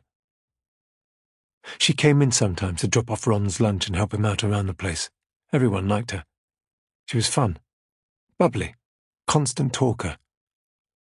What was Ron doing, letting his wife work in a late-night off-license like this? He was asking for trouble leaving her alone here. Pat remembered the sign Ron had put up over the ring. We are what we repeatedly do. Ron loved to shout it at the fighters as they sparred together. It was his motto, and he used it constantly, saying it over and over, urging his boxers on as they trained. A wave of regret hit Pat hard. We are what we repeatedly do, he thought. What Pat did most days was hurt people on Frank Egan's orders, beat men to a pulp for a handful of dirty money. And what good did he do with the cash once he had it? Stayed out all night, drinking and chasing women and wasting his earnings at the dog track. Neglected his wife and kids while he ran around with a psycho like Frank Egan. Now he'd sunk so low, he was stealing the takings from an off-license, staring down at the bruised face of a friend's wife. Pat felt about as worthless as he had ever done. "Hurry up!" Frank shouted. "I haven't got all night." "We need to make sure she's not hurt," Pat said. "What are you, soft? Just get the cash, let's go!" Pat grabbed the last of the banknotes and stuffed them into the carrier bag. He turned to leave. As he reached the hatch, he took a step down onto the shop floor.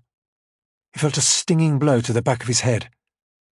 Suddenly he was face down on the soiled linoleum, surrounded by broken glass and a pool of white rum. The world seemed to move in a woozy kaleidoscope before his eyes. "You scumbag! You thieving lowlife!" A woman's voice was raging above him. Pat looked round. It was June Miller. She must have regained consciousness while he wasn't looking.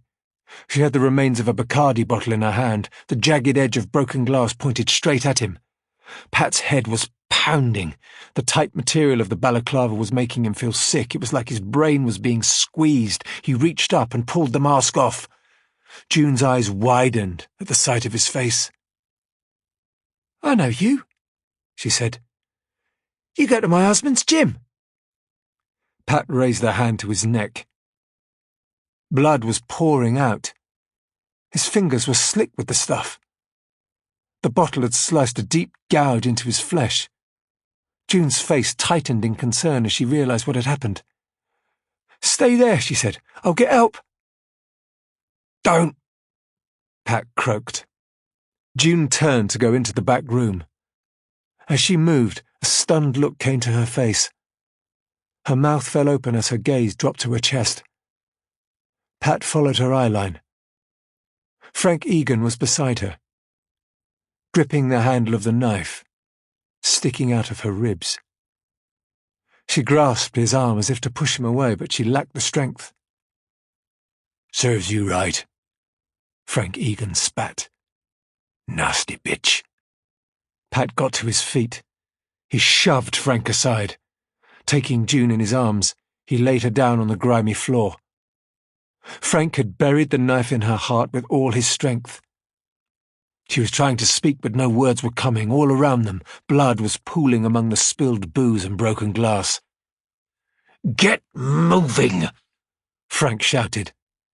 He seized the back of Pat's coat and dragged him to the door. Pat took one last look behind him. June was fading away, her eyes rolling back into her skull. There was nothing anyone could do for her now. The cold night hit him as they ran out and stumbled across the street. Frank opened the passenger door of the car and pushed Pat inside. He ran around and jumped behind the wheel, and they set off in a squeal of tyres. Pat could feel the blood flowing from his neck, running down into the fabric of his shirt. He was awash with the stuff. We are what we repeatedly do. He looked at Frank and tried to speak. We are what we... he whispered, his voice trailing off. Frank scowled at him. What the hell did you say? Pat tried to finish the sentence, but the words wouldn't come. Chapter 67. Lewis read the greetings card once again. The writing was unmistakable. It must have been Ward who placed the warning sign on Maria Brennan's car. So she was the one he'd been searching for all this time. Ward had skillfully kept herself out of the spotlight, but now her distinctive handwriting had given her away. It was a mistake she'd regret. Lewis checked the time. It was nearly 9 p.m. From what he had gathered about her, Lewis guessed that Olivia Ward would still be at the office. Turn round, he said to Rachel. We're going to the Eversign building. I'll give you the address. Rachel threw a wild U-turn. Angry car horns sounded all around them as she accelerated back towards the south bank of the Thames. Lewis took out his phone and called Robert Carlson. Lewis, are you okay? I'm fine. I'm going to the Eversign building. Why? I don't have time to explain. I need you to call ahead and tell the security guards to let me in. Carlson hesitated for a moment. He could hear the urgency in Lewis's voice. I'll do it, he said, but I'm coming too. I'll meet you there. Fine. Be quick. Lewis hung up. Rachel raced through the nighttime traffic. When they reached the Eversign building, she parked on the windswept plaza before the entrance and they hurried into the lobby together. The guards saw them and opened the gates without challenge. The vast brick and iron atrium was completely deserted. The huge blackened steel casings of the old iron foundry loomed over the echoing space. Lewis led Rachel to the lift and they rode up to the top floor. The lights were on in Olivia Ward's office. Lewis held a finger to his lips. Rachel nodded. They crept along the silent corridor towards the open door. Peering inside, they could see Ward, deep in conversation, talking in halting sentences, her voice panicked. She was on speakerphone, the long-distance line crackling. I can't do that, Victor, she said forcefully. The money is untraceable. There's no way to get it back. I can't return any funds to Moscow. Andre wanted the banking pathway destroyed to cover our tracks, and I did exactly what he asked. The shell companies were shut down one by one as I moved the money around the globe. I want my money back, a voice shouted down the line. Otherwise, I'll make you sorry. Ward hesitated. I don't like your tone, Victor, she said. My tone is the least of your worries. Lewis could hear the fear in Ward's voice. So this was the famous Victor Zherkov he was hearing via the speaker. He sounded desperate. You need to speak to Andre about this, Ward said. It was all his doing. My son called me earlier. He was taken to hospital tonight.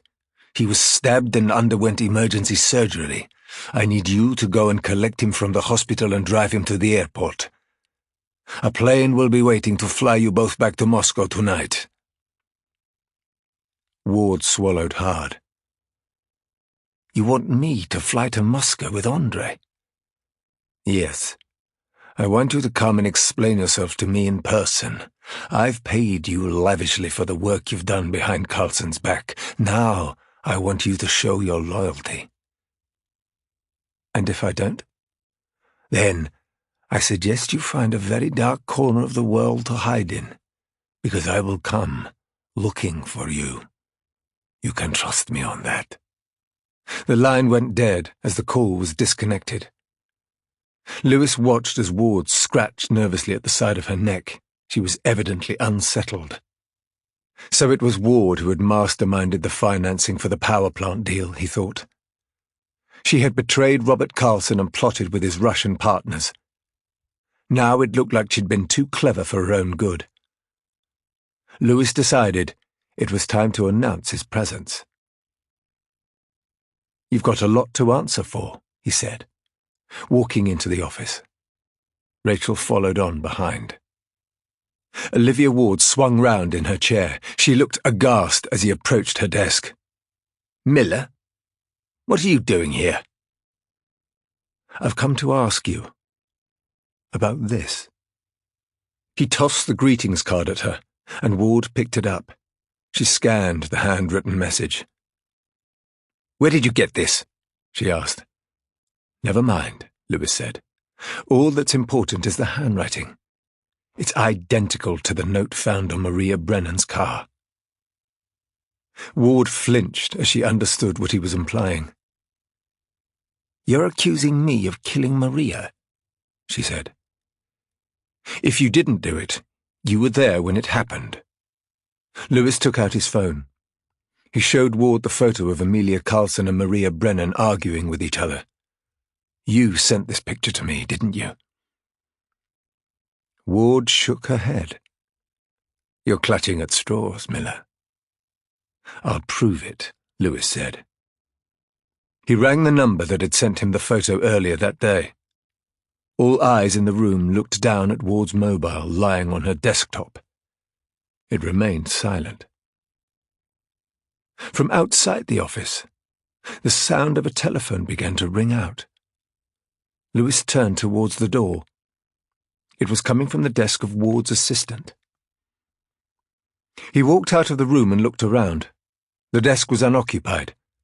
A mobile was ringing next to the computer keyboard, juddering across the surface of the desk as it vibrated. It was a cheap, disposable handset. A burner phone, Lewis thought. It was probably unregistered and untraceable. He rang off, and the phone fell silent. Ward walked from her office door and stood next to him. She tossed the greetings card onto her assistant's desk. "Do you really think I have time to write my own thank you cards?" she said triumphantly. Chapter 68. "So what happens now?" Glenn asked. Drew stood over him. He lowered the gun until it was pointed at his friend's leg. "Now I put a bullet in your knee."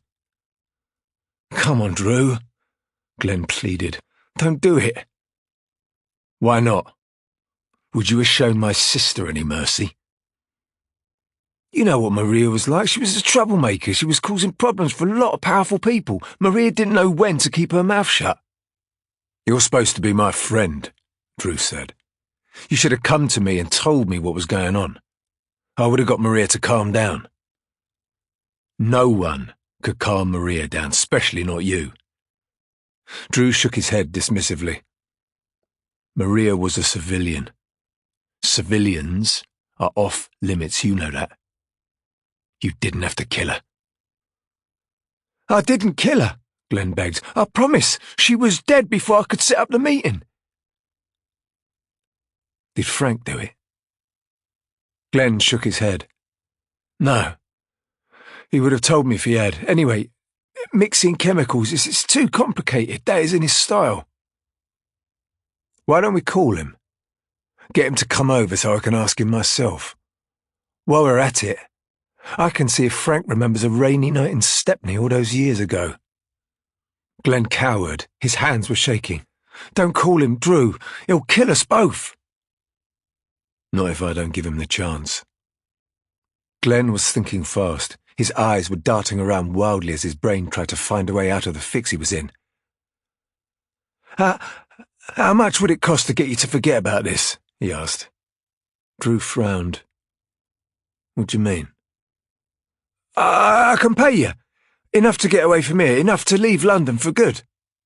Drew looked at his friend with a mixture of curiosity and scorn. "You don't have that kind of money," he said. "I'll show you." Glenn stood slowly and walked over to the fish tank while Drew kept the gun trained on him. Drew watched as Glenn lifted the lid from the tank, rolled his sleeves up and dipped his hands down into the bubbling water. In among the gravel at the bottom of the tank, he uncovered a plastic box. Fan-tailed guppies and Siamese fighting fish swam lazily around his arms as he shook it free. Streams of water ran down onto the living room carpet as he lifted the box out and laid it on the floor.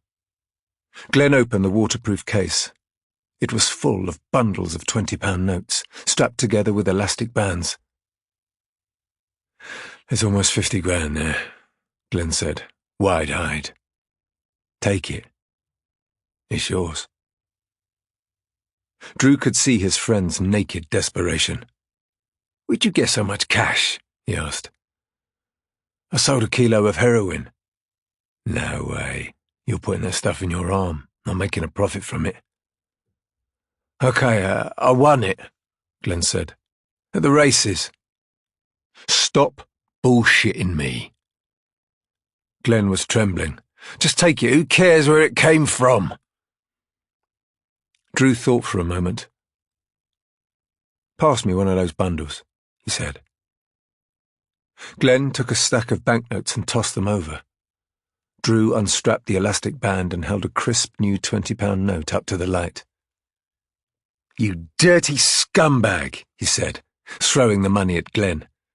The notes fluttered to the ground around him. "You can keep your blood money." "Why?" Drew raised the gun, ready to shoot. "Because it's fake." "You're lying," Glenn said and picked up a note. He studied it in disbelief. "It's worthless," Drew said, "and what's worse, I know how you got it." Chapter 69. Lewis picked up a notepad from the assistant's desktop. It was covered in messages and scribbles in cheap blue biro. Hurriedly written names and addresses, long lunch orders and random shopping lists. Lewis looked closely at the pad. The handwriting was identical to the message in the greetings card. His mind was racing. He remembered his last visit to the Eversign building. How Ward's assistant had whispered a warning to him out on the street as she escorted him outside. The hushed way she had given Amelia Carlson's name as a suspect.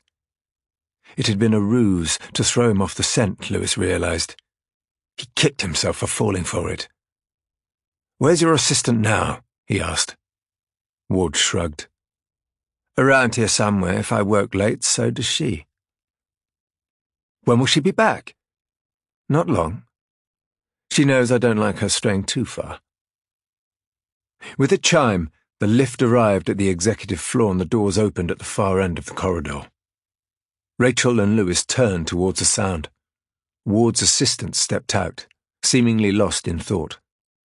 After a few paces, she stopped as she noticed the people standing around her desk.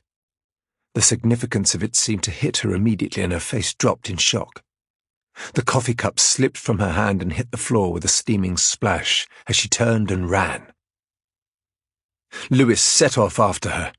The assistant pushed through a door at the end of the corridor and he followed her. It led into a darkened research lab lined with benches full of equipment. She was sprinting through the room, shoving microscopes and glass vials and containers of liquid onto the floor behind her. Lewis lost his footing as he ran through the debris, grabbing the countertop to keep his balance. Regaining his composure, he'd lost sight of her. An exit door at the back of the laboratory was standing open. Lewis ran to it and stepped through cautiously. The door led onto an old fire escape that twisted upwards towards the high industrial ceiling of the Victorian building. Lewis craned his neck to peer up the black ironwork of the staircase. The assistant was on the highest level, standing by an emergency door that led out onto the roof. She shoved the handle with all her strength. It was locked. Slowly, Lewis began to ascend the steps.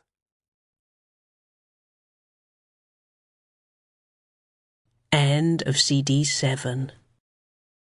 CD 8.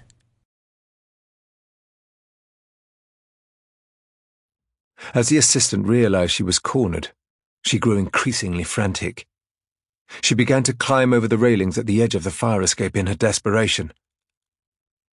Lewis called to her. "Stop! I won't come any closer, I promise."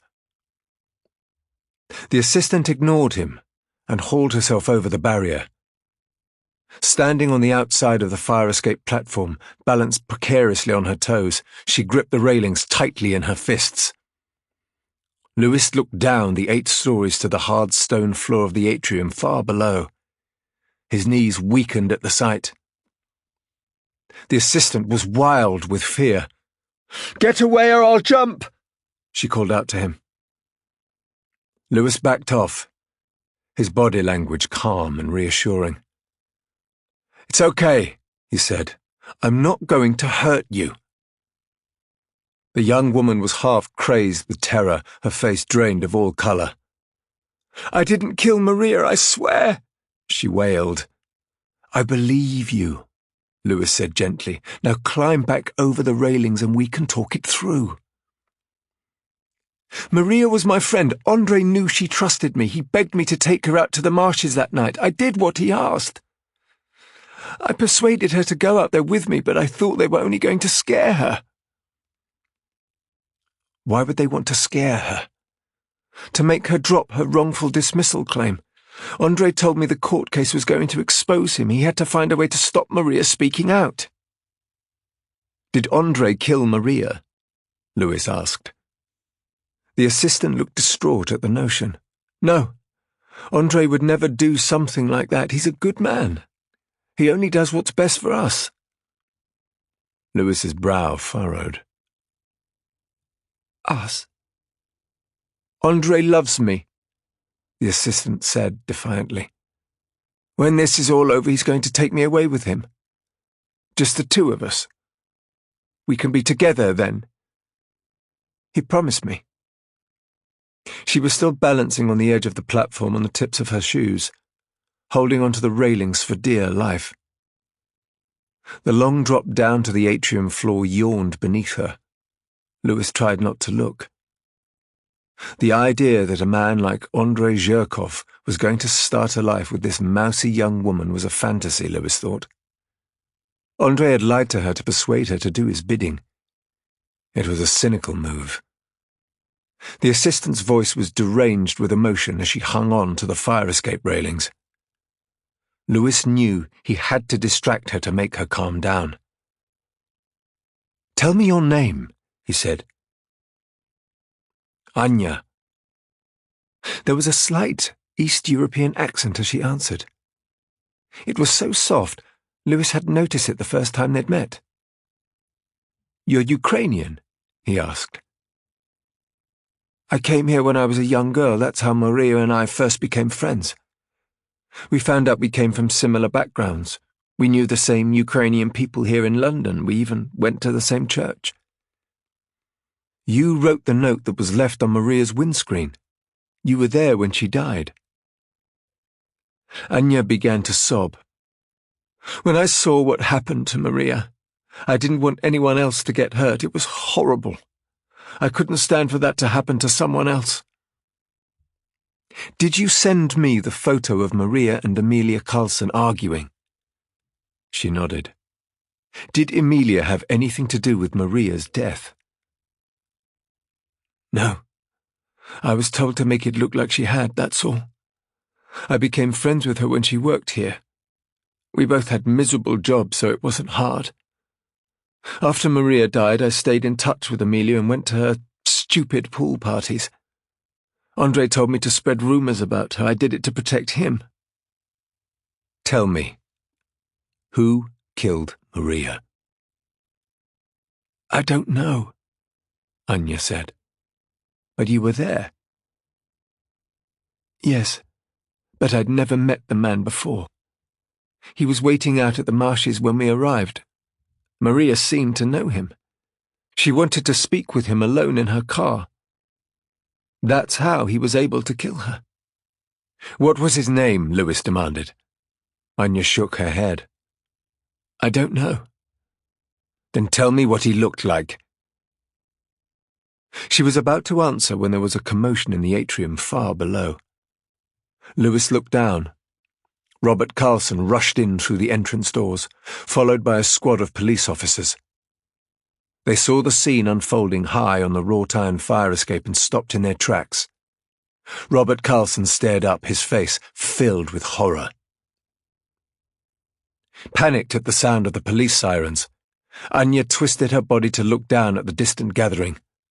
One foot slipped, and she grabbed at the railings to steady herself. "Why are they here?" she screamed at Lewis. "What's going on?" "Just keep looking at me," Lewis said calmly. He began to inch towards her, ready to make a grab for her hands.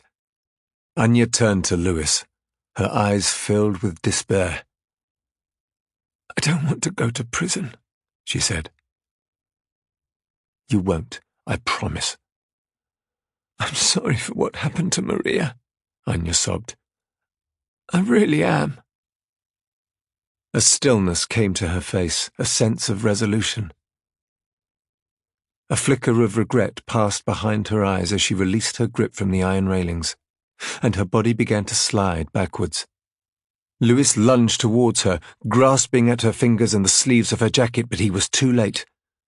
Gravity took hold and Anya fell, her wide brown eyes locked with his. Horrified, Lewis watched as she plummeted down, landing hard on the grey flagstones far below. Chapter 70. Frank Egan drove at speed to his nephew's house. The text he'd received from Glenn had rattled him. "Bad news on the Cold Harbour Marshes job. Come to my place ASAP." Glenn had been a liability recently. The screw-up with the bookie had been his last chance. Glenn had better have a good reason for dragging him over there at this hour, or he was out of the business. Frank couldn't afford to carry him any longer. He was getting older now, slower, and he needed someone to take the strain. A successor he could trust. Frank had wanted Glenn to replace him, but now he wasn't so sure. He didn't need his nephew going round the city creating more problems than he solved. That was no way to run a business. Frank pulled up at the curb. The lights in the house were off. He walked down the garden path and saw that the front door was ajar. Stepping inside the hallway, he called out Glenn's name. There was no answer.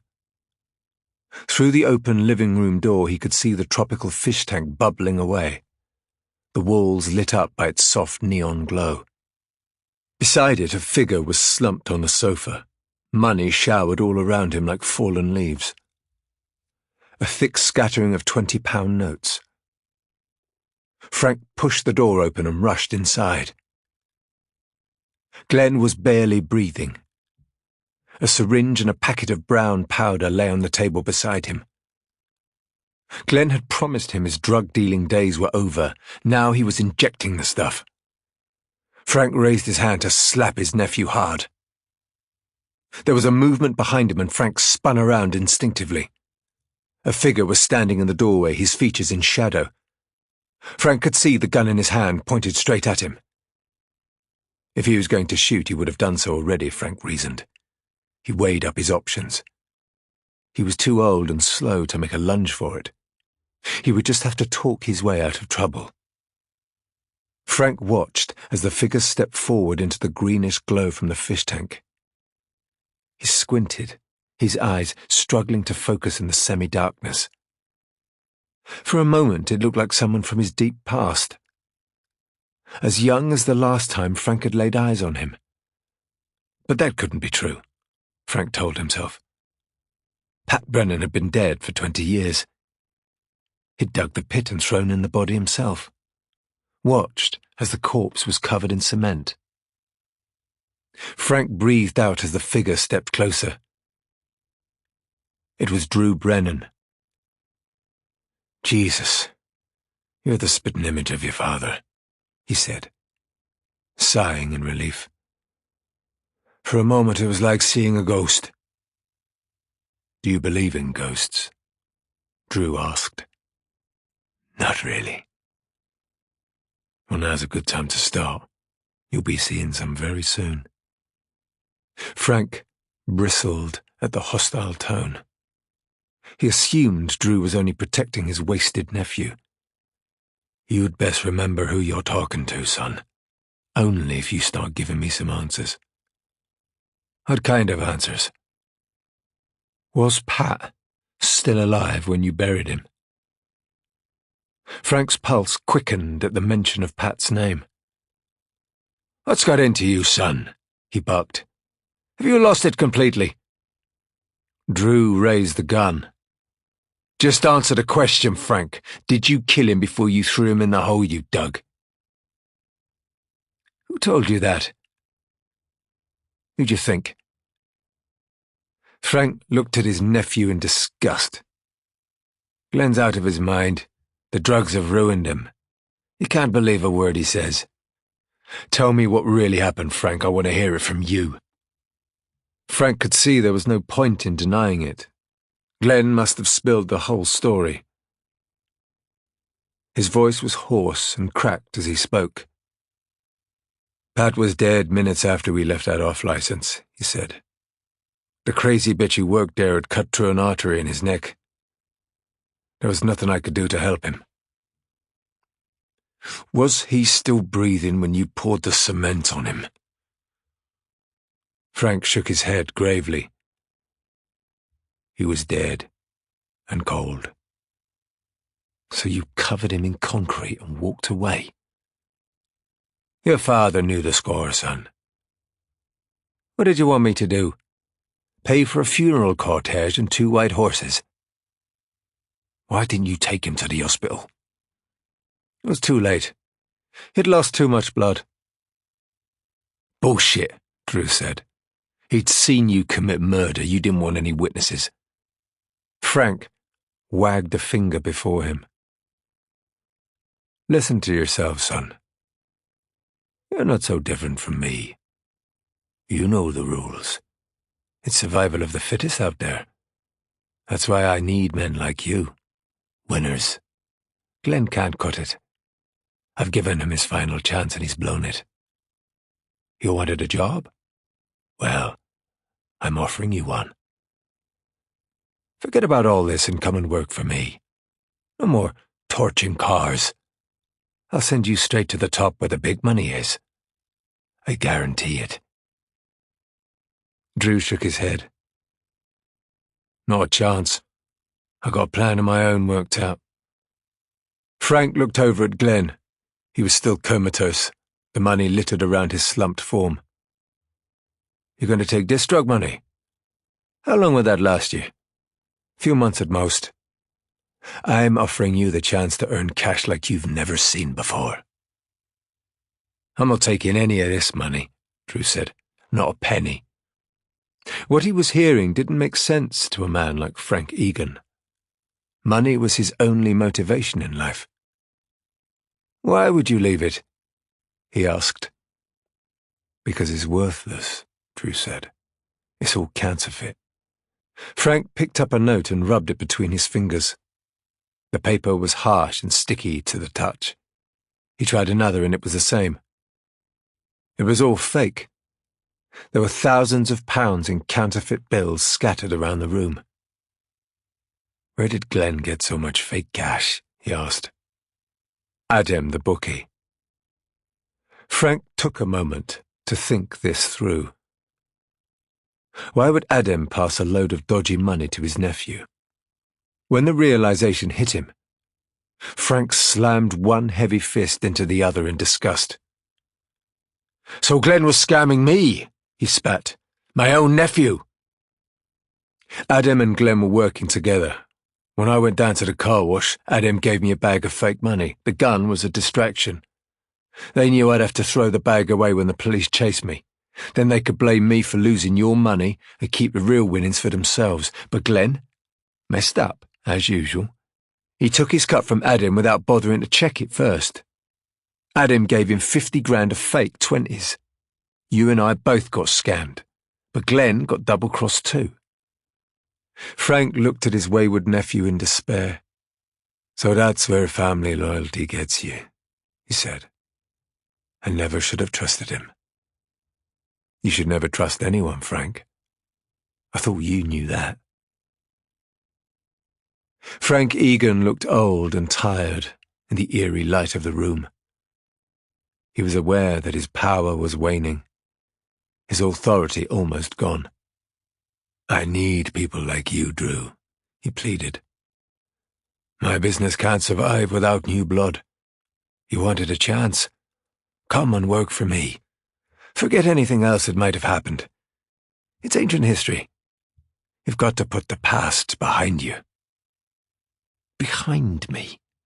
Drew hissed incredulously. "None of this can ever be behind me. It's not even the past. I live with it every day. My sister and I had to grow up without a dad. My mum had to spend her life not knowing if her husband was alive or dead. She couldn't grieve. It messed with her mind as she took her frustrations out on me. Still does. Guess who I'm going to take mine out on?" "Kill me and you'll go back to prison," Frank said. "Work for me, and I'll make you rich." Drew lifted his chin in defiance. "This is for my mother," he said. Frank saw Drew's expression harden. He tried to lunge for the gun, but Drew didn't hesitate. He fired, pulling the trigger twice in quick succession. Frank stumbled and grasped his chest where the bullets had struck, pulling at his clothes, falling as his legs buckled beneath him. He lay there, gasping, his lips moving, blood bubbling from his mouth and nostrils. Drew watched until his body became still. Good riddance, Drew thought. A haze of gun smoke hung in the room, the sour scent of cordite. He didn't have much time. Drew went into the kitchen, found a towel and wiped the gun clean. He returned to the living room and walked over to Glenn, still out cold on the sofa. Drew checked his pulse. It was stable. The bruise on his temple was livid where Drew had struck him with the butt of the pistol. Glenn would have a headache when he finally woke up, but he'd have a lot more important problems to worry about by then. Drew thought of all the years they'd been friends, the good times they'd spent together, how they'd been inseparable since they were kids. Then he remembered collecting the money from Adem, the police chase across Tower Bridge, the deadly meeting with Frank in the underground car park. Glenn had set him up without a second thought. Risked his life for a few £1,000. Now Drew was going to pay him back. It was only fair. Drew lifted Glenn's hand and gently placed the gun into it, putting his finger on the trigger. He aimed at Frank's body and fired a shot, making sure forensic deposits were left on Glenn's clothing. Leaving the chaos behind him, Drew slipped out of the back door and jogged through the garden. He climbed over the back wall and crept along the alleyway until he reached the main road. He kept his head down, walking briskly until he found a phone box. He went inside and dialed 999. "I need the police," he said. "I think I just heard shots being fired." Chapter 71. Lewis and Rachel watched as a team of paramedics loaded Anya's body onto a gurney, covered her in a blanket and wheeled her out to the waiting ambulance. The police had cordoned off the Eversign building with criss-crossing lines of plastic tape. A small crowd had gathered outside to rubberneck at the emergency vehicles in the plaza, blue lights flashing in the darkness. Lewis was seated in the cavernous lobby, his head in his hands, looking crushed. Rachel touched his face tenderly. She could tell how hard he'd taken Anya's death. "It was my fault," Lewis said. "I should never have chased her out onto the fire escape. As soon as I saw how crazy she was acting, I should have backed off." Rachel shook her head gently. "You had no way of knowing what would happen, Lewis. It was an accident." Robert Carlson approached. "The police want to speak to you, Lewis," he said solemnly. They're interviewing Olivia now, taking her statement. We only have a few minutes until they take over the investigation. Lewis looked across the lobby. 2 plainclothes female detectives were speaking to Ward, taking notes on clipboards. She looked like she was trying to fend off their questions, squirming as if she was hiding secrets. Ward had known all along that Andrei Zhirkov had sent Anya to do his dirty work out at Cold Harbour Marshes, Lewis thought. The more she had to explain herself, the more she would inevitably dig herself into the mire. Lewis doubted even an accomplished liar like Ward could dodge her way out of this one. "What's wrong with Olivia?" Carlson asked. He had noticed her odd behaviour too. "She's scared," Lewis said. "She's in league with the Zhirkovs. Anya would still be alive if Olivia hadn't played a part in manipulating her." Carlson looked quizzical. "You think she's been scheming behind my back?" "We heard Olivia arguing with Viktor Zhirkov on the phone when we arrived here earlier. It sounded like he was issuing orders to recover the money he's paid you for the Cold Harbour Marshes project." Carlson nodded sagely. "I always suspected Olivia was serving 2 masters." "I was so close," Lewis said despondently. "Anya was about to describe Maria's killer to me. I could have identified him if we'd kept talking a little longer. Once the police take over the case, they'll go back to square one. Everything will slow down to a snail's pace. Maria's killer will never be found now." Carlson wrung his hands. He knew his arrival had only escalated tensions. "When you called me and said you were coming here tonight, I felt I had no choice but to alert the police. I thought you were in danger, Lewis. I had to bring police backup, if only as a precaution." "I'm not blaming you, Robert. You did the right thing." "So, it was Anya who enticed Maria out to the marshes," Carlson said. "I never even knew they were friends." Lewis tried to remember all the details of the conversation out on the fire escape. He had been searching for clues for days now, and the key to the mystery still eluded him. He tried to focus on the cold, logical facts, but his mind was racing. The turmoil of the evening had drained him, but he had to find the answers he was looking for. It was the only way he would find any peace. "Anya said that a man was waiting out at the marshes when she went there with Maria," Lewis said. "I'm certain Maria wouldn't have spoken alone with a stranger at night. She must have known him. She dressed smartly, as if she was going out to a business meeting, as if she knew this person professionally somehow. Anya said that Maria was alone in the car with him while they talked. It must have been someone Maria was comfortable with, someone she trusted. We know Maria died by inhaling poisonous gas. There couldn't be any violence or signs of a struggle, because that would blow the suicide cover story. Maria had to allow this person to sit with her voluntarily." Carlson could see how tired and frustrated Lewis was. It had been an epic night of action. "Let the police take over now," Carlson said. "Tell them everything you know and put this behind you. That's all you can do. Then you should go home to rest." Lewis was adamant. "I'm fine. I need to think, that's all." Carlson took a silver hip flask from his jacket. He unscrewed the cap and handed it to Lewis. "Have a drink," he said. "You look like you need it." Lewis accepted gratefully. He tipped the flask back and took a long hit. It was sharp and strong on the back of his throat. Carlson rested a paternal hand on his shoulder. "You should be proud of your efforts, Lewis," he said. "You've shown real determination to get this far." Lewis brushed off the compliment. "That's not good enough," he said. "I have to solve the case or I've failed." "Don't be so hard on yourself." "I have no choice now. I owe it to Maria to find her killer." Lewis took another sip from the flask. He rolled the liquid in his mouth. The bitter, peppery flavour was familiar. He looked at Carlson, inquisitively. "Is this cognac?" he asked. "One of the finest," Carlson said. A rare vintage. I've already had a glass of this today. Impossible, Carlson said. That flask is filled with one of the most valuable cognacs in the world. There are only 5 bottles in existence. Lewis took another sip. I'm sure it's the same. You must be mistaken. It was a gift, a very special one. Lewis felt the hairs rise on the back of his neck. He jumped to his feet and faced Carlson, his eyes lit with astonishment. Who gave it to you? He demanded excitedly. Chapter 72.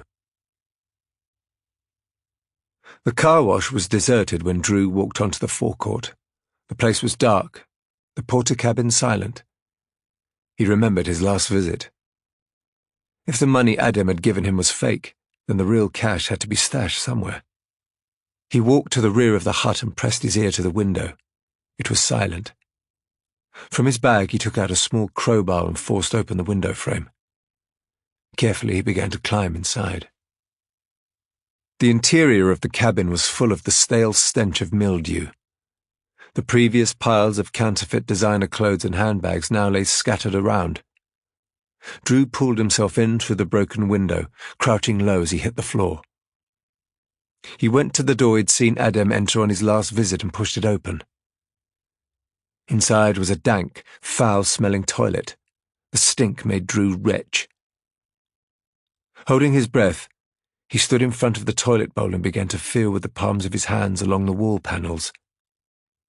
They all felt secure. Lifting the lid, he peered inside the cistern. Nothing. There had to be a hiding place in here somewhere. He could feel it in his bones. Looking up, he saw the edge of one ceiling tile was scuffed, with grimy fingerprints smeared on one corner. Drew stood on the rim of the toilet, pressed on the surface of the tile, and it pushed up easily. He stood on tiptoe, peering up into the roof cavity of the hut. The edge of a cardboard box was visible in the darkness. Drew reached in and lifted it out. Setting the box on the floor, he ripped open the tape that sealed it shut and looked inside. The box was full of brick-sized stacks of 20-pound notes. Drew took one out and lifted a note up to his flashlight. It was real, the foil strip and watermark all genuine. He looked at the bundles filling the box. There must be 250 grand inside, he reckoned. And it was all his now. Chapter 73. Andre looked up from the hospital bed as the curtain surrounding his cubicle was pushed back. Olivia Ward peered in through the gap. Recognizing Andre, she hurried inside and pulled the curtain closed so they were hidden from the sharp-eyed nurses patrolling the recovery room. "We have to be quick," Ward whispered. "My father sent you?" Andre asked, hopefully. "He's arranged for a private jet to fly you back to Moscow tonight." Andre was still groggy from the strong painkillers he had been given, his thighs swathed in a thick dressing beneath the hem of a surgical gown. A heady smell of sweat and disinfectant filled the cubicle. Olivia Ward slid an arm around Andre's shoulders to help him sit up, then began to gather his clothes from the chair where they'd been folded. "Is my father angry?" Andre asked, pulling out the saline drip that fed into his arm with a pained grimace. Ward nodded. "You know what Victor's like. He doesn't appreciate complications. He's unhappy at the way the Maria Brennan situation was handled." Andre gave a low growl of frustration through gritted teeth. That night out at Cold Harbor Marshes had been the source of so much trouble, he thought. If only it had been handled properly in the first place, none of this chaos would be happening now. He smacked an angry fist into his open palm. "I should have killed that damn Brennan girl myself," he said.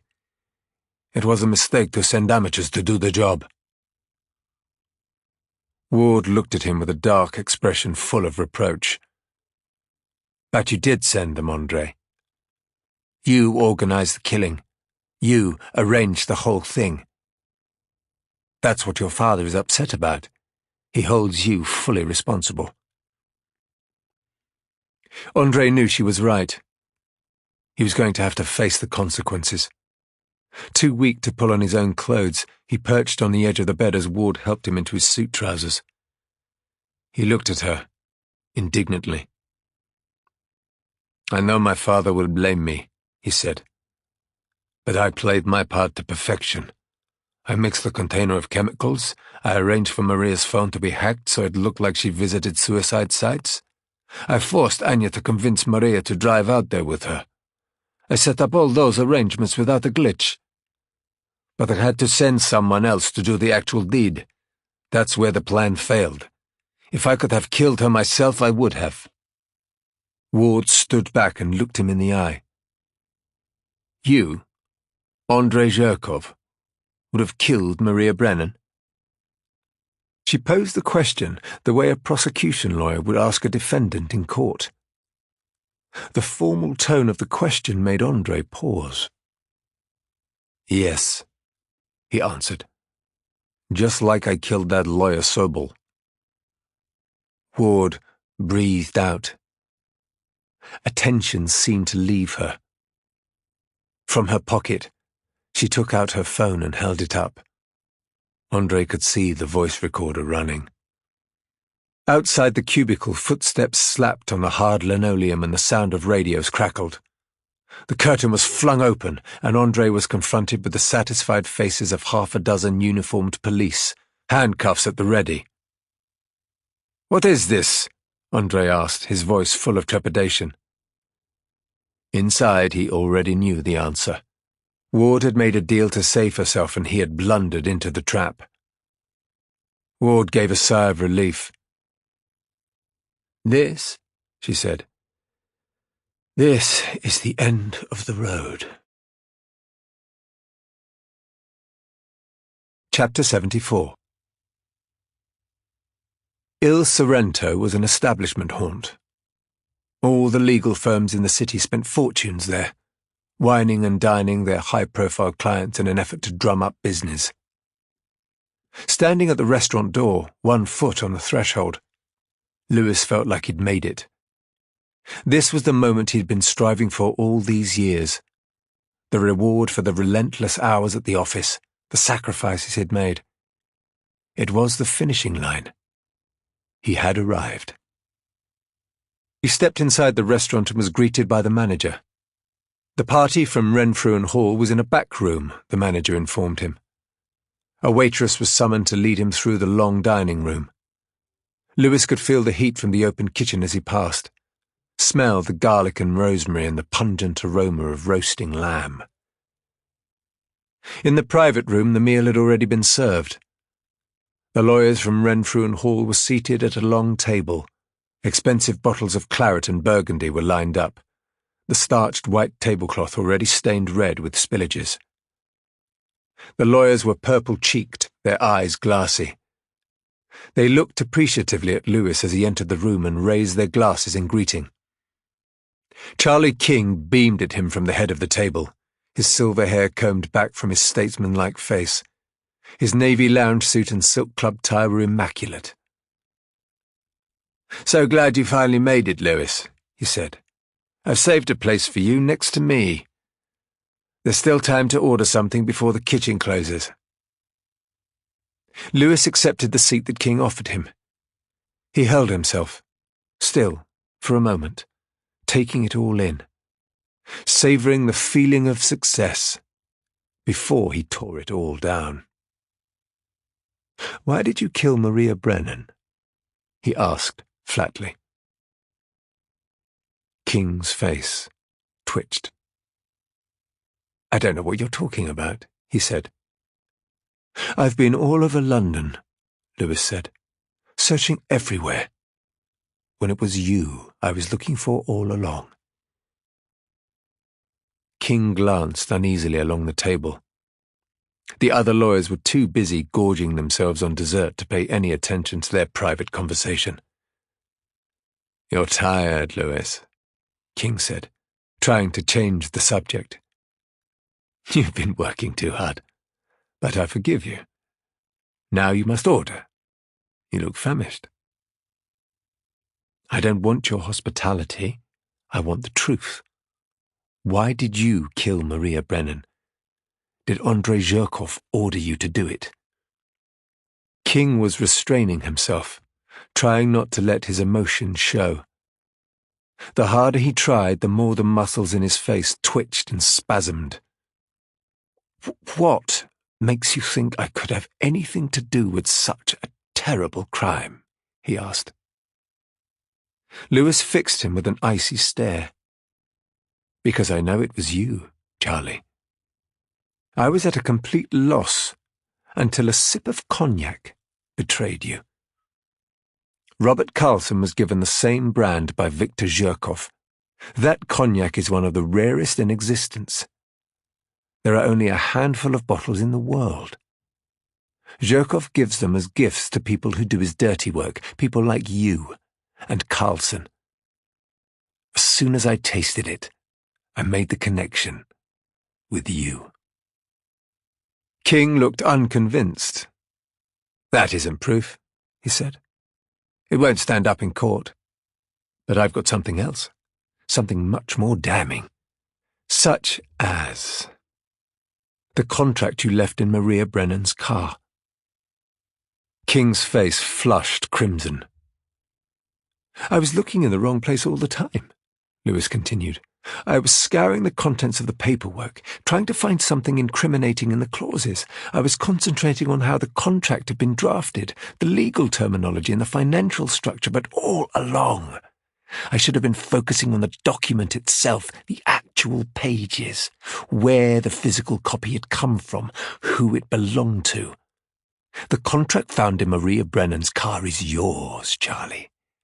You can't deny it. It's got your fingerprints all over it. King's eyes were darkening rapidly. Maria Brennan could have got that contract from any number of places. Lewis jabbed a finger at his superior. But she didn't. It came from you. You left it in her car when you killed her. Maria was persuaded to go out to the marshes by her friend Anya. She thought she was going to a business meeting, so she dressed formally. My guess is that you told her there was a chance she could stop the hydrogen plant from being built. You knew how much she wanted to save that nature reserve. You insinuated that as Carlson's legal representative you could make him see sense. That way Maria agreed to sit in the car with you alone so you could talk privately. Andrei had already given you the chemicals mixed up in a sealed container. You only needed to open it at the right moment, step out of the car and watch as she suffocated. But you forgot to take the contract, didn't you? You left it behind in the car. You couldn't open the car door because the gas would escape. You had to leave the folder behind. There was no other choice. If you opened the door, it would ruin the scheme to make Maria's death appear as a suicide. She couldn't have opened the door to let the gas out herself, could she? You prayed that no one would ever trace the contract back to you, didn't you, Charlie? Well, guess what? Your prayers have failed. King took a moment before speaking.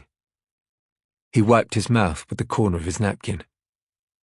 I can see you're a smart young man, Lewis, he said, his voice full of authority. You've got a bright future ahead of you. The brightest I've ever seen. Don't jeopardize it all for a woman who wouldn't listen to reason. Don't make the same mistake she made. What mistake, Charlie? Biting off more than you can chew. You're smarter than that. You can go right to the very top if you show loyalty. Lewis laughed derisively. Are you going to make me an offer now? Why not?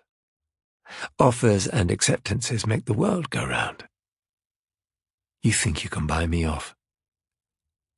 I'm not buying you, Lewis. I'm rewarding you. What will you give me? Anything, King hissed, seizing his hand desperately.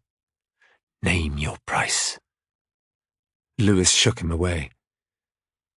He looked at his exalted superior with disgust, repulsed at the sight of an old man desperate not to lose his privileges.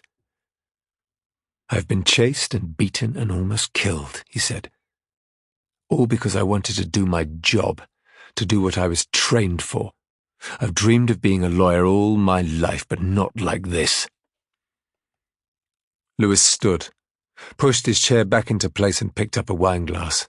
He tapped it with a knife and the table turned to him as if he were about to raise a toast. The voices of the feasting lawyers dropped to silence.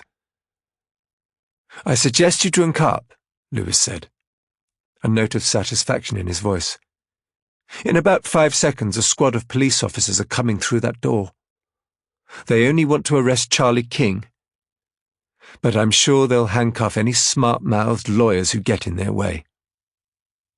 With that, the doors burst open on cue. A gang of excited police piled into the room, heading straight towards the startled figure of Charlie King. None of his colleagues attempted to help him. Lewis turned to the 2 female detectives as they entered side by side. They nodded to him in solemn gratitude for his efforts. Lewis left the restaurant and strode out onto the nighttime streets, his hands shoved deep in his pockets. The night drew close around him as he walked down to the Thames in the pouring rain. On the banks of the river, looking down into the dark water, he took out his phone and made a call. Chapter 75. Irina Kaval was alone. The newspaper clippings of Maria's suicide were spread on the coffee table before her. She had always known the reports about her daughter's death were lies. She felt no sense of triumph now the truth was known. When the front door opened and she heard Drew come home, she was simply glad not to be alone anymore. "I know who killed Maria," she told him bitterly. "Lewis Miller called me. It was Lewis's boss at the law firm, Charlie King. The police arrested him tonight. He met Maria out at the marshes and—" Drew held up a hand to interrupt her. He was breathless, fizzing with energy. "You'll have to tell me the rest while we drive," he said. "We have to leave here, right now." Irina was confused. "Leave? Where are we going?" "Anywhere. We're getting out of London." "Why?" He dropped a bag at her feet. It landed with a solid thump on the threadbare carpet. "Open it," Drew said. Irina slid the zip back apprehensively and peered inside. The bag was stacked full of pristine 20-pound notes, bundles of them piled up to the brim. Her eyes widened at the sight. "Where did you get all this money?" she asked. Drew tried to act cool. "Don't worry about that." "But I am worried, Drew." He shrugged. "I got it from a man who doesn't need it anymore." "Why doesn't he need it?" "'Cause he's dead," Drew said flatly. "Anyway, it's rightfully ours. This money is owed to us for all the years of misery and heartache we've had together." Irina looked up at her son. She was fearful at the manic look in his eye. "Sit down, Drew," she said. "Tell me what's going on. Otherwise I'm not going anywhere." Drew did as he was asked. He thought about everything that had happened that night. Everything he'd heard from Glenn, from Frank. The secret of his father's fate that had remained hidden for so many years. He didn't know quite where to start. Chapter 76. It was a clear, bright morning. London was bathed in sunshine. The streets were busy. The pavements crowded now the weather had improved. Rachel drove Lewis to Whitechapel to return the photos and cards they'd found at Cold Harbour Marshes. It seemed fitting to give them back to Irina now Maria's killer had been arrested. Lewis flicked through the pictures as they drove. The photographs were faded and water-stained, but still intact. Maria's hopeful, innocent face stared back at him. Lewis knew he'd done all he could to find justice for her. "The police called this morning," he said to Rachel. "They told me that Charlie King has confessed to Maria's murder. He's asking for leniency in return for giving evidence against the Zherkovs." "Will the police agree?" Rachel asked. "I hope not. King deserves to rot in prison for a long time for what he did to Maria. Apparently he's been working secretly with Viktor Zherkov for years. Maria's wrongful dismissal case threatened to expose him. King was in so deep that it was easy for the Zherkovs to blackmail him into killing her. He's a lawyer, so Maria never suspected she was in danger. When they were alone together that night, her guard was completely down. If it wasn't for you, he'd have got away with it," Rachel said.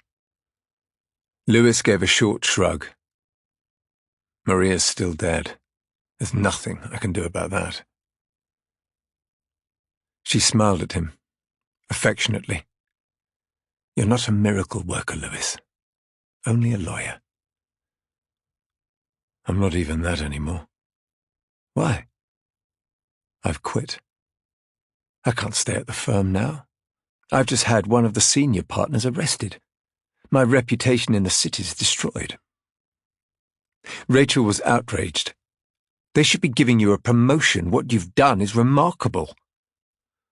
Lewis smiled wryly at her earnestness. "You've never worked for a city law firm," he said. "It's only profit they reward, not virtue." When they arrived at Crowmore House, Lewis gathered the cards and photos and they took the lift together up to the 14th floor. Walking along the landing, Lewis knocked on Irina's front door. There was no answer, so he knocked again. After a few minutes, Rachel pressed her face to the kitchen window and peered through. "The place looks half empty," she said. Lewis stood beside her. He cupped his hands against the glass. Most of the furniture was still in place, but the pictures and family photographs had been taken down from the walls. Only faded patches of paintwork remained. "Did Irina tell you she was moving out?" Rachel asked. Lewis shook his head. "She didn't say a word to me. It looks like she left in a hurry." Lewis stood back, unsure of what to do. He looked down at the doormat on the landing. The corner of an envelope was sticking out from beneath it. He bent down and took it out. The envelope was addressed to him. Lewis tore it open and pulled out the letter folded inside. "Dear Lewis, I hope this reaches you safely. I wanted to thank you for everything you've done for me. Maria would have been proud to have you fighting on her behalf over these past days. Drew and I have decided to move on. I can't tell you where we're going. We don't really know ourselves at the moment. After everything that's happened, it's not safe to stay in London anymore. My son came home last night and told me a story about an incident that took place a long time ago. I often think that the past should be left alone, but in this case I think it's only fair that I share the story with you. I hope you can find some peace once you've read it." Chapter 77. Angela Miller listened in rapt silence, standing at her kitchen counter as Lewis read the letter to her. As the story unfolded, her face alternated between grief and horror, her eyes glistening with tears. Rachel waited outside in the car, not wanting to intrude on a private moment. Lewis's voice faltered as he reached the end of the final page. "I know that nothing will ever take away the pain of losing your mother, but I want you to know that justice has been served on the man responsible for her death. I hope that alone can give you a little comfort. Take care of yourself. Irina Koval." Lewis put the letter down on the table. Silence hung in the room. The clock ticked loudly on the kitchen wall. A tear trickled down Angela's cheek. Lewis stood and wiped his sister's face gently. Their adult lives had been forged on the night described in Irina's letter. The death of their mother. The breakdown of their father. It had been a crime that had remained unpunished for nearly 2 decades. Now they knew that Frank Egan was responsible. He was the man who had destroyed their family in a single moment. "We need to go to the police," Lewis said. "If what Irina has told us is true, then Frank Egan has to be held accountable." "What do you think she meant about justice being served?" "I don't know." "All these years he's been walking the same streets as us," Angela said bitterly, "living his life as if nothing had happened." Lewis was resentful at the thought. "If I'd known he was so close to us, I would have murdered him myself." "What would that have solved? At least I wouldn't have spent years blaming myself." "None of it was your fault, Lewis. Sometimes bad things happen to good people. There's nothing anyone can do to change that." "I can't live that way, Angie," Lewis said. "I have to try to make the world a better place, even if I never succeed." Angela lifted the blind over the kitchen window. "Why don't you ask your girlfriend to come in?" she said. "It's too cold to wait out there in a car anyway. I'd like to meet her, finally. Rachel thought we should be alone. She wanted to give us some space while I read you the letter." Angela shrugged. "Well, it's done now. No amount of letters can alter the past. Ask her in. I'll put the kettle on." Lewis went to the front door and opened it. He waved at Rachel and she waved, tentatively back. She was in the driver's seat listening to the radio. "Come in," he shouted. "Angela wants to meet you." Rachel opened the car door and got out. Her face was pale as she entered the kitchen. She tried to smile, but her distress was plain to see. "What's wrong?" Lewis asked. Rachel looked at him with concern. I just heard a news report on the radio," she said. "What's happened?" Rachel shifted uneasily on her feet. She glanced at Angela. "Frank Egan was shot and killed by his nephew last night." Chapter 78. The sound of rumbling engines filled the air, wheels turning and gears grinding. The land was quaking underfoot, the bedrock shaking. In a slow-moving column, the heavy trucks were leaving Cold Harbor Marshes. Robert Carlson watched from the back seat of the Mercedes as the vehicles filed past on the gravel track, heading for the highway back into London. On the perimeter, workmen were pulling the fencing down, tossing away the signs bearing the Egan Construction logo. There was a knock on the misted window. Carlson pressed the button to lower the glass. A face loomed in, cheeks flushed with cold. It was the American who had attended the sales conference, asking endless awkward questions about his plans for the hydrogen facility. The American was different now. He'd dropped the arrogant persona he used as a professional disguise, resumed the earnest, forthright manner Carlson had first known when they were climate activists together, so many years before. Carlson opened the door. "Get in, you'll freeze out there." The American slid in beside him. He blew on his hands to warm them up. Tucked under his arm was a copy of that morning's Metro. He tossed it onto Carlson's lap. "Egan Construction Boss Slain by Nephew." Carlson read the headline and handed the newspaper back. He remembered how Drew Brennan had left his house with a loaded gun the previous night. He was sure that fact was connected with the headline, but it wasn't necessary for him to intervene, he thought. Whoever had shot Frank Egan had done the world a favor. "Everything went as you predicted, Robert," the American said. "Apart from a few minor hiccups, you called this one right from the start." Carlson shook his head ruefully. "Good people have died. I feel far from triumphant. You played the long game, took risks. Nothing runs smoothly when you gamble like that. There's always going to be a few hitches, I have to admit. When you first targeted the Zhirkovs, I thought you were crazy. But you outsmarted them all the way. The American was buoyed with a sense of victory. Carlson shot him a steely look to disavow him of any such notion. I don't regard decent people losing their lives as hitches, he said, starkly. Maybe he was growing soft, Carlson thought to himself. His natural ruthlessness was diminishing with age. This was probably the last time he would be able to pull off such an audacious plan. The last few weeks had been an ordeal.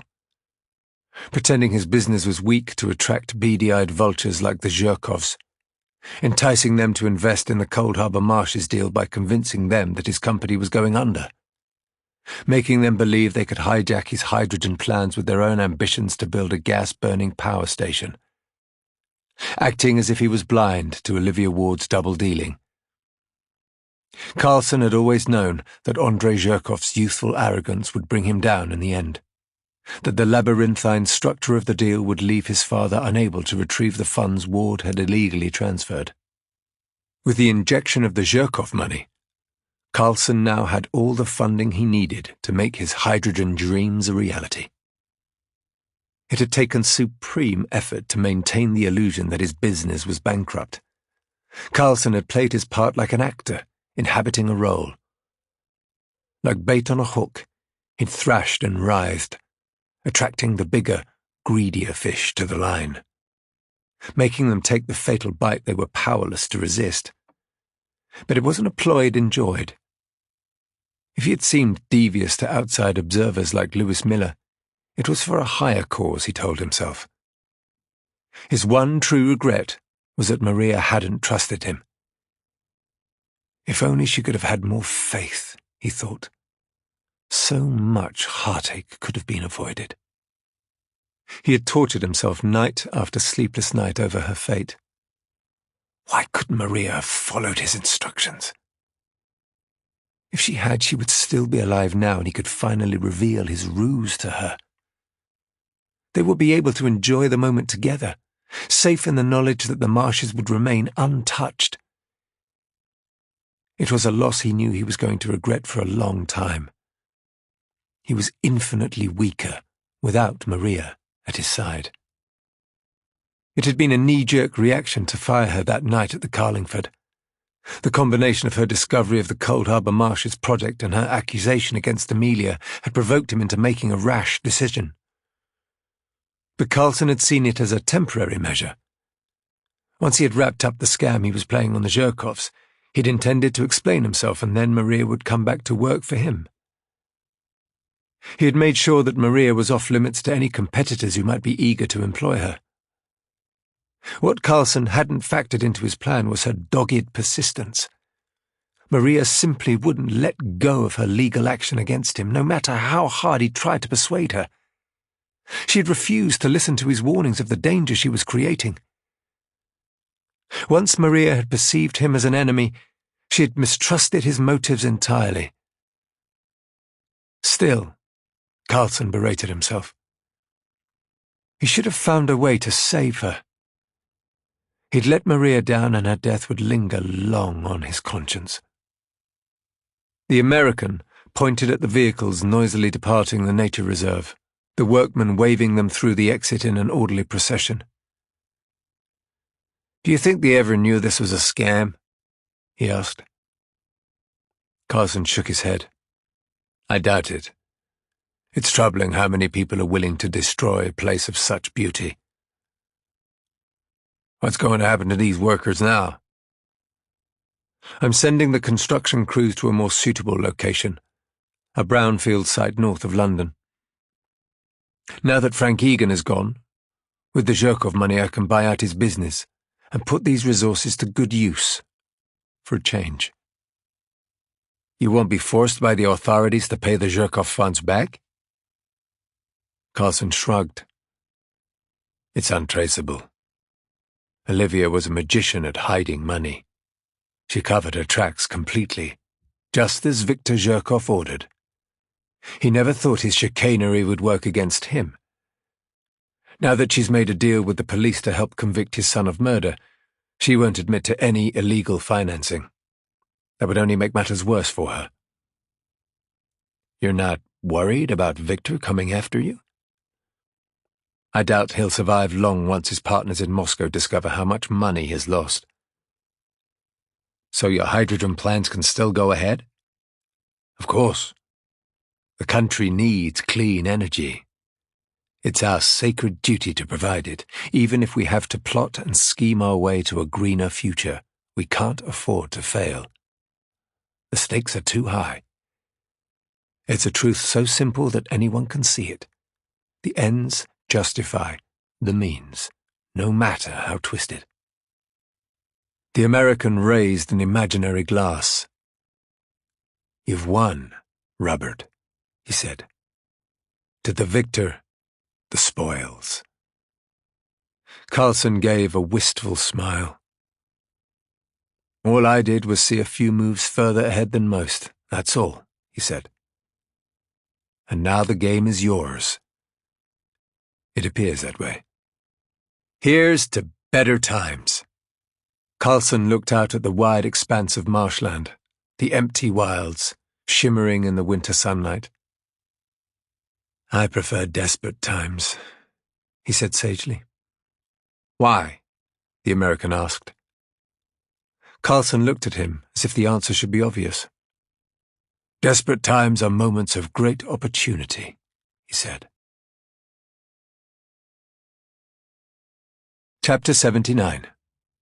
1 week later. The taxi dropped Lewis off on the corner of Cable Street. He paid the fare and stood for a while, taking in his surroundings. The streets were strewn with litter, the air heavy with smog. He could taste the grime in the neighborhood as he breathed. It was familiar and comforting in a strange kind of way.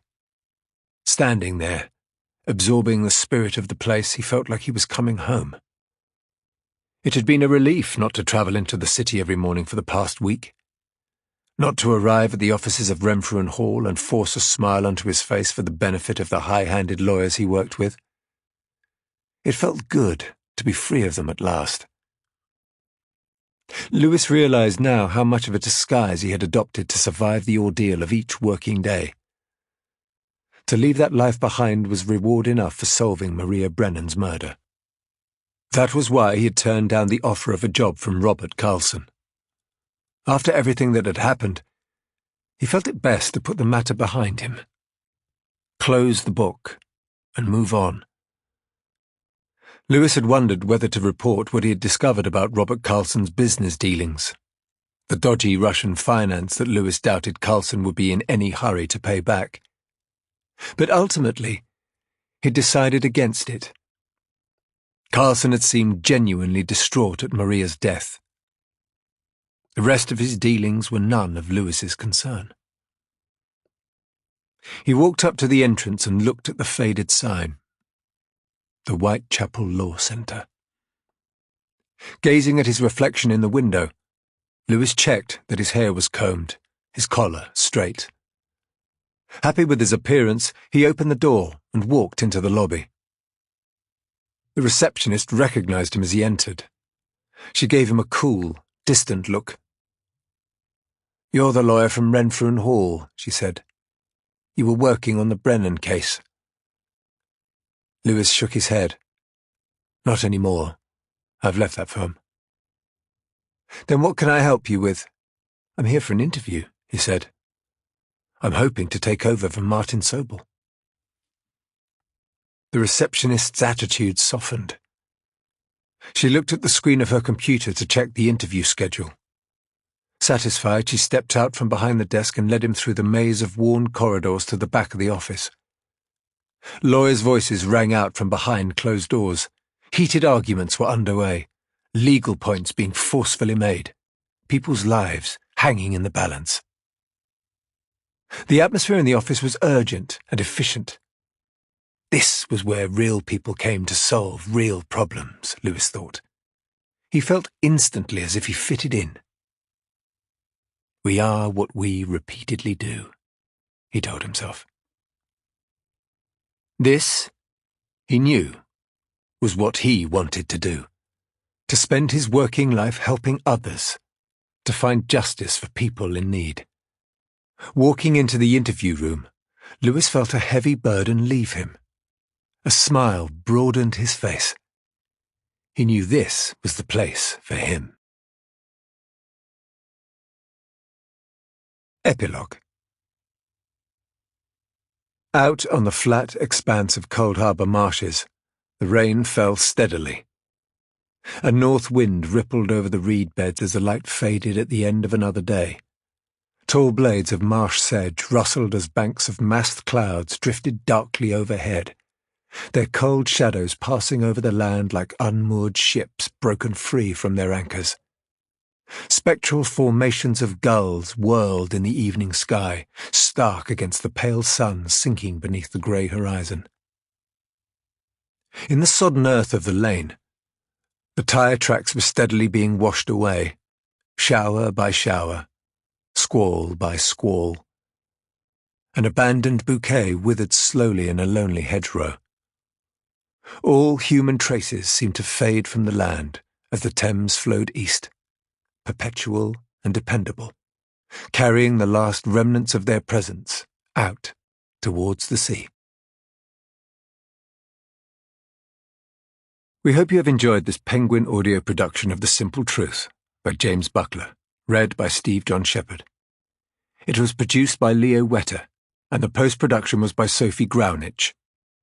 For more Penguin audio productions, visit us at penguin.co.uk/audio. Text copyright James Buckler 2023. Copyright and recording Penguin Audio 2023. All rights reserved. The moral rights of the author have been asserted. Thanks for listening.